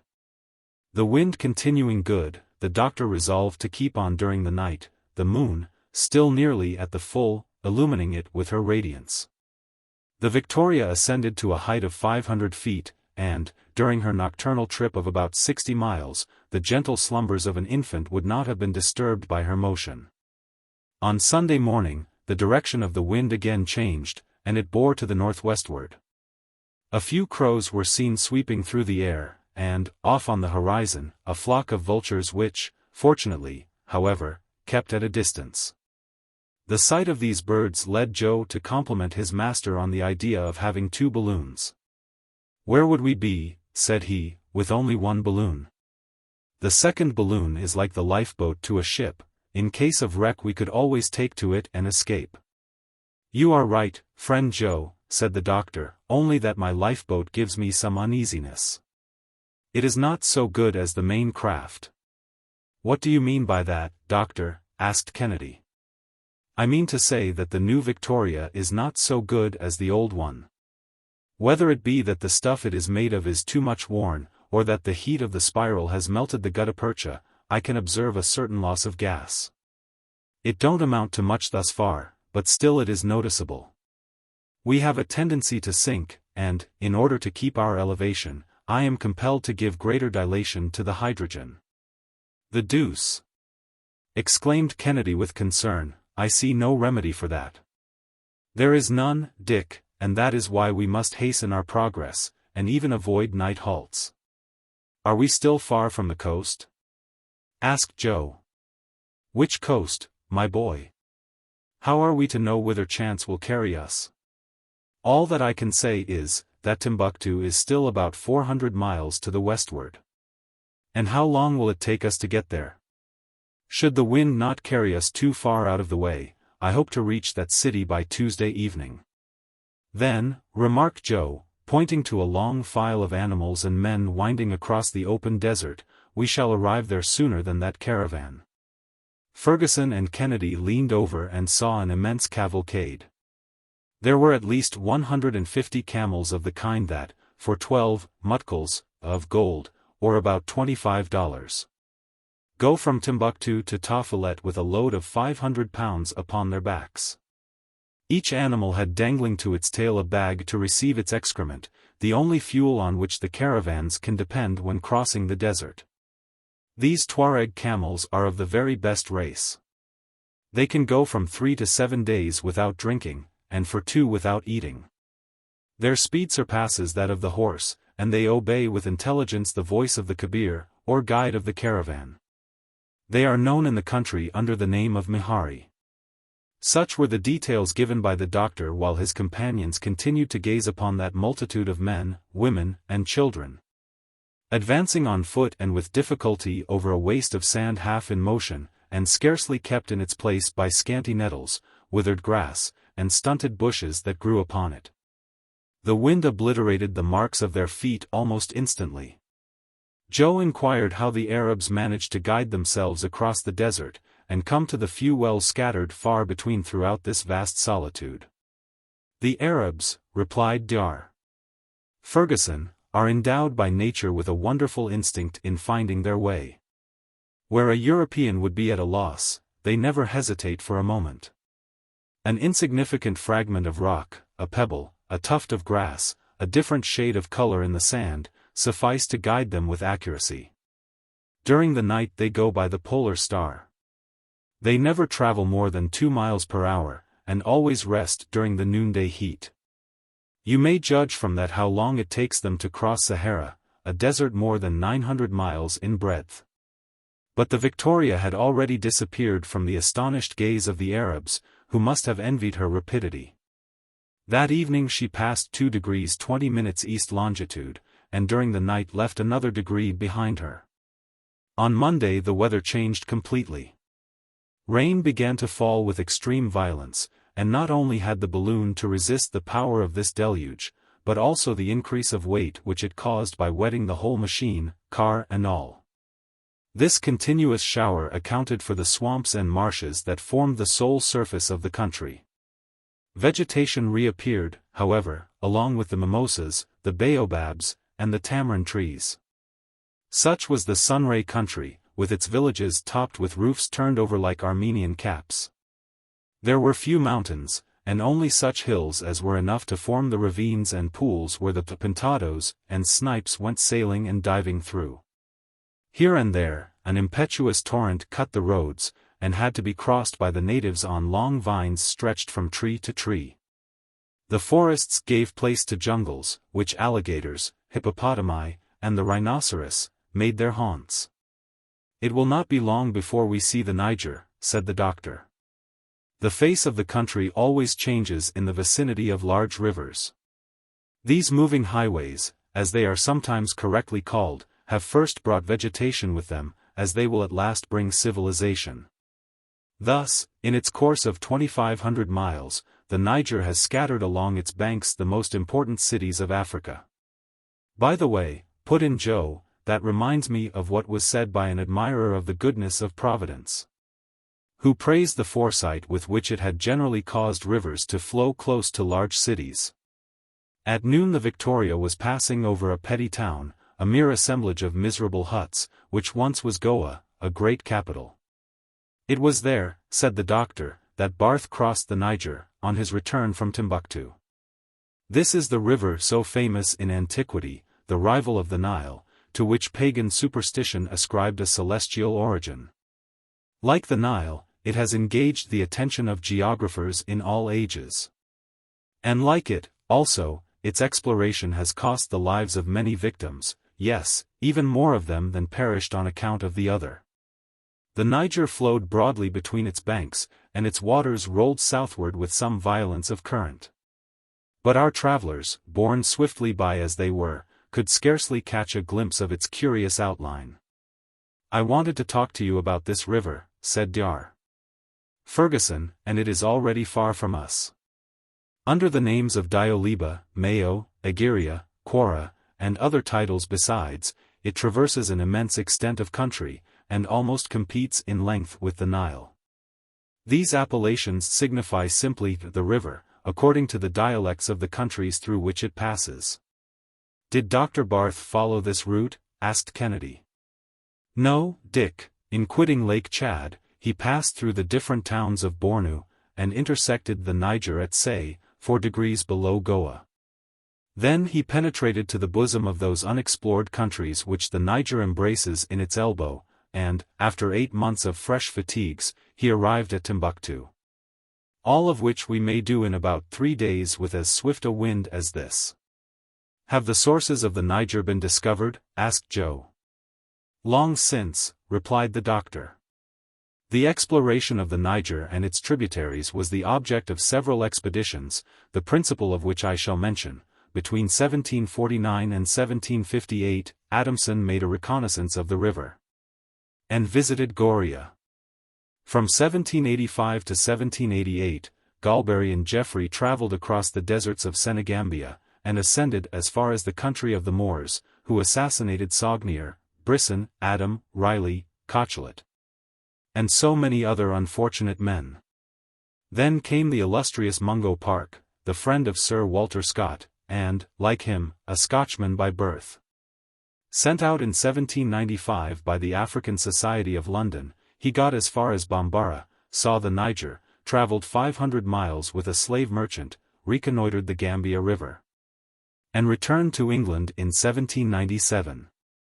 He again set out, on the 30th of January 1805, with his brother-in-law Anderson, Scott, the designer, and a gang of workmen.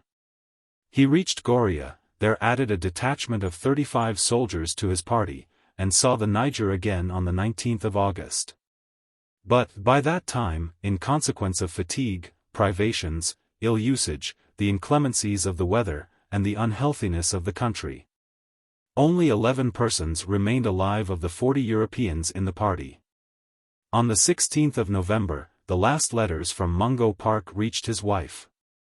And, a year later a trader from that country gave information that, having got as far as Bussa, on the Niger, on the 23rd of December, the unfortunate traveller's boat was upset by the cataracts in that part of the river, and he was murdered by the natives. And his dreadful fate did not check the efforts of others to explore that river? On the contrary, Dick. Since then, there were two objects in view, namely, to recover the lost man's papers, as well as to pursue the exploration. In 1816, an expedition was organized, in which Major Gray took part. It arrived in Senegal, penetrated to the Fontajalan, visited the Fulla and Mandingo populations, and returned to England without further results. In 1822, Major Lang explored all the western part of Africa near to the British possessions, and he it was who got so far as the sources of the Niger. And, according to his documents, the spring in which that immense river takes its rise is not 2 feet broad. "Easy to jump over," said Joe. "How's that?" "Easy you think, retorted the doctor. "If we are to believe tradition, whoever attempts to pass that spring, by leaping over it, is immediately swallowed up. And whoever tries to draw water from it, feels himself repulsed by an invisible hand." "I suppose a man has a right not to believe a word of that," persisted Joe. "Oh, by all means." 5 years later, it was Major Lang's destiny to force his way across the desert of Sahara, penetrate to Timbuktu, and perish a few miles above it, by strangling, at the hands of the Wailatshiman, who wanted to compel him to turn Mussulman. "Still another victim," said the sportsman.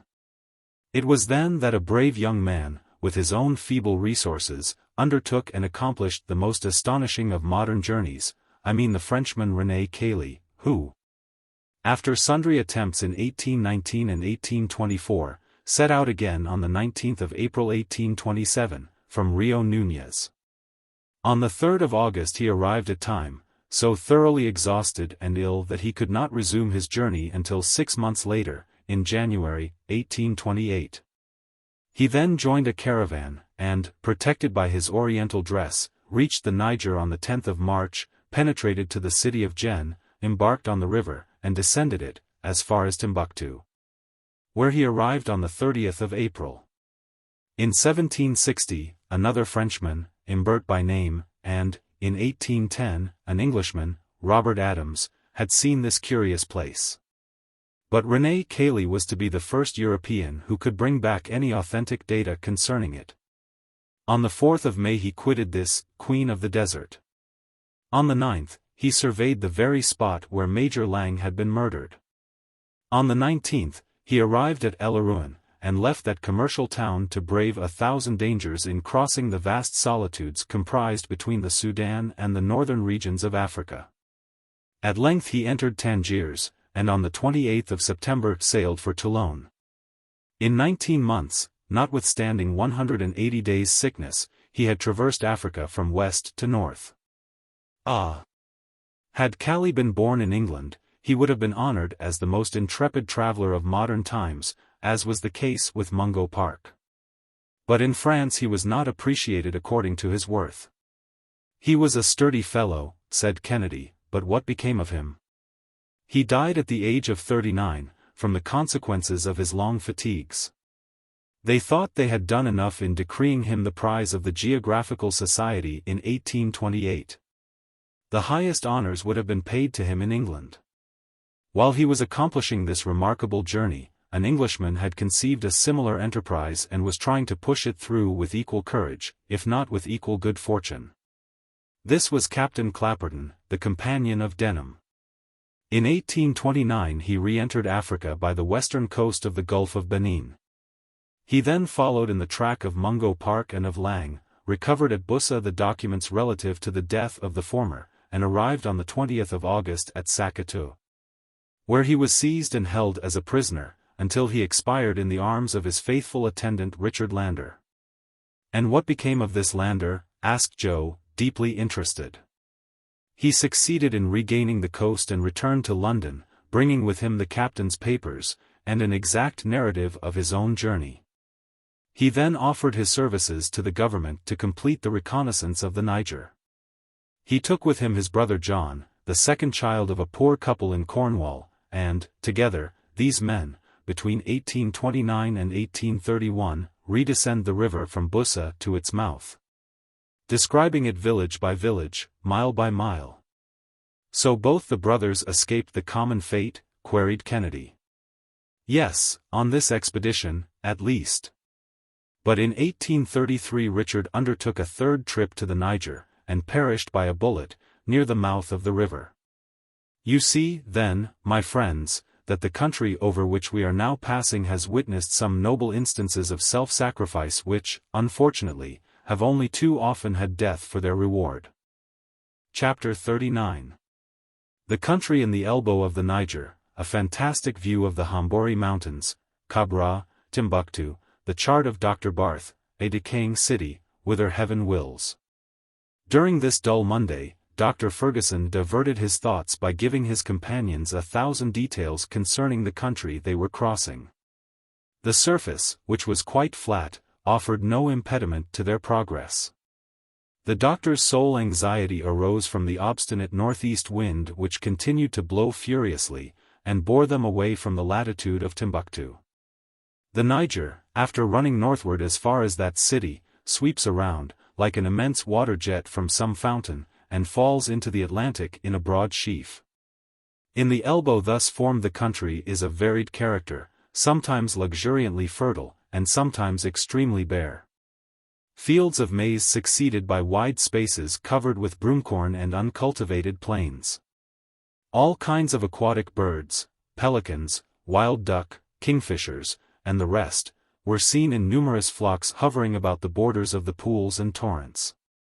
From time to time there appeared an encampment of Tuaregs, the men sheltered under their leather tents, while their women were busied with the domestic toil outside, milking their camels and smoking their huge bowled pipes. By 8 o'clock in the evening the Victoria had advanced more than 200 miles to the westward, and our aeronauts became the spectators of a magnificent scene.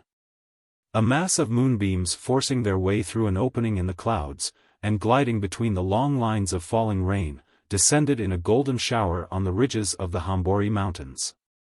Nothing could be more weird than the appearance of these seemingly basaltic summits. They stood out in fantastic profile against the somber sky, and the beholder might have fancied them to be the legendary ruins of some vast city of the Middle Ages.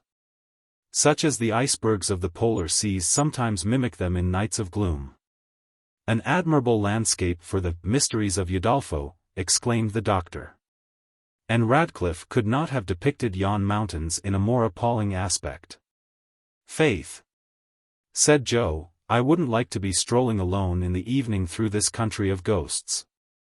Do you see now, master, if it wasn't so heavy, I'd like to carry that whole landscape home to Scotland. It would do for the borders of Loch Lomond, and tourists would rush there in crowds. Our balloon is hardly large enough to admit of that little experiment, but I think our direction is changing. Bravo, the elves and fairies of the place are quite obliging. See, they've sent us a nice little southeast breeze, that will put us on the right track again." In fact, the Victoria was resuming a more northerly route, and on the morning of the 20th she was passing over an inextricable network of channels, torrents, and streams, in fine, the whole complicated tangle of the Niger's tributaries. Many of these channels, covered with a thick growth of herbage, resembled luxuriant meadowlands. There the doctor recognized the route followed by the explorer Barth when he launched upon the river to descend to Timbuktu. 800 fathoms broad at this point, the Niger flowed between banks richly grown with cruciferous plants and tamarind trees. Herds of agile gazelles were seen skipping about, their curling horns mingling with the tall herbage, within which the alligator, half concealed, lay silently in wait for them with watchful eyes. Long files of camels and asses laden with merchandise from Jen were winding in under the noble trees. Ere long, an amphitheater of low-built houses was discovered at a turn of the river, their roofs and terraces heaped up with hay and straw gathered from the neighboring districts. "There's Cabra!" exclaimed the doctor, joyously. "There is the harbor of Timbuktu, and the city is not 5 miles from here." "Then, sir, you are satisfied?" half-queried Joe. "Delighted, my boy." "Very good. Then everything's for the best." In fact, about 2 o'clock, the queen of the desert, mysterious Timbuktu, which once, like Athens and Rome, had her schools of learned men, and her professorships of philosophy, stretched away before the gaze of our travelers. Fergusson followed the most minute details upon the chart traced by Barth himself, and was enabled to recognize its perfect accuracy. The city forms an immense triangle marked out upon a vast plain of white sand, its acute angle directed toward the north and piercing a corner of the desert. In the environs there was almost nothing, hardly even a few grasses, with some dwarf mimosas and stunted bushes. As for the appearance of Timbuktu, the reader has but to imagine a collection of billiard balls and thimbles, such is the bird's-eye view. The streets, which are quite narrow, are lined with houses only 1 story in height, built of bricks dried in the sun, and huts of straw and reeds, the former square, the latter conical. Upon the terraces were seen some of the male inhabitants, carelessly lounging at full length in flowing apparel of bright colors, and lance or musket in hand. But no women were visible at that hour of the day. "Yet they are said to be handsome," remarked the doctor. "You see the 3 towers of the 3 mosques that are the only ones left standing of a great number. The city has indeed fallen from its ancient splendor. At the top of the triangle rises the Mosque of Sankor, with its ranges of galleries resting on arcades of sufficiently pure design. Farther on, and near to the same Gunga quarter, is the Mosque of Sidi Yahya and some 2-story houses. But do not look for either palaces or monuments. The sheik is a mere son of traffic, and his royal palace is a counting-house." "It seems to me that I can see half-ruined ramparts," said Kennedy. "They were destroyed by the Fulanes in 1826. The city was 1/3 larger then, for Timbuktu, an object generally coveted by all the tribes, since the 11th century, has belonged in succession to the Tuaregs, the Sanrayans, the Morocco men, and the Fulanes.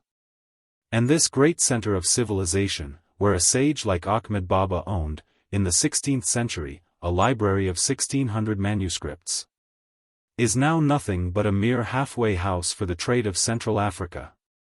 The city, indeed, seemed abandoned to supreme neglect. It betrayed that indifference which seems epidemic to cities that are passing away.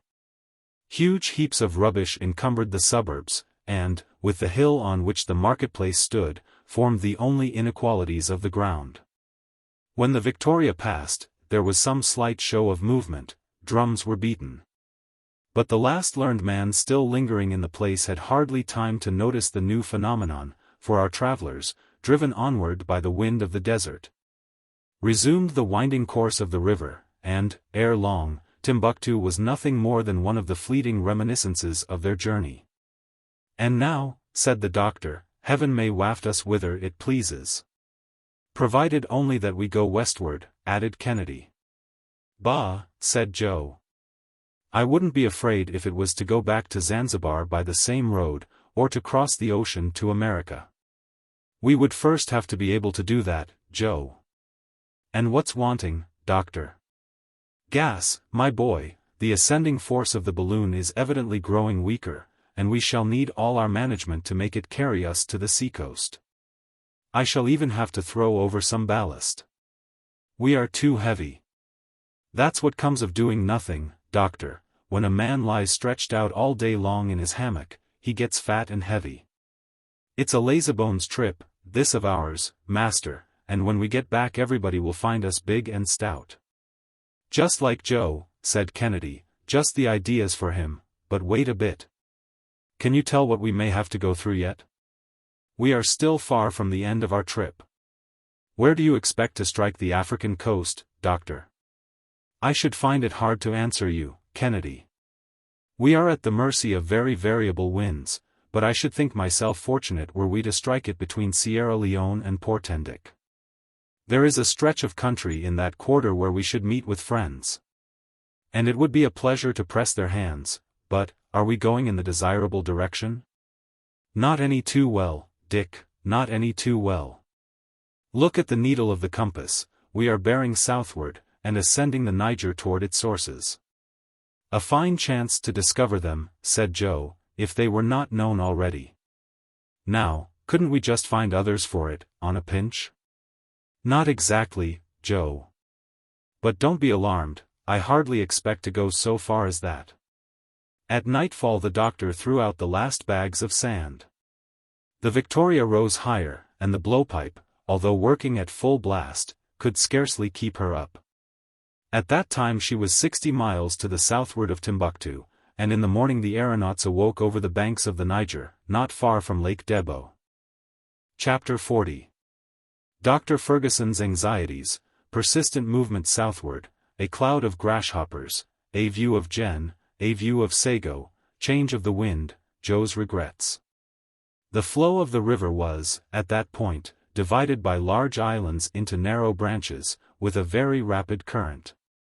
Upon one among them stood some shepherds' huts, but it had become impossible to take an exact observation of them, because the speed of the balloon was constantly increasing. Unfortunately, it turned still more toward the south, and in a few moments crossed Lake Debo. Dar. Fergusson, forcing the dilation of his aerial craft to the utmost, sought for other currents of air at different heights, but in vain. And he soon gave up the attempt, which was only augmenting the waste of gas by pressing it against the well-worn tissue of the balloon. He made no remark, but he began to feel very anxious.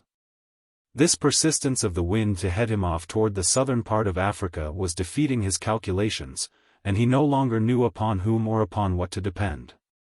Should he not reach the English or French territories, what was to become of him in the midst of the barbarous tribes that infest the coasts of Guinea? How should he there get to a ship to take him back to England? And the actual direction of the wind was driving him along to the kingdom of Dahomey, among the most savage races.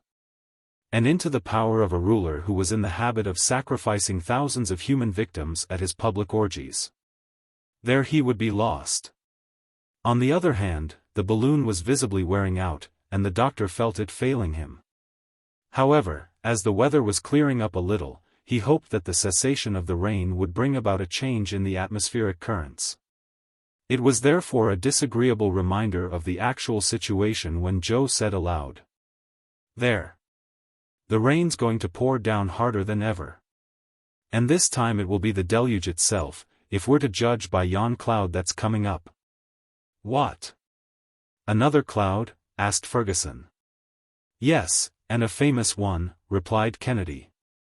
"I never saw the like of it," added Joe. "I breathe freely again," said the doctor, laying down his spyglass. "That's not a cloud." "Not a cloud?" queried Joe, with surprise.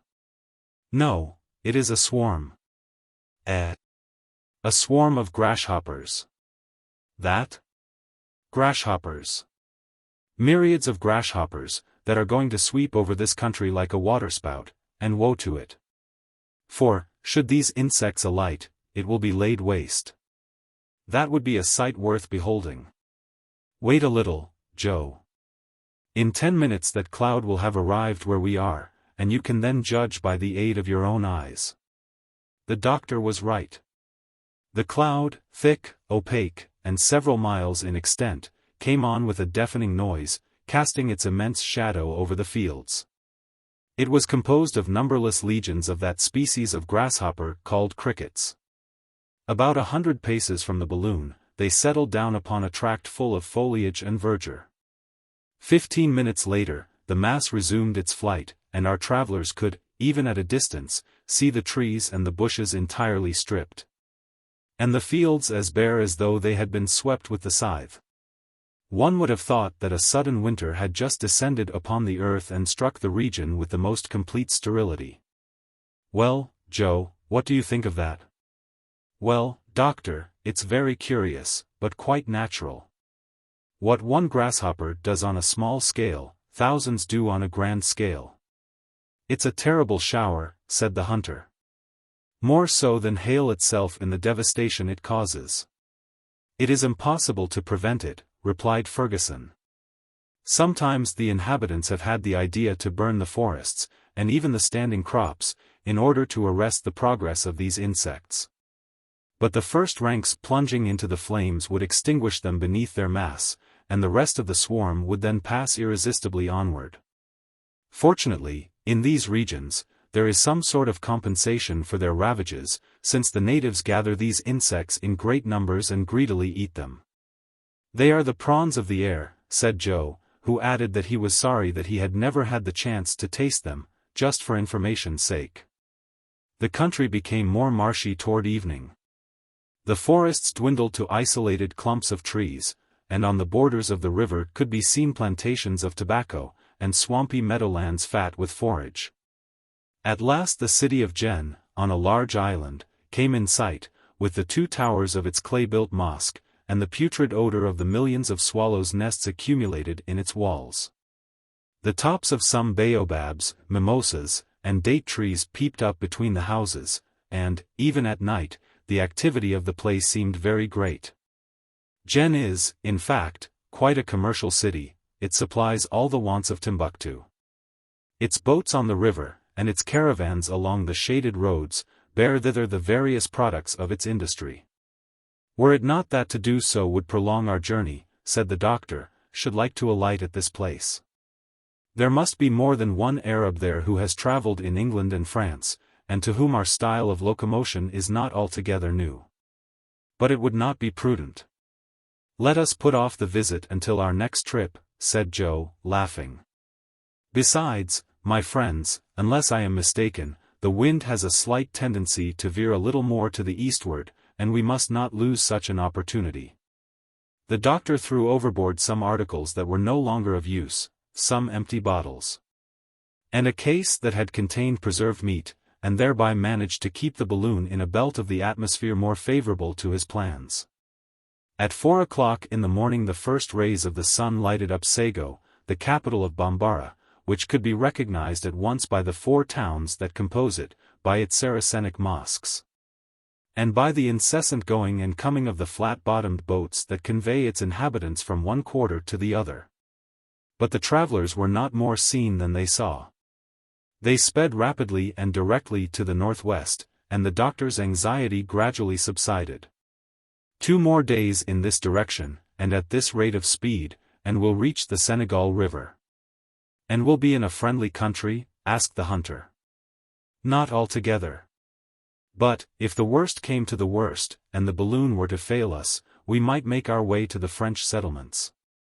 But, let it hold out only for a few hundred miles, and we shall arrive without fatigue, alarm or danger, at the western coast. And the thing will be over, added Joe. Hi-ho. So much the worse. If it wasn't for the pleasure of telling about it, I would never want to set foot on the ground again. Do you think anybody will believe our story, Doctor? Who can tell, Joe? One thing, however, will be undeniable. 1,000 witnesses saw us start on one side of the African continent, and 1,000 more will see us arrive on the other. And, in that case, it seems to me that it would be hard to say that we had not crossed it, added Kennedy.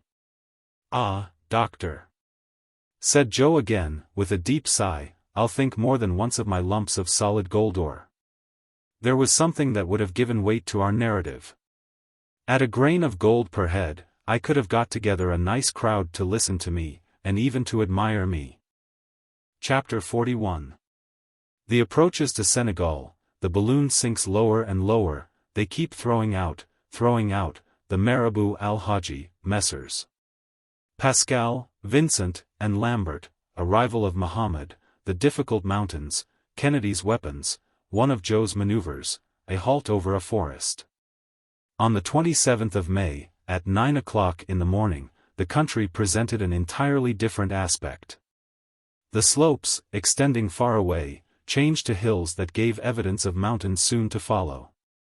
They would have to cross the chain which separates the basin of the Niger from the basin of the Senegal, and determines the course of the watershed, whether to the Gulf of Guinea on the one hand, or to the Bay of Cape Verde on the other. As far as Senegal, this part of Africa is marked down as dangerous. Dr. Fergusson knew it through the recitals of his predecessors. They had suffered 1,000 privations and been exposed to 1,000 dangers in the midst of these barbarous Negro tribes. It was this fatal climate that had devoured most of the companions of Mungo Park. Fergusson, therefore, was more than ever decided not to set foot in this inhospitable region.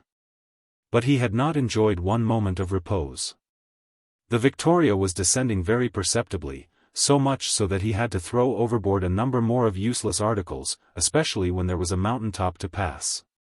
Things went on thus for more than 120 miles, they were worn out with ascending and falling again. The balloon, like another rock of Sisyphus, kept continually sinking back toward the ground. The rotundity of the covering, which was now but little inflated, was collapsing already. It assumed an elongated shape, and the wind hollowed large cavities in the silken surface. Kennedy could not help observing this. "Is there a crack or a tear in the balloon?" he asked. "No, but the gutta percha has evidently softened or melted in the heat, and the hydrogen is escaping through the silk.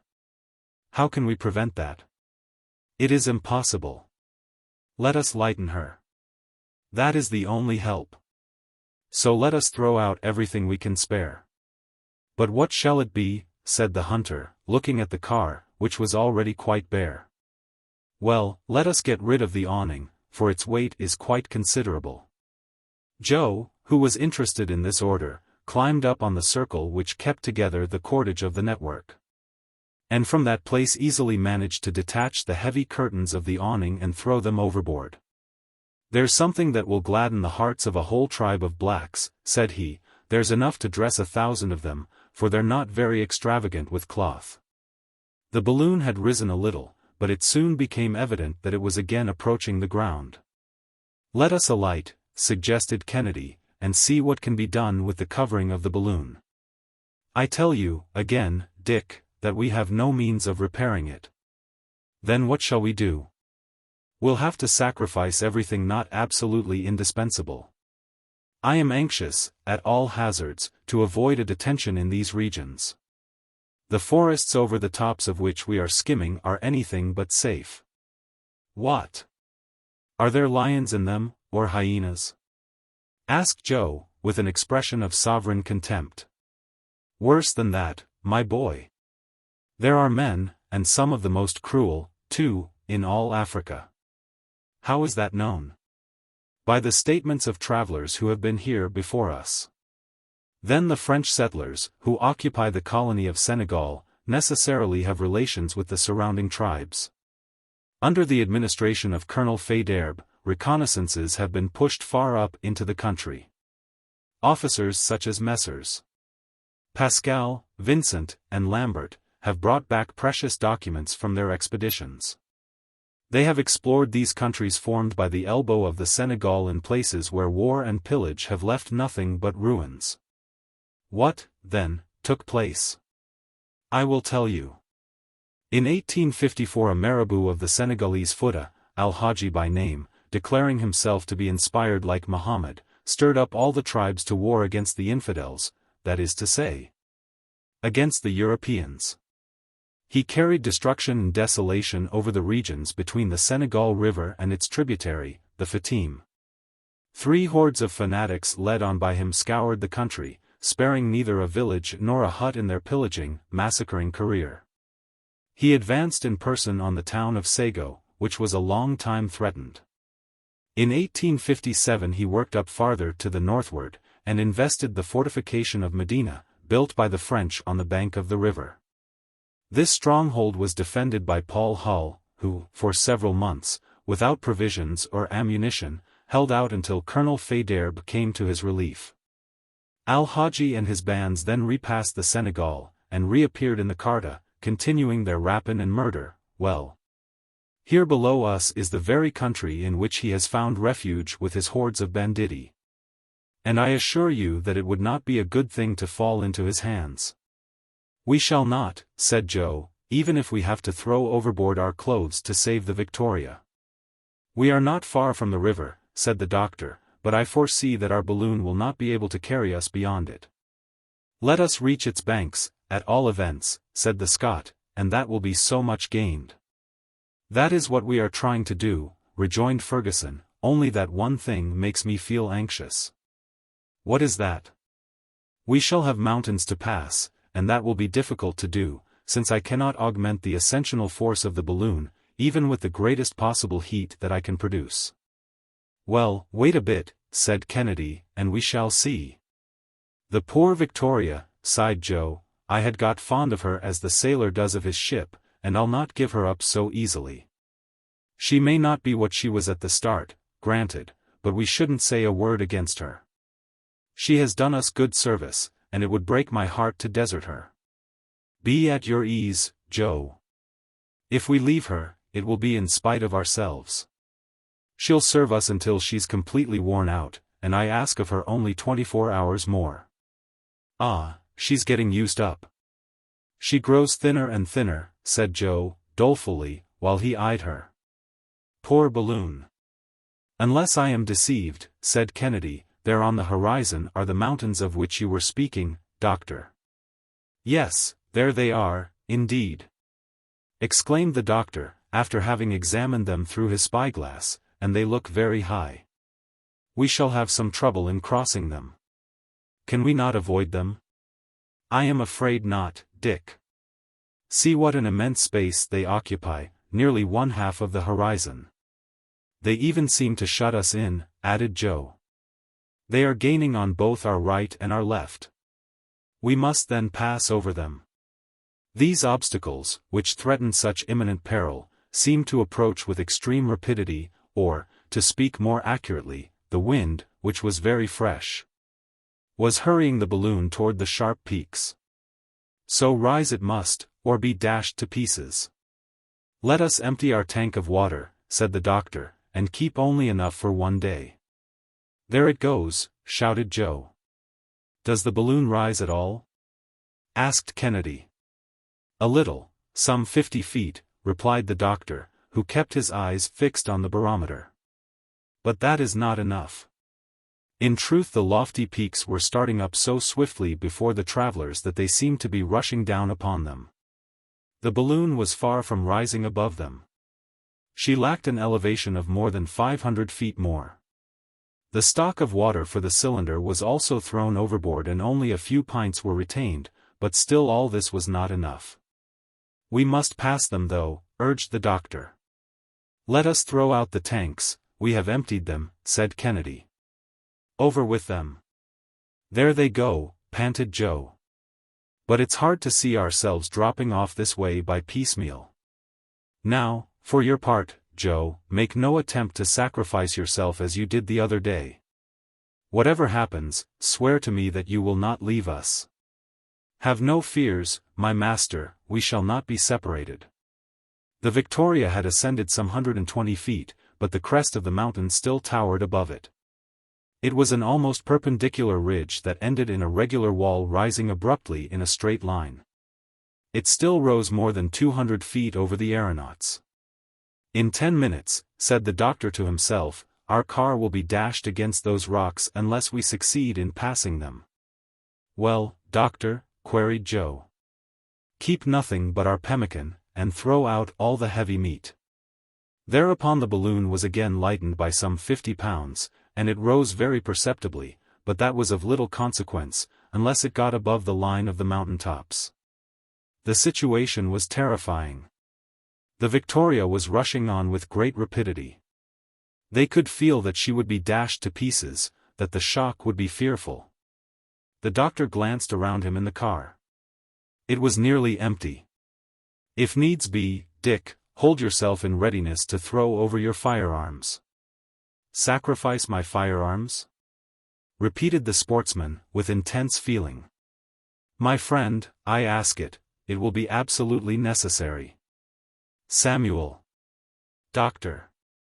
Your guns, and your stock of powder and ball might cost us our lives. We are close to it, cried Joe. 60 feet. The mountain still overtopped the balloon by 60 feet. Joe took the blankets and other coverings and tossed them out. Then, without a word to Kennedy, he threw over several bags of bullets and lead. The balloon went up still higher. It surmounted the dangerous ridge, and the rays of the sun shone upon its uppermost extremity. But the car was still below the level of certain broken masses of rock, against which it would inevitably be dashed. Kennedy. Kennedy. Throw out your firearms, or we are lost, shouted the doctor. Wait, sir, wait one moment, they heard Joe exclaim, and, looking around, they saw Joe disappear over the edge of the balloon. Joe! Joe! Cried Kennedy. Wretched man! Was the doctor's agonized expression. The flat top of the mountain may have had about 20 feet in breadth at this point, and, on the other side, the slope presented a less declivity. The car just touched the level of this plain, which happened to be quite even, and it glided over a soil composed of sharp pebbles that grated as it passed.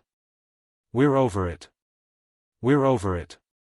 We're clear, cried out an exulting voice that made Fergusson's heart leap to his throat. The daring fellow was there, grasping the lower rim of the car, and running a foot over the top of the mountain, thus lightening the balloon of his whole weight. He had to hold on with all his strength, too, for it was likely to escape his grasp at any moment. When he had reached the opposite declivity, and the abyss was before him, Joe, by a vigorous effort, hoisted himself from the ground, and, clambering up by the cordage, rejoined his friends. That was all, he coolly ejaculated. My brave Joe. My friend, said the doctor, with deep emotion. Oh. What I did, laughed the other, was not for you, it was to save Mr. Kennedy's rifle. I owed him that good turn for the affair with the Arab. I like to pay my debts, and now we are even, added he, handing to the sportsman his favorite weapon. I'd feel very badly to see you deprived of it. Kennedy heartily shook the brave fellow's hand, without being able to utter a word. The Victoria had nothing to do now but to descend. That was easy enough, so that she was soon at a height of only 200 feet from the ground, and was then in equilibrium. The surface seemed very much broken as though by a convulsion of nature. It presented numerous inequalities, which would have been very difficult to avoid during the night with a balloon that could no longer be controlled. Evening was coming on rapidly, and, notwithstanding his repugnance, the doctor had to make up his mind to halt until morning. We'll now look for a favorable stopping place, said he. Ah! Replied Kennedy, you have made up your mind, then, at last? Yes, I have for a long time been thinking over a plan which we'll try to put into execution. It is only 6 o'clock in the evening, and we shall have time enough. Throw out your anchors, Joe. Joe immediately obeyed, and the 2 anchors dangled below the balloon. I see large forests ahead of us, said the doctor. We are going to sweep along their tops, and we shall grapple to some tree, for nothing would make me think of passing the night below, on the ground. But can we not descend? Asked Kennedy. To what purpose? I repeat that it would be dangerous for us to separate, and, besides, I claim your help for a difficult piece of work. The Victoria, which was skimming along the tops of immense forests, soon came to a sharp halt. Her anchors had caught, and, the wind falling as dusk came on, she remained motionlessly suspended above a vast field of verdure, formed by the tops of a forest of sycamores. Chapter 42. A struggle of generosity, the last sacrifice, the dilating apparatus, Joe's adroitness, midnight, the doctor's watch, Kennedy's watch, the latter falls asleep at his post, the fire, the howlings of the natives, out of range. Dr. Fergusson's first care was to take his bearings by stellar observation, and he discovered that he was scarcely 25 miles from Senegal. "All that we can manage to do, my friends," said he, after having pointed his map, "is to cross the river. But, as there is neither bridge nor boat, we must, at all hazards, cross it with the balloon, and, in order to do that, we must still lighten up." "But I don't exactly see how we can do that," replied Kennedy, anxious about his firearms, "unless one of us makes up his mind to sacrifice himself for the rest, that is, to stay behind, and, in my turn, I claim that honor." "You, indeed?" remonstrated Joe, "ain't I used to? The question now is, not to throw ourselves out of the car, but simply to reach the coast of Africa on foot. I am a first-rate walker, a good sportsman, and—" "I'll never consent to it," insisted Joe. "Your generous rivalry is useless, my brave friends," said Fergusson. "I trust that we shall not come to any such extremity. Besides, if we did, instead of separating, we should keep together, so as to make our way across the country in company." "That's the talk," said Joe, "a little tramp won't do us any harm." "But before we try that," resumed the doctor, "we must employ a last means of lightening the balloon." "What will that be?" "I should like to see it," said Kennedy, incredulously. "We must get rid of the cylinder chests, the spiral, and the Bunsen battery. 900 pounds make a rather heavy load to carry through the air. But then, Samuel, how will you dilate your gas?" "I shall not do so at all. We'll have to get along without it." "But—" "Listen, my friends, I have calculated very exactly the amount of ascensional force left to us, and it is sufficient to carry us every one with the few objects that remain. We shall make in all a weight of hardly 500 pounds, including the 2 anchors which I desire to keep. Dear doctor, you know more about the matter than we do. You are the sole judge of the situation. Tell us what we ought to do, and we will do it." "I am at your orders, master," added Joe. "I repeat, my friends, that however serious the decision may appear, we must sacrifice our apparatus." "Let it go, then," said Kennedy, promptly. "To work," said Joe. It was no easy job. The apparatus had to be taken down piece by piece. First, they took out the mixing reservoir, then the one belonging to the cylinder, and lastly the tank in which the decomposition of the water was effected. The united strength of all 3 travelers was required to detach these reservoirs from the bottom of the car in which they had been so firmly secured. But Kennedy was so strong, Joe so adroit, and the doctor so ingenious, that they finally succeeded. The different pieces were thrown out, one after the other, and they disappeared below, making huge gaps in the foliage of the sycamores. "The black fellows will be mightily astonished," said Joe, "at finding things like those in the woods. They'll make idols of them." The next thing to be looked after was the displacement of the pipes that were fastened in the balloon and connected with the spiral. Joe succeeded in cutting the caoutchouc jointings above the car, but when he came to the pipes he found it more difficult to disengage them. Because they were held by their upper extremity and fastened by wires to the very circlet of the valve. Then it was that Joe showed wonderful adroitness. In his naked feet, so as not to scratch the covering, he succeeded by the aid of the network, and in spite of the oscillations of the balloon, in climbing to the upper extremity. And after 1,000 difficulties, in holding on with one hand to that slippery surface, while he detached the outside screws that secured the pipes in their place. These were then easily taken out, and drawn away by the lower end, which was hermetically sealed by means of a strong ligature. The Victoria, relieved of this considerable weight, rose upright in the air and tugged strongly at the anchor rope. About midnight this work ended without accident, but at the cost of most severe exertion, and the trio partook of a luncheon of pemmican and cold punch. As the doctor had no more fire to place at Joe's disposal.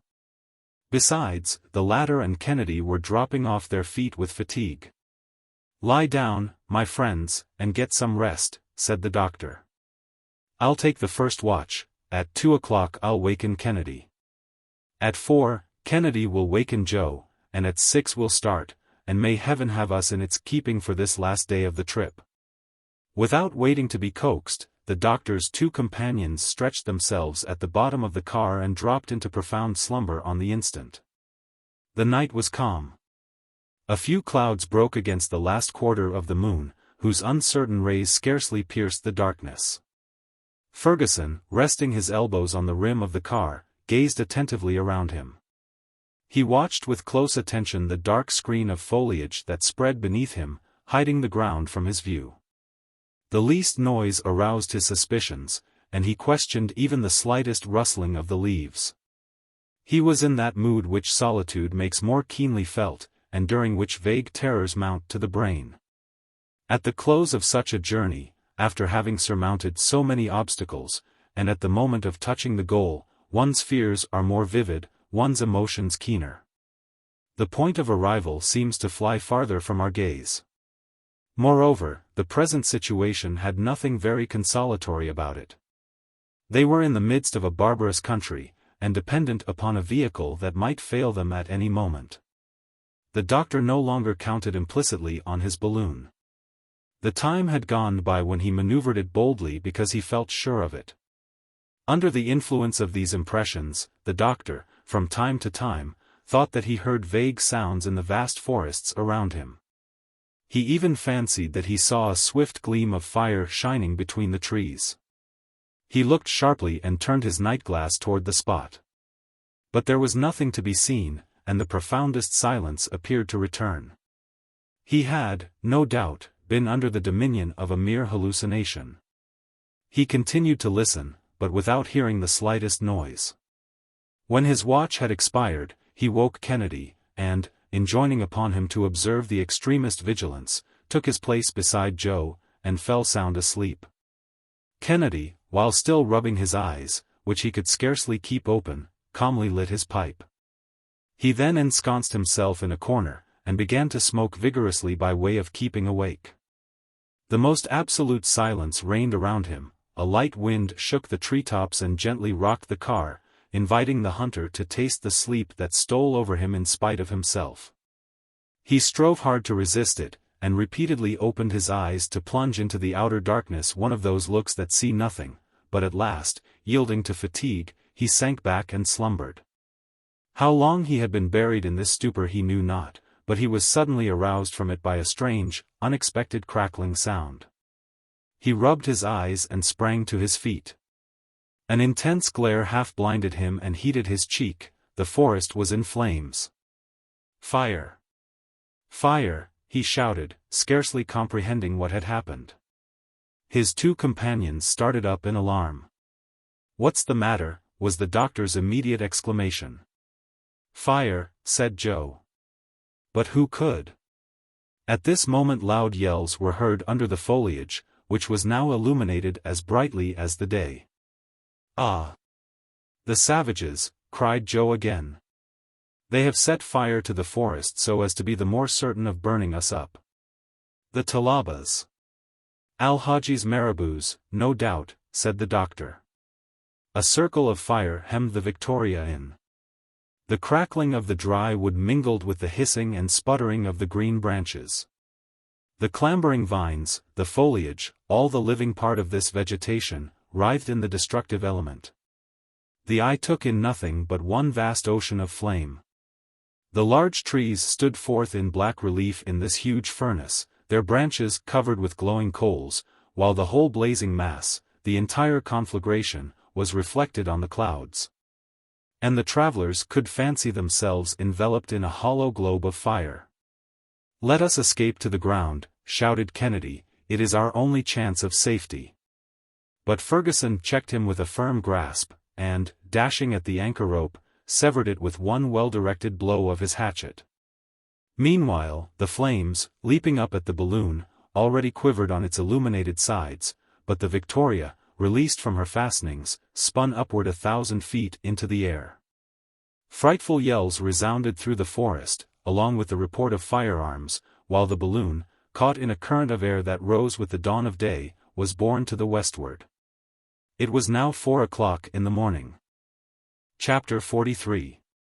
The Talabas, the pursuit, a devastated country, the wind begins to fail, the Victoria sinks, the last of the provisions, the leaps of the balloon, a defense with firearms, the wind freshens, the Senegal River, the cataracts of Guiana, the hot air, the passage of the river.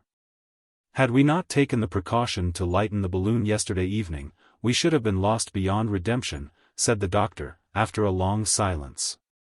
See what's gained by doing things at the right time, replied Joe. One gets out of scrapes then, and nothing is more natural. We are not out of danger yet, said the doctor. What do you still apprehend? Queried Kennedy. The balloon can't descend without your permission, and even were it to do so. Were it to do so, Dick? Look! They had just passed the borders of the forest, and the three friends could see some 30 mounted men clad in broad pantaloons and the floating bournases. They were armed, some with lances, and others with long muskets, and they were following, on their quick, fiery little steeds, the direction of the balloon, which was moving at only moderate speed. When they caught sight of the aeronauts, they uttered savage cries, and brandished their weapons. Anger and menace could be read upon their swarthy faces, made more ferocious by thin but bristling beards.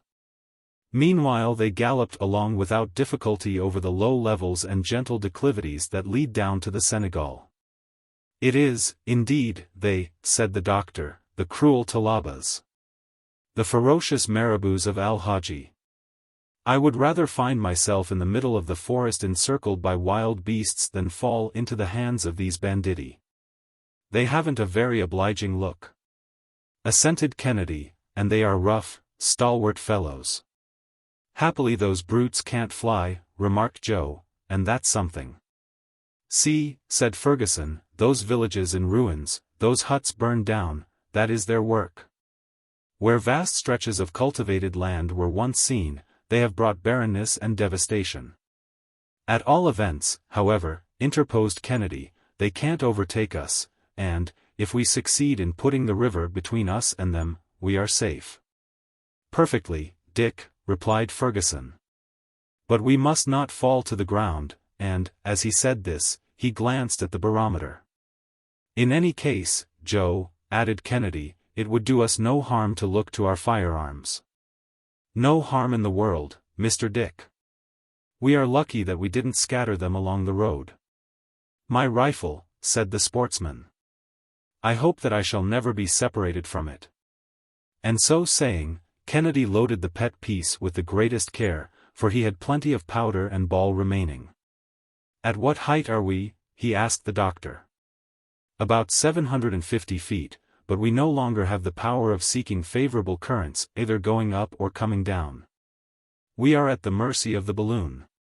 That is vexatious, rejoined Kennedy.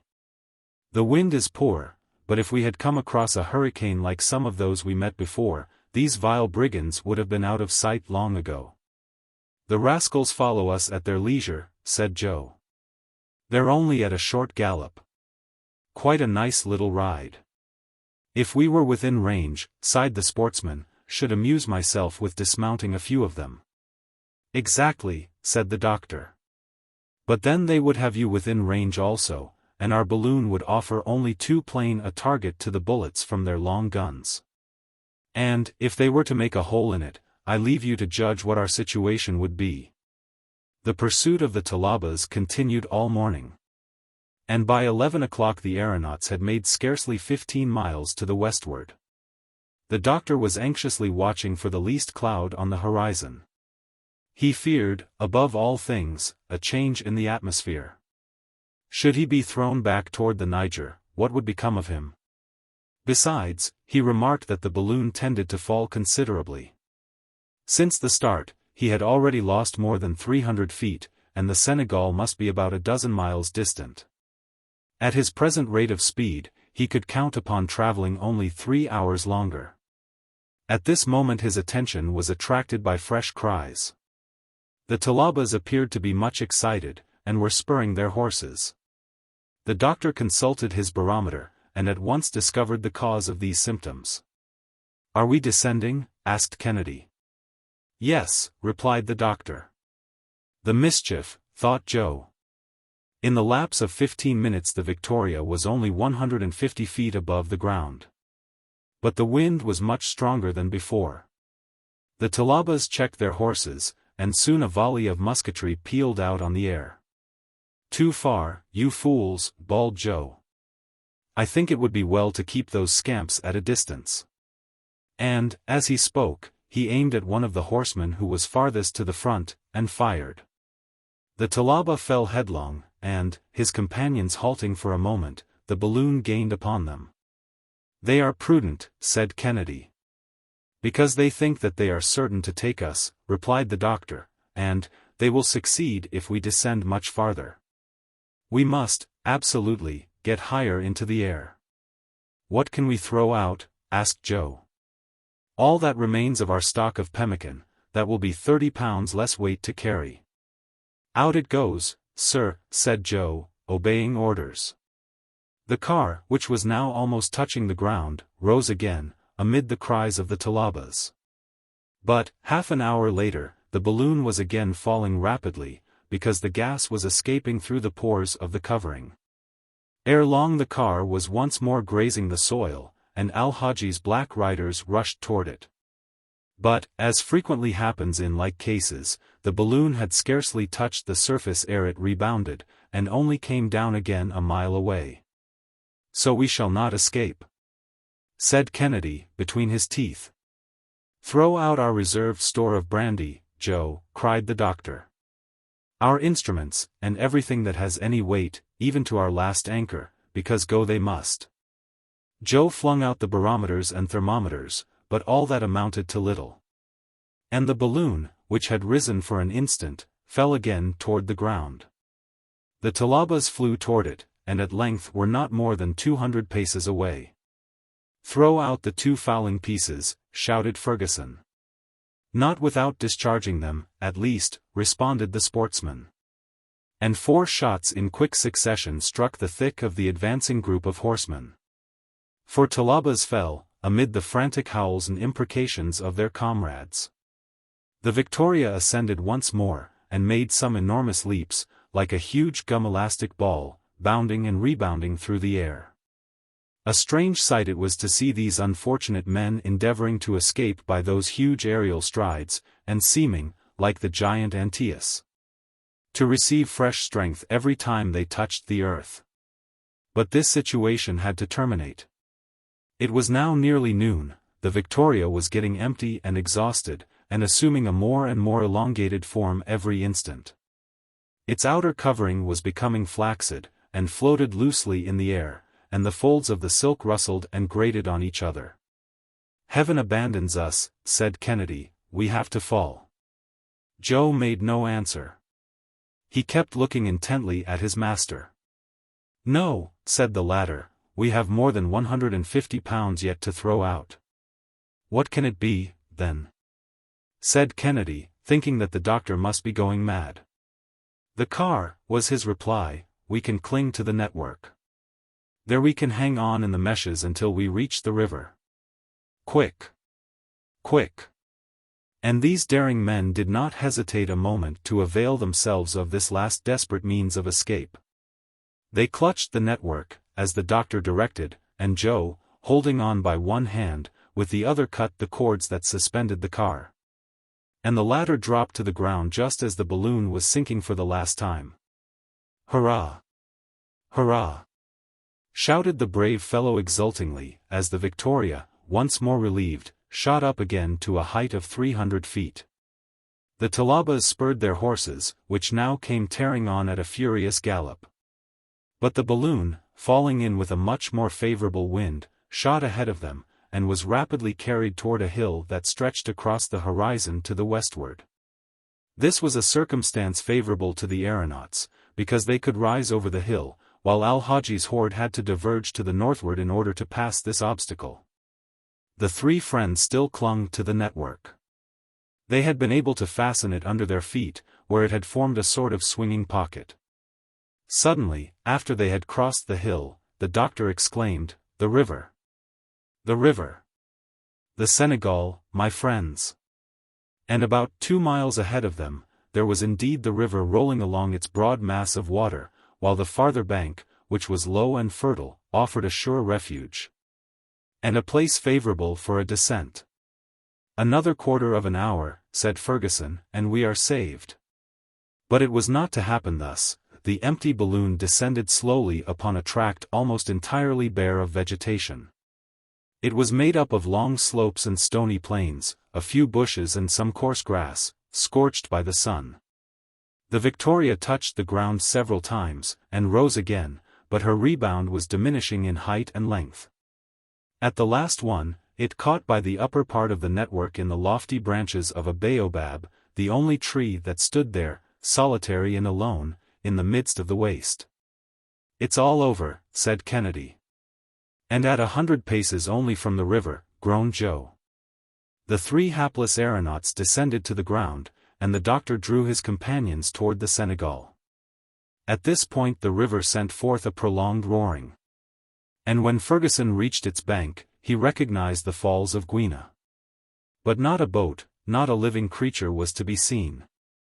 With a breadth of 2,000 feet, the Senegal precipitates itself for a height of 150, with a thundering reverberation. It ran, where they saw it, from east to west, and the line of rocks that barred its course extended from north to south.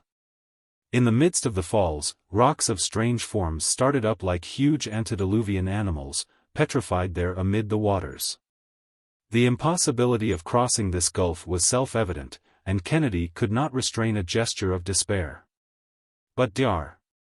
Fergusson, with an energetic accent of undaunted daring, exclaimed. "All is not over." "I knew it," said Joe, with that confidence in his master which nothing could ever shake. The sight of the dried-up grass had inspired the doctor with a bold idea. It was the last chance of escape. He led his friends quickly back to where they had left the covering of the balloon. "We have at least an hour's start of those banditti," said he. "Let us lose no time, my friends. Gather a quantity of this dried grass. I want 100 pounds of it, at least." "For what purpose?" asked Kennedy, surprised. "I have no more gas. Well, I'll cross the river with hot air." "Ah, doctor," exclaimed Kennedy, "you are, indeed, a great man." Joe and Kennedy at once went to work, and soon had an immense pile of dried grass heaped up near the baobab. In the meantime, the doctor had enlarged the orifice of the balloon by cutting it open at the lower end.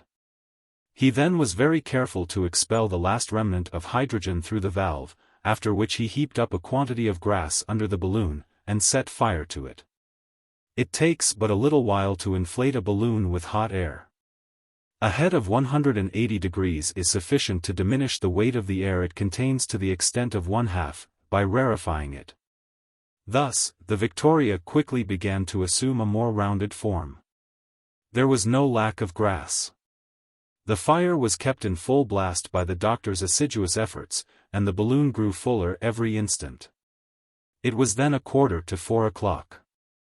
At this moment the band of Talabas reappeared about 2 miles to the northward, and the 3 friends could hear their cries, and the clatter of their horses galloping at full speed. "In 20 minutes they will be here," said Kennedy. "More grass. More grass, Joe. In 10 minutes we shall have her full of hot air." "Here it is, doctor." The Victoria was now 2/3 inflated. "Come, my friends, let us take hold of the network, as we did before." "All right," they answered together. In about 10 minutes a few jerking motions by the balloon indicated that it was disposed to start again. The Talabas were approaching. They were hardly 500 paces away. "Hold on fast," cried Fergusson. "Have no fear, master, have no fear." And the doctor, with his foot, pushed another heap of grass upon the fire. With this the balloon, now completely inflated by the increased temperature, moved away, sweeping the branches of the baobab in her flight. "We're off," shouted Joe. A volley of musketry responded to his exclamation. A bullet even ploughed his shoulder. But Kennedy, leaning over, and discharging his rifle with one hand, brought another of the enemy to the ground. Cries of fury exceeding all description hailed the departure of the balloon, which had at once ascended nearly 800 feet. A swift current caught and swept it along with the most alarming oscillations, while the intrepid doctor and his friends saw the gulf of the cataracts yawning below them. 10 minutes later, and without having exchanged a word, they descended gradually toward the other bank of the river. There, astonished, speechless, terrified, stood a group of men clad in the French uniform. Judge of their amazement when they saw the balloon rise from the right bank of the river. They had well nigh taken it for some celestial phenomenon, but their officers, a lieutenant of marines and a naval ensign, having seen mention made of Dr. Fergusson's daring expedition, in the European papers, quickly explained the real state of the case. The balloon, losing its inflation little by little, settled with the daring travelers still clinging to its network, but it was doubtful whether it would reach the land. At once some of the brave Frenchmen rushed into the water and caught the 3 aeronauts in their arms just as the Victoria fell at the distance of a few fathoms from the left bank of the Senegal. "Dr. Fergusson," exclaimed the lieutenant. "The same, sir," replied the doctor, quietly, and his 2 friends. The Frenchmen escorted our travelers from the river, while the balloon, half empty, and borne away by a swift current, sped on, to plunge, like a huge bubble, headlong with the waters of the Senegal, into the cataracts of Guiana. "The poor Victoria," was Joe's farewell remark. The doctor could not restrain a tear, and extending his hands his 2 friends wrung them silently with that deep emotion which requires no spoken words. Chapter 44. Conclusion, the certificate, the French settlements, the post of Medina, the Basilic, St. Louis, the English frigate, the return to London. The expedition upon the bank of the river had been sent by the governor of Senegal. It consisted of 2 officers, Messrs. Dufraisse, lieutenant of marines, and Rodemel, naval ensign, and with these were a sergeant and 7 soldiers. For 2 days they had been engaged in reconnoitering the most favorable situation for a post at Guiana, when they became witnesses of Dr. Fergusson's arrival. The warm greetings and felicitations of which our travelers were the recipients may be imagined. The Frenchmen, and they alone, having had ocular proof of the accomplishment of the daring project, naturally became Dr. Fergusson's witnesses. Hence the doctor at once asked them to give their official testimony of his arrival at the cataracts of Guiana. "You would have no objection to signing a certificate of the fact, would you?" he inquired of Lieutenant Dufraisse. "At your orders," the latter instantly replied. The Englishmen were escorted to a provisional post established on the bank of the river, where they found the most assiduous attention, and everything to supply their wants. And there the following certificate was drawn up in the terms in which it appears today, in the archives of the Royal Geographical Society of London. "We, the undersigned, do hereby declare that, on the day herein mentioned, we witnessed the arrival of Dr. Fergusson and his 2 companions, Richard Kennedy and Joseph Wilson, clinging to the cordage and network of a balloon. And that the said balloon fell at a distance of a few paces from us into the river, and being swept away by the current was lost in the cataracts of Guiana.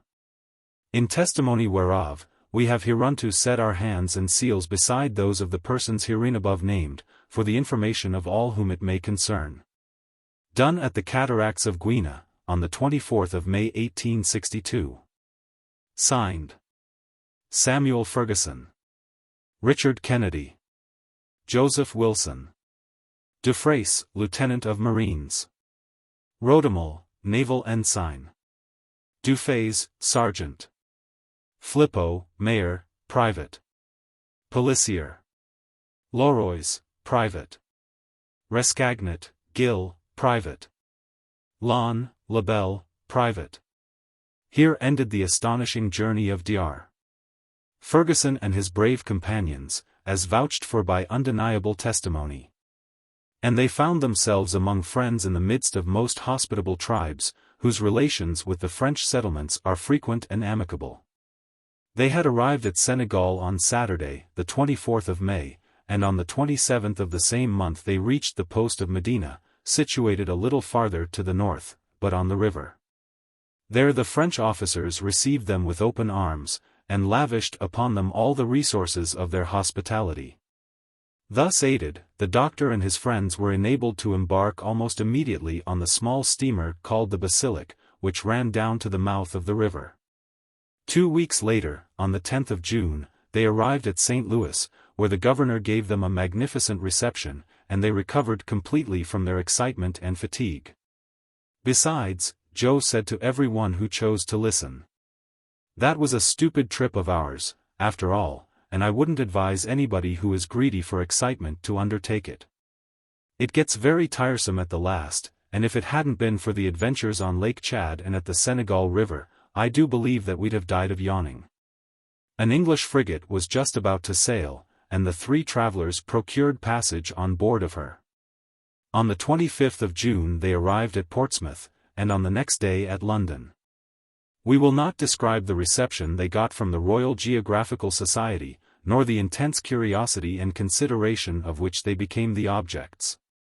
Kennedy set off, at once, for Edinburgh, with his famous rifle, for he was in haste to relieve the anxiety of his faithful old housekeeper. The doctor and his devoted Joe remained the same men that we have known them, excepting that one change took place at their own suggestion. They ceased to be master and servant, in order to become bosom friends. The journals of all Europe were untiring in their praises of the bold explorers. And the Daily Telegraph struck off an edition of 377,000 copies on the day when it published a sketch of the trip. Dr. Fergusson, at a public meeting of the Royal Geographical Society, gave a recital of his journey through the air, and obtained for himself and his companions the golden medal set apart to reward the most remarkable exploring expedition of the year 1862. The first result of Dr. Fergusson's expedition was to establish, in the most precise manner, the facts and geographical surveys reported by Messrs. Barth, Burton, Speke, and others. Thanks to the still more recent expeditions of Messrs. Speke and Grant, de Hugelin and Munsinger, who have been ascending to the sources of the Nile, and penetrating to the center of Africa, we shall be enabled ere long to verify, in turn, the discoveries of Dr.